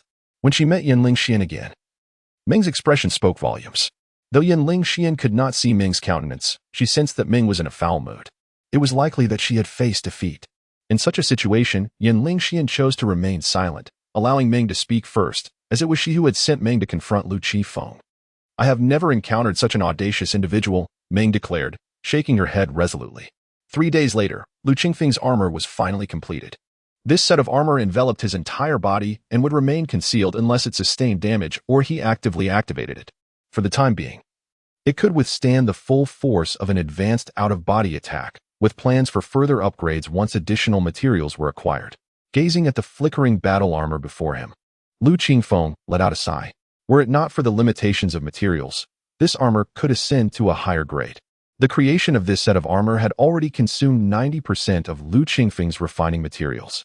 The remaining 10%, even if fully utilized, could not elevate the armor's rank. With armor capable of withstanding the fullest force of an ethereal exit, once donned, Lu Qingfeng would be invincible in Nanwang Prefecture. Even if Shen Lianjing unleashed her full power, defeat would not befall him. But where could he procure the advanced materials needed next? The resources in Nanwang Prefecture were scarce, and Lu Qingfeng had already reached his limit. Even if he were to purchase with spirit stones, it was unlikely he would find materials suitable for the spirit separation phase. Suddenly, a spark of inspiration ignited within Lu Qingfeng, and he retrieved the Void Divine Stone tablet. Those two young ladies seemed quite affluent. Perhaps he could acquire some high-grade materials from them. Entering the Void Divine realm, Lu Qingfeng surveyed the environment, reminiscent of the cosmic expanse, before his gaze settled on the two nearest points of origin. As he sent out a signal for communication, Dream and Yan Lingxian quickly materialized within his line of sight. Bah, an average man. I already have someone I like. I could never agree to you. So just give up on that thought. Before Lu Qingfeng could utter a word, Dream seized the initiative, returning his earlier sentiments with equal fervor. We are from entirely different worlds. There is no possibility for us. Stop your incessant pursuit. I will not accept you. Yan Lingxian followed closely, echoing the sentiments they had concocted over the past few days. Their strategy was to preemptively express their thoughts and then swiftly depart, leaving Lu Qingfeng with a sense of unresolved frustration that could linger for days. However, unbeknownst to them, Lu Qingfeng had already prepared. He had covered his ears, choosing to ignore their words. Witnessing his reaction, Dream and Yan Lingxian felt a surge of discomfort. The pent-up resentment within them remained unvented, intensifying their unease. At that moment, Lu Qifeng countered, I know both of you harbor affections for me, and I genuinely appreciate your sentiments. Thank you, truly. However, I have someone I adore already. It is futile to pursue this further. There will be no resolution between us. Ah, you scoundrel. I shall kill you. If you have the courage, state your location and name. Yanling Xian retreated strategically, attempting to provoke Lu Qifeng into a reaction. I've already declared that there will be no outcome between us, yet you still wish to pursue me? Are you attempting to entrap me? Lu Qifeng's tone bore a hint of anger. If this continues, I shall become truly irate. Are you foolish? I want to kill you. I want to kill you. Yanling Xian spat, her teeth clenched in frustration. The desperation to destroy that which one cannot possess was indeed a terrifying trait among today's female cultivators. Male cultivators must exercise caution when venturing into the world. Lu Qifeng wore a look of sheer terror. However, neither Yanling Xian nor Ming could perceive his expression. Yet, this did not alleviate the discomfort brewing within their hearts. Ming exclaimed sharply, enough? You didn't invite us in merely for a war of words, did you? Mind your language. I have always upheld my integrity, so do not unjustly tarnish my reputation. Lu Qifeng retorted with righteous indignation. Ming and Yanling Xian silently clenched their fists. Oh, do you wish to fight? I'm not boasting, but even if the two of you joined forces, I would effortlessly overpower you with a single hand. One must be audacious. After all, in this realm of illusion, everyone wears a mask. Who cannot boast? If you have the courage, state your name. Reveal your location. I am eager to witness your prowess. Yanling Xian said coldly. I shall not change my name nor my surname. I am indeed the Jade Emperor. If you are dissatisfied, come to the heavenly court and confront me. Lu Qifeng declared with a booming voice. The Jade Emperor? I've never heard of him. And where exactly is the heavenly court? Yanling Xian and Ming exchanged glances, both equally perplexed. Chapter 57. The communication conference approaches. Lu Qifeng has been selected to participate. Are you not aware of this? Even the heavenly realm remains oblivious, and yet you dare to threaten my life? Mockery filled Lu Qifeng's gaze. Humph. Who can ascertain whether this is not merely a fabrication of yours? Yanling Xian huffed disdainfully. I am undoubtedly the most trustworthy man under heaven. How dare you question the veracity of my words? It is evident that your ignorance is profound, yet you refuse to acknowledge it. Is it truly so difficult to admit your lack of knowledge? Upon hearing Lu Qifeng's assertion, both Yanling Xian and Ming gradually began to accept the uncomfortable truth of their own ignorance. The world is vast, filled with numerous places and myriad phenomena that elude their understanding. This is perfectly natural. Even if the location is genuine, your title remains false. Ming retorted. Those who dare to adopt an imperial title fall into one of three categories. Either they possess immense power, or they are genuine monarchs, or they are simply foolish individuals unaware of their own limitations. Typically, such ignorant fools meet with tragic ends. In the eyes of Yanling Xian and Ming, Lu Qifeng bore no resemblance to a powerful figure, nor did he exude the dignity of an emperor. Instead, he appeared akin to a contemptible rogue, an arrogant fool reveling in empty bravado. Some individuals stubbornly cling to their misguided beliefs, unwilling to confront reality. You provide the address, yet you cannot find it. You wish to end my life? How utterly laughable! Lu Qifeng scoffed. Then, adopting a tone of feigned authority, he declared, reveal your names and locations. Should you fail to seek me out, I shall come for you. Yanling Xian and Ming fell into a profound silence, rendered speechless and intimidated. Unable to counter Lu Qifeng's words, they found themselves outmatched in spirit. Truly, they felt a deep sense of shame. You two are utterly useless. Unable even to disclose your names and locations, Lu Qifeng continued his derision. Even if they were to reveal such information, he would have no intention of pursuing them. To arrange a confrontation online is simply foolishness. Though Lu Qifeng was young and possessed martial prowess, he was no general. Next time, be mindful of your station. To whom do you present that scornful visage? You maintain an air of superiority, yet you are but insignificant ants in my eyes, easily extinguished. With those words, Lu Qifeng withdrew from the virtual realm. It was now impossible for him to procure high-quality materials from the two of them, especially after having offended them. However, he deemed it a minor inconvenience, for he could devise other means in the future. As for venturing forth to actively collect superior refining materials and rare herbs, that was out of the question. It was far safer to remain within the confines of Xianyun's sect. The outside world was fraught with peril. Though Lu Qifeng had become invincible in Nanwangzhou, he had yet to claim such dominance beyond its borders. 3 days later, Zhu Yeqing, Dan Taiyu, and Dan Aishui arrived at the sect's marketplace, accompanied by the young Jinao. Observing a throng gathered before the notice board, the four approached. Having already transformed their appearances to ensure no one recognized them as disciples of the hidden cloud peak of Xianyun sect. Upon glancing at the notice, it became evident that individuals from other sects in Nanwang Prefecture were en route to Xianyun sect for an exchange meeting, expected to arrive by tomorrow. Sister, these sects are truly formidable. Xiao Jinyao raised her face, her large, watery eyes blinking at Dan Taiyu. I heard they even have divine beast mounts. Divine beast mounts? Dan Taiyu's lips twitched. Acquiring such mounts was no simple feat, junior sister. Do not be misled by their extravagant tales. Divine beast mounts are not so easily found. Zhu Yeqing reached out to pat Xiao Jinyao's head. However, if you desire a mount, we can take you to buy one. Xianyun sect had domesticated spirit beast mounts, which Zhu Yeqing and her companions had only been able to observe from a distance until now. Nevertheless, during their demon-slaying mission, they had garnered substantial rewards. The spirit stones distributed by Lu Qingfeng alone amounted to over 100,000, more than enough to purchase several spirit beasts. Really? Xiao Jinyao exclaimed with delight. Zhu Yeqing nodded with a smile. Yes, let us hurry and make the purchase. Xiao Jinyao, thrilled, grasped Zhu Yeqing's hand, envisioning how impressive she would feel with her new mount. Wait a moment, Dan Taiyu called out to Zhu Yeqing and Xiao Jinyao. The disciples of Xianyun sect required for battle have already been listed. Dan Aishui added, somewhat dazed, the three of us, along with the senior brother, are all required to compete. They were to face off in an exchange competition for those at the core formation stage, where the senior brother would undoubtedly excel in overpowering his opponents. Aside from Xiao Jinyao, Zhu Yeqing and the others were well aware that Lu Qifeng could easily dominate those at the core formation stage, akin to a father playfully scolding his son. Devoid of any pressure, even Qi Junai, at the early stages of spirit refinement, had fallen victim to his prowess, taking away the spoils from their master, who had reached the peak of the god transformation stage. Yet, it seemed that the senior brother was not inclined to partake in such frivolities.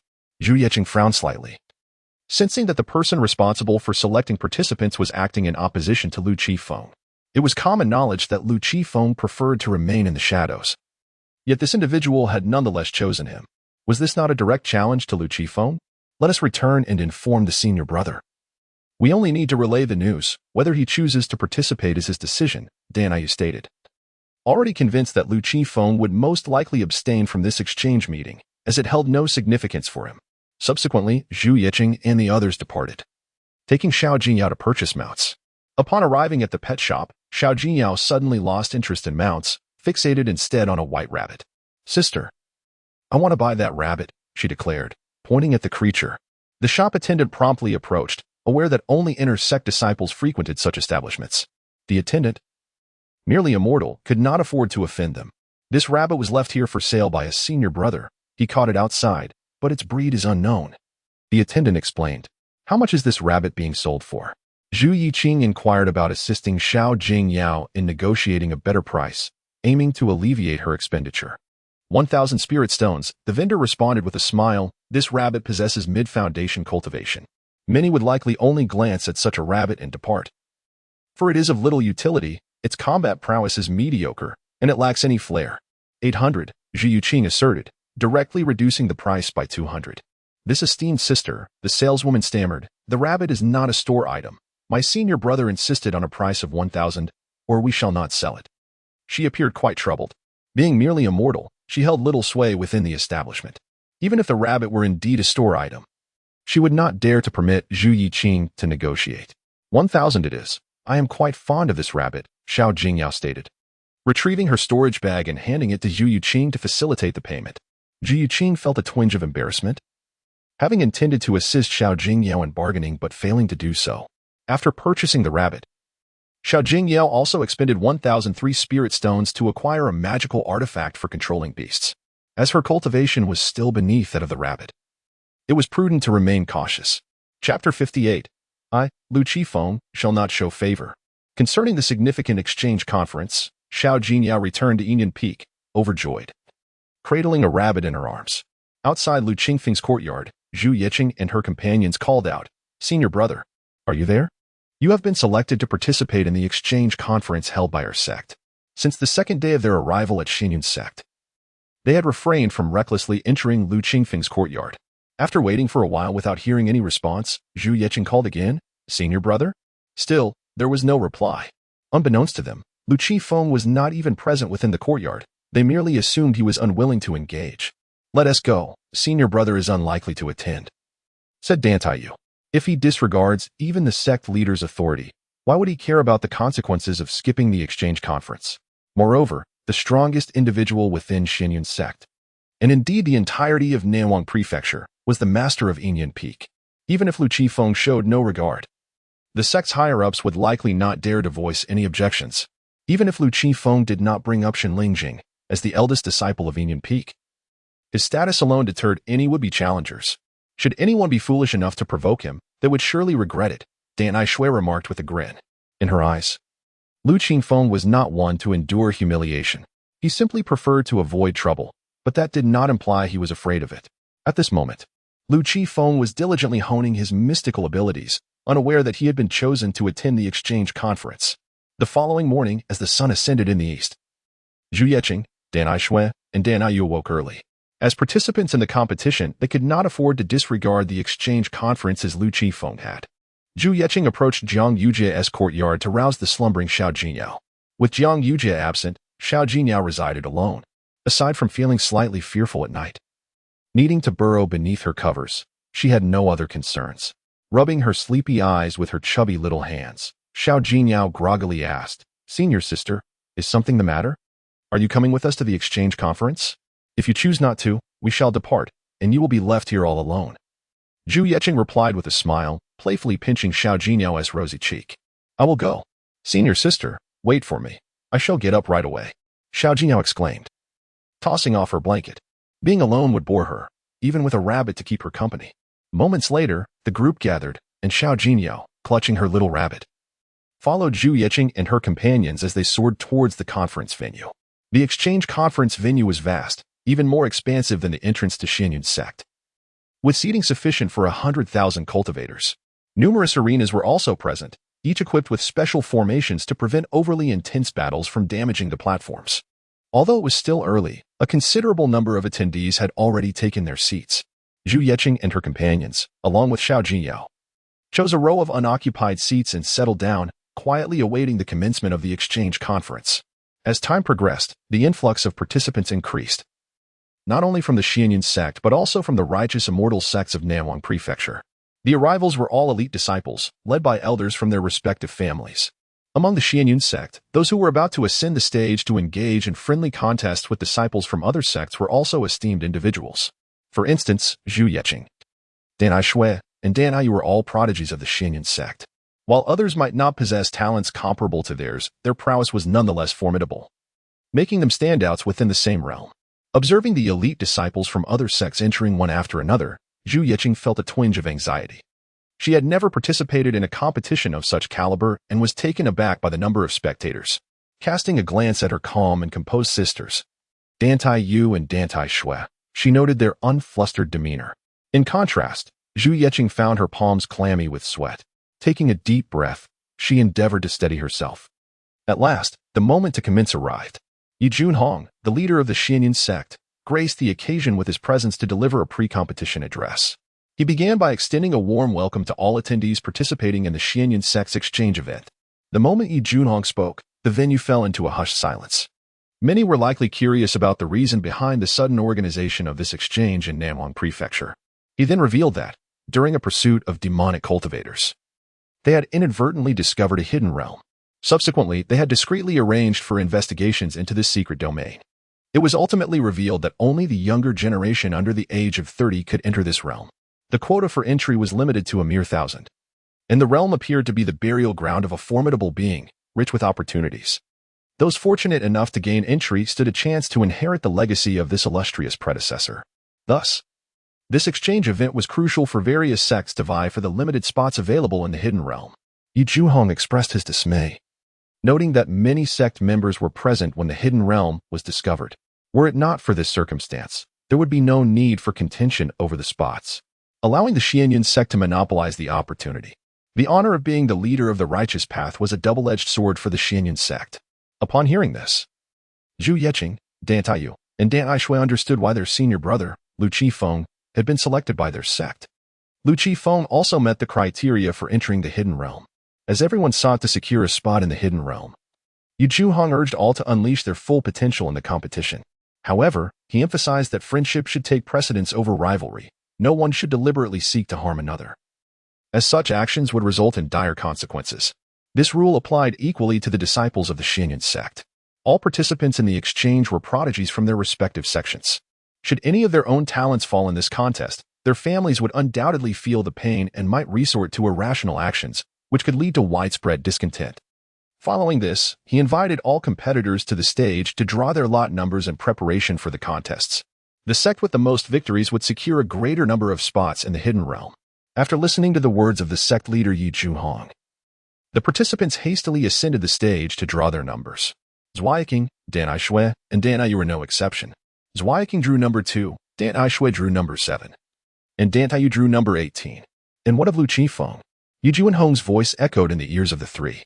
They froze momentarily, at a loss for words. Should they directly say that their senior brother was too indifferent to attend? What if a confrontation arose between him and the sect leader? With so many outsiders present at Xianyun sect, if the sect leader were to lose, it would be a tremendous embarrassment. Indeed, their first instinct was to presume that the sect leader might not be able to contend with their senior brother Lu Qifeng.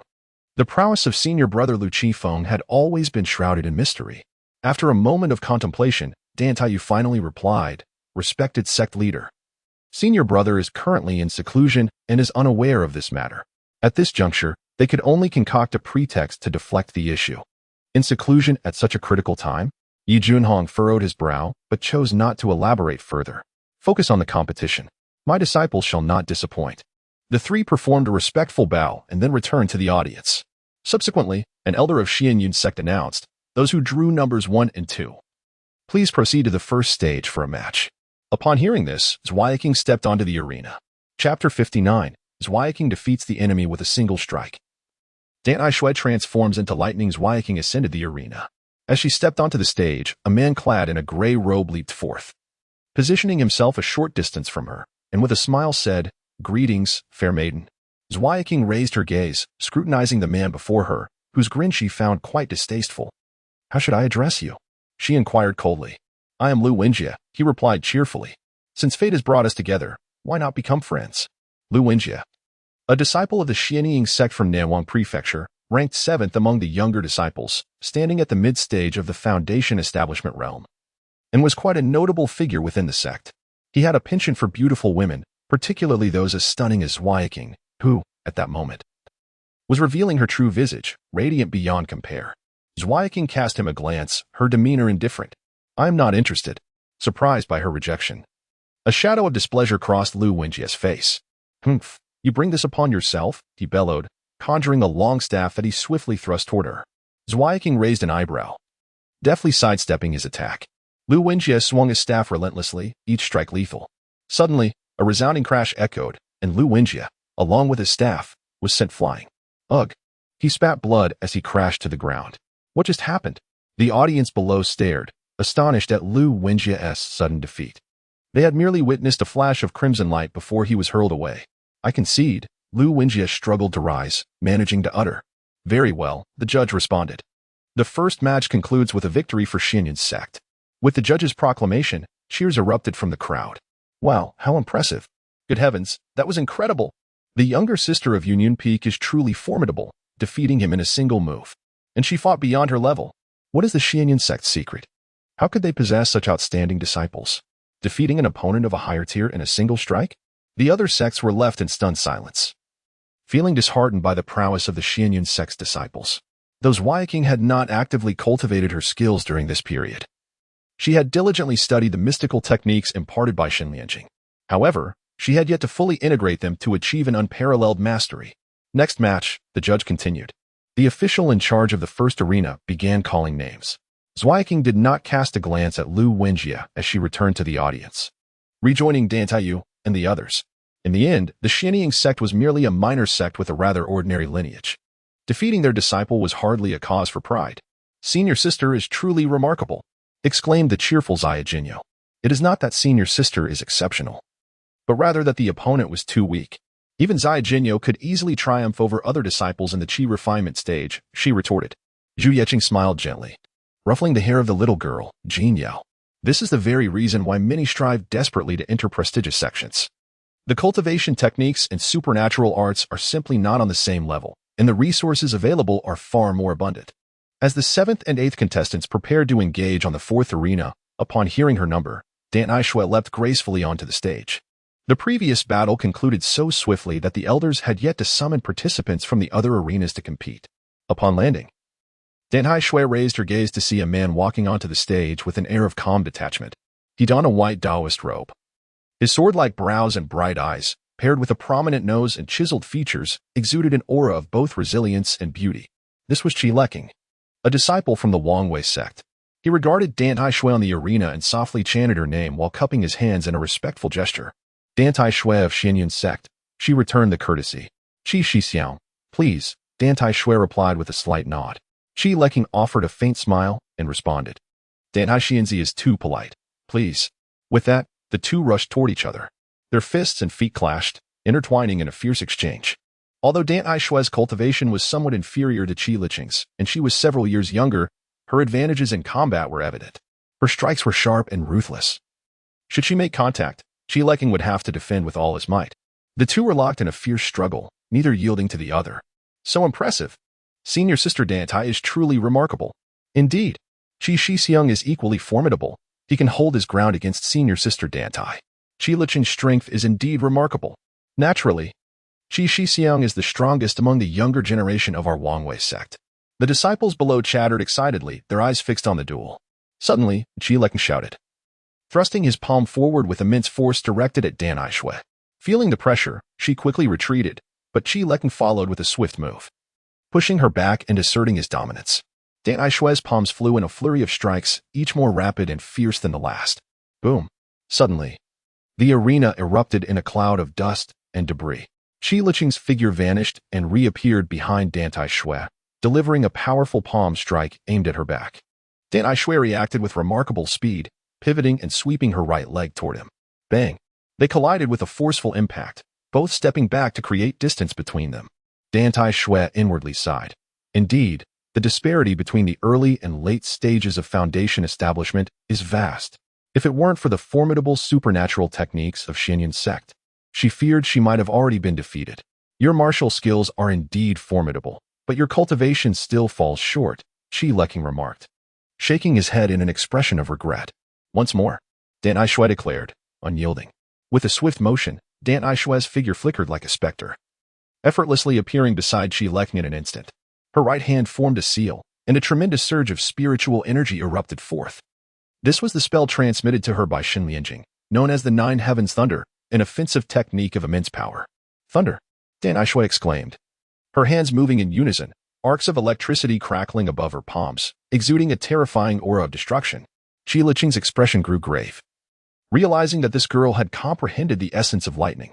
With a resounding boom, an endless torrent of purple lightning manifested, dense and overwhelming, charged with a sense of annihilation as it hurtled towards Chi Leking. Roar! Chi Leking bellowed towards the heavens, engulfed in flames, resembling a descending fire god. Blazing sun! Devour the heavens! He formed a seal with his hands, unleashing a torrent of scorching flames that coalesced into a blazing sun. Crackle, crackle. The blazing sun and the lightning collided, producing a cacophony of sounds as the lightning encircled the sun, seemingly intent on obliterating it entirely. Yet, the lightning gradually consumed the sun, dimming its brilliance, as if it were on the brink of extinguishment. With a muffled thud, the blazing sun finally faltered, collapsing under the relentless assault. Puff! Chi Leking spat a mouthful of blood, hurtling backwards. I concede, he declared. Chapter 60, The Master Invites Lu Chi Feng. Dan Taiyu breaks through in battle. The audience erupted in cheers once more as they witnessed their champion emerge victorious. The disciples of the Xianyun sect were particularly elated. Much like the previous competitor, Zhu Yiqing, Dan Aishwe also fought beyond her level and triumphed, showcasing her extraordinary talent. Yet, amid the celebrations, there were those who harbored resentment, and a flicker of malice glinted in the eyes of some. The young girl from before, as well as the current one, must not be allowed to linger. Several leading elders from different sects in the audience shared this sentiment. If Zhu Yiqing and Dan Aishwe were permitted to mature unimpeded, the Xianyun sect's position would become increasingly unassailable. Within the righteous sects, many were secretly wishing for Shin Lingjing's swift demise. The reason was simple. Xin Lingjing was exceptionally formidable. As long as she remained alive, it would be exceedingly difficult for them to challenge the Xianyun sect standing or dare to usurp their territory and resources. While the battle continued, the Xianyun sect's master, Yi Zhuhong, had already arrived at the hidden cloud peak. He was keen to ascertain Lu Qingfeng's true capabilities. Xin Lingjing had reached the pinnacle of the god transformation stage while masquerading as being in the late stages of the spirit refinement phase. As her foremost disciple, Lu Qingfeng would surely have grasped her essence and concealed his own cultivation level. Lu Qingfeng, are you present? Yi Zhuhong's voice resonated throughout the hidden cloud peak. Hearing this from within his cave dwelling, Lu Qingfeng promptly exited and swiftly approached Yi Zhuhong. May I inquire what the esteemed master seeks of me? Lu Qingfeng asked, offering a customary bow. Yi Zhuhong was taken aback by Lu Qingfeng's sudden appearance. Indeed, you are truly a disciple of Sister Lingjing. But is this concealment technique not a bit excessive? If I couldn't detect Sister Lingjing's presence, how could Lu Qingfeng, after only a few years of cultivation? Yi Zhuhong found it somewhat hard to fathom. Are you aware that we are hosting an exchange meeting today? Yi Zhuhong inquired. Lu Qingfeng raised an eyebrow. Ziyu Qing had mentioned this to him, yet he had regarded it with indifference and paid it no heed. Now, the master of the Xianyun sect was coming to seek him out for this reason? Does the master wish for me to compete? Lu Qingfeng asked. Indeed. The more victories the Xianyun sect achieves, the greater the benefits, Yi Zhuhong replied, scrutinizing Lu Qingfeng with a discerning gaze, attempting to unveil his true cultivation level. However, he was left disappointed in his endeavor. I heard from your sister that you were in seclusion and did not wish to disturb you. But this matter pertains to significant interests, compelling me to come personally to inform you. Yi Zhuhong communicated amiably, refraining from exerting pressure. Given Lu Qingfeng's close ties to Xin Lingjing, he was cautious. Should Lu Qingfeng report him to her, he would face considerable backlash. Is there any benefit for disciples in this? Lu Qingfeng inquired further, nearly broaching the subject of conditions. Are you implying that you are becoming presumptuous? Yi Zhuhong felt a twinge of dissatisfaction. As the master of the Xianyun sect, he had personally come to visit, yet Lu Qingfeng displayed such a demeanor? Naturally, there are benefits, spirit stones, magical artifacts, elixirs, as long as you bring considerable gains to the Xianyun sect. All these will be within your grasp. Lu Qingfeng contemplated for a moment, displaying an air of reluctance, and replied, Very well, I shall demonstrate a modicum of my skill. Here is your number. Yi Zhuhong tossed a wooden plaque, feeling quite displeased yet unable to refuse. Follow me to the venue. With those words, Yi Zhuhong soared toward the conference site. Lu Qingfeng glanced at the number inscribed on the plaque, 99, and swiftly followed suit. Upon arriving at the venue, Lu Qingfeng surveyed the throng of attendees, his gaze swiftly honing in on the positions of Zhu Yeqing and her companions, after which he settled beside them. What is happening? Is the Xianyun sect struggling against other sects? Why did the sect leader personally come to summon me? Lu Qingfeng inquired. Senior brother, what brings you here? Startled by Lu Qingfeng's voice, Zhu Yeqing was taken aback, finding it rather alarming. She then stood in astonishment, pondering the significance of her senior brother's presence, wondering why the sect leader would personally extend an invitation. The Xianyun sect is not at a disadvantage against the other sects. Both Shui Shimi and I have secured victories in our matches, and soon it will be Yu Shimi's turn to compete. I believe she will also emerge victorious. Zhu Yeqing speculated. It might be related to the secret realm. The sect leader likely desires more victories to facilitate the entry of additional disciples into the Xianyun sect. A secret realm? Lu Qingfeng raised an eyebrow, intrigued. Zhu Yeqing proceeded to explain the details regarding the secret realm. It is located within the territory of Nanwang Prefecture. It might prove to be an unexpected opportunity, though it does carry certain dangers that warrant caution, Lu Qingfeng mused to himself. He felt invincible within Nanwang Prefecture and preferred not to venture too far. Senior brother, is my little rabbit not adorable? Xiao Jiniao lifted her small white rabbit. Indeed. It is quite charming, Lu Qingfeng replied with a gentle smile. Then may I let you play with my rabbit, senior brother? In exchange, could you provide me with some elixirs? Xiao Jiniao gazed at Lu Qingfeng with hopeful eyes. It was that he couldn't afford the elixirs, rather. The allure of acquiring them for free was far too tempting. That wouldn't be appropriate. Lu Qingfeng shook his head, turning his attention back to the arena. Xiao Jiniao felt a tinge of disappointment but brushed it aside. In this round, competitors 17 and 18, please take the stage. Din Taiwei gracefully leaped onto the platform, landing with an ethereal lightness. The audience immediately erupted in speculation. Twins? Or perhaps the same individual? They must be twins. Dan Taiyue's aura is quite distinct from that of Dan Taishui. Marvelous. Simply marvelous. If only. Stop dreaming. You have no chance. Those sisters would never take notice of you. Su Gaojia from the Bingsnow Mountain Manor bowed to Dan Taiyue. I am Dan Taiyue from Xinyan sect. She returned the gesture. The two faced each other, their eyes brimming with intensity, as if a battle could erupt at any moment. In the next heartbeat, their duel commenced with fervor. Bang. Two resounding clashes echoed. Bang. Dan Taiyue delivered a powerful palm strike to Su Gaojia's chest. Su Gaojia could not suppress a spurt of blood. Immediately after, he let out a cold snort, and his body erupted with an astonishing aura. His eyes brimming with intense combat fervor, transforming him into a formidable warrior. With a furious roar, waves of surging power coursed through him as he raised his arms, striking towards Dan Taiyue with lightning speed, propelled by an overwhelmingly violent momentum. Observing this, Dan Taiyue did not retreat but advanced instead. In an instant, her form surged forth, delivering a powerful punch towards Su Gaojia. The clash of fists resounded like thunder, creating a deafening roar, as a tempest of wind swept up clouds of dust, rendering it nearly impossible to see. As the dust settled, two figures emerged, each retreating a few steps, traces of blood adorning the corners of their mouths. Su Gaojia, with his formidable cultivation at the peak of the Golden Core stage, found himself at a slight disadvantage against the early stage Dan Taiyue. However, she was not one to concede easily, launching another attack on Su Gaojia. He immediately countered her assault.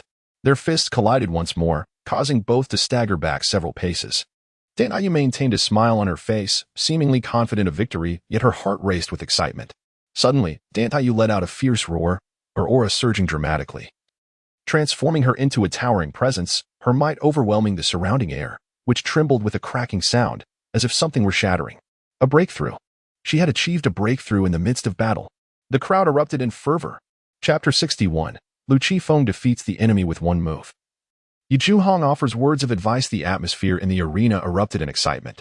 Who could have anticipated such a turn of events? No one expected Dan Taiyue to achieve a breakthrough during the battle, advancing from the early stage of foundation establishment to the mid-stage. Instantly, the gap between the two opponents diminished. Good heavens! What is happening? Is this the essence of talent? The crowd gasped in astonishment and envy. This was simply extraordinary. The young lady's aptitude is truly remarkable. The elders from various sects in the audience expressed their admiration, yet secretly contemplated how to eliminate Dan Taiyue. Dan Taiyue, Dan Taishui, and Zhu Yeqing had become thorns in their sides. Witnessing Dan Taiyue's breakthrough in combat, Yi Zhuhong, the head of Xianyun's sect seated in the prominent position, narrowed his eyes and gazed at Dan Taiyue, a faint smile gracing his lips.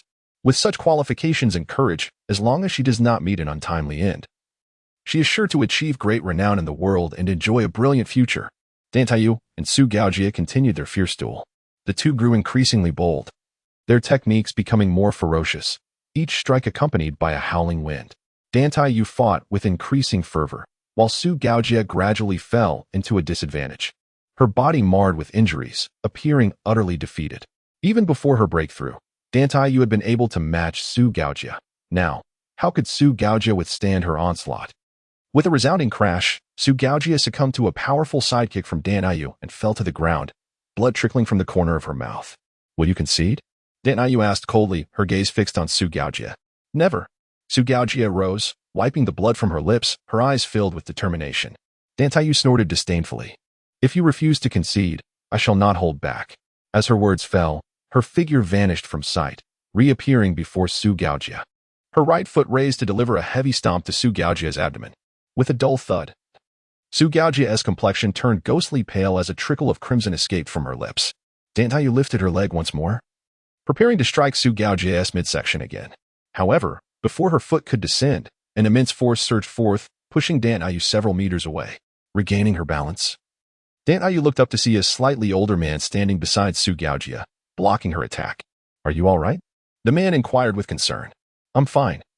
Su Gaojia replied in a low voice. Dan Taiyue frowned. This individual had dared to intervene. Who are you? She questioned coldly, contemplating whether this was a breach of rules. The battle was still ongoing, and yet he chose to interfere? Was he unable to play fair? The crowd fell silent. In this match, we from the snow-blowing mountain manor have lost, the man declared, addressing the referee. The referee, however, ignored him, instead turning to the fallen Su Gaojia, asking, will you continue to fight? As Su Gaojia was about to speak, the man beside her interjected, surrender. You are no match for her. Upon hearing this, Su Gaojie sighed and conceded, I admit defeat. Thus, it was declared that the Xianyun sect emerged victorious. The referee announced the results of the battle. Dan Taiyu immediately returned to the audience seating, barely glancing at Su Gaojie. Supported by her senior brother, Su Gaojie rose, her heart filled with reluctance. Indeed, remarked Lu Qifeng, his expression impassive as he commented on Dan Taiyu's return. To break through during battle is a perilous endeavor. Yet Dan Taiyu had the audacity to attempt it and succeeded. Such courage is commendable. Thank you for your praise, senior brother, Dan Taiyu replied, a smile gracing her face, for it was the first time Lu Qifeng had complimented her. Zhu Yeqing and Dan Taishui exchanged glances with Dan Taiyu, a shared desire blossoming within them. They too wished to achieve breakthroughs in combat. Senior brother, I reckon no one under 30 in Nanwang Prefecture could rival you, right? Dan Taishui inquired with a playful smile. There are always those who surpass others, in realms beyond our own, Lu Qifeng humbly responded, though inwardly he mused. That is certainly the case. What do those under 30 signify? Even those over 30 cannot contend with me. No one in Nanwang Prefecture can defeat me now. How modest you are, senior brother, Dan Taishui chuckled. Lu Qifeng chose not to reply. An hour later, the matches on the stage began to bore Lu Qifeng.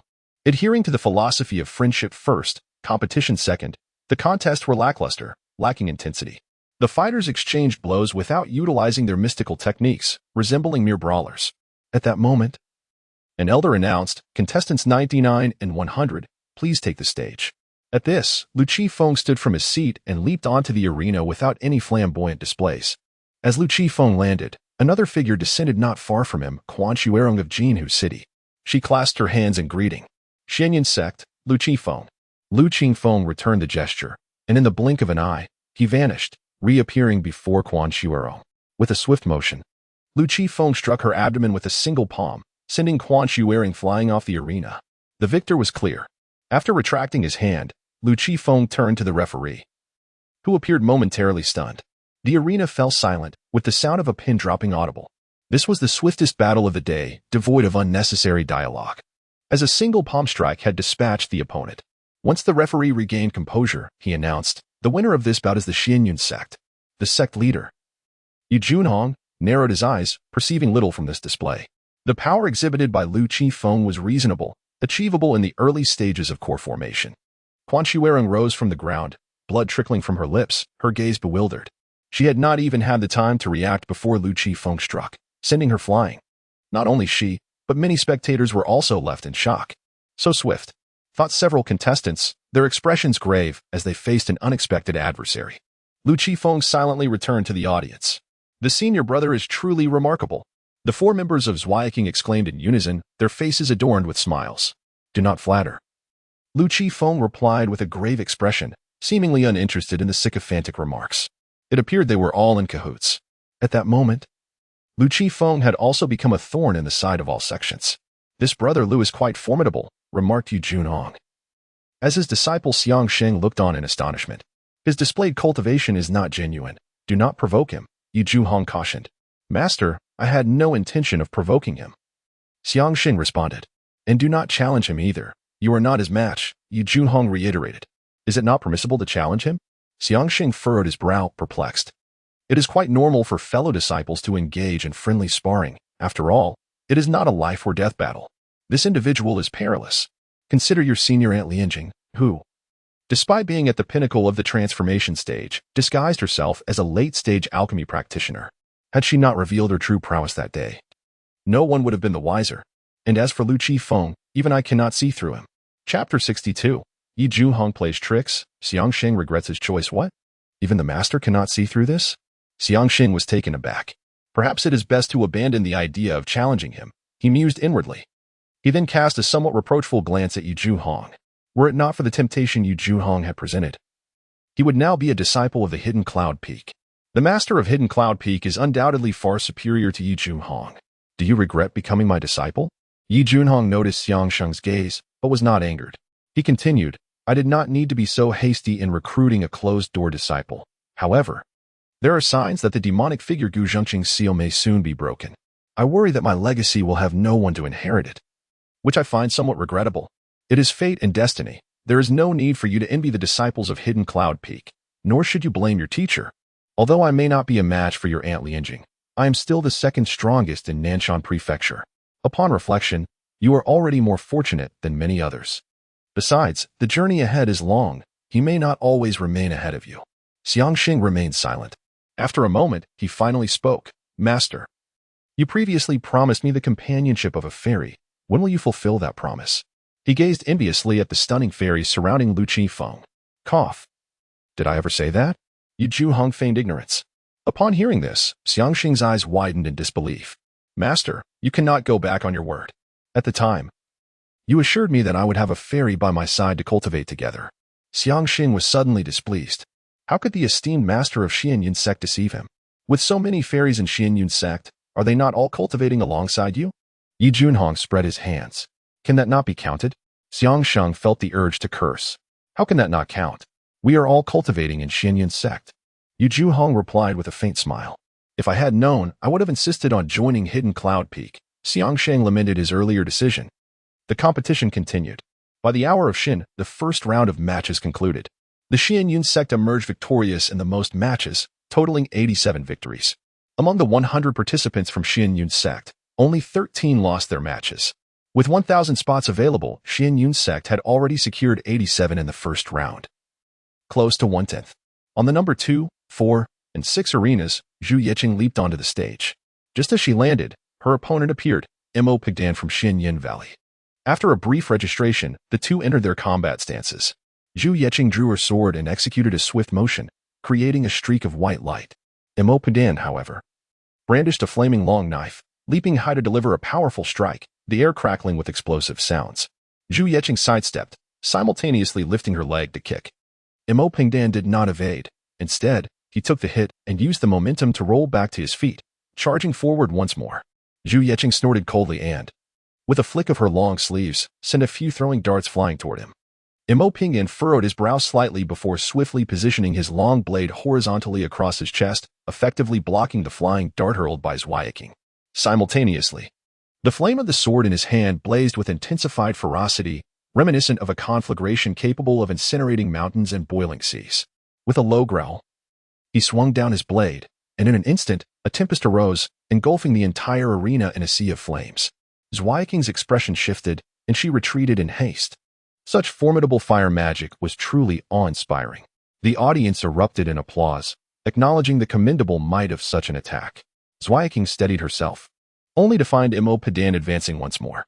You cannot defeat me, he asserted with a low voice, closing the distance as he swung his blade fiercely. This was an attempt to compel Zhu Yiqing to reveal her hidden prowess. Taking a deep breath, a glint of icy determination ignited in her eyes. Heavenly made scatter flowers. In an instant, a flurry of peach blossoms cascaded down, enveloping the arena in their intoxicating fragrance. Mo Pigdan's expression changed, and he immediately held his breath, focusing all his energy on defense. Yet, he was unable to prevent the onslaught of blossoms from infiltrating his body. With a cough, he spat out a mouthful of blood. Staggering to the edge of the arena, Brother Mo, I concede, Zhu Yiqing said with a respectful clasp of her hands. Mo Pigdan forced a bitter smile and returned the gesture. Sister Zhu, your strength is formidable. I admit defeat. Zhu Yiqing had emerged victorious with apparent ease. Contestants 6 and 7, please proceed to the second arena. Dan Aishui leaped onto the stage, bowing respectfully to the young man across from her. Shui of Xianyun sect. Shi Tianlu of Qianren sect. The young man replied with a return bow, please enlighten me. Before his words had fully left his lips, Shi Tianlu initiated his assault. He moved with the speed of lightning, reaching Dan Aishui in an instant, his palm flipping to unleash a fierce sword energy aimed directly at her throat. Observing the sudden and rapid onslaught, Dan Aishui remained unperturbed. She lightly tapped her toes and shifted aside. Simultaneously, she summoned a short dagger that slipped from her sleeve, executing a horizontal slash. Clang!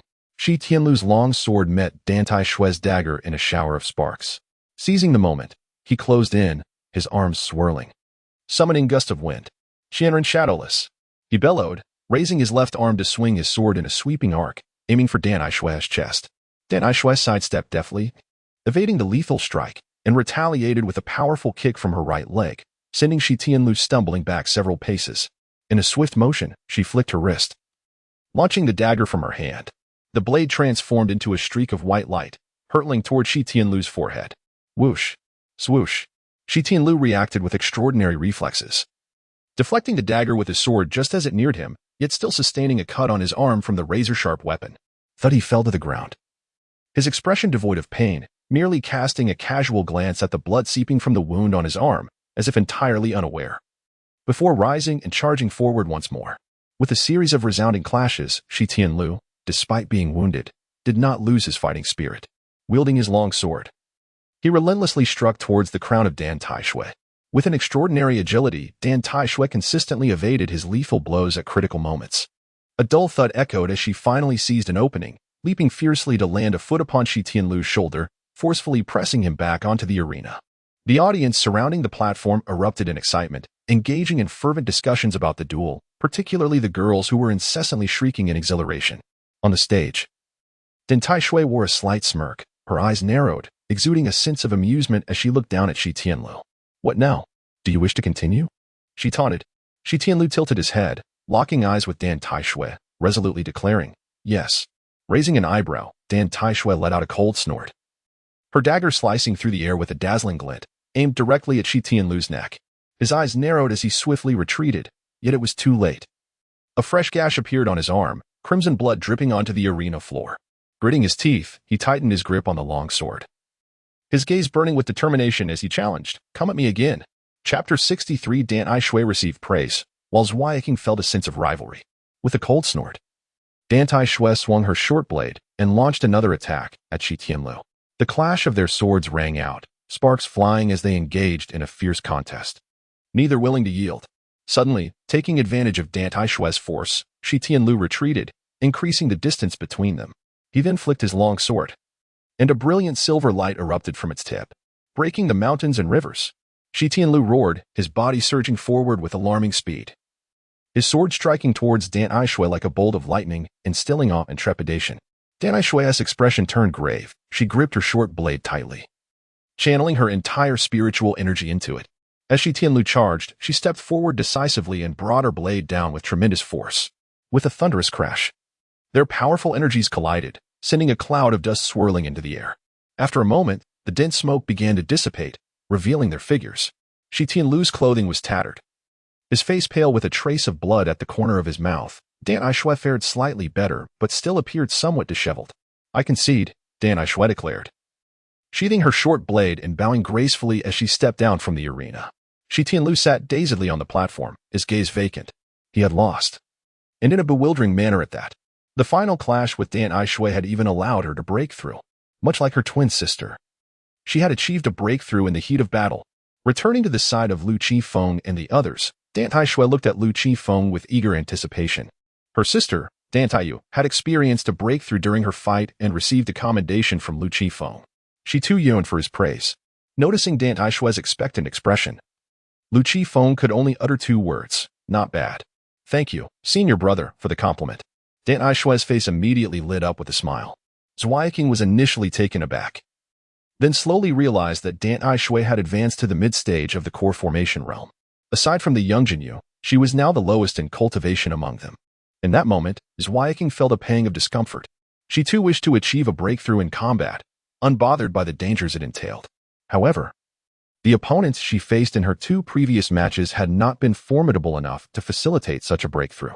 Lu Qifeng, perceptive as ever, noticed Zhuai King's despondency and offered words of comfort. "Do not rush. Take your time. The more anxious you are, the more likely you are to fail." Zhuai King suddenly came to her senses. "Thank you for the guidance, senior brother." A wave of apprehension washed over her, without Lu Qingfeng's timely advice. She might have fixated on the idea of breaking through in battle, which could have negatively impacted her state of mind. Achieving a breakthrough at this moment was fraught with risk. Number 18 and number 20, please take the stage. Dan Tayu soared onto the arena, facing her opponent. Xianyan Sect, Dan Tayu. By Shui Mountain Manor, Wang Liangjun. Wang Liangjun wore a serious expression. His fellow disciple, Su Gaojie, had previously been defeated by Dan Tayu. At this moment, Dan Taiwei found herself confronted by him, and he was fully alert. With her eyes slightly closed and her posture as erect as a pine or cypress tree, she seemed perpetually poised for an impending attack from an adversary. "Please enlighten me," Wang Liangjun uttered with a light breath, and then, with a sudden burst of energy, he surged forward like an arrow released from its bow towards Dan Taiwei. His speed was astonishing, In an instant, he was before her, his right palm slicing through the air, conjuring a fierce gust that resembled a blade aimed directly at her chest. Dan Taiwei raised an eyebrow, lifting her arm to block while simultaneously leaning to the left to evade Wang Liangjuan's swift strike.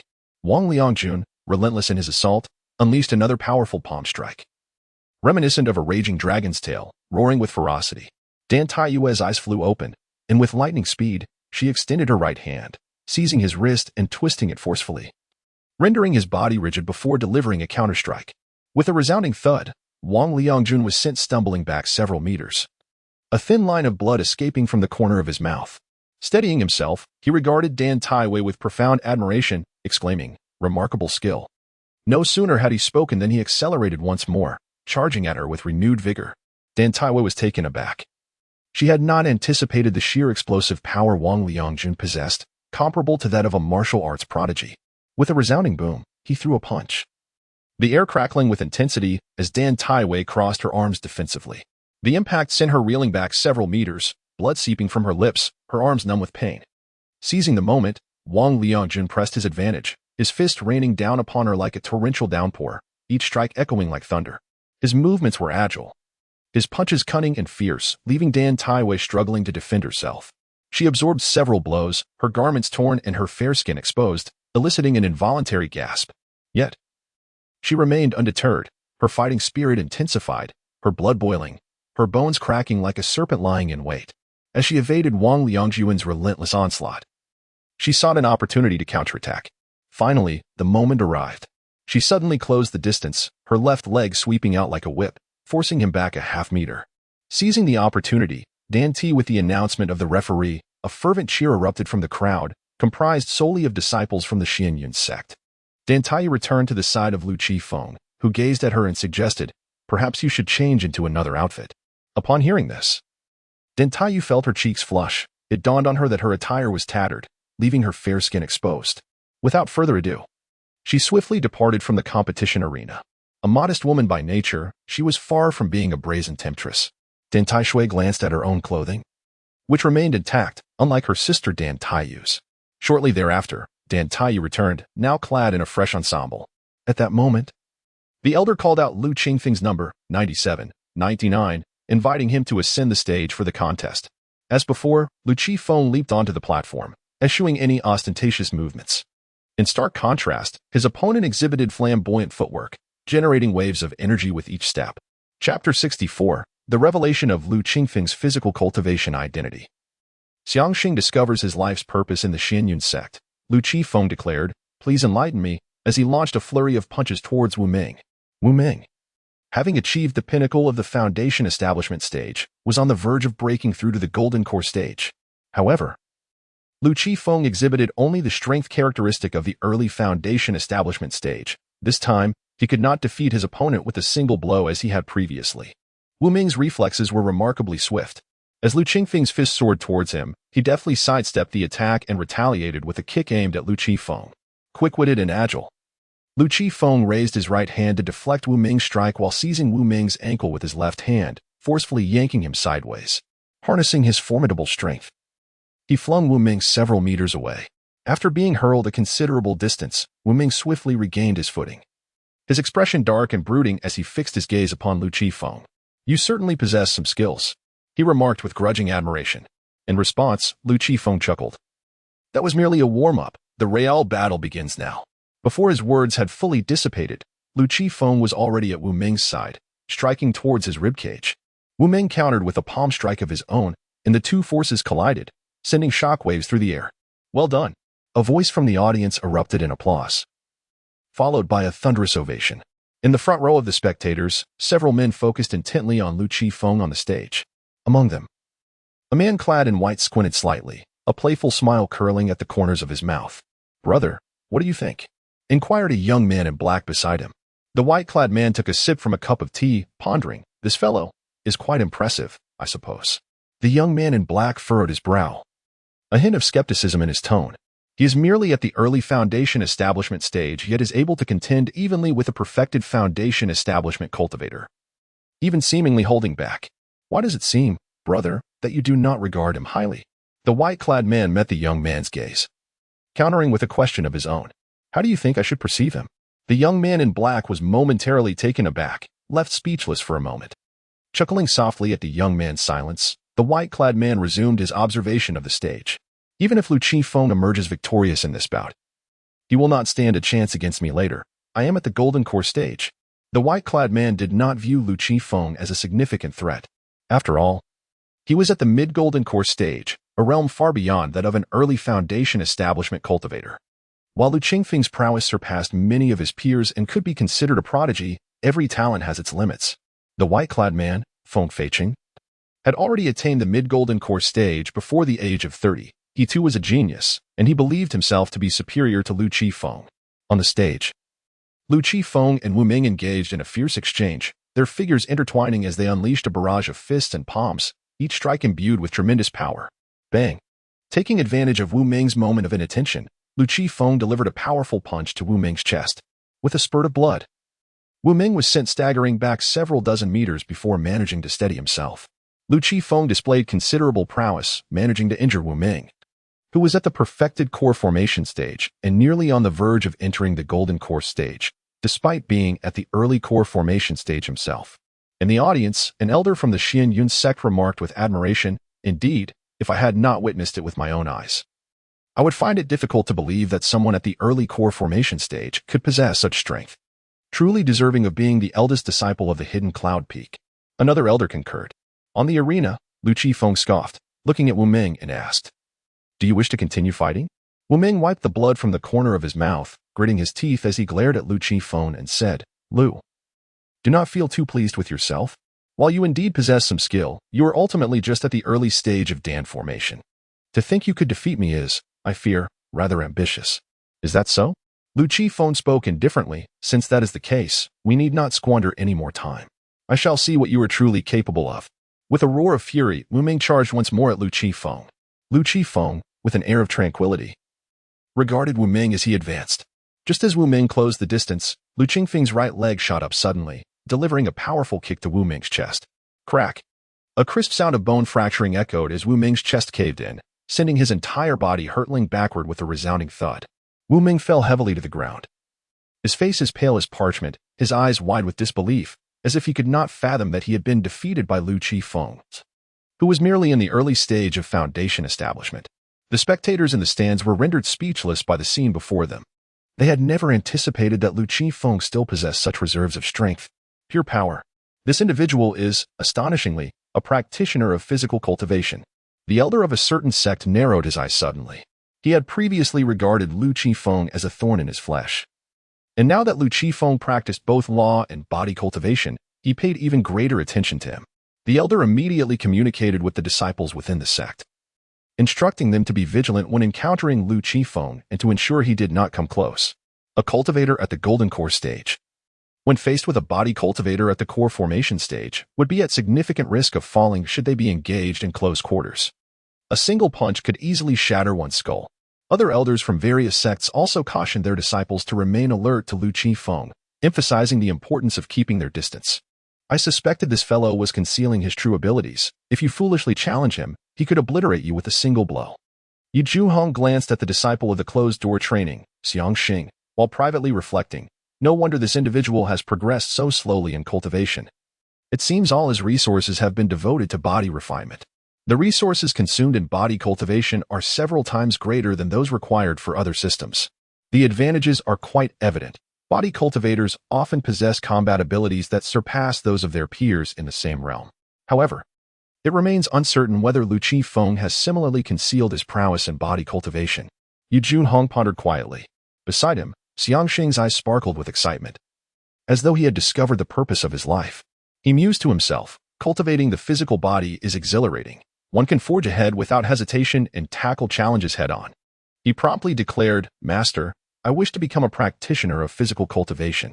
Yu Zhuhong was momentarily taken aback, redirecting his gaze towards Xiang Xing once more. "Physical cultivation is arduous. Are you certain you wish to pursue this path?" "I am certain. I want to become a practitioner of physical cultivation," Xiang Xing asserted, his eyes brimming with resolve. "You possess remarkable talent. It would be a waste to squander it on the path of physical cultivation," Yu Zhuhong replied, displaying reluctance and encouraging Xiang Xing's choice. The resources required for physical cultivation are substantial, and attaining immortality through this route is far more challenging than through the path of spiritual cultivation. With Xiangxing's extraordinary aptitude, choosing the path of physical cultivation would be a tremendous loss. No, I am determined to become a practitioner of physical cultivation, Xiangxing insisted unwaveringly. His previous indecision had cost him the opportunity to join Inyan Peak, and this time, he vowed not to leave any regrets. Very well then. I shall impart to you a method of physical cultivation, Yi Zhuhong sighed, extending his hand and gesturing in the air. In the next moment, a technique for physical cultivation materialized within Xiangxing's mind. Chapter 65. Xiao Jingyao nearly burst into tears as the third round of the contest commences at this moment. The expression of the man in white, Feng Feiqing, grew serious. He had underestimated his opponent, who turned out to be a physical cultivator. Should they encounter one another later? He realized he must avoid close combat, for the likelihood of defeat was significant. Feng Feiqing mused silently. His junior brother beside him struggled to suppress a laugh, thinking, "Senior brother has been caught off guard. Just moments ago, he appeared completely untroubled, yet now he bears the countenance of one facing a formidable adversary. How naive to assume his superior cultivation level made him the unrivaled champion of the younger generation." On the arena, Lu Qifeng withdrew his right foot and turned to look at Wu Ming, who lay on the ground. "Are you convinced now?" he asked. Wu Ming gritted his teeth, his eyes ablaze with resentment as he glared at Lu Qifeng, feeling a profound sense of dissatisfaction. As a cultivator on the verge of breaking through to the golden core stage, he could hardly accept being defeated by someone still in the early stages of that realm. Ultimately, however, Wu Ming let out a sigh. "I concede." With Wu Ming's admission of defeat, the referee promptly declared the result of the match. The Xianyun sect emerged victorious. Upon returning to the spectator area, Ten Taishui gazed intently at Lu Qifeng, her eyes almost sparkling with admiration. "Senior brother, you are a physical cultivator after all," she mused, her thoughts wandering into fanciful realms. "You truly seem reluctant to reveal even a hint of your prowess beyond the early golden core stage." Zhu Yeqing felt an overwhelming sense of pressure. Lu Qifeng was cultivating both physical and spiritual paths, advancing steadily. Yet, despite this, Zhu Yeqing felt no confidence in his ability to keep pace with Lu Qifeng. At that moment, Ten Taiyu was equally astonished, her eyes wide in disbelief. This senior brother concealed far too much. With the strength of an early golden core cultivator, he could easily dominate all opponents in this exchange meeting, rendering any further displays of power unnecessary. Lu Qifeng maintained a calm demeanor, speaking with the ease of a gentle breeze. "Were I in your position, I would refrain from revealing such an identity. Are you concerned about attracting attention?" Tan Taiyu queried. Lu Qifeng smiled lightly in response. Tan Taiyu nodded. Physical cultivators were rather rare in Nanwang Prefecture. Most who chose this path were cultivators of mediocre talent, but possessed abundant resources. As there were few rivals among physical cultivators of the same realm, many were wary of allowing them to grow stronger. "It makes little difference. The three of you are already under scrutiny, since the outcome remains the same. The reasons behind the attention become inconsequential," Lu Qifeng stated confidently. After all, he was invincible in Nanwang Prefecture, unperturbed by the gaze of its inhabitants. Not to mention, possessing the Wan'an banner, which contained the spirit of Gu Zhenqing, ensured that anyone, except for Shen Lingjing, would find themselves in dire straits. Upon hearing Lu Qingfeng's words, Ten Taiyu and her companions felt a sense of foreboding. "Senior brother, you must protect us," Ten Taishui implored, her voice tinged with desperation. Lu Qifeng cast a sidelong glance at Tan Taishui, remaining silent. "Senior brother, I'm not being targeted, am I?" Xiao Jingyao asked timidly, her gaze betraying a hint of fear. "At present, there is nothing, but it will come soon," Lu Qifeng remarked with a smile. "Why is that?" Xiao Jingyao asked, her voice laced with fear. "I haven't even made a move, and I am still young with low cultivation. Why would anyone set their sights on me?" A sense of insecurity enveloped her. "It is because of your exceptional talent. Other sects will not idly watch as you and your companions grow stronger," Lu Qifeng explained. "What should I do? Am I destined to be killed?" Xiao Jinyao's eyes clouded with tears, as if she were on the verge of crying. "As long as you do not leave the Xianyun sect, you are unlikely to meet such a fate. The hidden cloud peak is protected by our master, and the malefactors would not dare to approach," Lu Qifeng reassured her, gently ruffling her hair. "That is a relief," Xiao Jinyao sighed heavily. At that moment, Dan Taishui interjected. "Senior brother, what about us? Will we be unable to leave the Xianyun sect in the future?" Lu Qifeng shook his head. "Not quite. We just need to be a bit more discreet. Our master's concealment technique is quite effective. Other sects lack the audacity to blockade the entrance of the Xianyun sect. Upon hearing this, Dan Aishui and the others recalled the concealment technique imparted by their master. As dusk settled, the sky darkened, marking the end of the second round of trials. During this round, the Xianyun sect secured a total of 70 victories, while 17 disciples faced defeat, resulting in their elimination. Altogether, the Xianyun sect triumphed in 157 matches, leading the other sects by a significant margin. Soon, the third round commenced. As cultivators, they could see clearly even in the enveloping darkness, especially with the moon crystal stones illuminating the competition arena, rendering it as bright as day. On the first arena, Zhu Yeqing from the Xianyun sect faced Xiao Yuling from the Spirit Dragon sect. Zhu Yeqing's voice rang out, clear and melodious, akin to a lark. Her opponent, Xiao Yuling, was also a beauty, with fair and tender skin. "Miss Xiao, I seek your guidance," Zhu Yeqing said, slightly bowing in a show of humility. "Please enlighten me." Xiao Yuling replied, clasping her fist respectfully. "Then I shall not hold back," Zhu Yeqing declared, her voice firm as she launched an attack with her sword towards Xiao Yuling. Zhu Yeqing's swordsmanship was fierce and commanding, with sword shadows flying, exuding a powerful aura. Xiao Yuling, undaunted, met Zhu Yeqing's onslaught with equal prowess. The two engaged in a fierce battle, their techniques unpredictable, with neither able to gain the upper hand. Meanwhile, on the opposite side, Dan Taiyu faced a male disciple. The male disciple is a tall, slender young man, possessing the consummate cultivation of the Golden Core stage. His combat awareness and ability to react under pressure are remarkably strong, matching the prowess of Dan Taiyu in an evenly matched contest. On the other side, Dan Taishui faces an opponent whose cultivation is somewhat weaker, being only at the late Golden Core stage. It remains unclear whether it was a lack of confidence from the outset or some other reason. Dan Aishui strikes at her adversary with a palm, and he is unable to evade in time, resulting in a powerful blow to his chest. With a muffled thud, he is sent flying backwards several meters. Seizing the opportunity, Dan Aishui swiftly advances, delivering a kick that sends him soaring off the stage. Standing triumphantly on the platform, Dan Aishui raises an eyebrow and a confident smile graces her lips. As her opponent falls from the stage, the referee promptly declares, "In this match, the Xianyun sect emerges victorious." Dan Aishui returns to the spectator area, casting her gaze towards the stage where Zhu Yuqing is engaged in a challenging bout against Xiao Yuling from the Spirit Dragon sect. Despite being at the early Golden Core stage. Chapter 66, Bamboo Leaf Green's Reluctance, a Breakthrough. The two women unleash their true fire. After all, Xiao Yuling ranks among the top 3 in the inner sect of the Spirit Dragon sect. Moreover, Xiao Yuling's fighting style is not as gentle as it appears, rather, it is extraordinarily fierce. With a resounding thud, a powerful punch struck, sending Bamboo Leaf Green staggering back several steps. Clutching her chest as a metallic sweetness surged into her throat. Spitting out a mouthful of blood, her face turned pale. "Junior sister Bamboo, concede," Xiao Yuling said coldly. Approaching her with measured steps, Bamboo Leaf Green lifted her gaze to meet Xiao Yuling's, her eyes resolute, biting her red lip as she struggled to suppress the fury within. "I have not yet lost. I can still fight." "Are you certain?" "Absolutely. Since you refuse to submit, I shall indulge you." After finishing her statement, Xiao Yuling charged directly at Bamboo Leaf Green.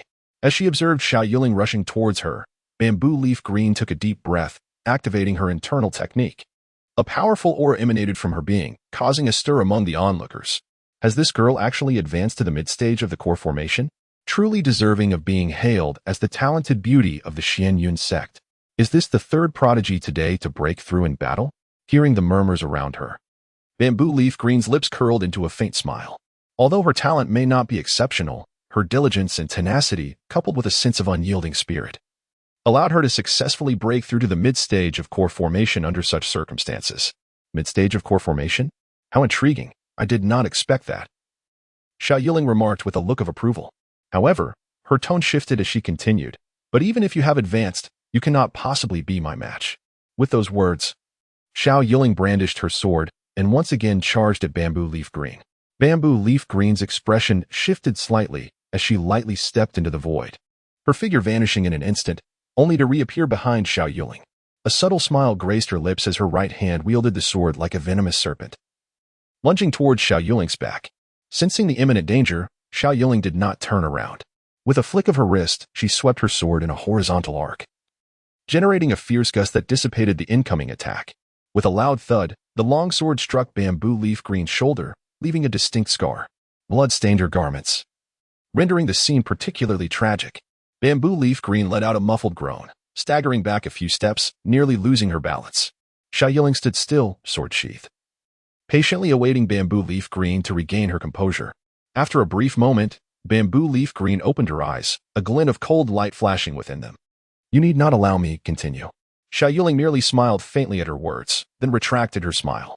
"Very well, let us continue." With that, Bamboo Leaf Green took the initiative, her long sword dancing with an impenetrable elegance. The shadows of her sword soared through the air, resembling a vast net that enveloped Xia Yiling. Swish, swish, swish. The long sword sliced through the air, producing a sharp, piercing sound as it cut through the void. The sword in Xia Yiling's hand danced with increasing speed, filling the arena with an overwhelming aura of martial prowess.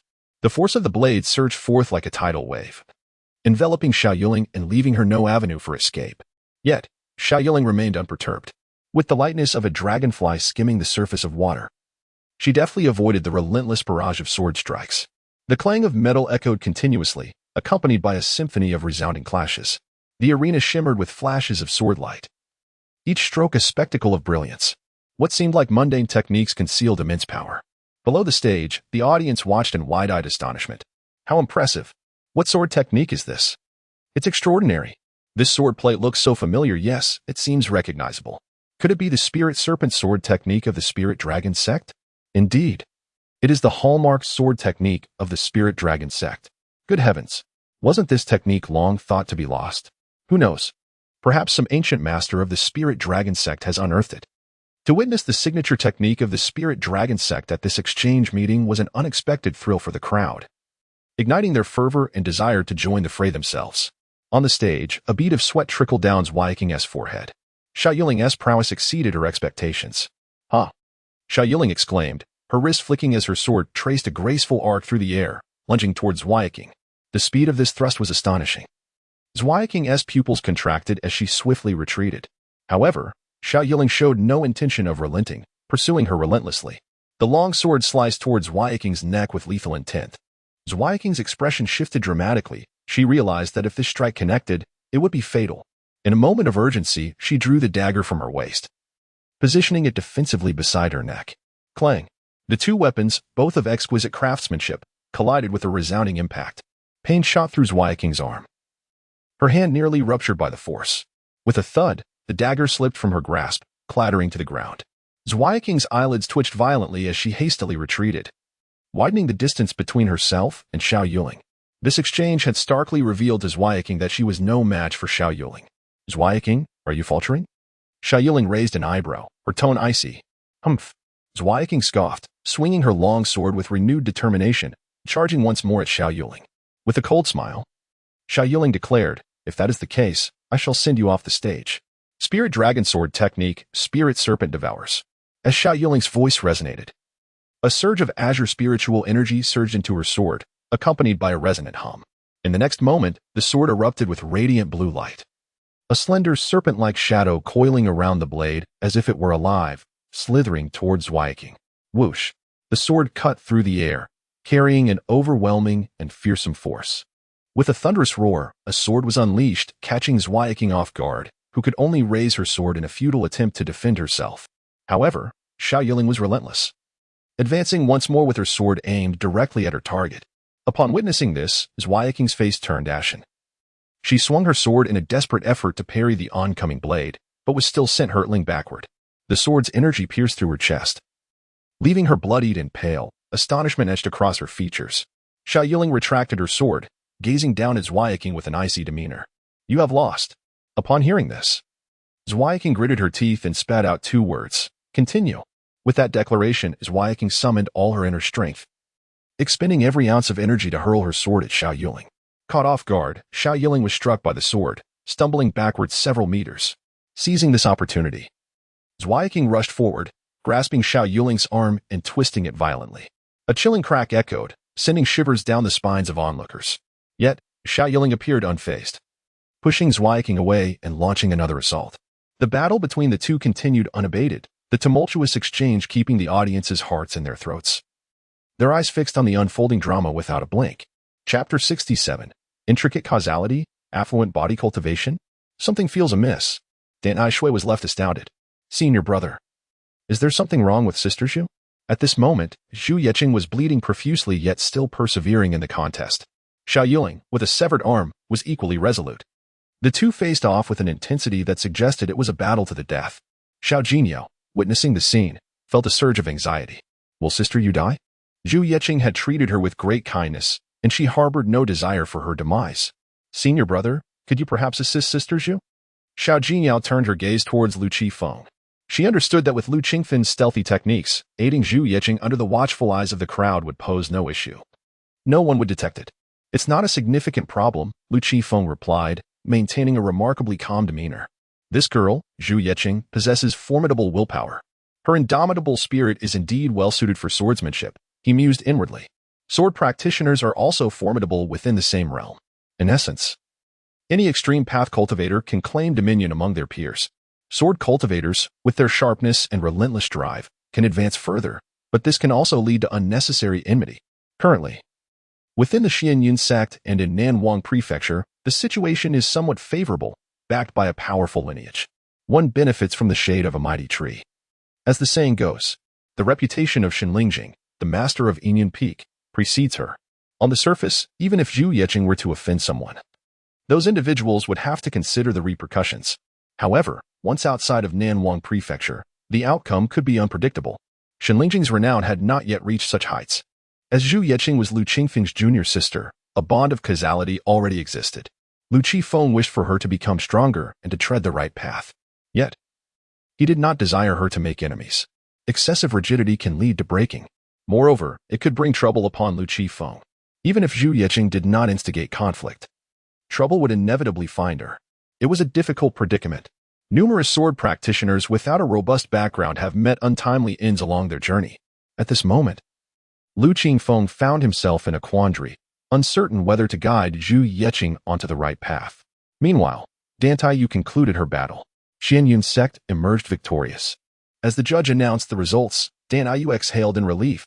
Her opponent was equally matched, and the fight had been exhausting, requiring unwavering focus with no room for error. Fortunately, she secured a narrow victory in the end. As she descended from the arena, her gaze fell upon the platform where Zhu Yeqing stood. Sister Zhu. You can do it, Dan Taiyu murmured. At this moment, Zhu Yeqing's injuries worsened. Her garments nearly soaked through with blood, yet she gritted her teeth and persisted. This was Zhu Yeqing's pride. Naturally, her opponent, Xiao Yuling, was not faring any better. With a broken arm, her complexion was as pale as paper. Her eyes filled with stubborn resolve. The two girls locked eyes, neither willing to concede. Their gazes conveyed a silent promise. No matter the cost, they would never surrender today. The referee shook his head, acutely aware of Zhu Yeqing's obstinate nature, but Xiao Yuling was no less formidable. Although she lacked the resilience of Zhu Yeqing, she possessed her own brand of determination. She would not concede without dire necessity. Shall we continue the fight? The referee inquired solemnly. Enough with the pleasantries. Let us fight on. Xiao Yuling replied through gritted teeth. The referee sighed. I advise you to surrender. If this continues, your very lives may be at stake. Ignore him. Continue. Zhu Yeqing retorted, her eyes ablaze with resolve, showing no sign of retreat. No sooner had she finished speaking than Zhu Yeqing charged at Xiao Yuling with her sword drawn. Xiao Yuling raised her long sword in response, ready to meet the onslaught. Zhu Yeqing lunged at Xiao Yuling's throat. Xiao Yuling blocked the strike, the clash of their swords resonating with a sharp clang. Gritting her teeth, Xiao Yuling summoned every ounce of strength to withstand the assault. Zhu Yeqing's swordplay was cunning and fierce, akin to a venomous serpent. Each strike aimed directly at a vital point. After exchanging blows for several dozen rounds, Xiao Yuling was drenched in sweat, yet she persevered. Suddenly, seizing an opportunity, Zhu Yeqing delivered a swift kick to Xiao Yuling's abdomen, sending her flying 3 meters to the ground. With a cough, Xiao Yuling spat out a mouthful of blood. Yet she did not falter. She rose once more, wiping the blood from her lips and gripping her long sword tightly. The referee furrowed his brow. Sensing the severity of Zhu Yeqing's kick, unable to bear witness any longer, he turned to leave the arena. The outcome seemed inevitable. Xiao Yuling was bound to lose. Zhu Yeqing advanced slowly, her gaze icy, as if intent on eliminating Xiao Yuling. Taking a deep breath, Xiao Yuling understood she was outmatched. But for the sake of her dignity, she fought back with all her might. Stop! A sudden, furious voice rang out. The crowd shifted their attention to the source of the outcry. It was a revered elder from the Linglong sect. The elder cast a glance at Zhu Yeqing before shifting his focus to Xiao Yuling below the stage, stating coolly, "Surrender, she still has some strength left." "But you are utterly spent." "Elder, Xiao Yuling attempted to protest.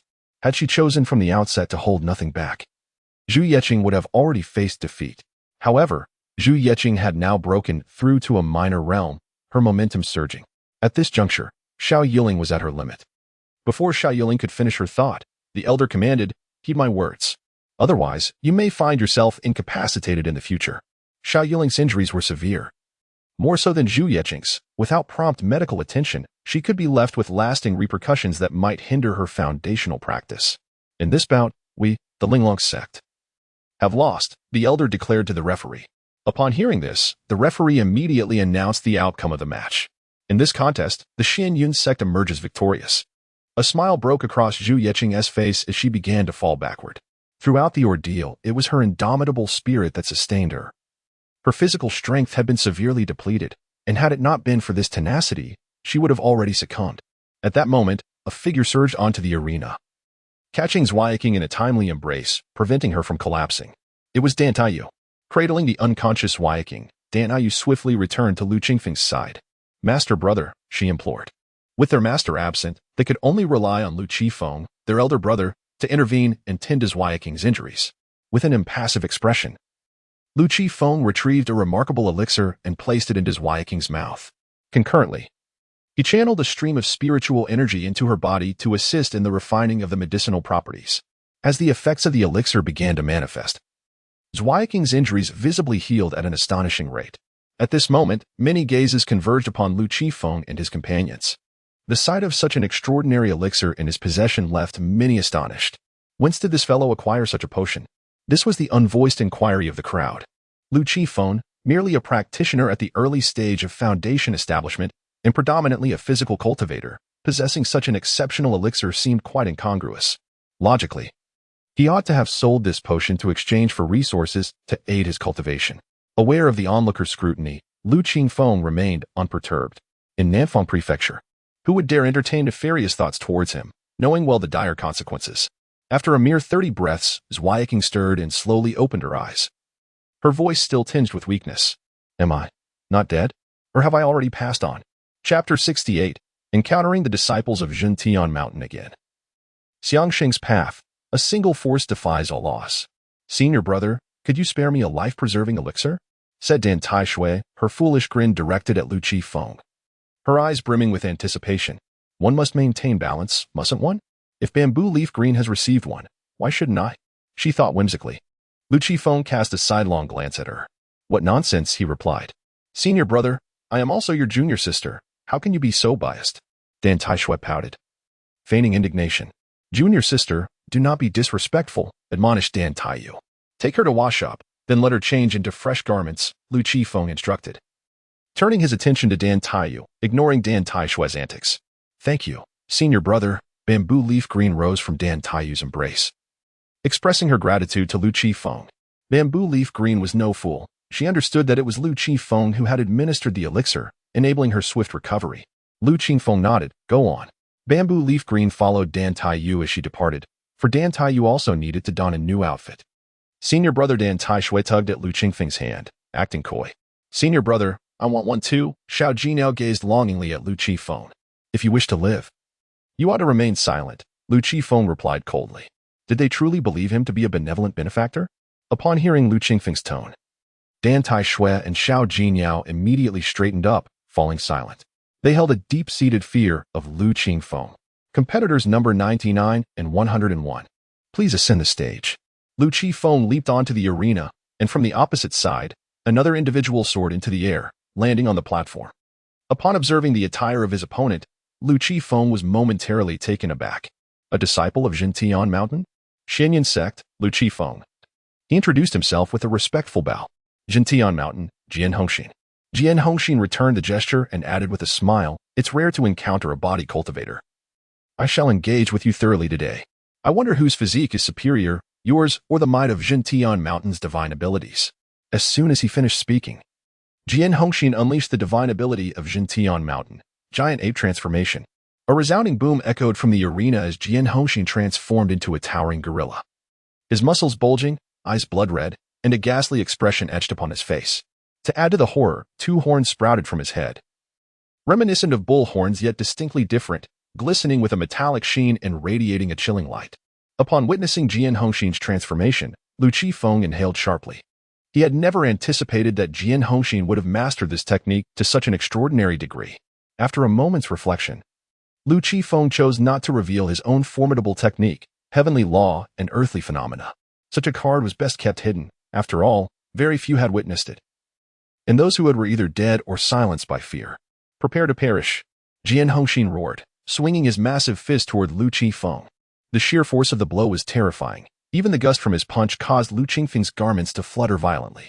If that punch had landed, any other early-stage golden core cultivator would have undoubtedly suffered severe injuries. Yet, at this very moment, Lu Qifeng did not evade. He did not even adopt a defensive stance, allowing Jian Hongxin's strike to connect with him. A smile crept onto Jian Hongxin's lips. Although he had not anticipated Lu Qifeng's bravado, it was precisely what he desired. The more arrogant Lu Qifeng became, the more delighted Jian Hongxin felt, envisioning the pleasure of overwhelming him later on. Bang, crack. A muffled sound resonated, followed by a burst of energy, and then a faint sound of something shattering. Though the noise was subtle, it was heard by all. What was that sound? What transpired? Everyone turned in unison to gaze at Jian Hongxin and Lu Qifeng, only to witness Jian Hongxin's right arm, now broken, while Lu Qifeng remained unscathed, not having moved an inch. How could this be? Jian Hongxin was stunned, utterly bewildered by the turn of events. Just how formidable was Lu Qifeng's physique to have shattered his arm? At that moment, Lu Qifeng sprang into action, his toes barely grazing the ground as he dashed towards Jian Hongxin. Startled, Jian Hongxin hastily raised his left hand to defend himself. However, Lu Qifeng offered no opportunity. He seized Jian Hongxin's arm and yanked it back, lifting his right leg to deliver a powerful kick that struck Jian Hongxin squarely in the chest, sending him crashing to the ground. Ah! Jian Hongxin cried out in pain, propelled several meters away, skidding along the ground before finally collapsing, clutching his abdomen and curling up in agony. It felt as though his internal organs had been displaced, the pain excruciating. Lu Qifeng's kick had been utterly devastating, leaving him wishing to lose consciousness. Lu Qifeng approached Jian Hongxin slowly, crouching down to pat his head, and asked in a nonchalant tone, "You have lost." Trembling from the pain, Jian Hongxin gritted his teeth and replied defiantly, "I haven't lost. I can still fight." But before he could finish, a wave of intense pain surged from his abdomen, eliciting a cry akin to that of a slaughtered pig. Lu Qifeng's right foot pressed firmly against his stomach. "There's no need to struggle any longer, concede," Lu Qifeng stated coolly. Jian Hongxin's eyes widened, bloodshot and desperate, as he fixed his gaze on Lu Qifeng, attempting to dislodge his foot, but to no avail. Eventually, he let out a resigned sigh and managed to utter the 3 words, "I concede." Once Jian Hongxin admitted defeat, Lu Qifeng withdrew his foot and slowly descended from the arena, leaving behind a profound silence. Moments later, murmurs began to circulate. Lu Qifeng has won? Wasn't Jian Hongxin utilizing the divine abilities of the earth-shattering mountain? How could he be so thoroughly defeated? Ultimately, Jian Hongxin was not a body cultivator. Despite having unleashed the might of the giant ape transformation, his physical prowess still paled in comparison to Lu Qifeng's. The battle concluded with remarkable swiftness. The judge, finally aware of the outcome, declared, "In this match, Xianyun's sect emerges victorious." In the front rows of the audience, Feng Fish fixed his gaze intently upon Lu Qifeng. Lu Qifeng's physique was sturdier than anticipated. Even Jian Hongxin, a late-stage golden core cultivator, found himself at a disadvantage against the fully manifested giant ape transformation. It would be prudent to maintain distance should they cross paths later, as he could not afford to grant Lu Qifeng the opportunity to engage in close combat. Feng Fish silently mused. Other formidable opponents shared similar thoughts. Despite their own golden core cultivation levels, they dared not underestimate a brute like Lu Qifeng, who was a body cultivator at the core formation stage. Should they be drawn into close quarters, the consequences could range from severe injury to a catastrophic fate. Beside Yu Zhuhong, Xiangxing's eyes sparkled with admiration. He was captivated. Utterly captivating. The sensation of being struck by others only to recoil them in shock was truly exhilarating. Xiangxing's imagination began to paint a vivid picture of himself standing triumphantly on the arena, dispatching opponents with a single punch. This was the path he wished to pursue, overwhelming strength that could shatter all techniques. Xiangxing's resolve to become a powerful body cultivator grew ever stronger. Chapter 69. Yu Zhuhong's reluctance to lose face, and Dan Aishui's desire for growth. What are you so excited about? Yi Zhuhong turned to look at Xiangxing, raising an eyebrow. Master, do you not think that physical cultivators are quite impressive? One force can shatter myriad loss. Xiangxing exclaimed with enthusiasm. Impressive? I beg to differ. It is rather too coarse for my taste, Yi Zhuhong replied, shaking his head. He continued, adjust your mindset. It will soon be your turn. Your fellow disciples under Master Xinlianjing have withstood the third round. If you fail to prevail, you shall face the consequences. This was Yi Zhuhong's competitive spirit at play. If Xinlianjing's disciples could surpass 3 rounds, it would be quite the embarrassment for him as the master if his own disciple fell short. It is worth noting that Xinlianjing had delayed the initiation of Zhu Yeqing and her companions for an entire month. Only after the seamless execution of the demon elimination order, culminating in the defeat of the demon Gu Jingqing, did Zhu Yeqing and her 2 companions officially become disciples of Xinlianjing. Yi Zhuhong acknowledged that in terms of cultivation, he was inferior to Xinlianjing. However, he could not accept being outmatched in teaching his disciples. With several disciples under Xinlianjing, he could only boast of one. Xiangxing must endure through the third round, just as Zhu Yeqing and her companions had. Your talent surpasses that of Zhu Yeqing. If you do not excel, it would not only be a disgrace for you, but also for me as your teacher. Rest assured, Master, I shall surely triumph in this third round, Xiangxing declared confidently. His cultivation level surpassed that of Zhu Yeqing and her companions by a small margin. Presently, Xiangxing was at the late stage of the Golden Core realm, and as the direct disciple of the leader of Xianyun sect, inheriting Yi Zhuhong's legacy, he felt assured in his ability to conquer his opponents in this round. Returning to the audience, Lu Qifeng was immediately approached by Dan Aishui. Senior brother, why did you not use that heavenly law technique? Why employ a sledgehammer to crack a nut? Lu Qifeng replied, casting a bemused glance at Dan Aishui. That technique is quite magnificent, unlike the grotesque transformation of the giant ape at Jindian Mountain, which is neither human nor ghost. After a pause, Dan Aishui inquired again. Senior brother, could you teach me the heavenly law technique? Opening her mouth was better than remaining silent. Perhaps Lu Qifeng would be inclined to instruct her. You wish to grow larger?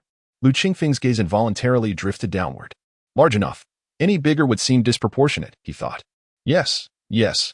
Dan Aishui nodded enthusiastically, believing that Lu Qifeng was about to impart his knowledge.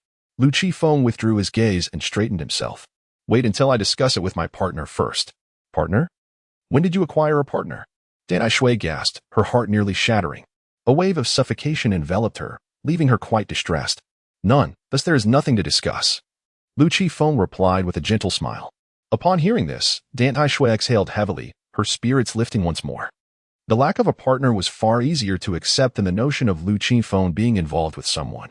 Xiao Jinyao, observing with furrowed brows, sensed that something was amiss with Dan Aishui.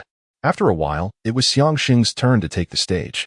Xianyun sect, Xiangxing, he announced, bowing respectfully. The Dragon Sword sect, where Yu Jiasi resides, is a sect comprised entirely of sword cultivators and is one of the prominent powers in Nanwang Prefecture. Its overall strength is slightly inferior to that of the Xianyun sect, yet it boasts masters of the sword at the transformation stage. The sword cultivators of the Dragon Sword sect excel in offense, unleashing attacks with a ferocity akin to a tempest, leaving their adversaries no respite. As soon as Yu Jiasi's words fell, he drew his sword and charged towards Xiangxing, his blade radiating a chilling light as his gaze remained fixed upon his opponent. His footwork swift and agile. In response to Yu Jiasi's initiation, Xiangxing showed no signs of retreat. He grasped the hilt of the sword at his waist with his right hand, yanking it free and positioning it across his chest. The clash of their weapons resonated with a crisp sound, and 2 formidable streams of spiritual energy erupted at the point of their confrontation, creating a visible white wave that surged outward. Both combatants staggered back 3 steps. Yu Jiasi regained his balance, while Xiangxing was less fortunate, a trickle of blood escaping the corner of his mouth. Again, Yu Jiasi shouted, launching another assault with his sword. A grave expression crossed Xiangxing's face as he sensed that Yu Jiasi had yet to reveal his full strength. Drawing a deep breath, he gathered all his spiritual energy, bracing himself to withstand Yu Jiasi's onslaught. The weapons collided once more, producing a resonant clang, and this time both fighters were propelled back over 3 zhang. Yu Jiasi shook out his numbed right arm, acknowledging the prowess of his opponent, a worthy disciple of the Xianyun sect. Although Xiangxing felt his arm tingle from the impact, he maintained a smile, wiping the blood from his lips as he declared, "You are formidable. But my resolve to defeat you has only intensified." Yu Jiasi scoffed dismissively. Is that so? Just you? Xiangxing snorted in defiance. pushing off the ground with his right foot, leaping towards Yu Jiasi, his blade whistling as it aimed for Yu Jiasi's throat, seeking a decisive blow. Humph! Yu Jiasi retorted, raising his sword to parry Xiangxing's strike. The weapons met once again, and Xiangxing felt a jolt of pain in his hands as the impact nearly dislodged his blade. Fortunately, he managed to grip the hilt tightly, barely maintaining control. Steadying himself, Xiangxing reached behind him with his having spoken. Xiangxing swiftly formed a series of hand seals, causing his figure to blur momentarily. In the blink of an eye, he transformed into 9 distinct apparitions, which coalesced into a formation that encircled Yu Jiasi in a pinwheel pattern. This was the secret technique of the Xianyun sect, 1,000 Shadows, 9 forms. Each apparition possessed an essence equivalent to 50 to 60% of his true self-strength. In an instant, Yu Jiasi found himself ensnared, frowning as he remained vigilant against the surrounding phantoms. Submit! Xiangxing bellowed, as the apparitions surged towards Yu Jiasi in unison. Outnumbered, he resorted to the strategy of overwhelming his opponent. Merely a trifling skill, Yu Jiasi scoffed, twisting his wrist to unleash a brilliant flash of his sword, which pierced through the illusions. In an instant, 6 of the apparitions dissipated, and the remaining 3 were promptly pierced through their shoulders by Yu Jiasi's blade. Those 3 phantoms, 2 succumbed to his might, vanishing without a trace. Standing steadfast, with his sword in hand, Yu Jiasi fixed his cold gaze upon Xiangxing and remarked, "Is that all there is to it? If only I had trained my body earlier, I could have incapacitated you with a single punch." Xiangxing cursed inwardly. Chapter 70. The anxious Yu Junhong, simple-minded and easily deceived to triumph over Yu Jiasi, the only recourse is to employ formidable supernatural techniques to suppress the opponent. The swordsmanship of the Jing Longsword sect, while not inferior to that of the Xianyun sect, is limited due to Yu Jiasi not being a disciple of the Jing Longsword sect. His mastery of sword techniques is consequently restricted. In terms of supernatural techniques, Xiangxing holds a distinct advantage. At this moment, Yu Jiasi declared, "If you possess any further means, do not hesitate to reveal them. Otherwise, defeat will be your fate." Xiangxing fell silent for a brief moment, then closed his eyes tightly, forming seals with his hands, muttering incantations. Moments later, an overwhelming aura erupted forth as he opened his eyes, a brilliant light reflecting within them. Yu Jiasi's expression shifted slightly. He realized Xiangxing had unleashed his supernatural technique. "You should also experience my supernatural technique." Yu Jiasi bellowed, his wrist flicking as his sword radiated a dazzling silver light. A sharp, unparalleled sword chi erupted forth, transforming into a fierce, dragon-like strike aimed directly at Xiangxing. Xiangxing, refusing to be complacent, quickly channeled his inner spiritual energy into his treasured blade and swung it forcefully to counter Yu Jiasi's assault. A resounding clang echoed, sparks flying in all directions. Xiangxing's face paled as his arm grew numb, nearly losing grip on his sword. He staggered back 3 steps before regaining his footing. This fellow's strength is terrifying. I must resort to my ultimate technique, or victory will be elusive, Xiangxing thought through gritted teeth. I must win this match at all costs, lest I incur the wrath of my master, Yu Junhong. Even Zhu Yuqing, with inferior talent, managed to endure the 3rd round, with my 12-stage talent. How could I possibly lose? Yu Jiasi was similarly pushed back several steps, astonishment etched upon his face at the extraordinary power of Xiangxing's technique. Impressive. You managed to withstand my sword chi. However, the technique I will employ next is even more formidable. Are you certain you wish to engage in a direct confrontation? Yu Jiasi said with a smile. Enough with your prattle, Xiangxing retorted, his grip tightening around the hilt of his sword as he spun it fiercely, unleashing a tremendous force. He raised his treasured blade high and brought it crashing down. In that instant, a tempest arose, the fierce winds tousling their hair. Caution flickered across Yu Jiasi's face as he gripped his sword with both hands, exerting all his strength, the sword light blindingly brilliant, as if it could sear the very eyes of onlookers. With a thunderous roar, the sword chi and blade light obliterated each other in the vastness of the world, both combatants being thrown back by the intense shockwave, crashing to the ground. Yu Jiasi coughed with a sinister grin. Xiangxing gripped the hilt of his blade and swung it once more. This time, he unleashed an upgraded version of the Qianying Jiushi, known as Qianying Wanjian. In an instant, his figure transformed into 9 distinct apparitions, each possessing 5 or 6 parts of his original strength. The 9 phantoms simultaneously struck towards Yu Jiasi with their blades. A grave expression crossed Yu Jiasi's face as he took a deep breath, clutching his longsword tightly, positioning it horizontally before him. The sound of fierce clashes echoed around them, clang, clang, clang. Yu Jiasi emitted a muffled grunt, his body swaying slightly. Yet he remained unscathed. Witnessing this, Xiangxing was taken aback, for his formidable technique had reached its pinnacle, yet it still failed to subdue Yu Jiazi, which stirred a flicker of panic within him. "Get off the stage," Xiangxing bellowed again, fervently channeling the spiritual energy from his dantian, urging his 9 phantoms to unleash a flurry of strikes. Yu Jiazi's expression turned dire. He realized evasion was futile this time. Resolutely, he advanced, his sword transforming into a silver serpent as it collided with the 9 apparitions. Boom, boom, boom. The incessant sound of metal clashing filled the air, and with each impact, Yu Jiazi's face paled, his steps retreating until he ultimately exited the stage. Xiangxing, panting heavily, sheathed his prized blade with satisfaction, a proud look adorning his face. "How about that? My Qianying Wanzhan is far superior to your meager swordplay, isn't it? Truly. As the disciple of the headmaster of Xianyun sect, you possess some skill," Yu Jiazi remarked, wiping the blood from the corner of his mouth with a calm demeanor. Xiangxing immediately swelled with pride, tilting his head with an air of invincibility, and replied, "I concede. Had Yu Jiazi not been forced off the stage, the defeat would have been Xiangxing's. The exertion of Qianying Wanzhan had drained Xiangxing thoroughly. Thus, this round was a victory for Xianyun sect. The referee promptly announced the results of the match. In the audience, Yu Zhuhong had just experienced a moment of anxiety for Xiangxing. Thankfully, victory was achieved. His reputation remained intact. As for the upcoming 4th round, Ji Qing, Dan Taishui, and Dan Taiyu, along with his disciple Xiangxing, had trained for a relatively short time and lacked combat experience, making it improbable for them to advance further. Most of those who had not yet been eliminated were cultivators already on the verge of entering the Golden Core stage, if not already at that level. Given another year or so, they would undoubtedly thrive. Zhu Qin and Dan Taiyu returned after changing their attire. At this moment, Zhu Qin had fully recovered, brimming with vitality and showing no signs of injury. "Thank you, senior brother," Zhu Qin beamed, offering her gratitude to Lu Qifeng once again. Fully aware that it was the quality of the elixir he provided that facilitated her recovery, Lu Qifeng nodded in acknowledgement, choosing silence as he wrestled with the dilemma of whether to guide Zhu Qing toward the correct path. Her disposition was remarkably suited for sword cultivation. It would be a lamentable waste to squander such a promising gem. After a moment, Lu Qifeng took a deep breath and made his decision. He transmitted a message to Zweiking. "Junior sister, have you ever considered becoming a sword cultivator?" Zweiking was momentarily taken aback, puzzled as to why Lu Qifeng chose to convey this thought through a message rather than stating it openly. Nevertheless, she responded, "Senior brother, am I not already a sword cultivator?" "No, not yet.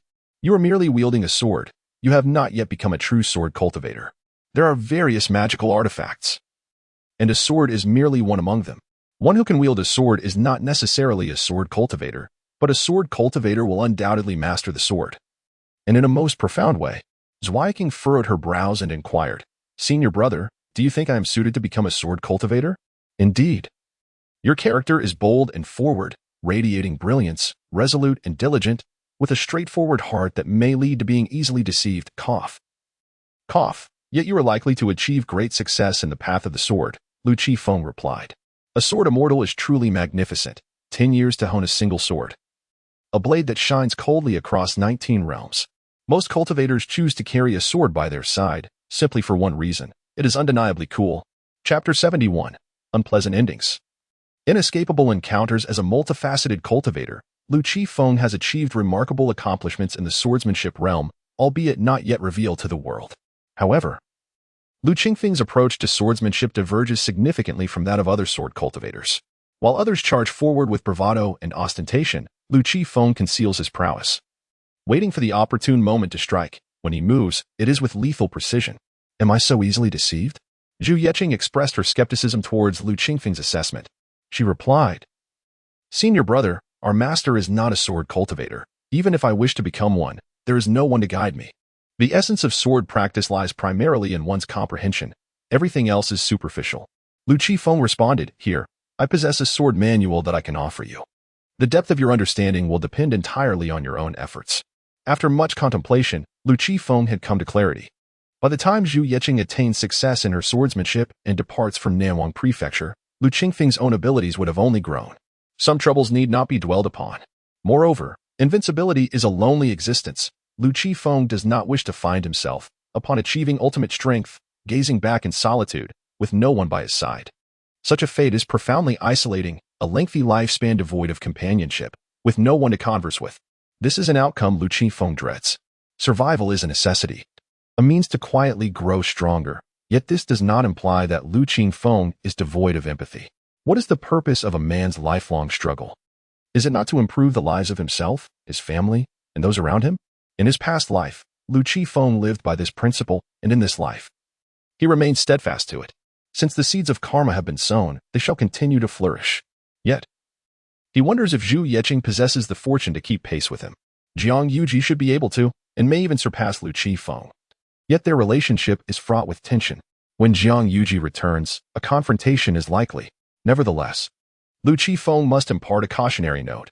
Once you become a sword cultivator and attract trouble, do not implicate me. It is not the improbable that he fears, but rather the unexpected. Should Zhu Yeqing inadvertently slay a cultivator of considerable influence, the repercussions could be dire. It is acceptable for her to grow stronger, but she must not drag Lu Qifeng into her troubles. Senior brother, thank you. Zhu Yeqing turned to him, her eyes brimming with excitement and gratitude. You must keep the matter of the sword manual confidential. Do not mention it was given by you. I will provide it to you after the exchange meeting concludes. There are too many people around now. Lu Qifeng reiterated his advice. This sword manual was acquired from Jiang Yuji, and in the future, she may witness Zhu Yeqing employing the techniques contained within it, though he does not foresee significant issues arising. After all, Lu Qifeng has purchased the manual. How he chooses to utilize it is his prerogative. Dan Haishui glanced at Zhu Yeqing on her right, then turned her gaze back to Lu Qifeng. There is certainly something between senior brother Lu and sister Zhu. Dan Haishui furrowed her brow, responding to her instinct. Soon, the third round of the competition came to a close. In this round, the Xianyun sect achieved 56 victories, bringing their total victories to 213. All remaining competitors who have not been eliminated, please come to the stage to collect your new number plates, announced an elder of the Xianyun sect from above. Was this an attempt to disrupt the order? Lu Qifeng raised an eyebrow, feeling it was somewhat unnecessary, yet he leaped onto the stage to draw lots. The previous number 99 was not drawn by Lu Qifeng. It had been given to him by Yi Junhong. Now, as Lu Qifeng reached into the wooden box, he randomly grasped a number 1. Whether this was good fortune or ill fate remained uncertain. Zhu Yeqing drew number 8, Dan Taishui drew 36, and Dan Taiyu drew 96. Number 1, number 2, to the first arena. Number 7, number 8, to the fourth arena. Having just returned to the spectator seats, Lu Qifeng and Zhu Yeqing rose and leaped towards their respective arenas. Xianyun sect, Lu Qifeng. Lu Qifeng performed a respectful bow. Shuijing sect, Feng Fish. Feng Fish returned the gesture, feeling somewhat anxious. He had not anticipated such misfortune, having to face Lu Qifeng once again despite the redraw. According to the previous numbers, he was destined to encounter Lu Qifeng in this fourth round. Initially, he had felt elated when he heard about the redraw. But upon seeing that number 1 belonged to Lu Qifeng, his spirits plummeted. Feng Fish harbored little confidence in his ability to defeat Lu Qifeng. Despite being at the mid-stage of the Golden Core realm, Lu Qifeng's physique was extraordinarily robust. He could afford several mistakes, whereas Feng Fish could afford only one. Moreover, if he unwittingly allowed Lu Qifeng to seize upon any weakness, the consequences could be dire. However, at this juncture, he had no alternative but to accept the challenge. Brother Lu, please. As soon as the words left his mouth, Feng Fish focused intently, gathering his spiritual energy at his feet, quickly creating distance. Yet, Lu Qifeng stood motionless. What was happening? Feng Fish paused, momentarily thinking Lu Qifeng intended to concede. To his surprise, Lu Qifeng suddenly charged at him, launching an attack. You! Feng Fish gasped, hastily channeling his spiritual energy to shield himself. He wished to label Lu Qifeng as treacherous. But the next ins I concede that your physique is formidable and your strength is impressive. However, relying solely on these attributes to achieve victory is utterly impossible. Feng Feiqing wiped the blood from the corner of his mouth and scoffed. Is that so? Lu Qifeng replied with indifference. Of course, I am no ordinary opponent. Feng Feiqing declared with an air of arrogance. I acknowledge your physical prowess, yet the might of the water mirror sect's divine abilities is equally overwhelming. You cannot withstand it. Feng Feiqing's eyes gleamed with malice as he coldly proclaimed, Next, I shall employ my divine technique, Water Curtain Heavenly Splendor. If you possess any sense, you will concede at once. Otherwise, do not blame me for my lack of courtesy. With that, Feng Feiqing coldly concluded, bringing his palms together as he infused them with spiritual energy, then abruptly spread them apart. Suddenly, a tempest erupted. In the astonished gaze of the spectators, a vast azure water curtain descended from the sky, crashing down as though the heavens themselves were collapsing, radiating an aura of devastation directed at Lu Qifeng. What a terrifying divine technique! The crowd gasped in shock, their faces awash with disbelief. In this moment, they finally comprehended why Feng Feiqing had described his technique as overwhelmingly fierce. It was a scene reminiscent of a natural disaster. Chapter 72. I may err numerous times, while you can afford but a single mistake. Is this the miraculous art of the water mirror sect? Lu Qifeng raised his gaze, a pensive expression gracing his features. This technique, indeed formidable, was still insufficient to instill fear in him. With a thunderous crash, the water curtain descended, enveloping the entire arena in an instant. Surrender. Feng Feiqing sneered, thrusting both palms forcefully against the water curtain. The curtain trembled violently, seemingly unable to withstand the pressure of their opposing forces, gradually warping and distorting. This is impossible, Feng Feiqing bellowed. To his astonishment, Lu Qifeng raised both hands upwards, managing to brace against the vast expanse of the water curtain. Was Lu Qifeng's physique truly that monstrous? With a low growl, Lu Qifeng exerted tremendous force, tearing the water curtain apart. With a resounding explosion, the curtain shattered, transforming into a cascade of mist. Feng Feiqing expelled a mouthful of blood, his face ashen, staggering back several paces before regaining his balance. He lifted his gaze, staring incredulously at Lu Qifeng. You? He stammered, struggling to swallow his disbelief. How could this be? Lu Qifeng was merely at the pinnacle of the qi refining stage. How could his physical strength be so terrifying? Unwilling to concede defeat, Feng Feiqing summoned his spiritual energy once more, attempting to unleash the water curtain's celestial splendor yet again. However, Lu Qifeng refused to grant him the chance, leaping forward with agility. Feng Feiqing's pupils constricted in alarm as he hastily raised his arms in defense. Yet, Lu Qifeng's whip-like kick came sweeping in, forcing Feng Feiqing to raise his arms in a desperate attempt to block.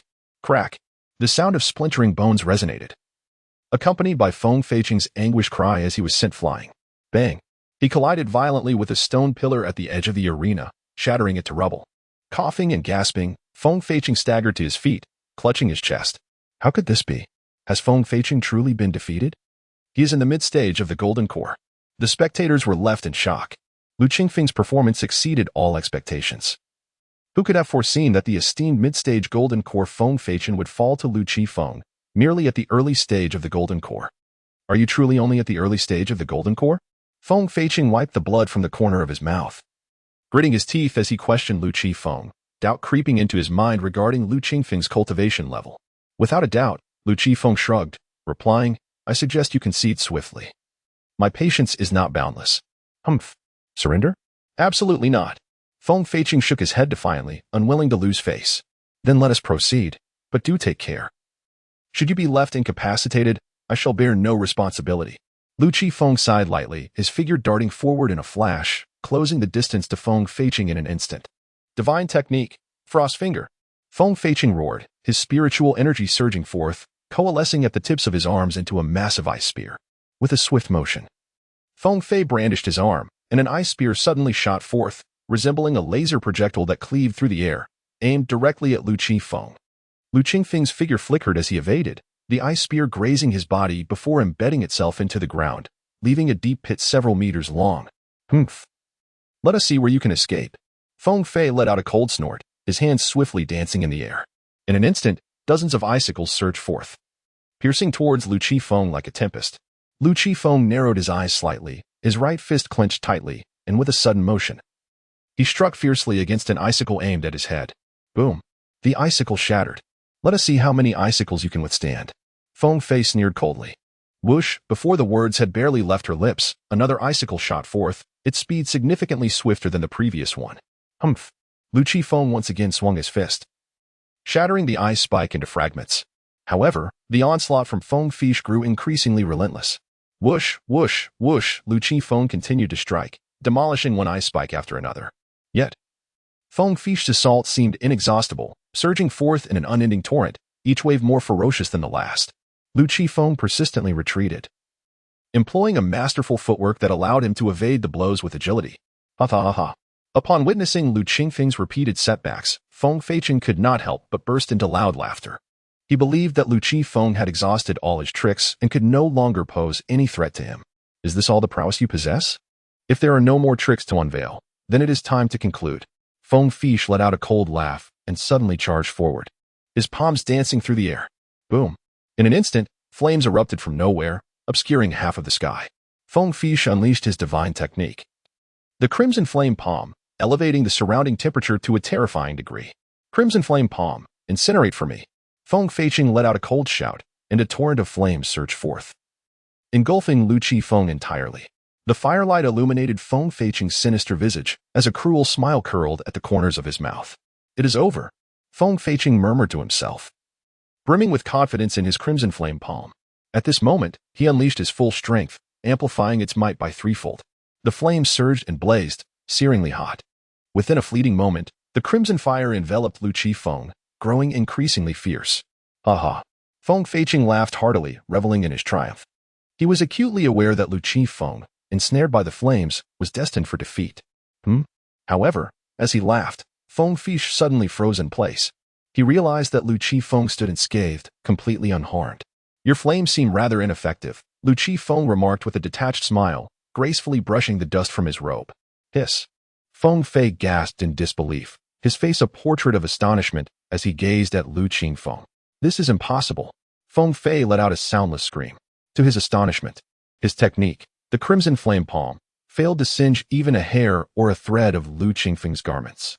In a flash, Feng Feiqi realized that the garments adorning Lu Qifeng must be a defensive artifact. Otherwise, he would certainly be unable to withstand such intense heat. Curse it!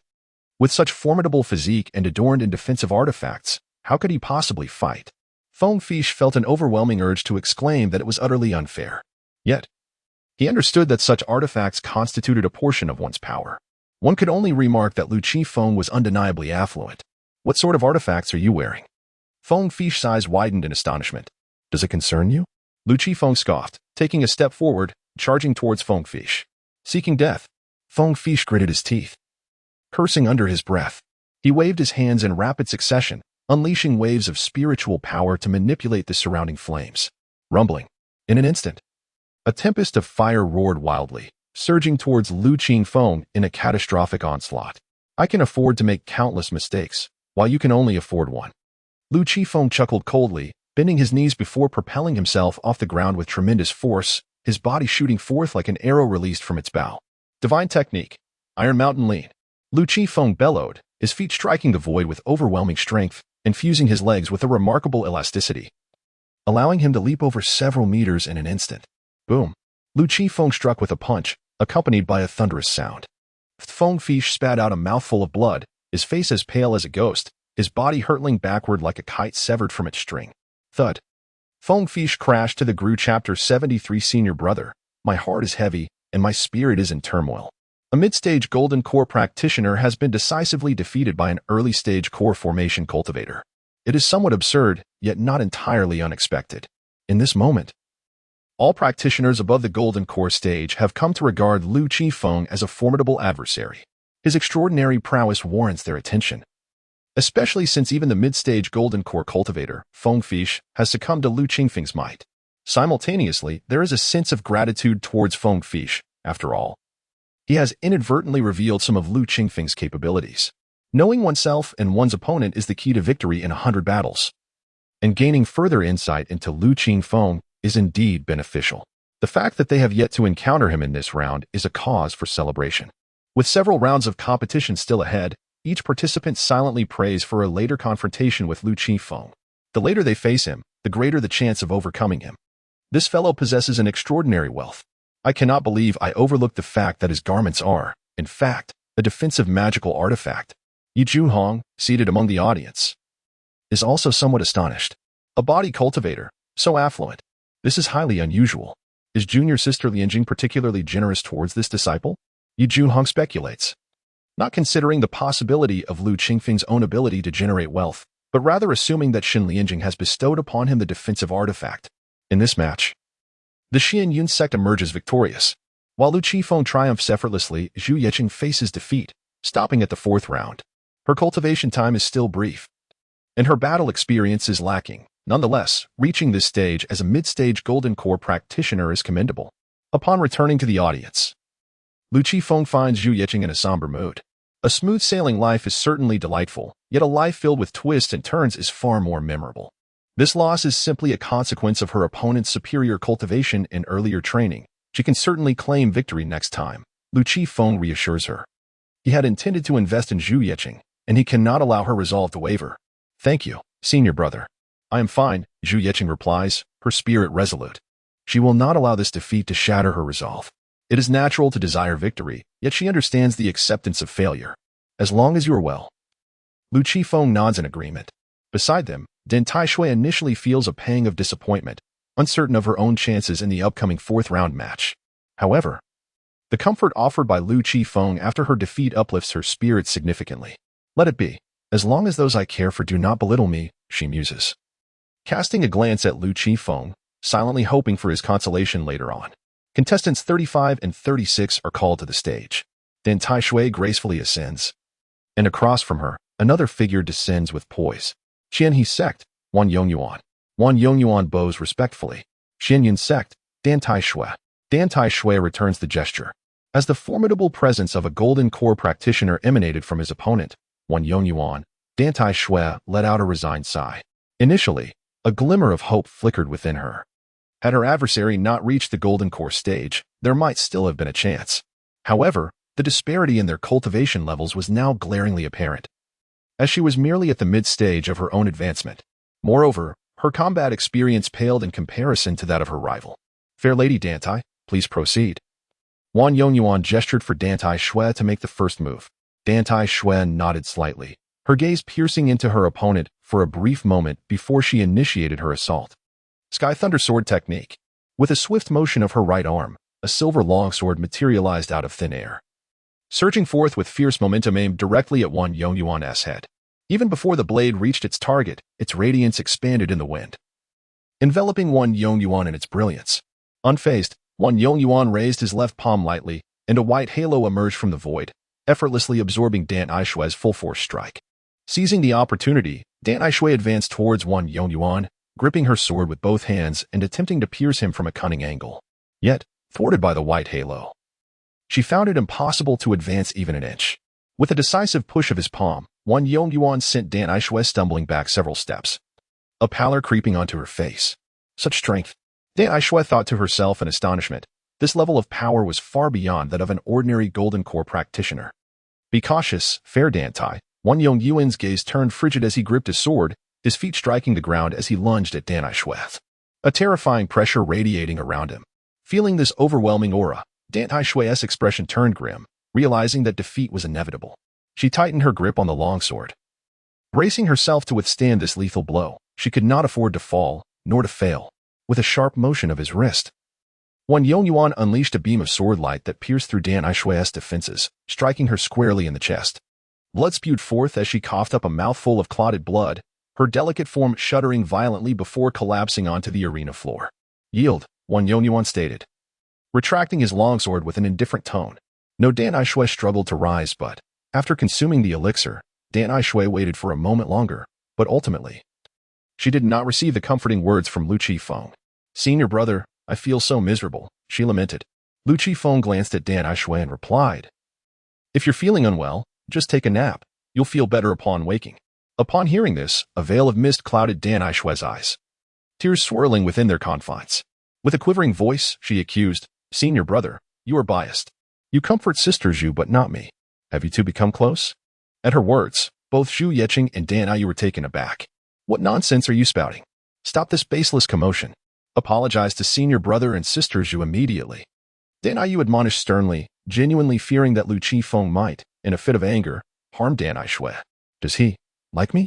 For a fleeting moment, Zhu Yiqing's heart raced, her cheeks flushed a delicate hue, warmth spreading across her face.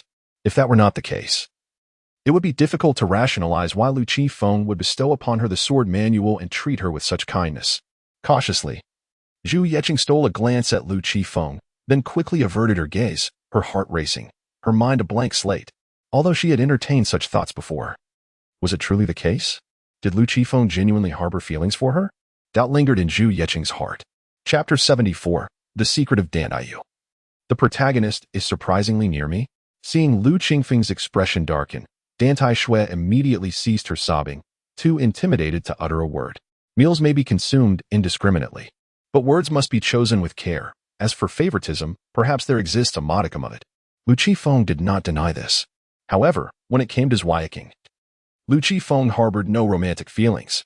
Women merely slowed Lu Qingfeng's draw of the sword. Dan Tai Shui yearned to inquire why Lu Qifeng exhibited favoritism. Yet she lacked the courage to do so. Having acted impulsively moments ago, she was now engulfed by trepidation. Should Lu Qingfeng truly wish to harm her? It was likely no one in Nanwang's could intervene. Senior brother, I apologize. My sister lacks discernment. Dan Taiyu expressed her concern, offering an apology on behalf of her sister. I'm sorry, Dan Tai Shui echoed, lowering her head in a soft apology. Lu Qifeng waved his hand dismissively. Zweiking, stealing a cautious glance at Lu Qifeng, felt increasingly anxious. As time passed without a word from him, Zweiking began to feel disheartened. It seemed her senior brother held no romantic inclinations towards her, she mused. Contestants 95 and 96. Please ascend the stage. One individual soared onto the platform, followed by Dan Taiyu. From Xianying sect, Han Wenlin. From Xianyun sect, Dan Taiyu. Dan Taiyu's expression grew solemn. Her opponent, Han Wenlin, was a practitioner at the early stage of the Golden Core realm, and she dared not underestimate him. As both stood ready, powerful auras emanated from their bodies, causing the platform to tremble slightly. Ha! Suddenly, Han Wenlin shouted fiercely, his right foot stomping down, shaking the entire stage. He transformed his left palm into a claw, lunging towards Dan Taiyu like a hawk. Dan Taiyu's countenance darkened as she swiftly sidestepped the fierce attack. Yet, she did not linger. Instead, she propelled herself upward, leaping into the air with her jade foot slicing through the space above Han Wenlin's head, accompanied by a whistling wind. Bang! Han Wenlin retaliated with a surge of spiritual energy, creating a barrier that intercepted Dan Taiyu's foot, forcing her back down onto the platform. Observing this, Han Wenlin smirked coldly. You wish to engage in close combat? As he spoke, he advanced, sweeping his right arm in a powerful arc. Dan Taiyu, sensing the impending strike, quickly retreated to evade. Han Wenlin pressed forward with rapidity, leaving Dan Taiyu no choice but to continue evading his relentless assaults. Humph. With such meager skills, you think you can defeat me? Truly a delusion. Han Wenlin's confidence surged as he found his rhythm, while Dan Taiyu began to exhibit signs of fatigue. With a frigid gaze and a sinister smirk, Han Wenlin seized the moment, launching a direct attack aimed at Dan Taiyu's chest. How despicable! Dan Taiyu gritted her teeth and shook her head. It seems you are quite fond of putting up a brave front. Thus, do not blame me for my lack of courtesy. Han Wenlin's voice dripped with menace as he raised a hand to seize Dan Taiyu's shoulder. Her beautiful eyes widened in alarm as she summoned all her strength to strike back. Bang! The two palms collided, and Dan Taiyu was once again sent sprawling to the ground, spitting blood. Ha ha, I have already given you a chance. Han Wenlin looked down from his elevated position, reveling in his triumph as he gazed at the bloody Dan Taiyu lying on the ground. Well done, senior brother Han, cheered the disciples of the Xianying sect below, further fueling Han Wenlin's arrogance. Dan Taiyu struggled to rise but could not contain another spurt of blood. She realized that, at this moment, she was utterly incapable of contending with Han Wenlin. Yet, the thought of conceding was utterly unacceptable to her. Her gaze fixated on Han Wenlin, and suddenly, a spark of brilliance ignited in her beautiful eyes. A torrent of immense spiritual power surged within her, emanating an overwhelming pressure. What? This aura? Han Wenlin, startled, hurriedly retreated several steps. Boom! In an instant, the heavens and earth transformed. Day turned to night, and the very fabric of reality distorted, as if all existence was dissolving. The space surrounding Dan Taiyu warped and twisted, resembling a colossal vortex that devoured everything. Ah! A scream pierced the air as Han Wenlin's body exploded into a mist of blood, vanishing from existence. What is happening? Senior brother Han has been slain? The spectators beneath the stage were dumbfounded, their disbelief palpable as they beheld Dan Taiyu, unable to fathom that a mid-stage Foundation establishment cultivator could annihilate Han Wenlin, who was at the early stage of Golden Core. Who is this woman? Everyone held their breath, gazing at Dan Taiyu on the arena, her power astonishing beyond comprehension. The elders of the Xianying sect, along with the elders from Xianyun sect and their leader, Yi Junhong, felt their pupils constrict in shock. A death has occurred. Han Wenlin was the first casualty of this exchange. The aura that had erupted from Dan Taiyu was evidently not of her own making. Wiping the blood from the corner of her mouth, Dan Taiyu slowly rose and descended the stage step by step. Who are you? The presiding elder inquired. harboring doubts about whether Dan Taiyu had been possessed. Dan Taiyu, she replied calmly, her demeanor remarkably composed, as she made her way back to the audience. The elder of the Xian Ying sect trembled with rage, yet dared not utter a word. The disciples accompanying him were equally astute, choosing silence. This was the territory of the Xianyun sect. In competitions, casualties were an inevitable consequence, and it was not as if Dan Taiyu had intentionally sought to kill. This bitter pill could only be swallowed in silence. With Dan Taiyu's return to the audience, the judge finally announced the outcome of the contest. Lu Qifeng regarded Dan Taiyu with keen interest. There must be secrets surrounding her. Does she have an ancient ancestor or a hidden guardian? Lu Qifeng pondered. Suddenly, he was struck with disbelief. Could it be that the protagonist is right beside me? In a tale of reincarnation and revival, we find the formidable Jiang Yuji and her powerful counterpart, Dan Taiyu. Following such a narrative, wherever the protagonist treads, trouble is bound to ensue. Even in the absence of provocation, calamities will inevitably seek them out. As one who stands beside the protagonist, the likelihood of falling victim to the antagonist is alarmingly high. After all, when comrades are sacrificed, boundless powers are unleashed. A sense of caution must prevail. I must remain vigilant of Dan Taiyu's movements and anticipate danger at all times. Lu Qifeng withdrew his gaze, resolving to intensify his studies in divination and deduction after the conference, for such knowledge would better equip him to forecast fortunes and misfortunes. Sister.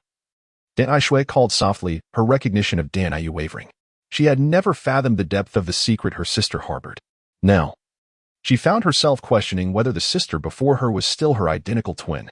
I remain unchanged. You need not worry, Dan Taiyu replied with a reassuring smile. Yet, Dan Taishui's eyes retained a hint of wariness. Observing this, Dan Taiyu offered a resigned smile, reluctant to divulge more about her secret. Chapter 75. Wishing Dan Taishui good fortune, Lu Qingfeng's remarkable physique. Lu Qifeng cast a sympathetic glance towards Dan Taishui.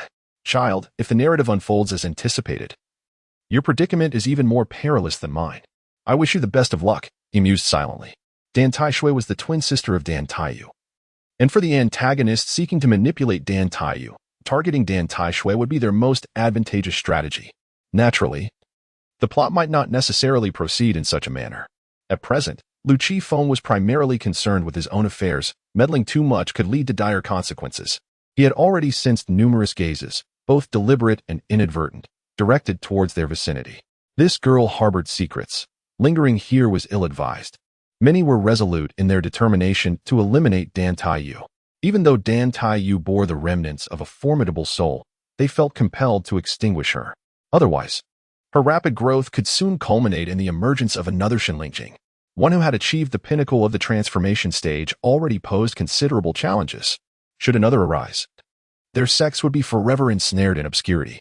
The majority of the resources in Nanfang Prefecture would inevitably fall under the firm grasp of the Xianyun sect. Master, what was that just now? Xiangxing inquired of Yi Zhuhong, who stood nearby. The power unleashed by a remnant soul is uncontrollable, Yi Zhuhong replied, his expression grave. He was uncertain whether this development was favorable or detrimental for the Xianyun sect. After a moment of silence, Xiangxing remarked, Master, I fear I may not endure this round. Just exert your utmost effort in combat, Yi Zhuhong responded, harboring little expectation for Xiangxing's success. Upon hearing this, Xiangxing felt a sense of relief. Losing without facing punishment provided a comforting assurance. After a brief interval, it was Xiangxing's turn to take the stage. As anticipated, he was swiftly defeated. His opponent was a mid-stage golden core cultivator, and despite Xiangxing's valiant efforts, he could not inflict even a scratch upon his adversary. As the fourth round concluded, the Xianyun sect had secured 45 victories, with a total of 258 wins overall. The fifth round commenced shortly thereafter.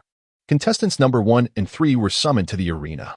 Lu Qifeng leapt onto the stage, and as he landed, another pair of feet touched down nearby. Xianyun sect. Lu Qifeng, he announced, performing a courteous bow. Hufeng Mountain, Zhang Panqing, she reciprocated with a nod. With that, Zhang Panqing swiftly created distance. Witnessing a mid-stage golden core cultivator felled by Lu Qifeng's might only heighten her regard for him. She had no desire to become the next victim of his formidable fists. Without hesitation, Zhang Panqing unleashed her mystical abilities for a ranged assault. Her palms danced gracefully, forming several seals, which she then propelled forward with great force. As the seals materialized, a powerful gust descended from above, overwhelming Lu Qifeng with its might.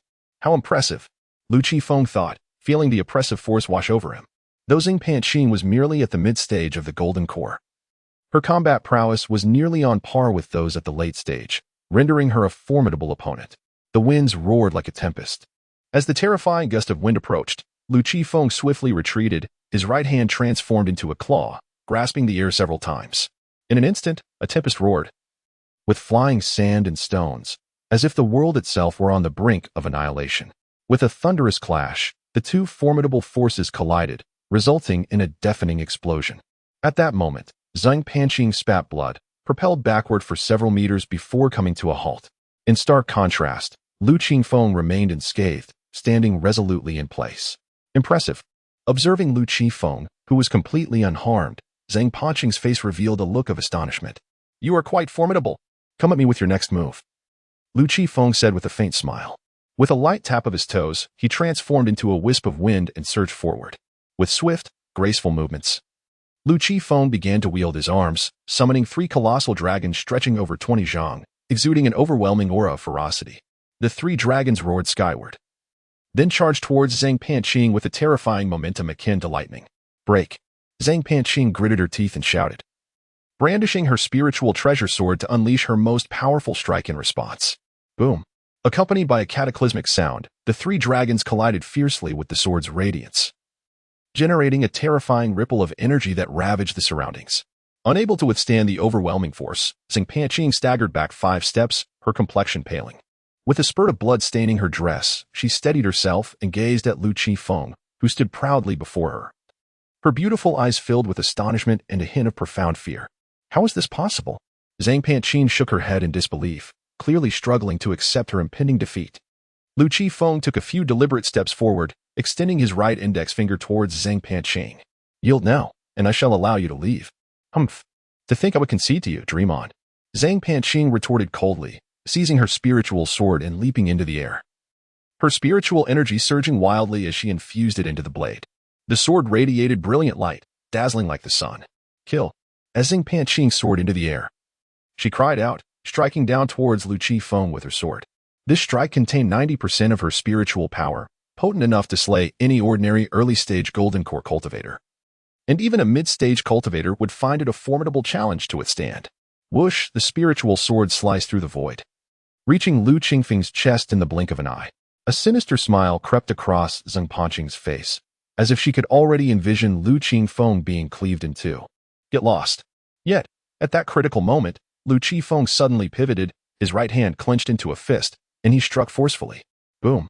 With a deafening roar, Lu Qifeng's fist crashed against Xing Panqing's spiritual sword, releasing a torrent of terrifying energy that caused her body to tremble violently. In the next moment, Xing Panqing was violently propelled backward, soaring over 20 meters before crashing to the ground, spitting out a mouthful of crimson blood, her complexion paling further. In this clash, Lu Qifeng had once again triumphed over Xing Panqing. A gasp of disbelief swept through the audience, who were taken aback by Lu Qifeng's formidable prowess. How could his physical strength be so astonishing? Struggling to rise, Xing Panqing wiped the blood from the corner of her mouth, her face etched with confusion.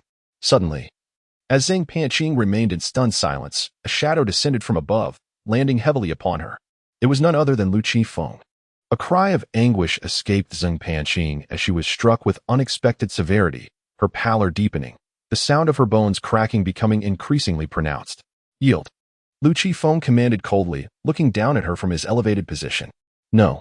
After a brief struggle, Xing Panqing ultimately succumbed to her despair, slipping into unconsciousness. Senior Sister Xing. Upon witnessing this, Li Ziyu, Xing Panqing's fellow disciple, was immediately seized by alarm. He leaped from the audience and rushed to her side to assess her condition. Lu Qifeng, your actions are too ruthless. After examining Xing Panqing's state, Li Ziyu seethed with rage, glaring at Lu Qifeng as he shouted. Chapter 76, The Exchange Conference's Top 32, The Unrivaled Lu Qifeng raised an eyebrow, pondering whether this individual was truly a fool. Was it my fault for being too forceful? In the arena, injuries are an inevitable part of the contest, especially since Lu Qifeng had already granted Xing Panqing the opportunity to concede. Was he intentionally seeking trouble? Lu Qifeng inquired coldly. At that moment, the judge's icy gaze fell upon Li Ziyu, who stiffened under the elder's scrutiny. With a disdainful snort, Li Ziyu retorted, just wait. As long as I emerge victorious, I will eventually confront Lu Qifeng, and at that time, I shall avenge Zheng Panqing. In this match, the Xianyun sect claimed victory. The judge announced the result, and Lu Qingfeng calmly returned to his seat among the spectators. Zhu Yeqing and Dantai Shui had been eliminated in the previous round, thus missing their opportunity to compete. After a brief interlude, Dantai Yu ascended to the arena. From the Xianyun sect, Dantai Yu took a deep breath and clasped her hands in salute. She possessed no confidence in this match. The power she was about to face was beyond her control. Her opponent reciprocated the gesture, the Jing Longsword sect's Zhang Xingbang. "Forgive me," Zhang Xingbang declared before launching his attack. Bending slightly, Zhang Xingbang stepped forward with his right foot, then circled his left leg in place, gripping his sword at his waist with both hands. His eyes were fixed on Dantai Yu, revealing a boundless intent to kill. Swift gale thrust. He shouted. A streak of silver light flashed by, reaching Dantai Yu in an instant. She hurriedly attempted to evade, but it was too late. The silver light followed her closely, piercing through her body and scattering droplets of blood that fell to the ground, turning to dust. Dantai Yu spat out a mouthful of blood, her face paling drastically. "You have lost," Zhang Xingbang remarked coldly, his gaze unwavering. Dantai Yu shook her head with a bitter smile. She had indeed lost, and it was a complete defeat. "I concede," she said, taking a deep breath to compose herself. Zhang Xingbang sheathed his sword and replied nonchalantly, "Fair play, Dantai Fairy." With a soft sigh, Dantai Yu descended from the arena and returned to her seat. Zhu Yeqing was injured, and Dantai Shui was hurt as well. She had frequently glanced at Lu Qifeng for support. Now, in her own state of injury, she felt hesitant to seek his gaze. Lu Qifeng observed Dantai Yu with keen interest. Since she chose to remain silent, he too refrained from speaking. "Sister," Dantai Shui gently called out, taking Dantai Yu's hand with a look of concern. "I will be fine. I just need some time to recuperate," Dantai Yu replied, clutching her wound and shaking her head. "Senior brother," Dantai Shui looked pitifully at Lu Qifeng. He merely shook his head, unwilling to engage. Senior brother Dantai Shui grasped Lu Qingfeng's hand. "Let your sister speak for herself," Lu Qifeng responded with a smile. Upon hearing this, Dantai Yu discarded her reservations and called out, "Senior brother." Initially, she had thought that the secret she harbored would cause Lu Qifeng to distance himself from her. As long as she remained silent, he would continue to be indifferent. However, it now appears that I have overthought the situation. Lu Qifeng produced a pill, which effortlessly flew towards Dantai Yu, hovering just beside her lips. Dantai Yu parted her crimson lips and swallowed the pill whole, then gulped it down. At this moment, only 32 individuals remained in the 6th round, among whom 18 were disciples of the Xianyun sect. Thus far, the Xianyun sect had achieved a total of 276 victories. Should all the disciples of the Xianyun sect triumph in this round, there would be no need for a 7th round. The troublesome Li Ziyu had succumbed in the 5th round, failing to persevere. Those who had managed to endure thus far without elimination were the C-Army de la C-Army among the disciples of formidable factions. As the draw for the next match commenced, Lu Qifeng once more drew the number 1. Number 1. Number 2. The contest commenced on the first arena. Xianyun sect. Lu Qifeng. Lu Qifeng performed a respectful bow. Having drawn number 1 this time, he did not return to the audience but remained poised on the stage. The Jing Longsword sect's Zhang Xingbang reciprocated the gesture, also choosing to stay on the stage after the draw. With his words resonating, Zhang Xingbang swiftly created distance between them. He then pointed his sword towards Lu Qifeng, declaring, "You are indeed remarkable. Among the final 32, you are the only one at the core formation stage. Among the 32, all others, save for Lu Qifeng, possessed the cultivation of the golden core stage." In this exchange, Lu Qifeng emerged as the unexpected dark horse. Even if he were to falter in this round, merely standing there had already stirred the latent combat instincts within Zhang Xingbang. This exerted an intangible pressure. "Elder sister, that was your opponent just now." Dantai Shui nudged her sister, Dantai Yu, from the audience. Dantai Yu nodded silently, gazing intently at Lu Qifeng on the stage. "The senior brother will avenge you," Dantai Shui smiled gently. Lu Qifeng facing the golden core stage disciples was akin to a father sparring with his son. He was unlikely to lose. On the first arena, Lu Qifeng smiled at Zhang Xingbang, saying, "Make your move." Zhang Xingbang nodded, stating, "Let us see whether your physique is sufficiently robust or my sword sharper." With that, he vanished from sight. Lu Qifeng maintained his composure, his gaze fixed on the spot where Zhang Xingbang had stood moments before. A sharp killing intent surged from Lu Qifeng's spine, alerting him to a sense of impending danger. Nonetheless, he did not budge an inch, standing still as he awaited Zhang Xingbang's assault. Zhang Xingbang's lips curled into a cold smile as he reappeared, not behind Lu Qifeng, but directly opposite him. Simultaneously, his sword traced an arc of peculiar elegance as it lunged towards Lu Qifeng. The strike was elusive, akin to the horns of an antelope, impossible to trace. And however, immediately thereafter, his expression froze. Lu Qifeng remained utterly motionless, not even batting an eyelid. Instead, it was Zhong Xingbang who was forcefully pushed back over 2 meters by the overwhelming impact. Lu Qifeng shook his head and remarked, "Your assault disappoints me." "Damn it!" Zhong Xingbang shouted angrily, advancing once more. This time, his offensive grew more ferocious. Yet, it continued to yield no results. With every attempt he made, Lu Qifeng effortlessly countered him. "How is this possible? You are clearly still in the early stages of forming your core," Zhong Xingbang exclaimed in disbelief. However, the reality before him compelled Zhong Xingbang to accept the truth. Lu Qifeng cast a calm glance at Zhong Xingbang and stated, "It seems it's time for me to get serious." As soon as the words left his lips, Lu Qifeng surged forward in an instant. He unleashed a punch accompanied by a piercing whistle. "Humph!" Zhong Xingbang scoffed, raising his long sword to block.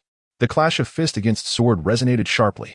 Zhong Xingbang instantly felt his arm grow numb and weak, nearly dislocating from the force.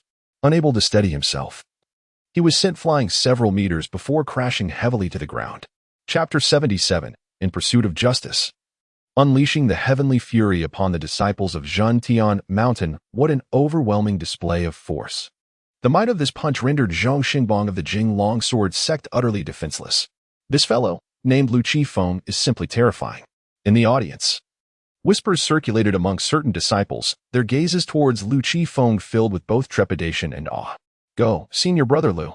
Senior Brother Lu is the strongest." At that moment, several junior sisters from the Xianyun sect cheered loudly. They were fervent admirers of Lu Qifeng, albeit newly minted fans.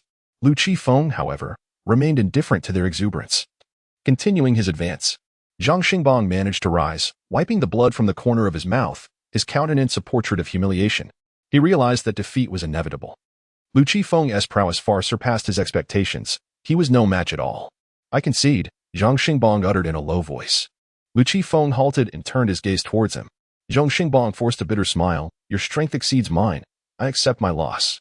Despite his inner reluctance, he knew defeat was defeat. He could not afford to lose. "You performed admirably," Lu Qifeng acknowledged. Zhang Xingbang's expression darkened, leaving him speechless. As a cultivator at the Golden Core stage, he felt a sense of humiliation at being lauded by a mere core formation stage practitioner. Yet, he was powerless against fate. After all, he had encountered a true prodigy. With this victory, the Xianyun sect triumphed. As the judge announced the results, Lu Qifeng descended from the stage. After sitting in the audience for a while, the 6th round concluded.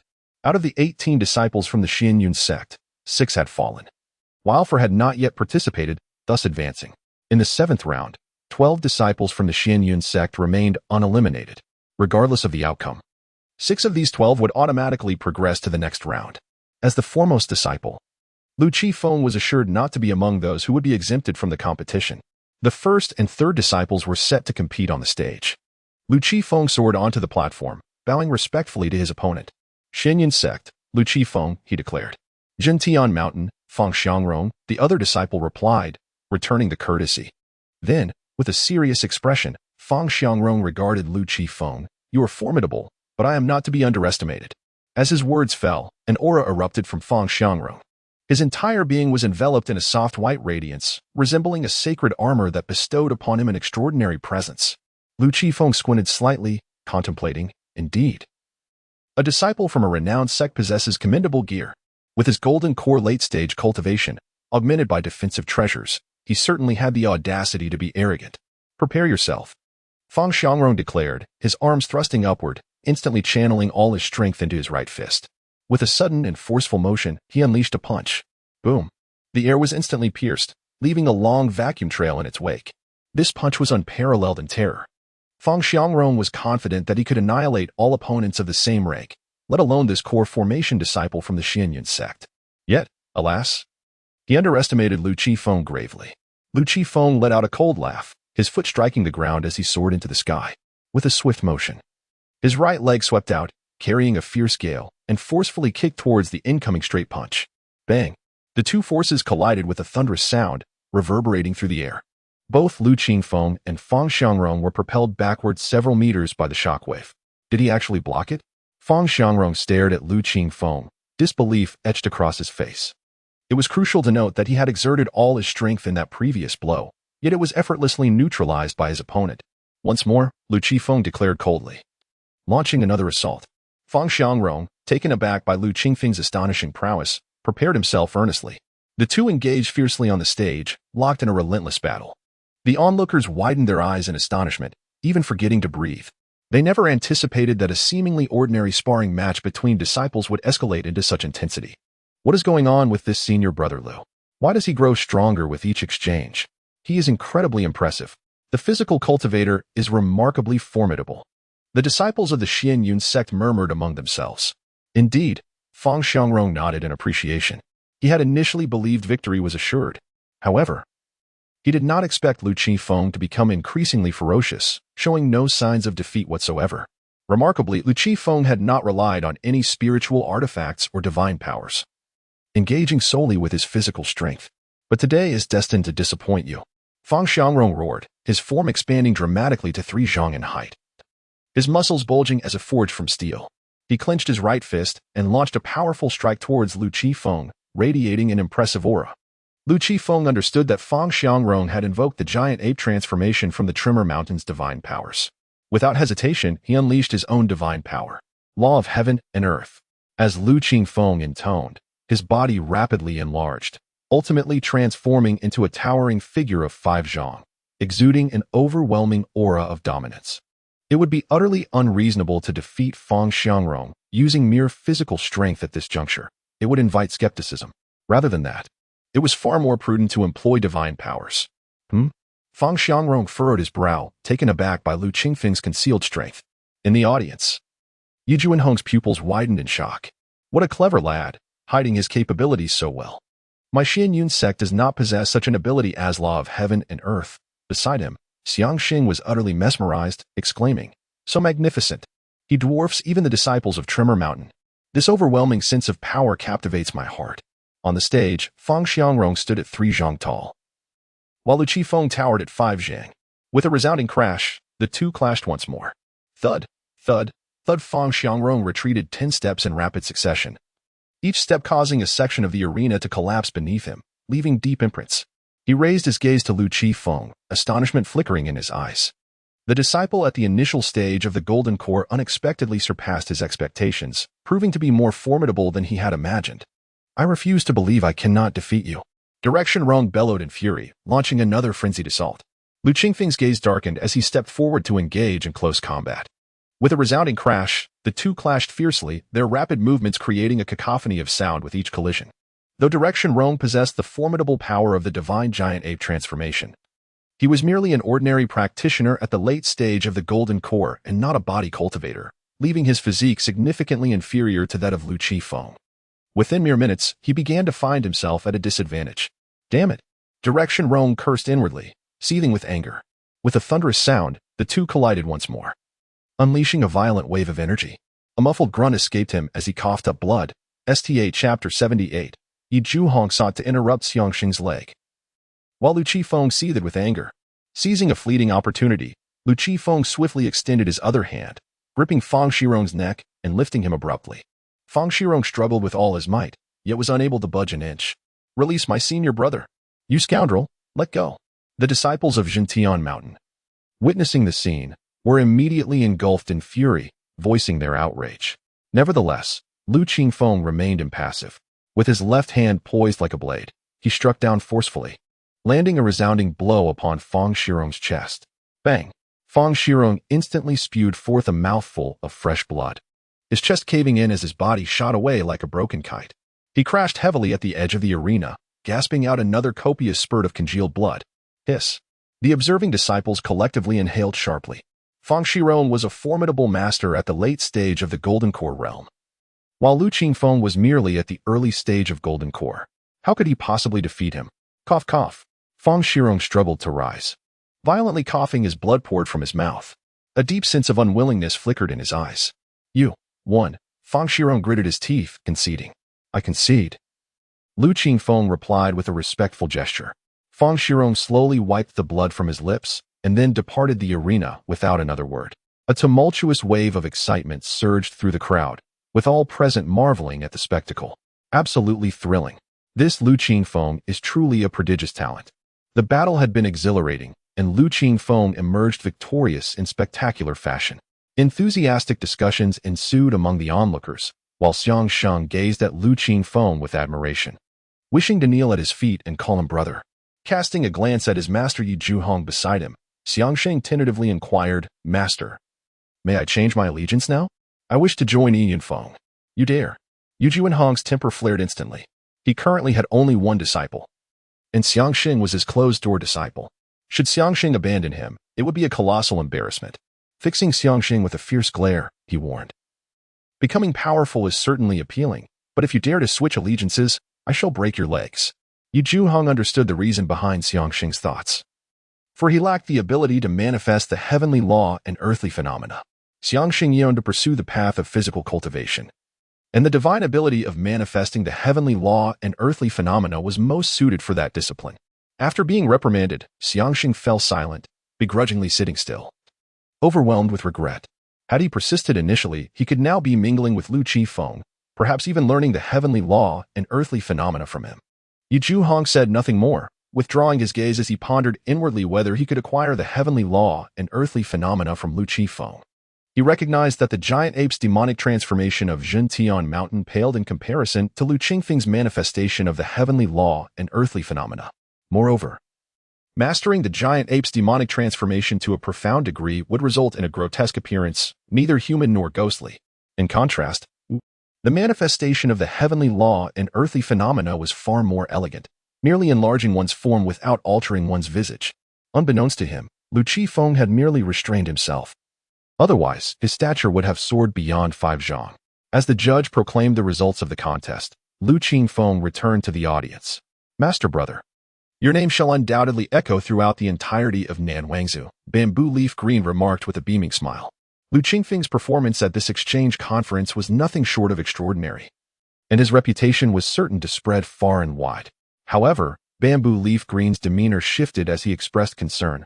"Nonetheless, I fear that many may covet your celestial abilities." "No matter," Lu Qifeng replied with an air of nonchalance. He had already established his supremacy in Nan Wangzhou. No one from that region could pose a threat to him. As he met the myriad gazes directed at him, his expression remained unperturbed. "Do you understand what it means to fish for law enforcement?" he mused. "Should anyone dare to strike at me, should I seize them, I would not hesitate to raise their home." Lu Qifeng harbored doubts about the intentions of Yi Zhuhong, the head of the Xianyun sect, towards other formidable powers. Previously, his strength was lacking. Now, with Shen Lianjing having attained perfection in the transformation stage, all that remained was a justification, a spark to ignite conflict. At this thought, Lu Qifeng paused, contemplating the old codger. Was he to serve as the catalyst for war? It was not only he but also the 3 junior sisters beside him, along with Xiang Xing, the closed-door disciple of Yi Zhuhong. Lu Qifeng cast a glance at Yi Zhuhong, who, feeling the weight of his gaze, nodded in acknowledgement, a smile gracing his face. "Old codger, do not let me catch you employing underhanded tactics against me, for I would show no mercy," Lu Qifeng silently vowed. Should anyone conspire against Yu Zhuhong, he would seize the opportunity to deliver a few well-placed strikes. In this round, among the 6 individuals who were not disciples of the Xianyun sect, 2 emerged victorious. The thought of having to engage in 2 more rounds darkened Lu Qingfeng's expression. A bunch of useless fools, can they not handle these opponents? Truly, they are but chickens and dogs. The more battles conducted before the public eye, the greater the risk of exposure, a prospect Lu Qifeng found most displeasing. Number 1. Number 18, to the arena. Taking a deep breath, Lu Qifeng soared onto the stage, his countenance icy. This time, he did not even announce his origins. "Tianji Palace?" Juani said with a respectful bow. Noticing Lu Qingfeng's lack of reciprocation, her expression soured. Without further ado, Lu Qifeng unleashed his celestial abilities, his form expanding to 5 zhang in an instant. With a thunderous punch, he struck forth, a force unmatched. Juani's heart raced, and she hastily retreated, evading the reach of Lu Qingfeng's assault. However, Lu Qingfeng would not allow her to escape so easily. With a nimble leap, he charged at her once more, aiming a palm strike. Juani crossed her hands before her chest, channeling her spiritual energy in defense. Yet, the disparity in strength was insurmountable. With a resounding crash, Juani was sent flying, landing on the ground. "Wow, She gasped, spitting out a mouthful of blood, her face as pale as parchment. He defeated Jia Annie with a single blow? The audience erupted in astonished exclamations. Jia Annie was equally astonished, unable to believe the reality before her. Although she was aware of her opponent's formidable prowess, she never anticipated it to such an extraordinary extent. Rising to her feet, she wiped the blood from the corner of her mouth and fixed a resolute gaze upon Lu Qifeng. You are indeed remarkable, but I shall never concede to you, Jia Annie declared through gritted teeth. Before her words had fully settled, she charged forward, unleashing her full might. As a true disciple of the heavenly extreme palace, her techniques were anything but simple. A blazing crimson longsword materialized in her grasp, flames dancing and distorting the very air around her. Blazing Inferno sword technique, Jia Annie shouted, swinging her sword with fervor. In an instant, a terrifying conflagration erupted, enveloping Lu Qifeng entirely. Too feeble, Lu Qifeng remarked as he surged through the flames, his colossal hand striking toward Jia Annie. Such minimal heat could scarcely singe his defensive artifacts. Startled, Jia Annie attempted to evade, yet her speed was insufficient, and she was sent flying by Lu Qifeng's mighty slap. Coughing up blood, Jia Annie collapsed to the ground, her complexion ashen. I have lost. The realization that her own attack could not harm Lu Qifeng left her utterly despondent. How could she continue to fight? Chapter 79, The Midnight Meeting of Zweiking and Lu Qifeng. Does Lu Qifeng owe a debt? In this round, the Xianyun sect emerged victorious. As Lu Qifeng descended from the arena, his countenance remained stoic. Only one match remained, should the disciple of the Xianyun sect falter. He would inevitably have to take the stage as the first contender. Lu Qifeng began to suspect that his consecutive draws as the first participant were not merely fortuitous, but rather the result of someone manipulating the outcome behind the scenes. Upon returning to the audience, Lu Qifeng's gaze fixated on the elder responsible for the draw. The elder, noticing Lu Qifeng's attention, smiled and nodded in acknowledgement. Lu Qifeng silently committed the elder's visage to memory, vowing to seek retribution when the opportunity arose. Subsequently, he quietly observed the duel unfolding on the second arena. The contest between Lu Qifeng and Jia Annie concluded swiftly, while the battle on the second platform was just commencing. In a brief moment, the match culminated with a disciple from the Xianyun sect emerging victorious. With the announcement of the results by the referee, cheers erupted from the Xianyun sect disciples. During this exchange gathering, 100 participants from the Xianyun sect took part, securing a total of 308 victories and corresponding slots. Yi Junhong ascended into the air, declaring the successful conclusion of this exchange event. Inviting all participants to return next time, he urged those who faced defeat not to lose heart, while reminding the victors to remain humble. For it is only through maintaining a calm demeanor that one can truly progress further. After a brief remark, Yi Junhong turned and departed. The disciples from various sects gradually dispersed. The elder announced loudly that all participants should collect their rewards from the merit hall the following day. In 2 days, the sect would select disciples eligible for entry into the secret realm, with the list to be posted on the bulletin board. Participation guaranteed rewards, regardless of the outcome, with more victories leading to greater rewards. There was no doubt that all 100 disciples who participated in the exchange would be included on the list. Lu Qifeng rose from his seat and flew towards Inyan Peak, simultaneously sending a message to Zweiking. See you at the peak shortly. True to his word, Lu Qifeng would not renege on his promise to provide Zweiking with the sword classic. Upon hearing this, Zweiking's face immediately brightened with joy. Earlier, she had been puzzled by Lu Qifeng's sudden anger, fearing that she might not receive the sword classic today. To her surprise, it was still attainable. Zweiking, Dan Taiyu, Dan Aishui, and Xiao Jinyao followed closely behind Lu Qifeng as they ascended towards Inyan Peak. Upon reaching Inyan Peak, the four of them quickly lost sight of Lu Qifeng. It's getting late. I shall return to rest now, Zweiking yawned, making her way toward her courtyard.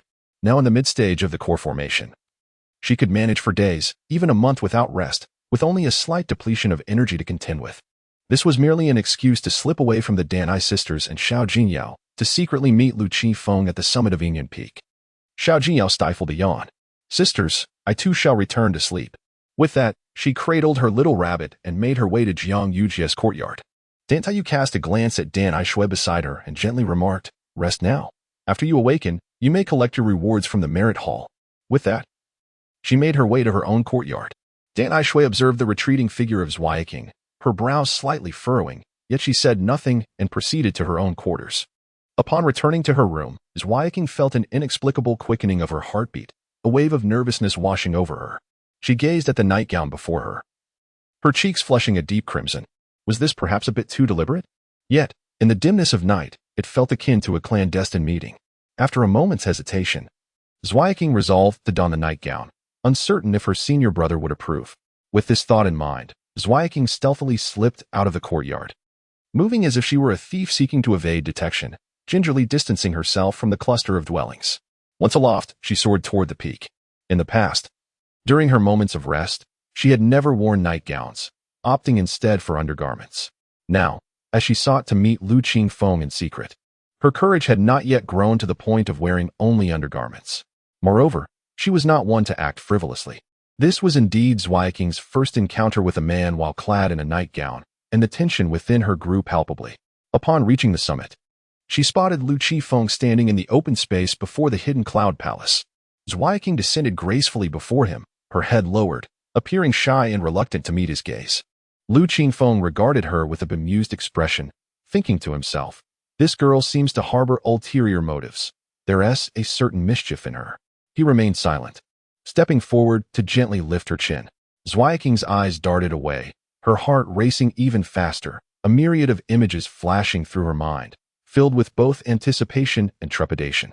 In the next moment, Lu Qingfeng's fingertip touched her brow, and a tome of sword techniques from the celestial realm flowed into her consciousness. He then quietly departed. When Zweiking emerged from the depths of the profound sword manual, Lu Qifeng had vanished without a trace. She exhaled deeply, her heart a tumult of emotions, unsure whether to feel joy or sorrow. Despite the intimate encounter, Lu Qifeng had remained indifferent, offering no sign of affection. Did her senior brother truly harbor no feelings for her? Shaking her head, she made her way back down the mountainside. Meanwhile, Lu Qifeng returned to his cave dwelling, immersing himself in the study of predictive divination to enhance his ability to foresee fortune and misfortune. He aimed to ascertain the appropriateness of venturing out before leaving his abode. As the sun dipped below the horizon in the afternoon, Lu Qifeng emerged from his cave, soaring toward the merit hall. He was unaware of the extent of the rewards he would receive, yet he sought them nonetheless, for even the smallest of gains was worthwhile. Entering the merit hall, he approached the elder at the counter and respectfully greeted, "Greetings, elder. I have come to collect the rewards from the exchange meeting." The elder inquired with a smile, "Do you prefer spirit stones or other resources?" He had keenly observed Lu Qingfeng's performance the day before. Within the sect, there exists an exceptionally talented disciple named Lu Qifeng, and he couldn't help but feel a sense of joy. The stronger the sect became, the better his prospects for a comfortable retirement would be. When it came to spirit stones, Lu Qifeng showed no hesitation. A sum of 100,000 spirit stones was at stake, rather than purchasing body refinement materials. It would be far more economical to request the materials directly. The elder of the merit hall gently advised him, stating that exchanging them here for body refinement materials was considerably cheaper than procuring them elsewhere. "Just give me the spirit stones," Lu Qifeng replied, shaking his head. The sum of 100,000 spirit stones was indeed beyond his expectations. He had initially anticipated receiving only 20 or 30,000. Very well.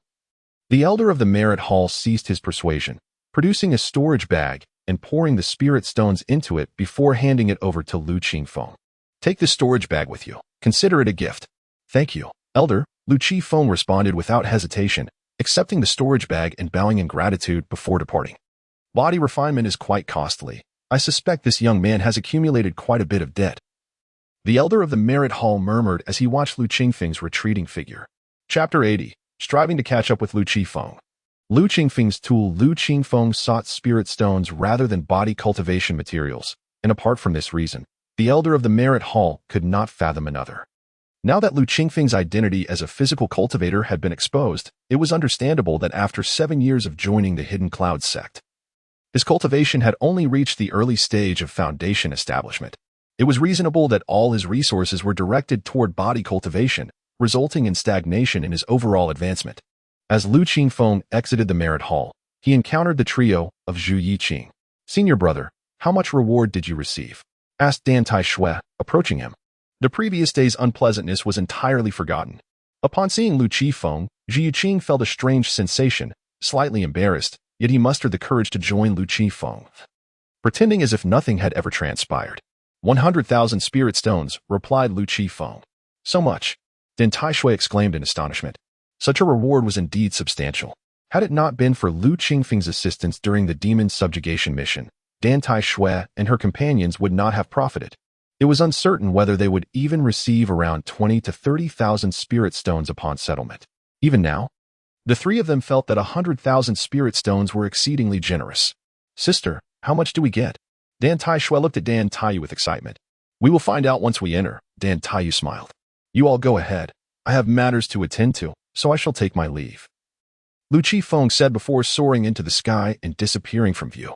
Senior brother always seems so busy. One wonders what occupies his time, Dan Tai Shui sighed. Lamenting the scarce opportunities to converse with Lu Qifeng, Ziyu Qing gazed upward at the direction Lu Qifeng had vanished, resolving to exert more effort to keep pace with him. There's a reason why senior brother is so formidable, unlike you, who fails to commit to proper cultivation. Dan Taiyu admonished. I have been diligently cultivating, all right? Dan Tai Shui retorted defiantly. Dan Taiyu shot a glance at Dan Tai Shui, exasperated, and declared, At this rate, how do you expect to catch up with senior brother? She then proceeded into the merit hall. I am making an effort. Dan Tai Shui muttered as she followed Dan Taiyu into the hall, with Zhu Yiqing closely trailing behind. 2 days later, the sect posted a notice listing those eligible to enter the secret realm. A considerable crowd gathered around the notice board, engaging in animated discussions. What? I'm not on the list? I am already in the mid-stage of foundation establishment. One individual protested. How can someone in the early stage be included while I am not? Instantly, another voice countered. What? Are you dissatisfied? You can either confront that person in a duel to prove your strength or challenge the elders for an explanation. Additionally, you ought to consider the age gap. He was certainly stronger than you at your age. He is likely even stronger now. This list was determined by the elders of each peak after thorough deliberation, and they must have had their reasons. At this moment, Zhu Yiqing, Dan Tai Shui, and Dan Taiyu had also arrived at the scene. In 3 days, we shall enter the secret realm? How swiftly time passes. Zhu Yiqing had hoped to delve deeper into the sword manual provided by Lu Qingfeng to enhance her strength. Yet, the impending entry into the secret realm leaves her little time for substantial improvement. There seems to be little to prepare. Perhaps purchasing some elixirs and talismans for backup will suffice, De Taiyu remarked. I concur. It is not an immediate departure, De Tai Shui echoed. They did not rely excessively on Lu Qingfeng, nor did they wish to become burdensome. This time, Lu Qingfeng would accompany them, offering protection. Yet they were not the type to be greedy or shameless. They already owed him a favor for the previous demon-slaying order, a debt of gratitude yet to be repaid. Thus, they felt no further claim to his assistance. I wish to bolster my strength. After all, one can never predict the dangers that may arise within the secret realm, especially one that has never been documented, Zhu Yiqing explained, shaking her head. Secret realms can be categorized into several types. The first comprises those that emerge periodically at fixed locations. The second, those that appear unpredictably at fixed locations. The third, those that manifest at scheduled yet variable sites. The fourth, realms that appear both unpredictably and at variable locations. And the fifth, like the current one, an undocumented and unknown secret realm. After careful analysis, De Taiyu stated, opportunities and risks coexist. Once we enter the secret realm, we must proceed with caution. Given that only cultivators under 30 are permitted entry, the dangers within cannot be excessively perilous. Moreover, we still possess several talismans bestowed by our senior brother, which can aid in our escape. The offensive talismans given by Lu Qingfeng may have been depleted, yet we still retain defensive, movement, and concealment talismans. The three of them did not linger long. After procuring some supplies, they returned to Yinyun Peak. Upon their return, Lu Qingfeng appeared before them. Pray tell, when does the secret realm commence? He inquired. With these 3 aids, Lu Qingfeng saved considerable time in gathering information. We shall convene at the sect square in 3 days, where arrangements will be made for our journey to the secret realm, De Taiyu replied. Upon hearing this, Lu Qingfeng refrained from further commentary and vanished without a trace. In all endeavors, one must strategize before taking action. With scant knowledge of the secret realm, thorough preparation is imperative to avoid the perils of becoming trapped or meeting one's demise within. De Tai Shui sighed silently, having not uttered a word. We must seize the time to cultivate. Otherwise, the gap between us and our senior brother, as well as senior sister Yuji, will only widen, De Taiyu declared. Striding towards her courtyard, Zhu Yiqing silently made her way to her own quarters, bearing the weight of the greatest pressure, for among the disciples of Yinyun Peak, her aptitude was the most modest, although the extent of Lu Qingfeng's talent remained uncertain. Both Zhu Yiqing and the Datai sisters did not believe his abilities to be inferior to theirs. Xia Jinyo stood in the courtyard of Jiang Yujia, watching as the trio of Zweiking, Danteyu, and Danteyu each made their way home, unable to suppress a quiet sigh. Alas, who will keep me company now? Little bunny. When do you think Sister Yujia will return? She inquired, raising the small rabbit in her hand. The little rabbit chirped twice in response. If only you could speak. I wouldn't feel so lonely. My master and Sister Yujia are both in seclusion, and my senior brother is perpetually occupied, while the remaining 3 sisters are also preoccupied. 3 days later, Lu Qifeng stood in front of his courtyard. Zweiking, Danteyu, and Danteyu stepped out from their respective abodes. Little junior sister, we're leaving now, farewell? Zweiking cheerfully waved at Xia Jinyo. Danteyu and Danteyu also waved goodbye. Farewell, Xia Jinyo replied, feeling somewhat disheartened as she waved back. If you find yourself bored, immerse yourself in cultivation. Time will pass swiftly that way, Lu Qingfeng's voice echoed in her ears. Chapter 81, The Bold Confession of the Admirer. Xiangxing I have trained. If no one feeds the rabbit, will it die? Xiao Jiniao inquired. Your rabbit is a spirit beast. It can cultivate as well and will not perish from hunger. Lu Qifeng replied. A foundation-building rabbit can endure several missed meals, and even if it were to fast for months, it would still survive. Then I shall cultivate while waiting for your return, Xiao Jiniao said, a smile gracing her face. She wholeheartedly believed Lu Qingfeng's words, for he had no reason to deceive a child like her. Subsequently, Zhu Yeqing and the others followed Lu Qifeng as they soared towards the sect square. Upon arrival, they found a considerable gathering of people. In the center of the square stood an imposing flying ship, engraved with the 3 characters of Xianyun sect. Such large flying artifacts were rare within the sect, seldom utilized, as each activation consumed a significant amount of spirit stones. Lu Qifeng led Zhu Yeqing and the others directly onto the ship. Once all 308 individuals had assembled, the vessel activated, soaring into the sky and swiftly vanishing from sight. What a pity we could not enter the secret realm, many sighed on the square. They envied those fortunate enough to explore the hidden lands, as emerging from such an expedition could lead to sudden ascension and widespread fame.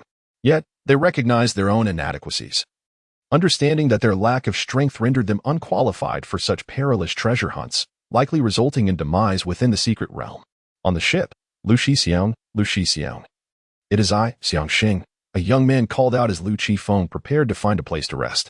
Lu Qifeng replied coolly, not acknowledging Xiangxing, instead scanning the surroundings for a suitable spot. Zhu Yeqing, Dan Taiyu, and Dan Aishui exchanged puzzled glances, uncertain of Xiangxing's intent. Lu Xixiang, Xiangxing, sensing the cool reception, hurriedly called out again. However, Lu Qifeng remained indifferent, slightly furrowing his brow, clearly growing impatient. Speak your purpose. Lu Qingfeng's voice was devoid of warmth. Feeling somewhat embarrassed and aggrieved by Lu Qingfeng's cold demeanor, Xiangxing mustered his courage and finally confessed, Lu Xixiang, I have long admired you and wish to befriend you.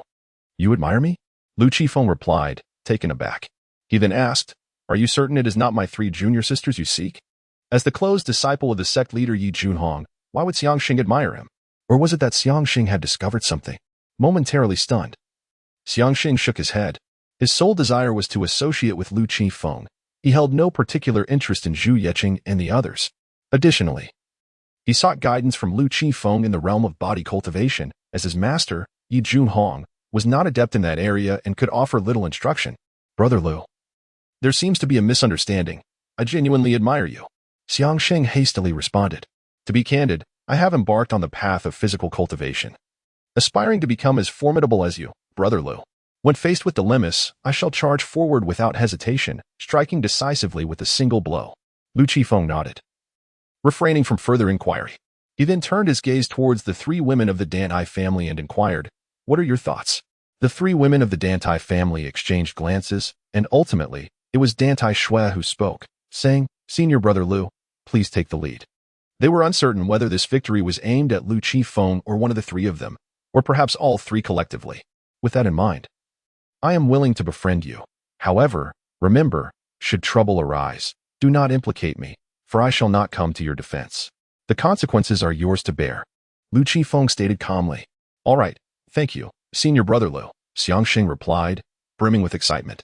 His desire to forge a connection stemmed entirely from Lu Qingfeng's formidable presence. Although Lu Qifeng possessed an ordinary appearance, he emanated an aura of mystery and strength. Xiangxing understood that such individuals were far from simple. Furthermore, his master, Yi Junhong, had informed him of Lu Qingfeng's concealed prowess. As for provoking trouble, in the southern Luk state, who would dare to lay a hand on him? He is none other than the esteemed disciple of Yi Junhong, the revered leader of the Xianyun sect, and indeed, his sole disciple. Whoever dares to provoke him shall certainly incur the wrath of Yi Junhong without hesitation. Lu Qifeng waved his hand. Senior brother Lu, I initially intended to join the hidden cloud peak, but I was misled by my master. Now I deeply regret it. If I had become a disciple of Hidden Cloud Peak, I would have been able to engage in daily discussions on the path of body refinement with you. Xiangxing, ever the familiar one, stood beside Lu Qifeng. Daily discussions on the path of body refinement? Zhu Yeqing and Dan Taishui exchanged knowing smirks, contemplating the situation with a sense of irony. Lu Qifeng was indeed as elusive as a dragon, seldom seen by their side. There were times when days, even weeks, would pass without a glimpse of him, let alone any meaningful interaction.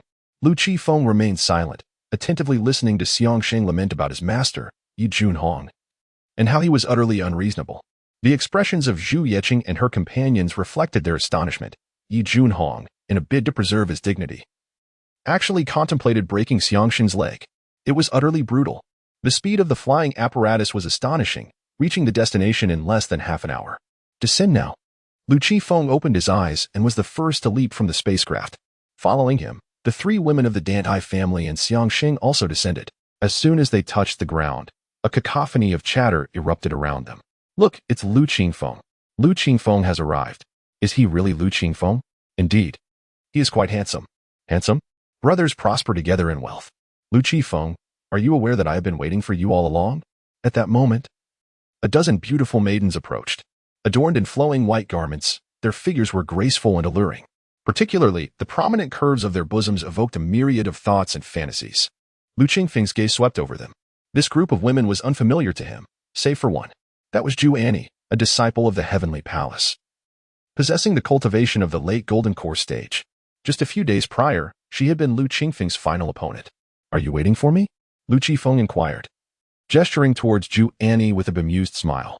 Indeed, Zhu Annie replied without hesitation, nodding her head.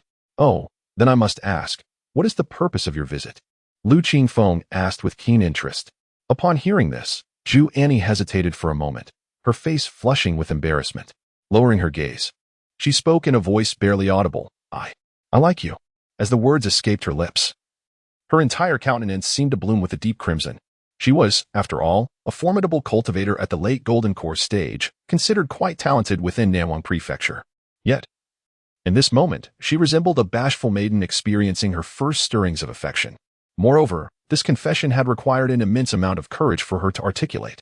Initially, Lu Qifeng had assumed that Zhu Annie sought to challenge him once more, but he was taken aback to discover that it was, in fact, a declaration of love. Raising an eyebrow, Lu Qifeng mused, Well, I didn't strike you too harshly that day, did I? Is this your method of revenge? He chuckled inwardly, recognizing the wickedness of her intent. Is your plan to bear me a brood of children? Shaking his head, he declared, I am not interested in you. Zhu Annie lifted her gaze to meet Lu Qingfeng's eyes, which were filled with disappointment and sorrow. Yet, she remained resolute, stating, I will strive to improve. Chapter 82. Lu Qifeng becomes someone else's dream lover, and Dan Aishui is anxious at this moment. The atmosphere was utterly still. Everyone was dumbfounded, gazing at Lu Qifeng and Zhu Annie in disbelief. They never anticipated that Zhu Annie would confess her feelings to Lu Qifeng. This was a stunning beauty in her early 20s, a cultivator in the late Golden Core stage, who would be the center of attention wherever she went. Now, she boldly declared her affection in front of numerous male disciples, inciting envy and jealousy among all present. The trio of Dan Taiyu, Zhu Yeqing, and Dan Aishui, along with Xiangsheng, were equally astonished. What a bizarre turn of events. Haha, Brother Lu is indeed fortunate, Xiangsheng exclaimed with a grin upon regaining his composure. Dan Aishui and Zhu Yeqing, however, felt a twinge of disappointment and jealousy. It was disheartening to see Lu Qifeng being coveted by another woman. Furrowing his brow, Lu Qifeng thought to himself, Fortunate? Would you like to take this fortune instead? He pondered, is it really necessary for her to retaliate just because I playfully struck her? With that, Lu Qifeng shook his head in refusal and chose to ignore Zhu Annie, striding away into the distance. As onlookers witnessed this scene, they gasped in disbelief. Lu Qifeng had outright rejected the affections of a beautiful female cultivator in the late Golden Core stage. Yet, upon reflection, it was understandable, given Lu Qingfeng's formidable strength. He was indeed entitled to disregard anyone he wished. Not to mention, he was accompanied by 3 equally stunning beauties. Once Lu Qifeng departed, Zhu Annie felt an overwhelming emptiness within her, as if her very soul had been lost. She stared blankly at his retreating figure. She bore no ill intentions. Since leaving Xianyun's sect, her mind had been persistently occupied with Lu Qingfeng's proud demeanor, one that showed little regard for others. Gradually, she found him increasingly captivating. During this time, she often dreamt of Lu Qingfeng, envisioning him as dashing and charismatic. Upon waking, she felt as though she had become infatuated, fantasizing about intimate encounters with him. Alas, her confession had ended in failure. A mist clouded her eyes, tears swirling within their confines. Although her heart ached, she resolved to strive for Lu Qingfeng's recognition. Xiangxing, amused, chuckled to himself, unconcerned with the emotional turmoil. He was simply there to enjoy the spectacle. Observing Lu Qingfeng's departure, Dantai Shui and the other 2 exchanged glances and decided to follow suit. A soft cough echoed in the air, jolting Zhu Annie back to reality. "Junior sister, what troubles you? Why are you crying?" A concerned young man inquired. "Senior brother, I'm fine," Zhu Annie replied, hastily wiping away her tears and feigning strength with a shake of her head. The young man sighed. "Alas, it's a pity. Although Lu Qifeng possesses extraordinary talent, he has a wooden head and lacks understanding of romantic sentiments." "What are you saying, senior brother? Why is Lu Qifeng so oblivious to romance? Do you harbor any dislike for him?" Zhu Annie questioned, her large almond-shaped eyes narrowing in scrutiny. The young man hesitated, struggling to articulate his thoughts. "No, not at all. Junior sister, you misunderstand me. I merely feel it is a pity that someone as beautiful, gentle, and talented as you is not cherished by Lu Qifeng. He will surely face dire consequences for his ignorance." Zhu Annie's expression hardened as she retorted, "You must not curse him." The young man's face flushed with embarrassment. He had approached to console Zhu Annie, yet found himself in an uncomfortable situation, feeling as though he had swallowed something bitter. Zhu Annie turned on her heel and departed, her fellow disciples trailing behind her. A fierce glint flashed in Yao Cheng's eyes. Lu Qifeng, just you wait. Though he lacked the prowess of Zhu Annie, and was even less formidable than Lu Qifeng, it did not imply he could not scheme against him. Little did he realize that Lu Qifeng excelled in cunning far beyond his own capabilities. Meanwhile, the elders of various sects convened, having witnessed the earlier exchange with keen interest. The elder of the Xianyun sect chuckled, observing Lu Qingfeng's retreating figure. "Youth is truly a blessing." The elder of the Tianji Palace snorted, feeling a pang of discomfort. Zhu Annie belonged to his sect, yet she pursued Lu Qingfeng of the Xianyun sect. He felt like a father watching a disfavored suitor whisk his daughter away, and it was hardly a pleasant sight. Noticing the Tianji Palace elder's discontent, the Xianyun sect elder puffed up his cheeks and glared. "Fellow Taoist, what do you imply? Is it that our disciples do not measure up to yours at Tianji Palace? If Zhu Annie were to marry into the Xianyun sect, it would be a boon for us, for a talent like her is not to be taken lightly." The Tianji Palace elder merely scoffed, choosing not to respond. The other elders erupted into raucous laughter, clearly understanding the disinclination of the Tianji Palace elder to part with his own prodigy. Lu Qifeng sat idly on a stone, pouring himself a jug of wine, savoring each sip as he awaited the opening of the secret realm, still an hour away. Then Tai Shui approached softly, calling out, "Senior brother." Lu Qifeng glanced up at her, his expression indifferent. "What is it?" Then Tai Shui smiled playfully, settling beside him. "Who is more beautiful, Zhu Annie or I?" As she spoke, she deliberately accentuated her figure, flaunting her curves. Lu Qifeng cast her a fleeting glance, responding coolly, "Average, I suppose." At his words, then Tai Shui's expression fell, her cheeks flushing with indignation. This scoundrel could not even muster a semblance of flattery. Frustrated, she stood abruptly and walked away, choosing to ignore Lu Qifeng. The other female disciples of the Xianyun sect exchanged glances, observing Dan Tai Shui's retreating form and then looking at Lu Qingfeng's placid demeanor, shaking their heads with resigned smiles. It seemed that Lu Qifeng truly was impervious to romance, embodying the single-mindedness often associated with those devoted solely to physical cultivation. Lu Qingfeng's reaction to Dan Tai Shui was one of complete indifference. At that moment, Zhu Yeqing settled beside Lu Qifeng, remaining silent, her hands supporting her head. Lu Qifeng cast a glance at Zhu Yeqing and casually inquired, "What are you thinking about?" "I was pondering who is more beautiful among me, Dan Tai Shui and Zhu Annie." Zhu Yeqing replied softly, her gaze lowered. Oh, Lu Qifeng responded nonchalantly. Zhu Yeqing clenched her teeth and continued. Why are you not speaking? Apologies, I am not particularly eloquent. Lu Qifeng shrugged, his demeanor unperturbed. Zhu Yeqing was momentarily rendered speechless. Taking a deep breath, she chose to embrace the silence. Never mind. I shall simply accompany senior brother Lu in quietude. Thus, they sat together in tranquility, neither uttering a word. Xiangxing, observing the scene, wisely refrained from intruding. Respecting Lu Qingfeng's serene disposition, Dan Taiyu, too, maintained a respectful distance, seated quietly. Chapter 83, The Past of Lu Qifeng, The Arrival of Childhood Friends. After a moment of sulking, Dan Aishui returned, taking a seat beside Lu Qifeng. Together with Zhu Yeqing, they flanked him on either side. Damn. Lu Qifeng truly enjoys an enviable fortune. He is not even as handsome as I am. Is it merely his strength that attracts such attention? These women are so superficial. In the distance, members of other sects seethed with jealousy, wishing to take his place. However, such thoughts remain just that, thoughts. Lu Qingfeng's prowess eclipsed theirs by far. Unless they were unafraid of death, they would never dare provoke him. At that moment, several streaks of light shot in from afar. Oh! Suddenly, numerous cultivators ceased their conversations. Turning to gaze ahead with astonishment, a group of 7 was soaring towards them. Leading the way was an elderly man clad in black. Exuding a formidable aura, undoubtedly a master at the god-refining stage. Following him were 6 young cultivators, all at the golden core stage. It was the Qin family. The members of the Qin family had arrived. It was said that among the geniuses entering the secret realm, the Qin family produced the finest talent. True to their status as the foremost of the 4 great families, all the Qin family's disciples entering the secret realm had achieved the golden core stage. Qin Xiener and Qin Zhen, both in their 30s and at the peak of the golden core stage, were present. The appearance of the Qin family members sparked much discussion among the cultivators. Lu Qifeng raised an eyebrow. He was not keen on encountering them. The 4 great families of Nanwang Prefecture were the Qin family of Dongling City, the Lin family of Nanyang City, the Chen family of Shilling City, and the Li family of Beihai City. Each family boasted a history of over 1,000 years, with profound foundations. Moreover, each family had several masters at the god-refining stage residing within, rendering their collective strength comparable to, or even surpassing, some sections. They simply existed in the form of families. Upon their arrival, the Qin family members settled directly around Lu Qifeng and his companions, attracting considerable attention. As the foremost of the 4 great families, the Qin family was certainly entitled to occupy a designated area. Many disciples from various sects looked upon the Qin family with envy, but even more with reverence. The Qin family held the highest prestige among the 4 families.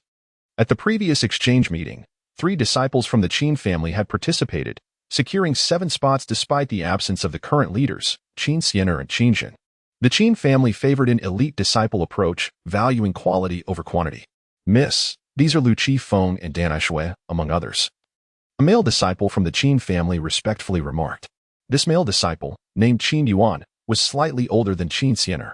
Qin Xiener nodded, her gaze fixed on Lu Qifeng. Possessing an excellent memory, she recognized him despite his appearance differing from her recollections. His aura and gaze remained unchanged. Staring intently at Lu Qifeng, a cold smile curled at the corners of her lips. Having departed from Dongling City for so many years, are you not inclined to return and take a look? Qin Xieno inquired with a smile as she approached Lu Qifeng. In response, Lu Qifeng cast an indifferent glance at Qin Xieno before promptly averting his gaze. Choosing to disregard her. You are merely seeking trouble, and should you persist in your folly, you shall meet your demise, he mused silently. Lu Qifeng was originally from Dongling City, and 7 years prior, Qin Xiener's brother had crossed him. He believed in a principle: if one does not offend me, I shall not offend them. However, should one provoke me, I will ensure their elimination. Thus, he discreetly dealt with Qin Xiener's brother. Unbeknownst to him, the wandering Shen Lianjing witnessed the event, leading Lu Qifeng to join her at Xianyun's sect, where he became the esteemed elder disciple of the Hidden Cloud Peak. Upon learning that Lu Qifeng had become a true disciple of Xianyun's sect, the Qin family, lacking evidence yet armed with suspicion, found it increasingly difficult to confront Lu Qingfeng's family. Presently, Lu Qingfeng's prowess was such that he no longer regarded the Qin family as a threat. Naturally, Shen Lianjing could no longer exert influence over him. Witnessing this, Qin Xiener's countenance grew increasingly awkward. What a disgrace it was for someone of her standing to be so blatantly ignored. Were it not for her father's admonition, she likely would have lost her composure long ago. Humph. Qin Xiener huffed disdainfully and turned to rejoin her kin. Is that the lad from the Liu family? Qin Jin inquired, having never laid eyes on Lu Qifeng, despite the fact that they had coexisted in the same city 7 years earlier. He had merely heard of Lu Qifeng's reputation. Qin Xianer nodded. Indeed, he has gained remarkable renown and made a striking impression at the exchange conference. Though I loathe to admit it, I must accept the reality. Was it truly him behind the events of that time? Qin Jin pressed further. Who else could it have been? Lacking evidence, Qin Xiano had come to believe that Lu Qifeng was responsible for her brother's death. No one else possessed the audacity or capability to eliminate him. Do you still wish to exact revenge? Qin Jin continued, sensing the precariousness of the situation. He was already aware of Lu Qingfeng's status as a body cultivator. Body cultivators are not easily vanquished. Furthermore, Lu Qifeng was the foremost disciple of Hidden Cloud Peak. Who was the master of Hidden Cloud Peak? Shen Lianjing, the only fully realized god transformation expert in Nanwang Prefecture, a figure of immense authority. Should the Qin family provoke Lu Qifeng, their very existence could be at stake. Qin Xiana shot a sidelong glance at Qin Jin, remaining silent. Of course, she yearned for vengeance. That was a given, as the deceased was her beloved brother. However, she was not devoid of reason. Lu Qifeng had become an entity far beyond her reach. To act otherwise would bring calamity upon the Qin family. Senior brother Lu, do you know that woman from earlier? Din Taishui inquired, feeling a pang of discomfort. It seemed that ever since Lu Qifeng emerged from Xianyun's sect, many women had taken an interest in him. She had yet to convey her own feelings, still unfulfilled, and how could she accept the presence of other women approaching Lu Qifeng? I am also from Dongling City. Lu Qifeng replied with a stoic expression. Are you two childhood sweethearts? Dan Taishui suddenly lost her composure. Qin Xiener's earlier remark was all too easily misinterpreted. Akin to a wife lamenting to her long-absent husband, after all these years, you have not returned to see our child or me. Lu Qingfeng's childhood companion could indeed pose a formidable threat. Ji Yiqing felt similarly alarmed, especially with Dan Taishui, his junior, fixated on Lu Qifeng. Now, with Lu Qingfeng's childhood companion making an appearance, the situation had become even more precarious. Lu Qifeng cast a bemused glance at Dan Taishui, signaling that her thoughts were unfounded. Upon hearing this, both Dan Taishui and Zhu Yiqing let out a sigh of relief. Dan Taishui then inquired, but why did she say that earlier? How would I know? Lu Qifeng replied curtly, unwilling to divulge the events of the past. Well then, Dan Taishui conceded. Choosing not to press further, relieved that the situation did not involve Lu Qingfeng's childhood companion. Otherwise, it would have escalated. Chapter 84, The Number 1 Rival of Juani. The secret realm opens. Entering the secret realm. Though Qin Xiener is not my childhood sweetheart, I indeed have one, thought Lu Qifeng discreetly, choosing not to disclose this information. At this moment, the image of a young girl floated in his mind. After many years apart, he wondered how she had changed. Then Taishui, Zhi Yuqing, and Zhu Annie continuously scrutinized Qin Xiener, internally measuring their differences against her. In the end, they all arrived at the conclusion that while they may not be as beautiful as she, their cultivation was superior. Zhu Annie, having not heard Lu Qingfeng's explanation, tacitly accepted that Qin Xiener was indeed his childhood sweetheart. Yet, she was left pondering the reasons behind the conflict between Lu Qifeng and Qin Xiener. Despite this discord, the bond of childhood familiarity granted Qin Xiener an advantage over Zhu Annie, who was merely an acquaintance. Thus, Qin Xiener emerged as Zhu Annie's primary adversary, followed closely by Dan Taishui and Zhu Yiqing. As for Dan Taiyu, Zhu Annie sensed that there was no romantic interest from her toward Lu Qifeng. Nevertheless, vigilance was warranted, for Dan Taiyu and Dan Taishui were twins. Should Dan Taishui succeed, Dan Taiyu could easily follow suit. Qin Xiener sensed the three hostile gazes directed at her and was momentarily taken aback, turning her attention to Zhu Yiqing and Dan Taishui, and then to Zhu Annie. People from Tianji Palace? Qin Xiener furrowed her brow. She could comprehend the glances from Zhu Yiqing and Dan Taishui, as they were Lu Qingfeng's junior sisters, aligned with him. However, what was the matter with Zhu Annie? Had she offended her in any way? Qin Xieno had kept a low profile and had not crossed paths with anyone from Tianji Palace. Moreover, Tianji Palace was quite distant from Dongling City, leaving little room for interaction. Confusion clouded her mind. Find out more about this woman, Qin Xiener instructed her companion, Qin Yuan. He nodded and departed. Shortly thereafter, he returned with information. Miss Zhu Annie was defeated by Lu Qifeng in the final match of the exchange meeting, and for reasons unknown. She confessed her feelings to him before we arrived, only to be rejected, Qin Yuan reported, bewildered. How could someone develop affection for a person who had just bested them? It was absurd. Yet he knew that the world was full of peculiarities. Some individuals had unique inclinations, even finding pleasure in being bested. Qin Sienna regarded Zhu Annie with keen interest. How intriguing. Lu Qifeng possesses such allure even in his current state. Zhu Annie, sensing Qin Sienna's gaze, grew increasingly wary. What does this mean? Does she look down on me? Humph. I shall surpass you, Zhu Annie thought to herself, a cold sneer forming in her mind. What of the childhood bond? Sooner or later, Lu Qifeng will be mine. As time passed, members from the Lin family of Nanyang City, the Qin family of Xiling City, and the Li family of Beihai City began to arrive. Disciples from various sects also gathered before the commencement of the secret realm. Suddenly, a tremendous rumble resonated through the mountain range, causing everyone to tense up in anticipation. The secret realm was finally about to open. Lu Qifeng abruptly opened his eyes, his gaze fixed on the peak of the mountain. Moments later, a deafening sound erupted, sending tremors through the summit. Numerous cultivators swiftly took flight, hurrying towards the entrance of the secret realm, with Lu Qifeng following closely behind. Dan Taishui, Zhi Qing, Dan Taiyu, and Xiaoxing trailed right after him. Before the entrance of the secret realm, a towering stone stele, reaching a height of 100 feet, gradually ascended. Inscribed upon the stele were three ancient characters, Wanji and Shan. Surrounding the stele was a dense array of runes, interwoven with formidable soul power that exuded an astonishing aura. This was the seal of the secret realm's entrance. Suddenly, a crisp sound of shattering echoed. The once impenetrable stele began to crack, fissures spreading like a web across its surface. In an instant, the entire stele collapsed with a thunderous roar.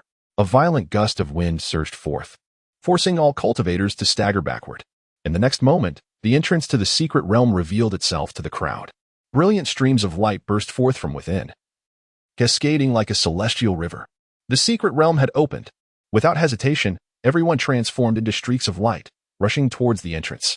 However, Lu Qifeng did not immediately surge ahead. Just as Zhu Yuqing and the others prepared to charge in, he held them back. Wait a moment, he urged.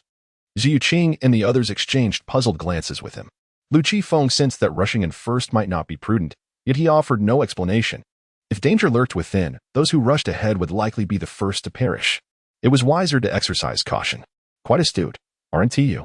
Qin Sienna remarked with a sarcastic tone, observing Lu Qifeng and his companions. She, along with the other 6 disciples of the Qin family, also refrained from hastily entering. Ignoring her, Lu Qifeng finally declared, "We can enter now." He then led the way into the entrance of the secret realm, with Zhu Yuqing and the others following closely behind. Watching Lu Qifeng and the others depart, a smirk curled on Qin Sienna's lips, revealing a hint of amusement. "Let us go," she commanded, leading the Qin family disciples in pursuit. "We shall enter as well," stated Annie, taking the lead to guide the disciples of Tianji Palace into the secret realm. This time, the secret realm held no relevance for the loose cultivators, especially since they had been the first to flee during the prior demon eradication mission. After a brief moment of dizziness, the group found themselves on solid ground. Upon entering the secret realm, they were greeted by a vast expanse. Just as everyone stepped into the realm, a powerful wave of soul energy surged from all directions. Sensing this formidable presence, Zhi Yuqing and the others' expressions shifted dramatically. They were able to sense that the masters of these soul fluctuations possessed formidable strength. Is this the secret realm? Lu Qifeng cast a sweeping gaze around, his eyes shimmering with intense curiosity. Soon, he beheld a scene of carnage. With corpses strewn across the ground, at least dozens lay lifeless. The surrounding cultivators wore expressions of sheer terror, hesitant to advance any further. They felt an immense sense of relief for not recklessly leading the charge to their demise. Otherwise, they would have met the same fate as those now sprawled on the ground, lifeless. Just as Lu Qifeng and his companions entered, the disciples of Tianji Palace and members of the Qin family also arrived in the secret realm. In that moment, it became clear to Zhu Yuqing and the others why Lu Qifeng had refrained from rushing to the forefront. "Senior brother Lu, what shall we do next?" Xiangxing inquired. The disciples of Xianyun sect turned their gazes towards Lu Qifeng. His performance at the exchange meeting had already earned their respect. Even though he was not yet the chief disciple of Xianyun sect, they willingly acknowledged him as their leader. Even Xiangsheng, the direct disciple of the sect leader, was willing to heed Lu Qifeng's guidance. How could the others possibly oppose him? Feeling the weight of their gazes, Lu Qifeng felt a twinge of discomfort. He did not desire the spotlight. He merely wished to cultivate an obscurity. It was all the fault of Yi Zhuhong and that elder who might be scheming in the shadows. Lu Qifeng silently cursed both Yi Zhuhong and the elder in his heart. Chapter 85. A surprise attack on a nascent soul in his early 20s. In a fit of rage, Qin Xian'er furrowed her brow, while Lu Qifeng took a deep breath, employing his spiritual perception. Suddenly, he raised an eyebrow. He seemed to sense something. Immediately, Lu Qifeng addressed those around him, instructing, "Be vigilant. I shall investigate more thoroughly." With that, Lu Qifeng settled into a cross-legged position, closed his eyes, and began to focus intently. This scene left the others somewhat astonished. However, none spoke up to disturb him. Although they were uncertain of Lu Qifeng's actions, his command to remain alert suggested the situation was far from simple. Indeed, after a while, Lu Qifeng's eyes snapped open. "There are demonic beasts, and their numbers are considerable," he declared. Upon hearing this, the group was taken aback in shock. Demonic beasts? And in such numbers? The crowd exchanged glances. "Let us depart," Lu Qifeng remarked calmly, then stepped forward to exit. His spirit sensed the presence of numerous demonic beasts converging towards this location. If they did not leave at this moment, escape would soon become exceedingly difficult. Whoosh! As Lu Qifeng took a few steps forward, a sudden sound of something slicing through the air pierced the silence. The sound of flesh being torn asunder echoed through the air as a black serpent slithered forth from the void. Its speed was astonishing, akin to the very essence of teleportation. By the time the onlookers comprehended the unfolding horror, it had already severed a disciple of the Qin family in twain. Hiss! Upon witnessing this scene, everyone gasped in astonishment. The disciple from the Qin family, a cultivator in the mid-stage of the Golden Core realm, was utterly unable to withstand the assault of the black serpent. Before he even had a moment to react, he was already consumed by the serpent's jaws. A foolhardy choice. Qin Xian'er's delicate face was as cold as ice. She raised her hand and struck fiercely towards the black serpent. However, the serpent seemed to have anticipated her move, fleeing just as Qin Xian'er was about to draw near. Roar! Meanwhile, a deafening roar resonated from afar. Soon after, an enormous creature emerged into view. It was a gigantic ape, entirely cloaked in pure white, its fur fluffy and resplendent. The onlookers were left utterly astonished as they beheld this colossal being, for it emanated an aura of formidable power, rivaling that of a perfected golden core cultivator. How terrifying! A profound sense of trepidation surged within the hearts of the crowd. With a resounding roar, the colossal ape lunged menacingly towards Qin Xian'er and her companions, its claws bared in a fierce assault. Wretched beast! Upon witnessing the scene, Qin Xian'er let out a cold huff, her delicate foot stomping with determination as she advanced to confront the foe. Rather than retreating, she boldly charged forward, engaging the formidable giant ape head-on. As the leader of the contemporary disciples of the Qin family, her strength was exceedingly formidable. Although the giant ape was fierce and savage, it was unable to overpower her. With a thunderous roar of fury, the giant ape lunged at Qin Xian'er in a frenzy. In response, she unleashed a sword strike, forcing the giant ape to retreat. However, her garments were torn by the colossal ape, leaving behind 3 vivid crimson marks. What a fearsome beast! Qin Xian'er's beautiful eyes widened in astonishment, her cheeks flushed with shock. The strength of this giant ape was indeed formidable. Roar! The ape, incensed, let out a furious bellow. Its eyes glowed a deep crimson, brimming with a bloodthirsty gleam. The giant ape swung its fist towards Qin Xian'er with devastating force. Bang! Qin Xian'er raised her sword to defend herself. The clash between human and beast erupted in a violent wave of energy. Stumbling back, Qin Xian'er retreated several steps, her chest heaving, clearly shaken by the impact. Damn it! Qin Xian'er's countenance darkened, a flicker of fury flashing in her eyes. As the esteemed disciple of the Qin family, being suppressed by a monstrous beast was utterly humiliating. She felt an overwhelming sense of frustration. Roar! The giant ape continued to roar in rage. Subsequently, it lunged at Qin Xian'er once more. Get lost! Qin Xian'er shouted, her voice rising sharply, then leaped into the air, delivering a powerful kick towards the giant ape. This kick, infused with immense force, aimed directly at the ape's head. If it connected, the ape's skull would surely shatter. Howl! The giant ape roared fiercely, grasping Qin Xian'er's delicate foot in its hand, then swung her with all its might. With that motion, Qin Xian'er was sent soaring, escaping the ape's grasp. She rolled in midair before regaining her balance. Bastard! Qin Xian'er seethed with rage, unable to restrain her curses. Just then, a sharp sword descended from above, aimed at her neck. This strike was unparalleled in power and speed. With no means of evasion, Qin Xian'er could only block it with her sword. Clang! The crisp sound of metal clashing rang out, and Qin Xian'er was immediately sent flying. Whoosh! A chilling sword aura grazed her waist, leaving a trail of blood. Qin Sienna grunted, blood seeping from the corner of her mouth. All of this transpired in the blink of an eye, so swift that onlookers barely grasped what had occurred. Only Lu Qifeng observed the scene with clarity. Remarkable!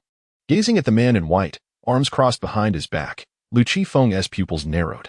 He could discern that this man's cultivation was undoubtedly superior to Qin Sienna's. A nascent soul stage under 30? This world is indeed replete with prodigies. Lu Qifeng mused. The man in white must be under 30 to have entered this secret realm. The other members of the Qin family cast hostile glances at the figure in white. Lin Tianhua. The Qin family and my Lin family have never seen eye to eye. Do I require a reason to act? Lin Tianhua remarked nonchalantly. It was then that Lu Qifeng realized this man hailed from the Lin family of Nanyang City, a fact that did not surprise him given the long-standing enmity between the two clans. Suddenly, a wretched scream pierced the air from another direction, causing the crowd to gasp in horror. They turned to witness a massive leopard relentlessly pursuing a young man. The speed of the leopard was terrifying, with each leap. It covered hundreds of meters. Despite the young man's desperate efforts to escape, he was ultimately overtaken. With a chilling roar, the leopard landed and swiftly sank its teeth into the young man's shoulder, blood gushing forth. The creature howled again, continuing its relentless hunt. The young man, terrified, fled for his life, yet he remained ensnared in the predator's grasp. Eventually, the leopard pounced, delivering a fatal bite to his throat. Death claimed him. A look of sorrow washed over the faces of the onlookers, for the young man was of a similar age to many among them. Yet he had fallen victim to the beast. With its prey lifeless, the leopard let out a triumphant roar and ambled toward the crowd, seemingly in no rush to consume its meal, as if relishing the opportunity to toy with them, a glint of mockery in its eyes. However, at that chapter 86, the righteous Lu Qifeng moves the disciples of the Xianyun sect to tears low, and behold, a colossal gorilla approached with determined steps. Its massive form resembled a small mountain, even larger than the snowy white giant ape. The creature's skin was a deep shade of gray, and its limbs were robust, brimming with explosive muscle. This is the Xianyun gorilla. Someone recognized the true identity of the orangutan and immediately exclaimed, "What? A Bornean orangutan?" Upon hearing these words, all present turned pale. It is said that the Xianyun gorilla, upon reaching maturity, possesses strength comparable to that of a mid-stage Yuanying. The crowd was filled with dread. They never anticipated encountering such a formidable being within this secret realm. How could they possibly continue? Flee at once.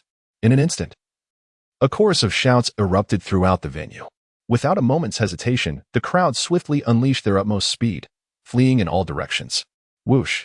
However, before they could escape too far, a foul wind swept in. The crowd turned to see a spray of putrid liquid approaching. It was a red jade enchanting frog. Unbeknownst to me, I have arrived here.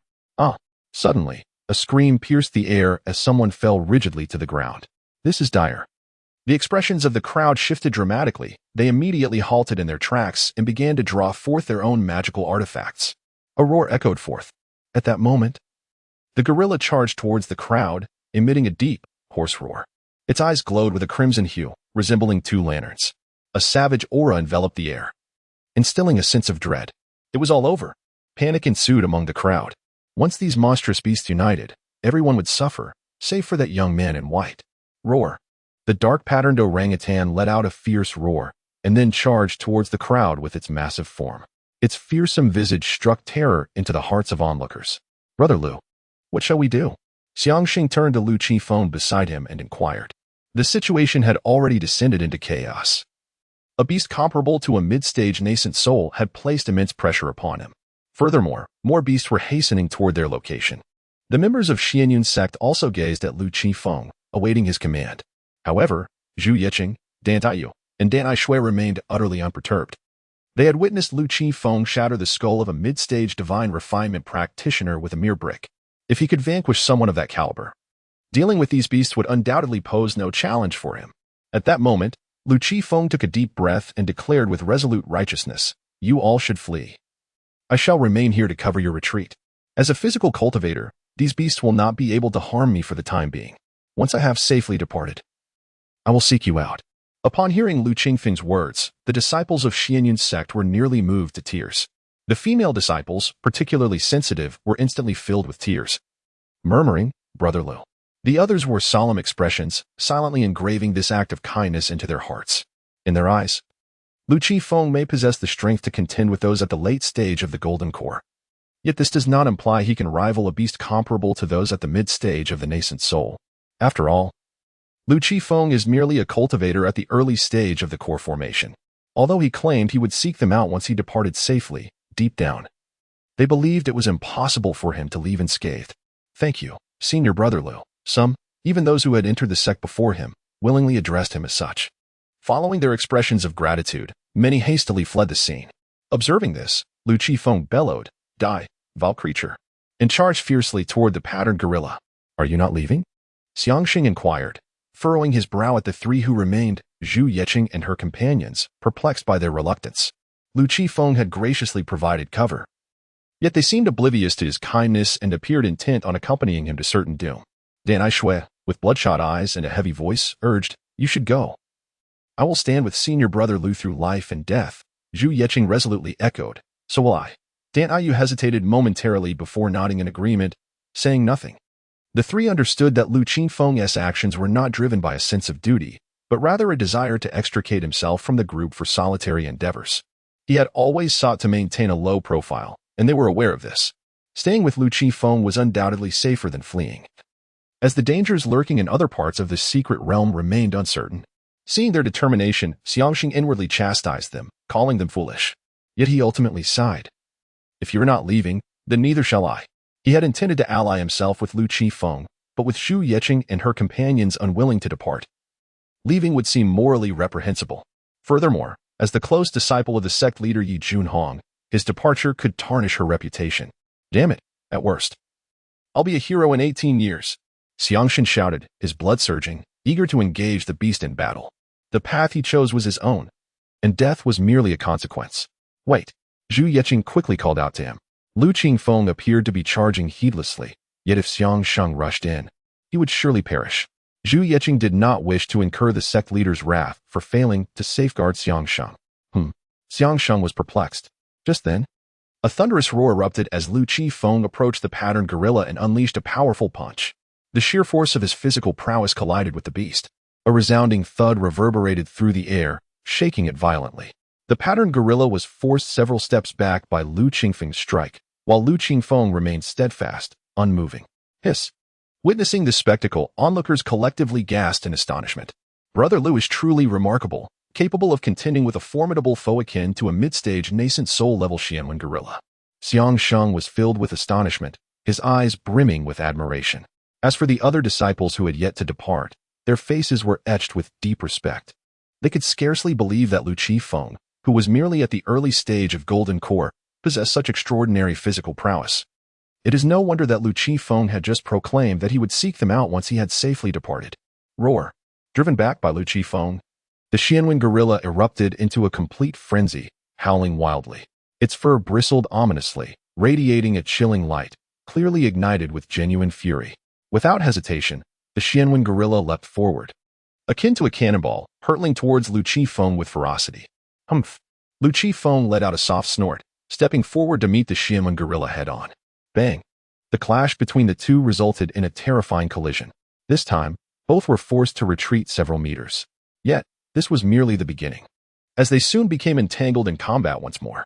The Xianwen gorilla moved with incredible speed, its claws slicing through the air with lethal precision. The razor-sharp talons of the Xianwen gorilla tore through the void, producing a sharp, piercing sound. Lu Qifeng maintained his composure, his right palm transforming into a blade to deflect the gorilla's assault. In the next moment, he swung his left hand, striking out like a swimming dragon. Bang! The Xianwen gorilla had no means of evasion and was sent flying by Lu Qifeng's palm strike. Its massive body, measuring over 7 or 8 zhang in length, crashed to the ground, kicking up clouds of dust. Chapter 87. Slaying the Xianwen gorilla, pursuing the phantom ghost sparrow, and discovering treasures. Roar. The black-striped gorilla, in agony, let out an enraged roar and lunged once more. It leaped high, its massive jaws wide open, aiming to sink its teeth into Lu Qifeng's shoulder. Begone! Lu Qifeng's eyes sparkled with brilliance as he lifted his leg and delivered a precise kick that struck the corner of the mystic pattern ape's mouth. Crack! A crisp sound of bone shattering echoed as the teeth of the obsidian patterned gorilla shattered completely. The gorilla was also sent reeling backwards several meters. Roar. The black-striped gorilla let out a pained howl as blood gushed forth. Seizing the opportunity, Lu Qifeng swiftly closed the distance and delivered another resounding slap. Smack. A crisp sound resonated, causing the cheeks of the Xianwen gorilla to swell instantly. Roar. The scarlet orangutan, enraged, threw back its head and roared at the heavens before lunging once more. Its movements were extraordinarily swift, akin to a flash of lightning, vanishing in the blink of an eye. Huh, do you still dare to resist? Lu Qifeng let out a disdainful laugh and raised his palm once more. Slap. This time, Lu Qingfeng's palm, imbued with an immense reservoir of spiritual energy and physical strength, struck fiercely upon the head of the Xianwen gorilla. A howl erupted. The orangutan let out a mournful wail once more before plummeting to the ground. Thud. The ornate patterned orangutan lay prostrate on the ground, struggling for an extended period, yet ultimately failed to rise. Witnessing this scene, everyone was rendered utterly astonished. Eyes widened in disbelief, mouths agape in astonishment. They could hardly comprehend the situation. Brother Lu had, in a mere few moves, triumphed over the ornate patterned orangutan. Xiangsheng and others exclaimed with excitement, nearly brought to tears with joy. This is a beast comparable to that of the mid-stage of the nascent soul. Lu Qifeng, with just a few swift moves and a couple of strikes, effortlessly subdued his opponent, a feat that was almost beyond imagination. At that moment, the injured mystic-patterned orangutan seemed to comprehend that Lu Qingfeng's prowess was insurmountable. Instead of continuing its assault, it turned and fled into the depths of the forest. Roar. The roar of the crimson-patterned orangutan reverberated across the wilderness, as if urging other beasts to hastily retreat. Humph. Lu Qingfeng's eyes glimmered with a frigid intensity as he slightly bent his legs, launching himself forth like a cannonball. His speed was astonishingly swift, and in the blink of an eye, he caught up with the Xianwen gorilla. Then, amidst the excited gazes of the onlookers, he firmly placed a foot upon the creature's neck. Bang! A surge of violent energy erupted, instantly crushing the Xianwen ape's neck into pulp under Lu Qingfeng's foot. Such terrifying power. Every throat went dry, swallowing with difficulty as breaths came in ragged gasps. Lu Qifeng turned and approached Xiangsheng's group. His voice detached yet commanding. Tend to your wounds first. I shall stand guard. Having assumed this role, he now maintained an air of righteous solemnity. Many thanks, Senior Brother Lu. The disciples of Xianyan's sect bowed in reverence. One by one, they produced healing elixirs and consumed them.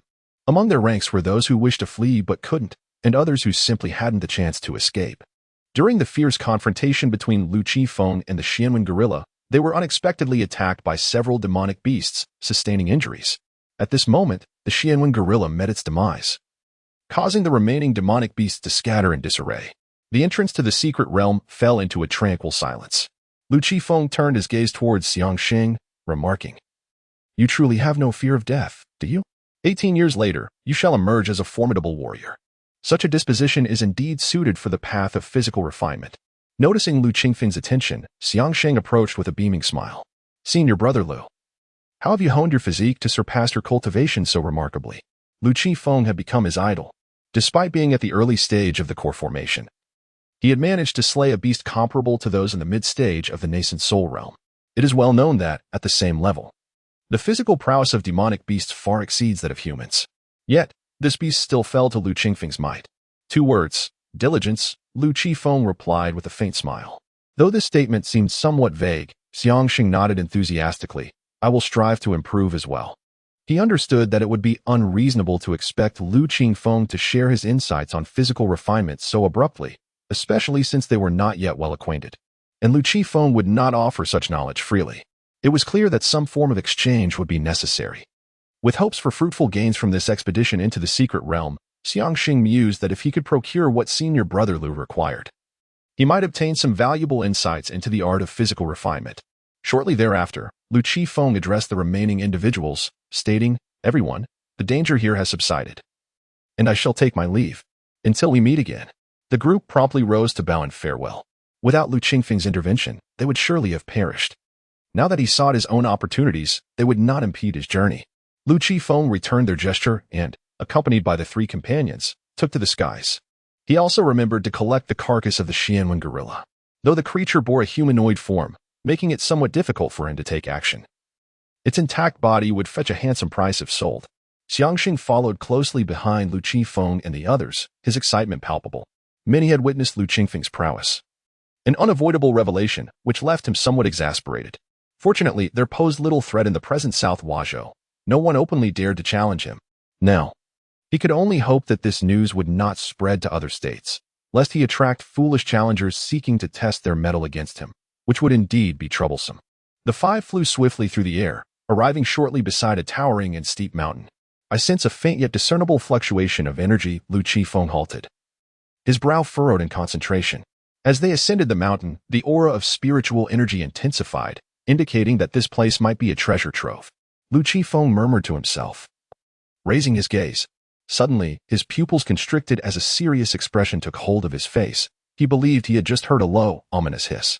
The sound was exceedingly peculiar, reminiscent of something racing towards them from afar. "What is happening?" asked Jiu Qing, unable to contain her curiosity.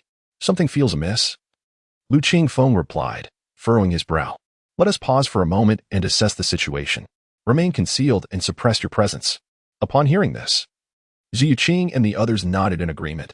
Suddenly, a piercing bird cry reverberated through the sky, deafening in its intensity. Almost immediately, they beheld a swirling mass of black mist approaching from the distance. "This is..."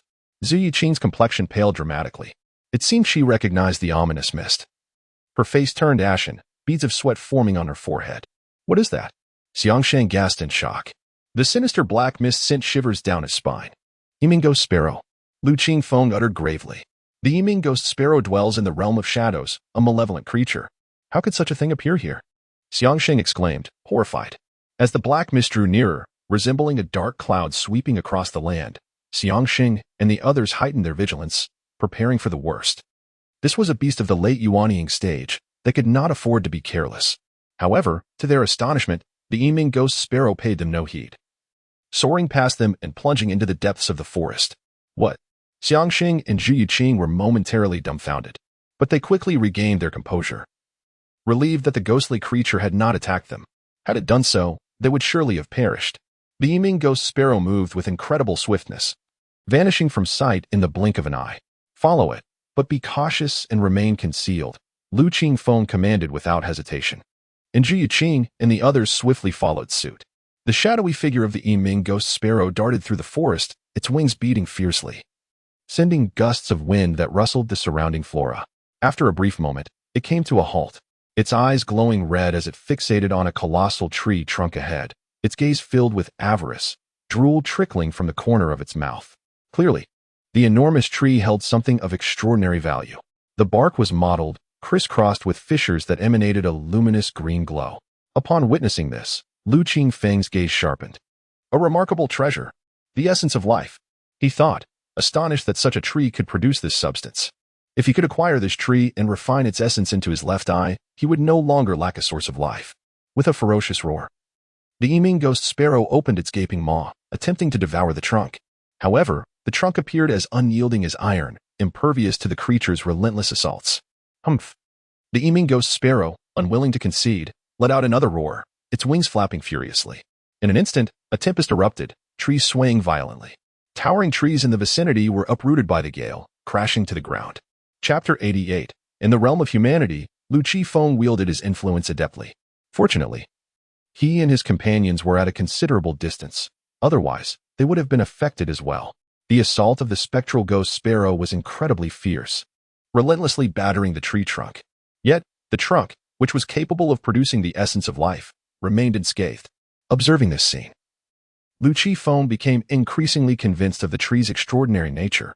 He understood that the spectral ghost sparrow's attempt to devour it would not be an easy feat indeed. Moments later, the intensity of the spectral ghost sparrow's onslaught diminished. Finally, it halted before the trunk, seemingly desiring a brief respite before resuming its attack. Retreat. Lu Qifeng communicated telepathically to Zhuaiqing and the others. He was determined to acquire this tree. The spectral ghost sparrow was merely at the late stage of the nascent soul realm, and Lu Qifeng could easily vanquish it. Understood, replied Zhuaiqing and the others, swiftly withdrawing to a sufficiently safe distance. The battle at the nascent soul level was not something cultivators at the core formation stage could observe up close.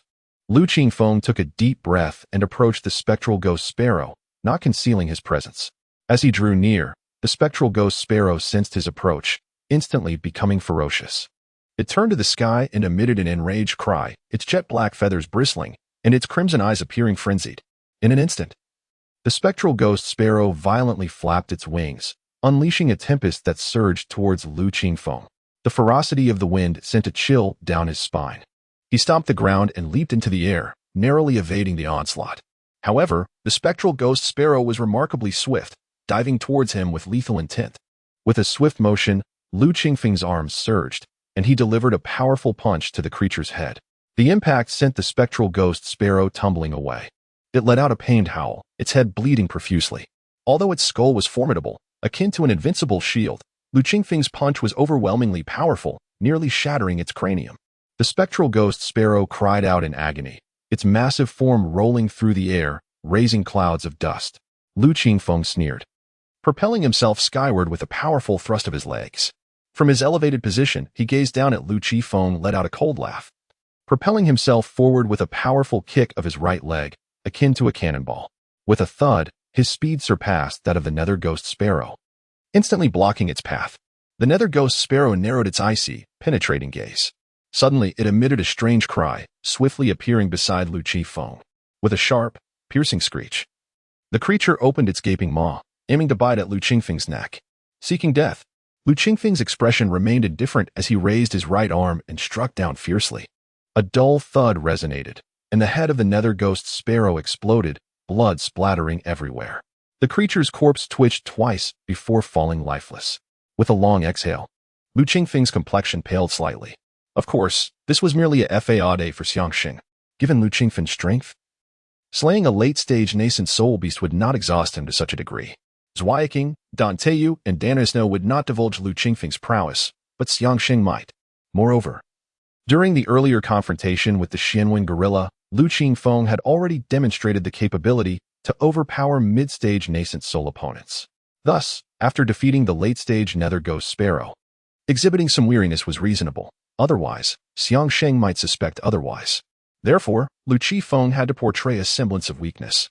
Once the nether ghost sparrow was slain, Zhuaiqing and the others approached Lu Qingfeng. "What treasure is this tree?" Dana Snow inquired. Although she did not recognize the tree, she could discern its extraordinary nature. Otherwise, neither the nether ghost sparrow nor Lu Qingfeng would have sought it so eagerly. "I do not know," Lu Qingfeng replied, shaking his head. He was unfamiliar with the tree, only aware that it could produce the essence of life. Those who see it should partake, quickly collect the green liquid emanating from this tree. This substance is exceptional for healing, cultivating, or enhancing one's physique. Upon hearing this, Zhuaiqing and the others' eyes brightened. What a marvelous find! Xiangxing's eyes sparkled with greed. He had been lamenting the lack of materials for body refinement. They had barely entered the secret realm when they encountered such an extraordinary refining material. "Thank you, Senior Brother Lu," they chorused in gratitude. Even if Lu Qingfeng were to keep the essence of life for himself, they would not utter a word of complaint. After all, it was Lu Qingfeng who proposed following the nether ghost sparrow and who had bravely slain it. They had done nothing but would now receive this precious essence of life. They felt immense gratitude towards Lu Qingfeng, thinking that staying with him ensured a share of the spoils. Had they acted independently, even if they stumbled upon treasures, they would lack the strength to claim them. Soon after, the group used jade vials to collect all the essence of life from the tree trunk, each person receiving a share. Each individual filled 10 or so vials with the precious liquid. Certainly, the primary issue lies with the small capacity of the jade vial, which can only contain approximately 200 milliliters. If this tree were to be transplanted back, would it not allow for occasional harvest in the future? Dan Aishui gazed at the tree before her, her eyes filled with reluctance. Lu Qingfeng turned to Dan Aishui, acknowledging her good idea, yet he declared, "I shall keep this tree. Who knows how long it might take for this tree to yield a drop of life essence? Rather than waiting patiently for its return, it would be far more prudent to refine it into my left eye of the, serving as the source of life itself."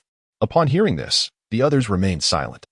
This tree rightfully belonged to Lu Qingfeng, and they were already quite content with his willingness to share the life essence with them. They did not wish to overreach. If Lu Qingfeng had no desire for the tree, that would be a different matter altogether. Thereafter, Lu Qingfeng began to set up a formation, enveloping and concealing the area. He also took possession of the corpse of the Wyam Ngukuyu.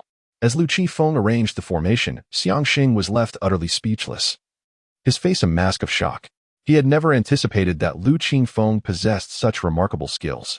Moreover, the quality of the formation appeared to be quite substantial, indicating Lu Qingfeng's mastery in this domain.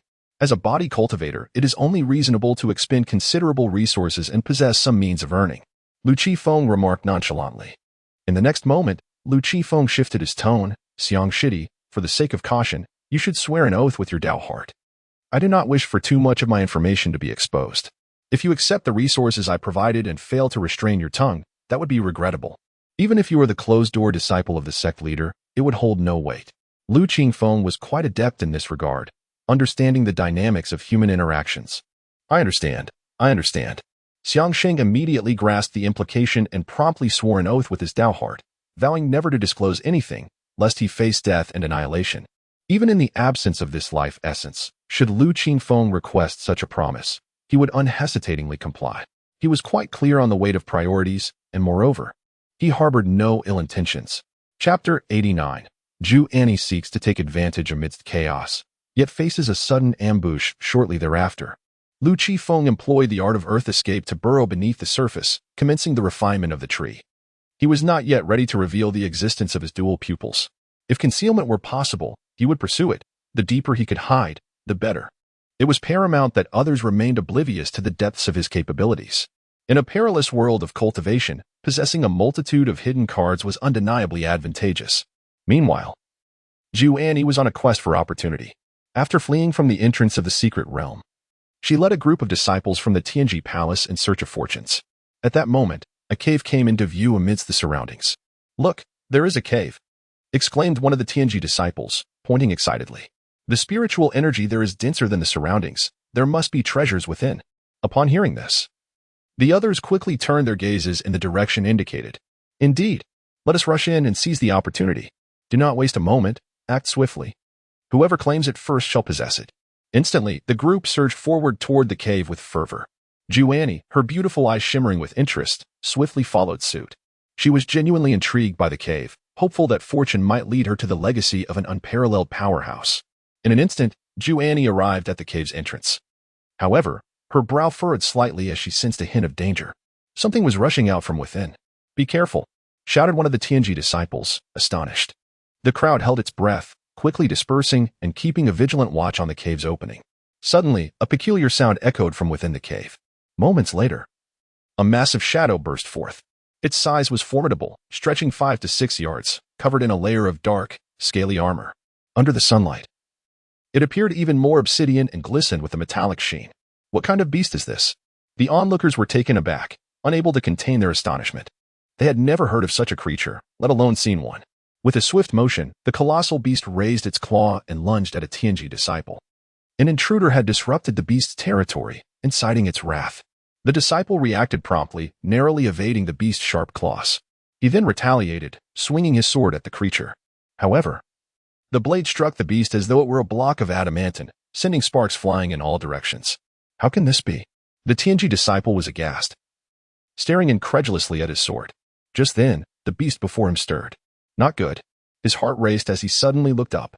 Immediately, he beheld the monstrous beast, which abruptly extended its claws and struck. Boom. The disciple of the heavenly extreme palace had no time to react before the razor-sharp claw crushed his skull. Gulp. The surrounding disciples swallowed hard, their throats constricted in horror as they witnessed this gruesome scene. Hiss. A collective gasp echoed, and they trembled in fear. Whoosh. At that moment, the beast raised its claws once more, launching an assault on those nearby. Help. Run. Panic ensued as the crowd scattered in all directions.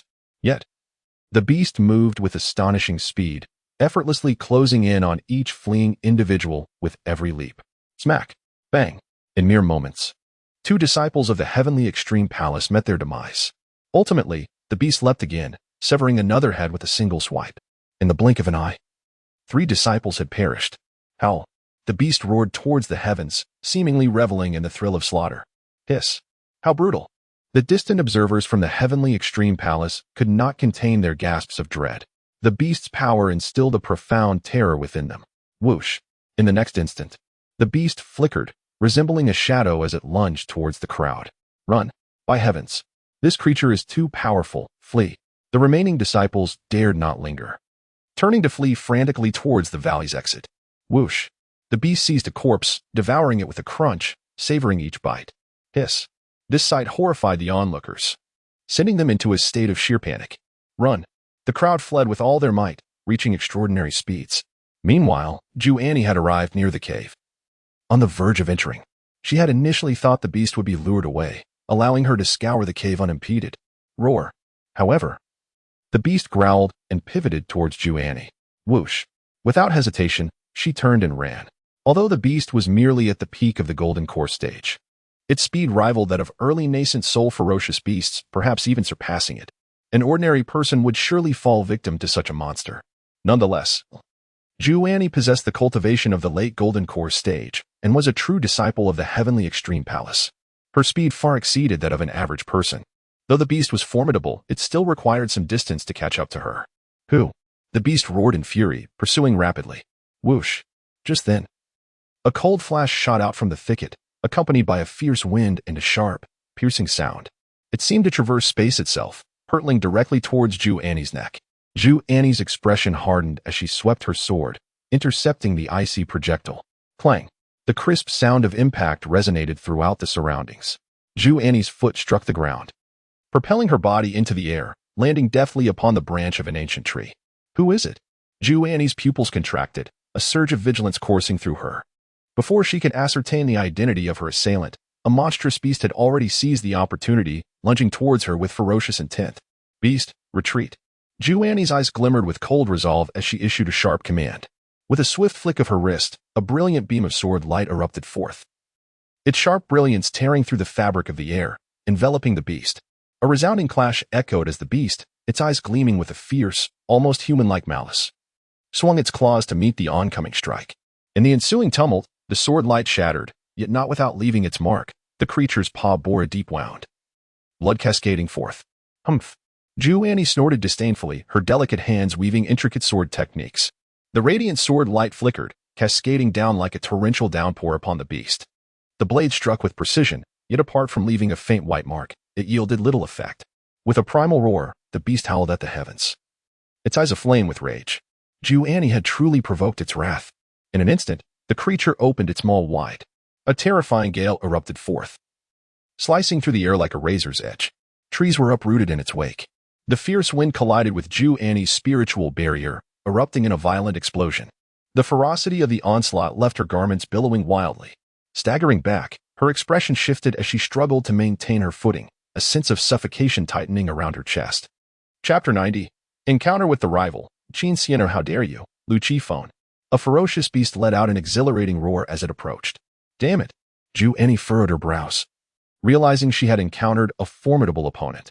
The beast's defenses were formidable, rendering her attempts to breach them futile at present. With her mind racing, Ju Annie contemplated an escape strategy. Indeed, she was astute, and in an instant, she made her decision. Whoosh. In the next moment, Ju Annie's figure surged forward, dashing deep into the mountains. The beast, however, pursued her relentlessly. Roar. The creature moved with a speed that defied belief, weaving through the forest as if it were a realm uninhabited by others. This won't do. I must find others to regroup, or I shall simply be worn down here. Not to mention, there was someone lurking in the shadows. Ju Annie's delicate brows knitted tighter as her thoughts raced. At that moment, the beast abruptly changed direction and ceased its pursuit. Sensing the shift in the beast's movement, Ju Annie halted as well. It seemed the creature was reluctant to depart from the cave. Surely, there was something of value within. Unfortunately, her spiritual energy was severely depleted, making the prospect of dealing with the beast exceedingly challenging. Ju Annie sighed internally, her beautiful eyes scanning the surroundings. Just then, she spotted a figure burst forth from the dense foliage.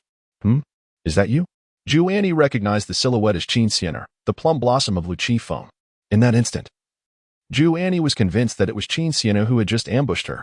They were rivals, and Qin Xian'er had no need for a reason to strike at her. You were the one who ambushed me just now? Ju Annie inquired, her expression darkening. Humph. Qin Xian'er snorted coldly, completely dismissing Ju Annie and turning to leave. She held ambushes in disdain. It was not she who had attacked Ju Annie earlier. Qin Xian'er could clearly sense Ju Annie's strength. She had no desire to engage in battle with her, as it would only squander precious time. You think you can just walk away without an apology? Not a chance. Ju Annie's pretty face hardened, her eyes filled with murderous intent.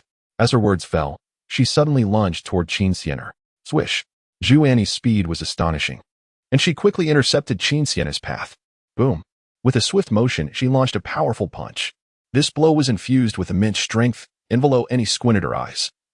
Coldly questioning, I, Qin Xianer, have always conducted my affairs with integrity. I have no interest in the despicable act of ambush.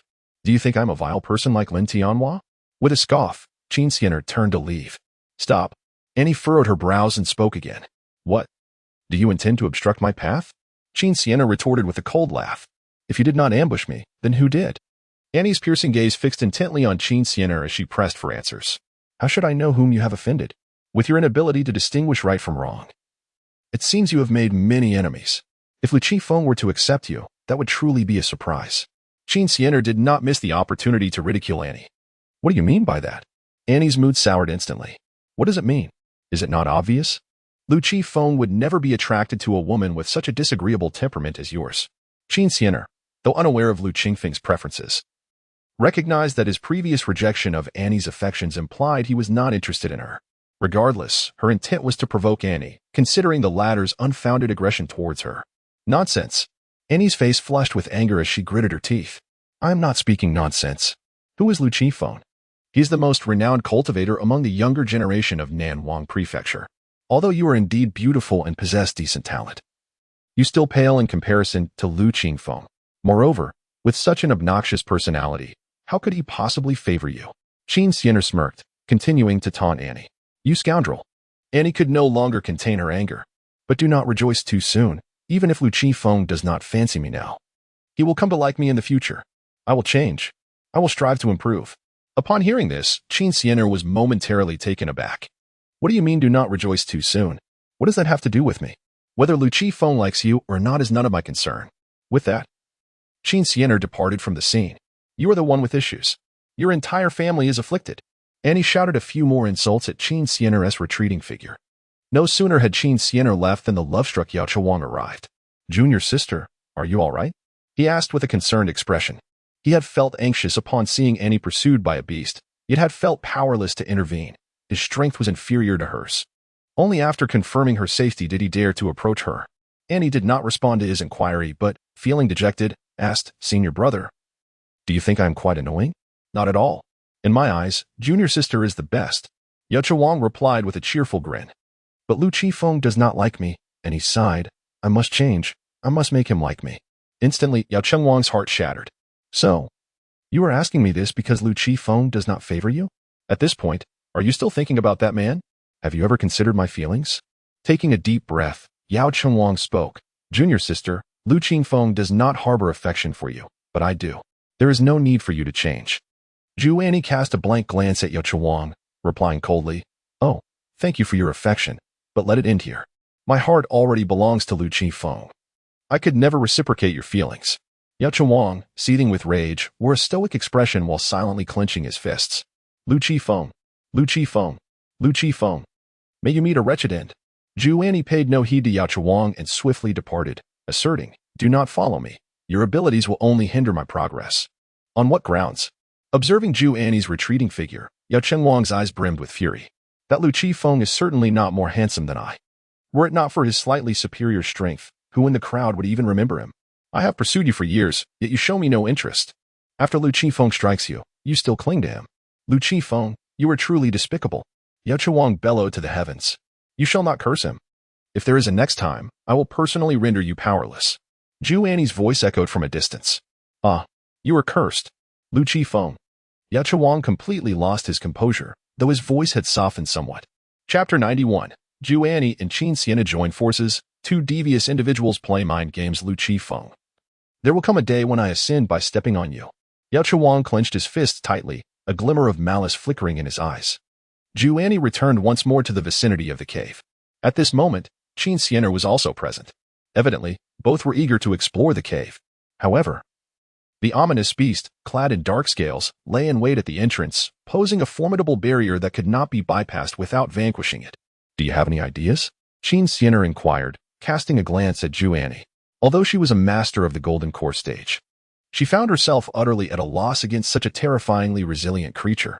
If I had a solution, I wouldn't be standing idly by, Zhu Annie retorted coldly, her demeanor revealing her disdain for Qin Xianer, whom she regarded as a rival.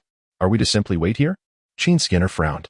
Of course not, Ju Annie declared, charging forward without hesitation. The words "let's join forces" lingered unspoken on her lips. After all, Qin Xian'er was her adversary. After a brief moment of surprise, Qin Xian'er quickly understood and hurriedly followed suit. Both women recognized that only by combining their strengths could they hope to defeat the beast. Otherwise, they would remain trapped in this stalemate, which would ultimately lead to the loss of precious treasures and opportunities. In this secret realm, accelerating their exploration was crucial for acquiring more treasures and chances. They had to seize the initiative before others did. As Ju Annie searched forward, a talisman appeared in her hand, which she swiftly hurled at the beast. Boom!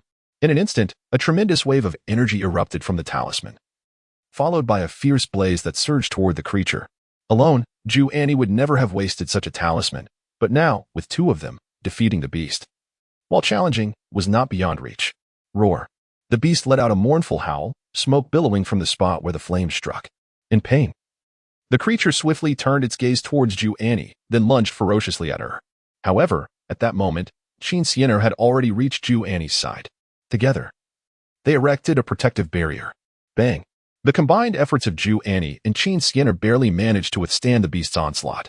Yet, this stalemate was futile, for the creature's massive size rendered each swipe of its claws devastating. Moreover, its formidable scales made it nearly impossible to penetrate its defenses. What shall we do? Qin Xian'er asked urgently. Ju Annie gritted her teeth and said, since we've made our choice, we must not hold back. Otherwise, our efforts will be in vain. Roar! The beast let out a thunderous roar, exuding a terrifying aura, and its ferocious gaze locked onto Ju Annie and Qin Xian'er. Whoosh! The beast suddenly transformed into a shadow, dashing towards them with the speed of lightning. A tremor coursed through Qin Xian'er and Ju Annie's hearts, prompting them to evade swiftly. With a sharp sound, the beast's blade-like claws grazed Qin Xian'er's shoulder, leaving behind several crimson trails. The searing pain caused her to involuntarily gasp, nearly letting out a cry. However, Ju Annie merely scoffed, her hands swiftly forming intricate seals. Thunder rumbled ominously as dark clouds gathered at the cave's entrance. Bolts of furious lightning struck the beast, eliciting its anguished cries. As time progressed, the relentless onslaught of thunder intensified, charring the creature's body. That wretched woman! Why didn't she unleash her lightning magic sooner? Qin Xian'er silently cursed, seizing the moment to draw her weapon, a gleaming longsword. Had Ju Annie acted sooner, she would not have sustained injuries. Ju Annie certainly harbored ulterior motives. Qin Xian'er infused her sword with spiritual energy, causing it to radiate a chilling brilliance. With a powerful push, she launched herself forward like an arrow released from its bow. In the next instant, a streak of razor-sharp sword light cleaved through the air, aimed directly at the beast's throat. The beast roared in fury, its thick tail sweeping towards her. With a thunderous impact, the sword light collided with the tail, producing a deep, resonant sound as it shattered. Qin Xian'er frowned slightly, taken aback by the beast's iron-like hide, which had resisted even her treasured blade. Humph! We shall see how long you can endure. Ju Annie shouted, her hand seals dancing as she commanded the sky's thunder to descend furiously upon the beast. It emitted a harrowing wail, the already charred patches of its body becoming increasingly severe, smoke billowing from its form. The beast let out a furious roar, and in the blink of an eye, it vanished from sight, reappearing directly before Ju Annie. With a violent crash, it collided with her chest, sending her sprawling several meters away, blood spilling from her lips, her complexion ashen. Witnessing this, Qin Xian'er swiftly activated her spell, invoking the heavenly net. A sphere of azure light materialized, rapidly contracting until it transformed into a turquoise cage, ensnaring the beast within. The creature roared in rage, thrashing wildly, yet it remained trapped. Meanwhile, Ju Annie slowly rose to her feet, her face pale as a ghost. After being struck by the beast, her internal energy surged chaotically, her organs feeling displaced and discomforting. Qin X upon witnessing the scene, Ju Annie's delicate visage paled, and she gritted her teeth in preparation for battle. At that moment, however, Qin Xian'er unexpectedly launched her attack. With a graceful motion of her jade-like hand, a silvery sword light surged forth, aimed directly at the beast's throat. This strike was remarkably intricate, executed with a cunning angle, and imbued with a subtle yet lethal force. It was a technique from the Qin family, known as serpent dance in the nine heavens. Whoosh! Although the power of this strike was not overwhelming, it was insidiously crafted to target the creature's most vulnerable points. Indeed, the beast was momentarily taken aback by the sudden appearance of the sword light, causing its movement to falter. In that instant, Qin Xian'er unleashed another strike. this time aimed at the beast's left eye, executed with an equally devious angle. A hit to the left eye would undoubtedly inflict severe damage, potentially blinding it. The beast, unwilling to take the risk, swiftly evaded to the side. Thud. Yet Qin Xianer seemed to anticipate the creature's evasion with a sudden flick of her right hand. A dagger plunged into the beast's left ear, penetrating deep into its brain. The creature let out a heart-wrenching wail. Qin Xianer's face lit up with joy. But it quickly turned to concern as she glanced at the beast and exclaimed, "Ju Annie, why are you still dawdling? Act quickly." Responding to her call, Ju Annie thrust both palms forward, channeling a tremendous surge of spiritual energy. Heavenly seal. In an instant, 2 azure handprints materialized from her hands, radiating an aura of terror. As they struck the beast with great force, boom, the massive body of the creature was sent hurtling backward, crashing against the mountainside with a resounding explosion. Coughing and struggling, the beast eventually managed to rise, but ultimately succumbed, collapsing to the ground. Chapter 92. Even if I can't catch any fish, I must sip some water before departing. Qin Xianer's dagger had already pierced deep into the beast's skull, and with Ju Annie's final strike, the dagger twisted once more within the creature's head, sealing its fate. Upon witnessing the beast's demise, both Qin Xianer and Ju Annie rushed towards the carcass with remarkable speed, each intent on claiming the spoils. The beast's formidable jet black scales alone could fetch a handsome price, not to mention the valuable demon core nestled within. Almost simultaneously, both women placed their hands upon the beast. 2 opposing forces tugged at the lifeless body, yet neither could draw it into their storage talismans. They exchanged glances, and Qin Xianer proposed, "Let us split it, 1/2 each." "What about the demon core?" Ju Annie inquired. "The scales can be divided, but there is only one core," Qin Xianer contemplated before suggesting, "How about we gamble? There must be treasure within this cave. We can choose between the treasure and the beast's body." "I choose the treasure in the cave," Ju Annie replied without a moment's hesitation. Qin Xianer's expression faltered, realizing her oversight. Truth be told, she had coveted the treasure as well, though she was unaware of its contents. Her intention had been to bluff Ju Annie, assuming the latter would weigh the risks and opt for the more secure choice. Little did she expect Ju Annie to possess such a daring spirit, willing to accept the gamble even if the cave held nothing of value. Seeing the rigidity in Qin Xianer's features, a smile blossomed on Ju Annie's face as she swiftly darted into the cave. The beast's body was now Qin Xianer's alone. Moments later, Ju Annie emerged from the cave, her demeanor serene. "What did you find inside?" Qin Xianer inquired with curiosity. Ju Annie offered no answer, merely stating, "Until we meet again," before hastily departing. Witnessing Ju Annie's departure, Qin Xianer seethed with frustration. This insufferable woman must have found something precious. The irritation gnawed at her like ants crawling on her skin. Unbeknownst to her, Ju Annie was on the verge of tears, having discovered nothing but a pile of dark stones within the cave. Regret washed over her. Had she known, she would have chosen the beast's body instead. Casting a cold glance at the cave, Qin Xianer scoffed and flew off in another direction. In the thicket, a figure observed that both Qin Xianer and Ju Annie had vacated the area and decided to leave as well. He had no desire to explore the cave. The good fortune had undoubtedly been claimed by Ju Annie. Otherwise, she would not have been so eager to depart. Xiangsheng, Zhu Yeqing, Dan Taiwei, and Dan Taishui were clearly visible. The tree before them was slowly dragged into the earth, leaving behind a gaping pit. It was long before Lu Qifeng emerged from the depths of the pit.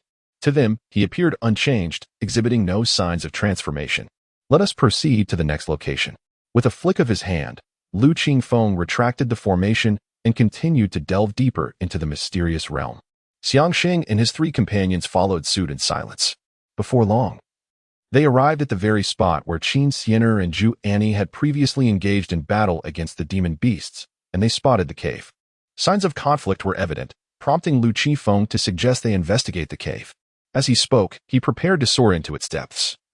Having noticed that the spiritual energy within the cave was denser than that of the surrounding area, hinting at hidden wonders within.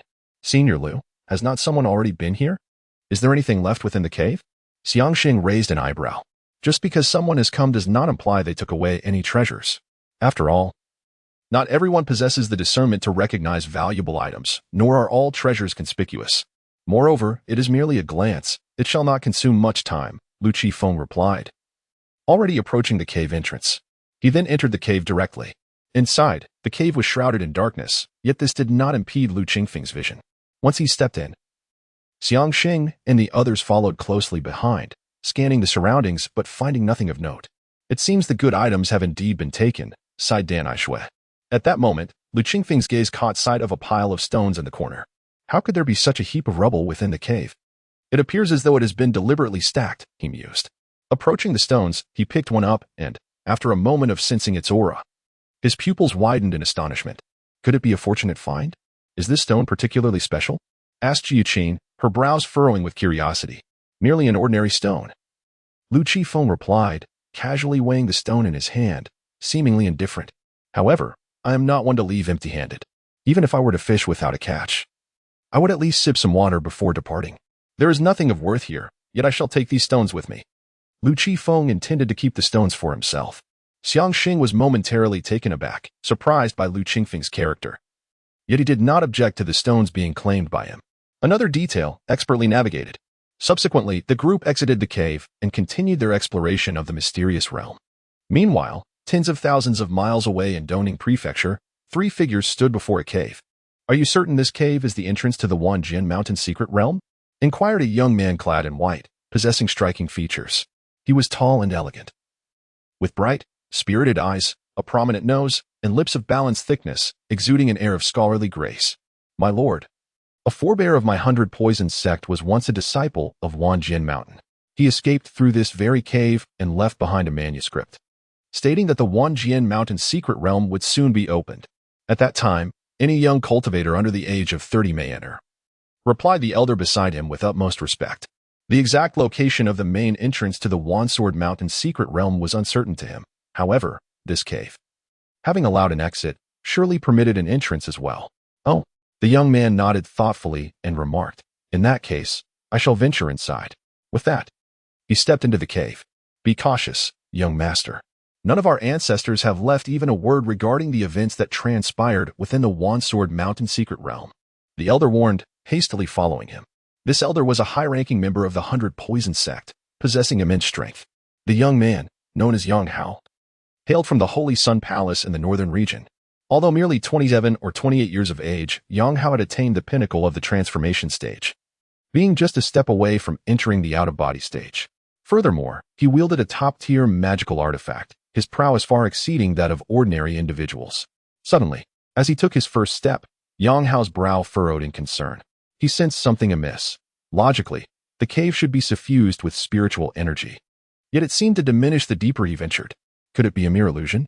After pondering for a moment, Yang Hao decided to dismiss his doubts and proceeded further into the depths. Chapter 93. The Intruder Enters. The young master of the Holy Sun Palace is possessed by the demonic clan. The elder of the 100 Poisons sect and Yang Hao's protector followed closely behind. Neither of them knew what lay within this cavern. However, they understood the imperative of safeguarding Yang Hao. Should anything befall him here, they would not escape unscathed. Suddenly, Yang Hao halted, a note of suspicion in his voice. Before him lay a colossal skeleton, measuring nearly 2 zhang in width, with one leg bone conspicuously absent. A pair of horns adorned its forehead. The sight made Yang Hao swallow hard. A skeleton of such magnitude was certainly not of mundane origin. Ordinary human bones could never reach such proportions, and humans would not sprout horns. Moreover, this skeleton exuded an aura that stifled spiritual energy. Yang Hao's expression shifted slightly, a sense of trepidation enveloping him. He realized why the spiritual energy diminished deeper within the cave. It was entirely due to this skeleton. Suddenly, a rush of wind whispered past his ear. Who could it be? Yang Hao's instincts sharpened, and he whipped around, shouting furiously at the source behind him. The elder of the 100 Poisons sect and Yang Hao's protector mirrored his movement, their expressions taut with vigilance. A mocking laughter echoed through the air. As they focused their gaze, a middle-aged man clad in black, hands clasped behind his back, slowly materialized before them, his form somewhat ethereal, much like the skeleton ahead. He too bore a pair of horns upon his brow. Who are you? Yang Hao glared intensely at the man, his voice low and firm. The one who will take your life, the middle-aged man replied with a faint smile. With a swift motion of his right hand, a fierce gust of wind surged forth, hurtling towards Yang Hao. A dull thud resounded as Yang Hao staggered back 3 steps, struggling to regain his balance. What realm are you at? Yang Hao's eyes widened in horror, unable to contain his astonishment. He had been unable to withstand even a single strike, had the man not held back. He would have surely perished. Aha, you wish to know my realm? The middle-aged man laughed maniacally. I am of a realm you cannot contend with." His voice was cold and dismissive, and in an instant, he lunged toward Yang Hao like a specter. With a sickening thud, his fist connected, unleashing a spray of blood. Yang Hao's chest erupted, crimson fluid splattering, staining his garments a deep red. "Why you?" Yang Hao gazed down at his ravaged body, eyes wide with disbelief. In that moment, despair engulfed him entirely. He was utterly incapable of resisting this man, even deprived of the chance to retaliate. The elder of the 100 Poison sect and Yang Hao's protector were equally caught off guard. After waiting for so many years, "I thought I would have to continue this wait, yet here you are. Truly, the heavens favor me." The middle-aged man bellowed with laughter. Then, a wisp of flowing light transformed and penetrated between Yang Hao's eyebrows. He intended to seize control of Yang Hao.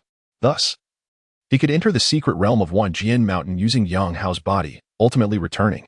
At this moment, Yang Hao was utterly bewildered. A dark and malevolent spirit occupied his form, while his thoughts gradually began to dissipate. "Ah!" A mournful cry escaped from Yang Hao's throat, followed by his body collapsing to the ground with a thunderous thud. All of this transpired in the blink of an eye.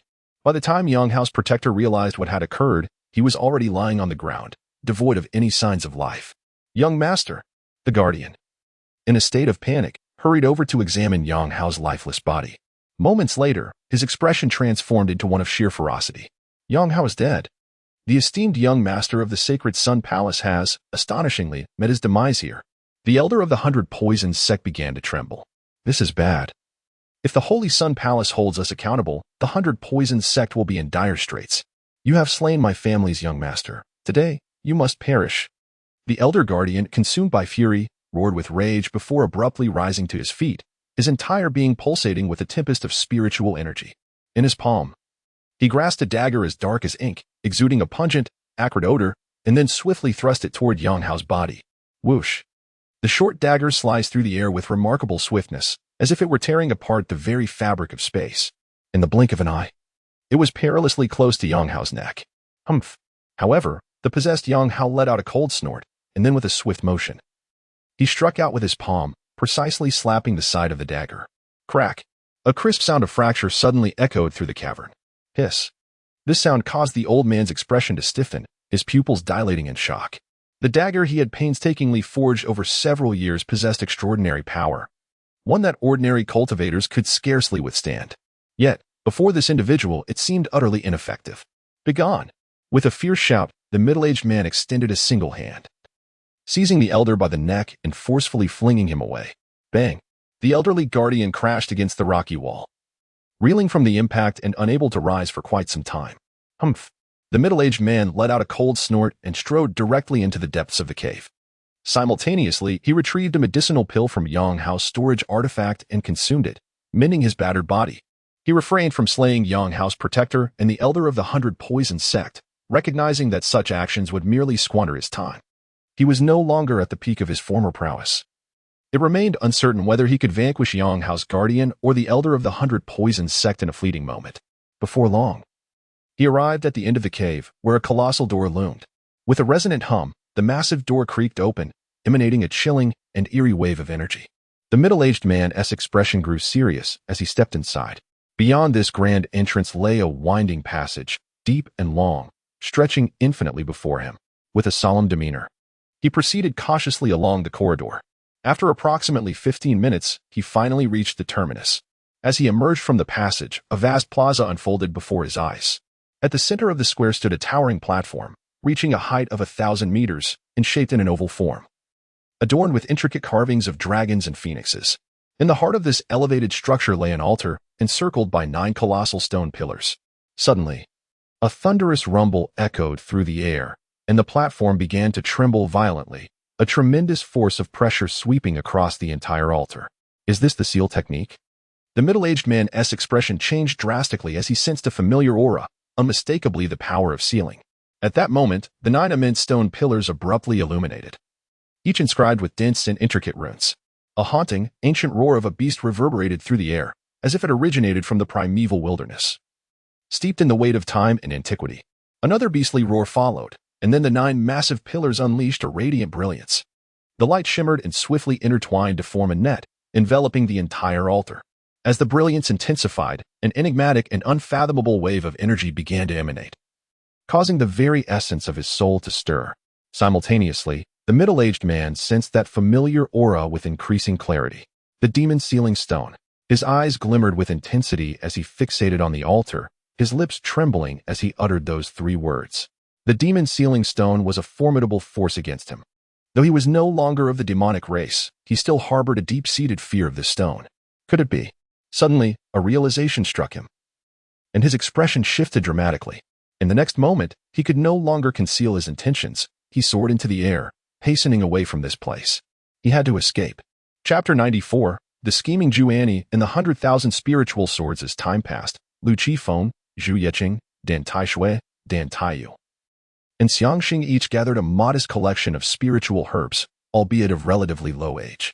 Despite the prolonged closure of the secret realm, it was still inhabited by demonic beasts, which also fed on spiritual herbs. Along the way, they encountered disciples from Xianyun's sect. But Lu Qifeng chose not to join forces with them. The others, understanding the situation, refrained from imposing themselves, merely exchanging greetings during their brief encounters. Suddenly, Lu Qifeng spotted a figure rushing towards him with great urgency. The figure appeared disheveled, clad in tattered garments, hair in disarray, and wielding a sword. It was evident that this individual had recently endured a fierce battle and bore significant injuries. Furrowing his brow, Lu Qifeng halted his steps. "What has happened to you?" he inquired, astonished as he recognized the face before him. It was Zhu Annie. Her countenance was smeared with dust, her eyes bloodshot, lips stained with blood, and her expression conveyed utter exhaustion. Upon seeing Lu Qifeng, she exclaimed with excitement, "Lu Qifeng, how wonderful! I finally found you." Sob. With that, Zhu Annie lunged towards him, seeking solace in his embrace. Having narrowly escaped death, she was in desperate need of comfort. However, Lu Qifeng, maintaining his principles, stepped aside, leaving Zhu Annie to stumble into empty air. Coughing violently after her failed attempt, she once again tasted blood at the corner of her mouth. Observing Lu Qifeng's retreat, Zhu Yeqing and Dan Taishui felt a flicker of delight in their hearts. Neither had ever been embraced by Lu Qifeng. Yet Zhu Annie sought to throw herself at him. How awkward this must be, they mused. "Are you injured?" Lu Qifeng asked with genuine concern. "Yes," Zhu Annie nodded, her voice trembling with residual fear. "I was pursued by demonic beasts and fled deep into the secret realm, only to inadvertently trigger a restriction that nearly cost me my life." "A restriction?" Lu Qifeng queried, his curiosity piqued as he tossed a medicinal pill towards her. This pill was intended as a reward for the information he sought. It was remarkable that, after so many years of dormancy, the restrictions within the secret realm remained effective. Truly, they were extraordinary. Zhu Annie wiped the blood from her lips and, without hesitation, swallowed the hovering pill. The restrictions deep within the secret realm are incredibly potent. Even a cultivator at the nascent soul stage, or even the transformation stage, could be obliterated if they inadvertently touched one. I consider myself fortunate to have escaped. Lu Qifeng, upon hearing this, could not help but marvel at the severity of the restrictions. The notion that even formidable cultivators could be eradicated with a moment's inattention was indeed alarming. Strangely, he felt as though he was one step closer to the treasure. Where is the restriction? I wish to see it. Lu Qifeng pondered for a moment before speaking. "I will take you there," Zhu Annie replied with delight. The prospect of being with Lu Qifeng filled her heart with joy.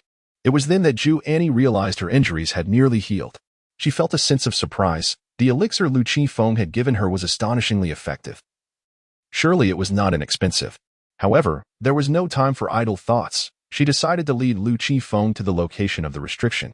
Thus, Zhu Annie guided Lu Qifeng and Zhu Yeqing, among others, towards the site of the restriction.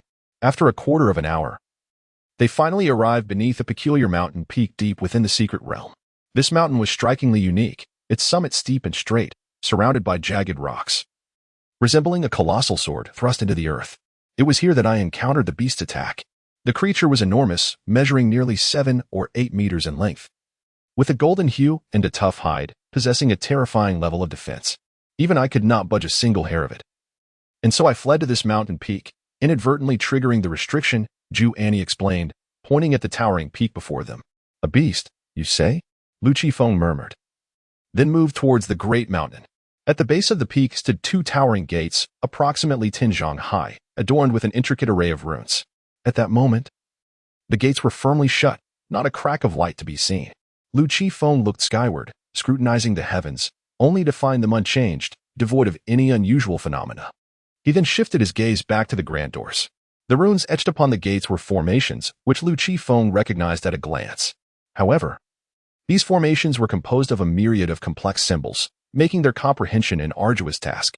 Lu Qifeng tentatively attempted to permeate the gates with his spiritual energy, only to be met with a rebuff that propelled him backward. It seems this restriction is no trivial matter, with my current level of spiritual power. I can barely hope to enter, Lu Qifeng mused inwardly. Regardless, I shall give it a try, he whispered. With that, he settled cross-legged and immersed himself in deciphering the formation, while Zhu Yeqing and the others remained on guard. Time flowed slowly, and soon a night had passed. As dawn approached, the horizon began to lighten. Throughout the night, the group remained vigilant, steadfastly guarding against any threats. Suddenly, an invisible wave rippled from the mountain peak. Lu Qifeng snapped open his eyes, a spark of determination igniting within them. The massive doors then trembled, and to his astonishment, they began to open of their own accord. Lu Qifeng rose to his feet and stepped through the gates, followed closely by Zhu Yeqing and the others. Upon entering, Lu Qifeng found himself momentarily frozen in place, for he was met with a sight that filled him with awe. The hall before him was entirely snow-white, with an orderly arrangement of various jade ornaments. Each piece of jade is resplendent, shimmering like crystal. The grandeur of this hall, adorned with such an abundance of jade artifacts, is truly astonishing. In addition to the jade ornaments, Lu Qifeng also beheld numerous swords. Although these swords are tailored for use by nascent soul practitioners, their utility diminishes for those above this realm. Yet the sheer quantity left Lu Qifeng utterly astounded. A glance revealed over 100,000 blades. My goodness, this secret realm is exceedingly opulent. Bamboo Leaf Green and the others were equally taken aback, for such treasures are not easily possessed. While the Xianyun sect stands as the foremost in Nanwang Prefecture, even they do not boast such an arsenal. However, despite their astonishment, Lu Qifeng maintained his composure. It appears that this place is indeed a remnant left behind by ancient cultivators, he mused softly. The architectural style of the palace is ancient, imbued with the traces of time, clearly existing for well over a century. Lu Qifeng speculated that this secret realm is likely the relic of a certain sect, rather than the rumored stronghold of formidable beings. Moreover, he sensed that the concentration of spiritual energy here is significantly greater than that outside. If one could cultivate in this environment, the progress would undoubtedly be both swift and efficient. This also elucidates why the restrictions have remained effective for so long. This mountain peak serves as a veritable treasure trove for storing weapons. Chapter 95, The Black Longsword Containing the Soul of a Dragon Master Brother. Quickly look. This sword is engraved with a dragon, and it appears to be alive, exclaimed Zhuayiking suddenly. Upon hearing this, Lu Qifeng followed the direction of Zhuayiking's finger and beheld a long sword embedded in the wall. The sword was entirely black, its blade sharp and gleaming with a chilling radiance, exuding a menacing aura that captivated the heart. This was undoubtedly a treasure. Lu Qifeng squinted, a sense of greed igniting within him. While other swords were neatly arranged, this one was uniquely embedded in the wall, although its precise value was unknown. The sheer intensity of its aura hinted at its considerable worth. With a swift gesture, Lu Qifeng summoned the sword into his grasp. The moment he held it, an icy chill surged through him. Hiss, so cold. Even Lu Qifeng could not suppress a shiver, drawing a sharp breath as his arm trembled. Zhuayiking and the others, their expressions altered dramatically, instinctively retreated several steps in fear. Suddenly, an eerie hissing sound echoed in Lu Qifeng's mind. The voice was unfamiliar, yet he sensed it was no illusion. Who are you? A disciple of the Sword Mountain? Immediately, the black long sword began to tremble, as if attempting to escape Lu Qifeng's grip. A sword spirit? Lu Qifeng's brow furrowed. This sword possessed a spirit. He could not allow this black long sword to slip from his grasp, for its escape would be akin to forfeiting a fortune. Lu Qifeng tightened his grip on the sword, resisting the spirit's struggle. The vibration intensified, releasing an even more penetrating cold that made Lu Qifeng shudder. A mere early-stage foundation establishment cultivator dares to control me? How absurd. The voice of the sword spirit resonated in his mind once more. With a low growl, Lu Qifeng flicked his wrist, causing the sword to whirl in his hand before pointing the blade towards the ground. In the next instant, a brilliant beam of sword light shot forth, aimed directly at the back of Lu Qifeng's hand. His expression shifted slightly as he hastily released his grip, retreating 3 steps. The sword, freed from his control, hovered in the air, spinning incessantly. The sword vibrated vigorously, emitting a series of crisp humming sounds. Suddenly, a radiant sword light erupted from its blade, hurtling towards Lu Qifeng. His pupils constricted as he swiftly evaded. Bang! The dazzling sword light grazed past him, colliding with a pillar in the hall and severing it in two. As Lu Qifeng dodged, the sword launched another attack. It danced through the air with rapidity, transforming into a dazzling shadow that enveloped Lu Qifeng entirely. Swish, swish, swish. The shadows of the sword cut through the air, producing a series of piercing sounds. Clang! Lu Qifeng raised his hand and struck with a punch, colliding with the shadow of the sword, creating a sound akin to metal clashing. The sword's shadow was halted, then dissipated into the void. Standing firm, Lu Qifeng's gaze was fixed intently on the suspended longsword before him.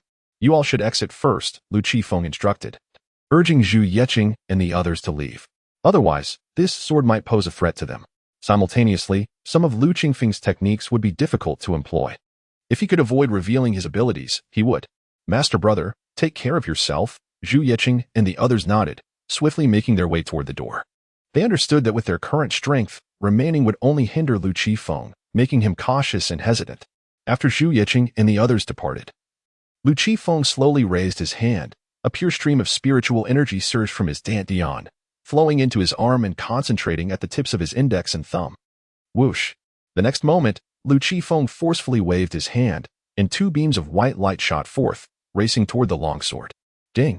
At the instant the sword light made contact with the longsword, it emitted a crisp collision sound. Immediately after, a tremendous backlash surged from the longsword, propelling Lu Qifeng backward. Lu Qifeng crashed heavily to the ground, a coppery taste filling his throat as blood trickled from the corner of his mouth. Such formidable power!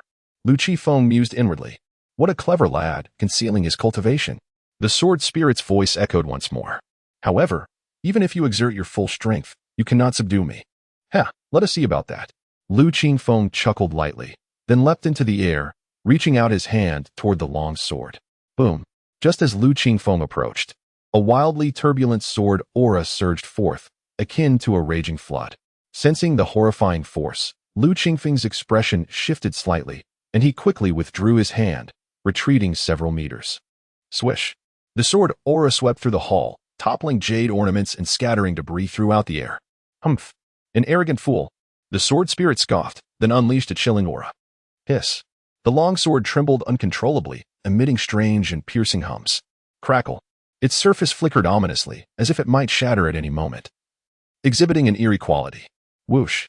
Moments later, the sword suddenly erupted with a dazzling beam of light, accompanied by a fearsome gust of wind, hurtling toward Lu Qifeng. Sensing the impending danger, Lu Qifeng swiftly dodged to the side. Swish! The sword light passed through the spot where Lu Qifeng had just stood, leaving a deep gouge in the ground. Lu Qifeng steadied himself, glancing at the uneven crater beneath his feet, his visage twitching slightly. Playing dirty, are we? Lu Qifeng let out an enraged roar, then forcefully pushed off the ground with his right leg, his body soaring into the air.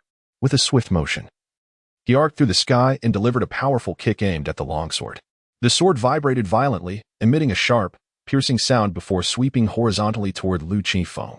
With a clang, his foot struck the sword, producing a crisp sound reminiscent of steel colliding. A tremendous force surged through the sword, and Lu Qifeng's expression changed dramatically as he was forced to retreat several steps. Something remarkable, but now allow me to demonstrate the dragon-subduing and tiger-suppressing technique. A roar erupted, resonating like a dragon-esque cry, as a resplendent golden dragon claw materialized from thin air, striking down toward the longsword. The collision of the dragon claw and the sword produced a deep, metallic clang. Dragon might! How could this be possible? The sword spirit exclaimed. Nothing is impossible.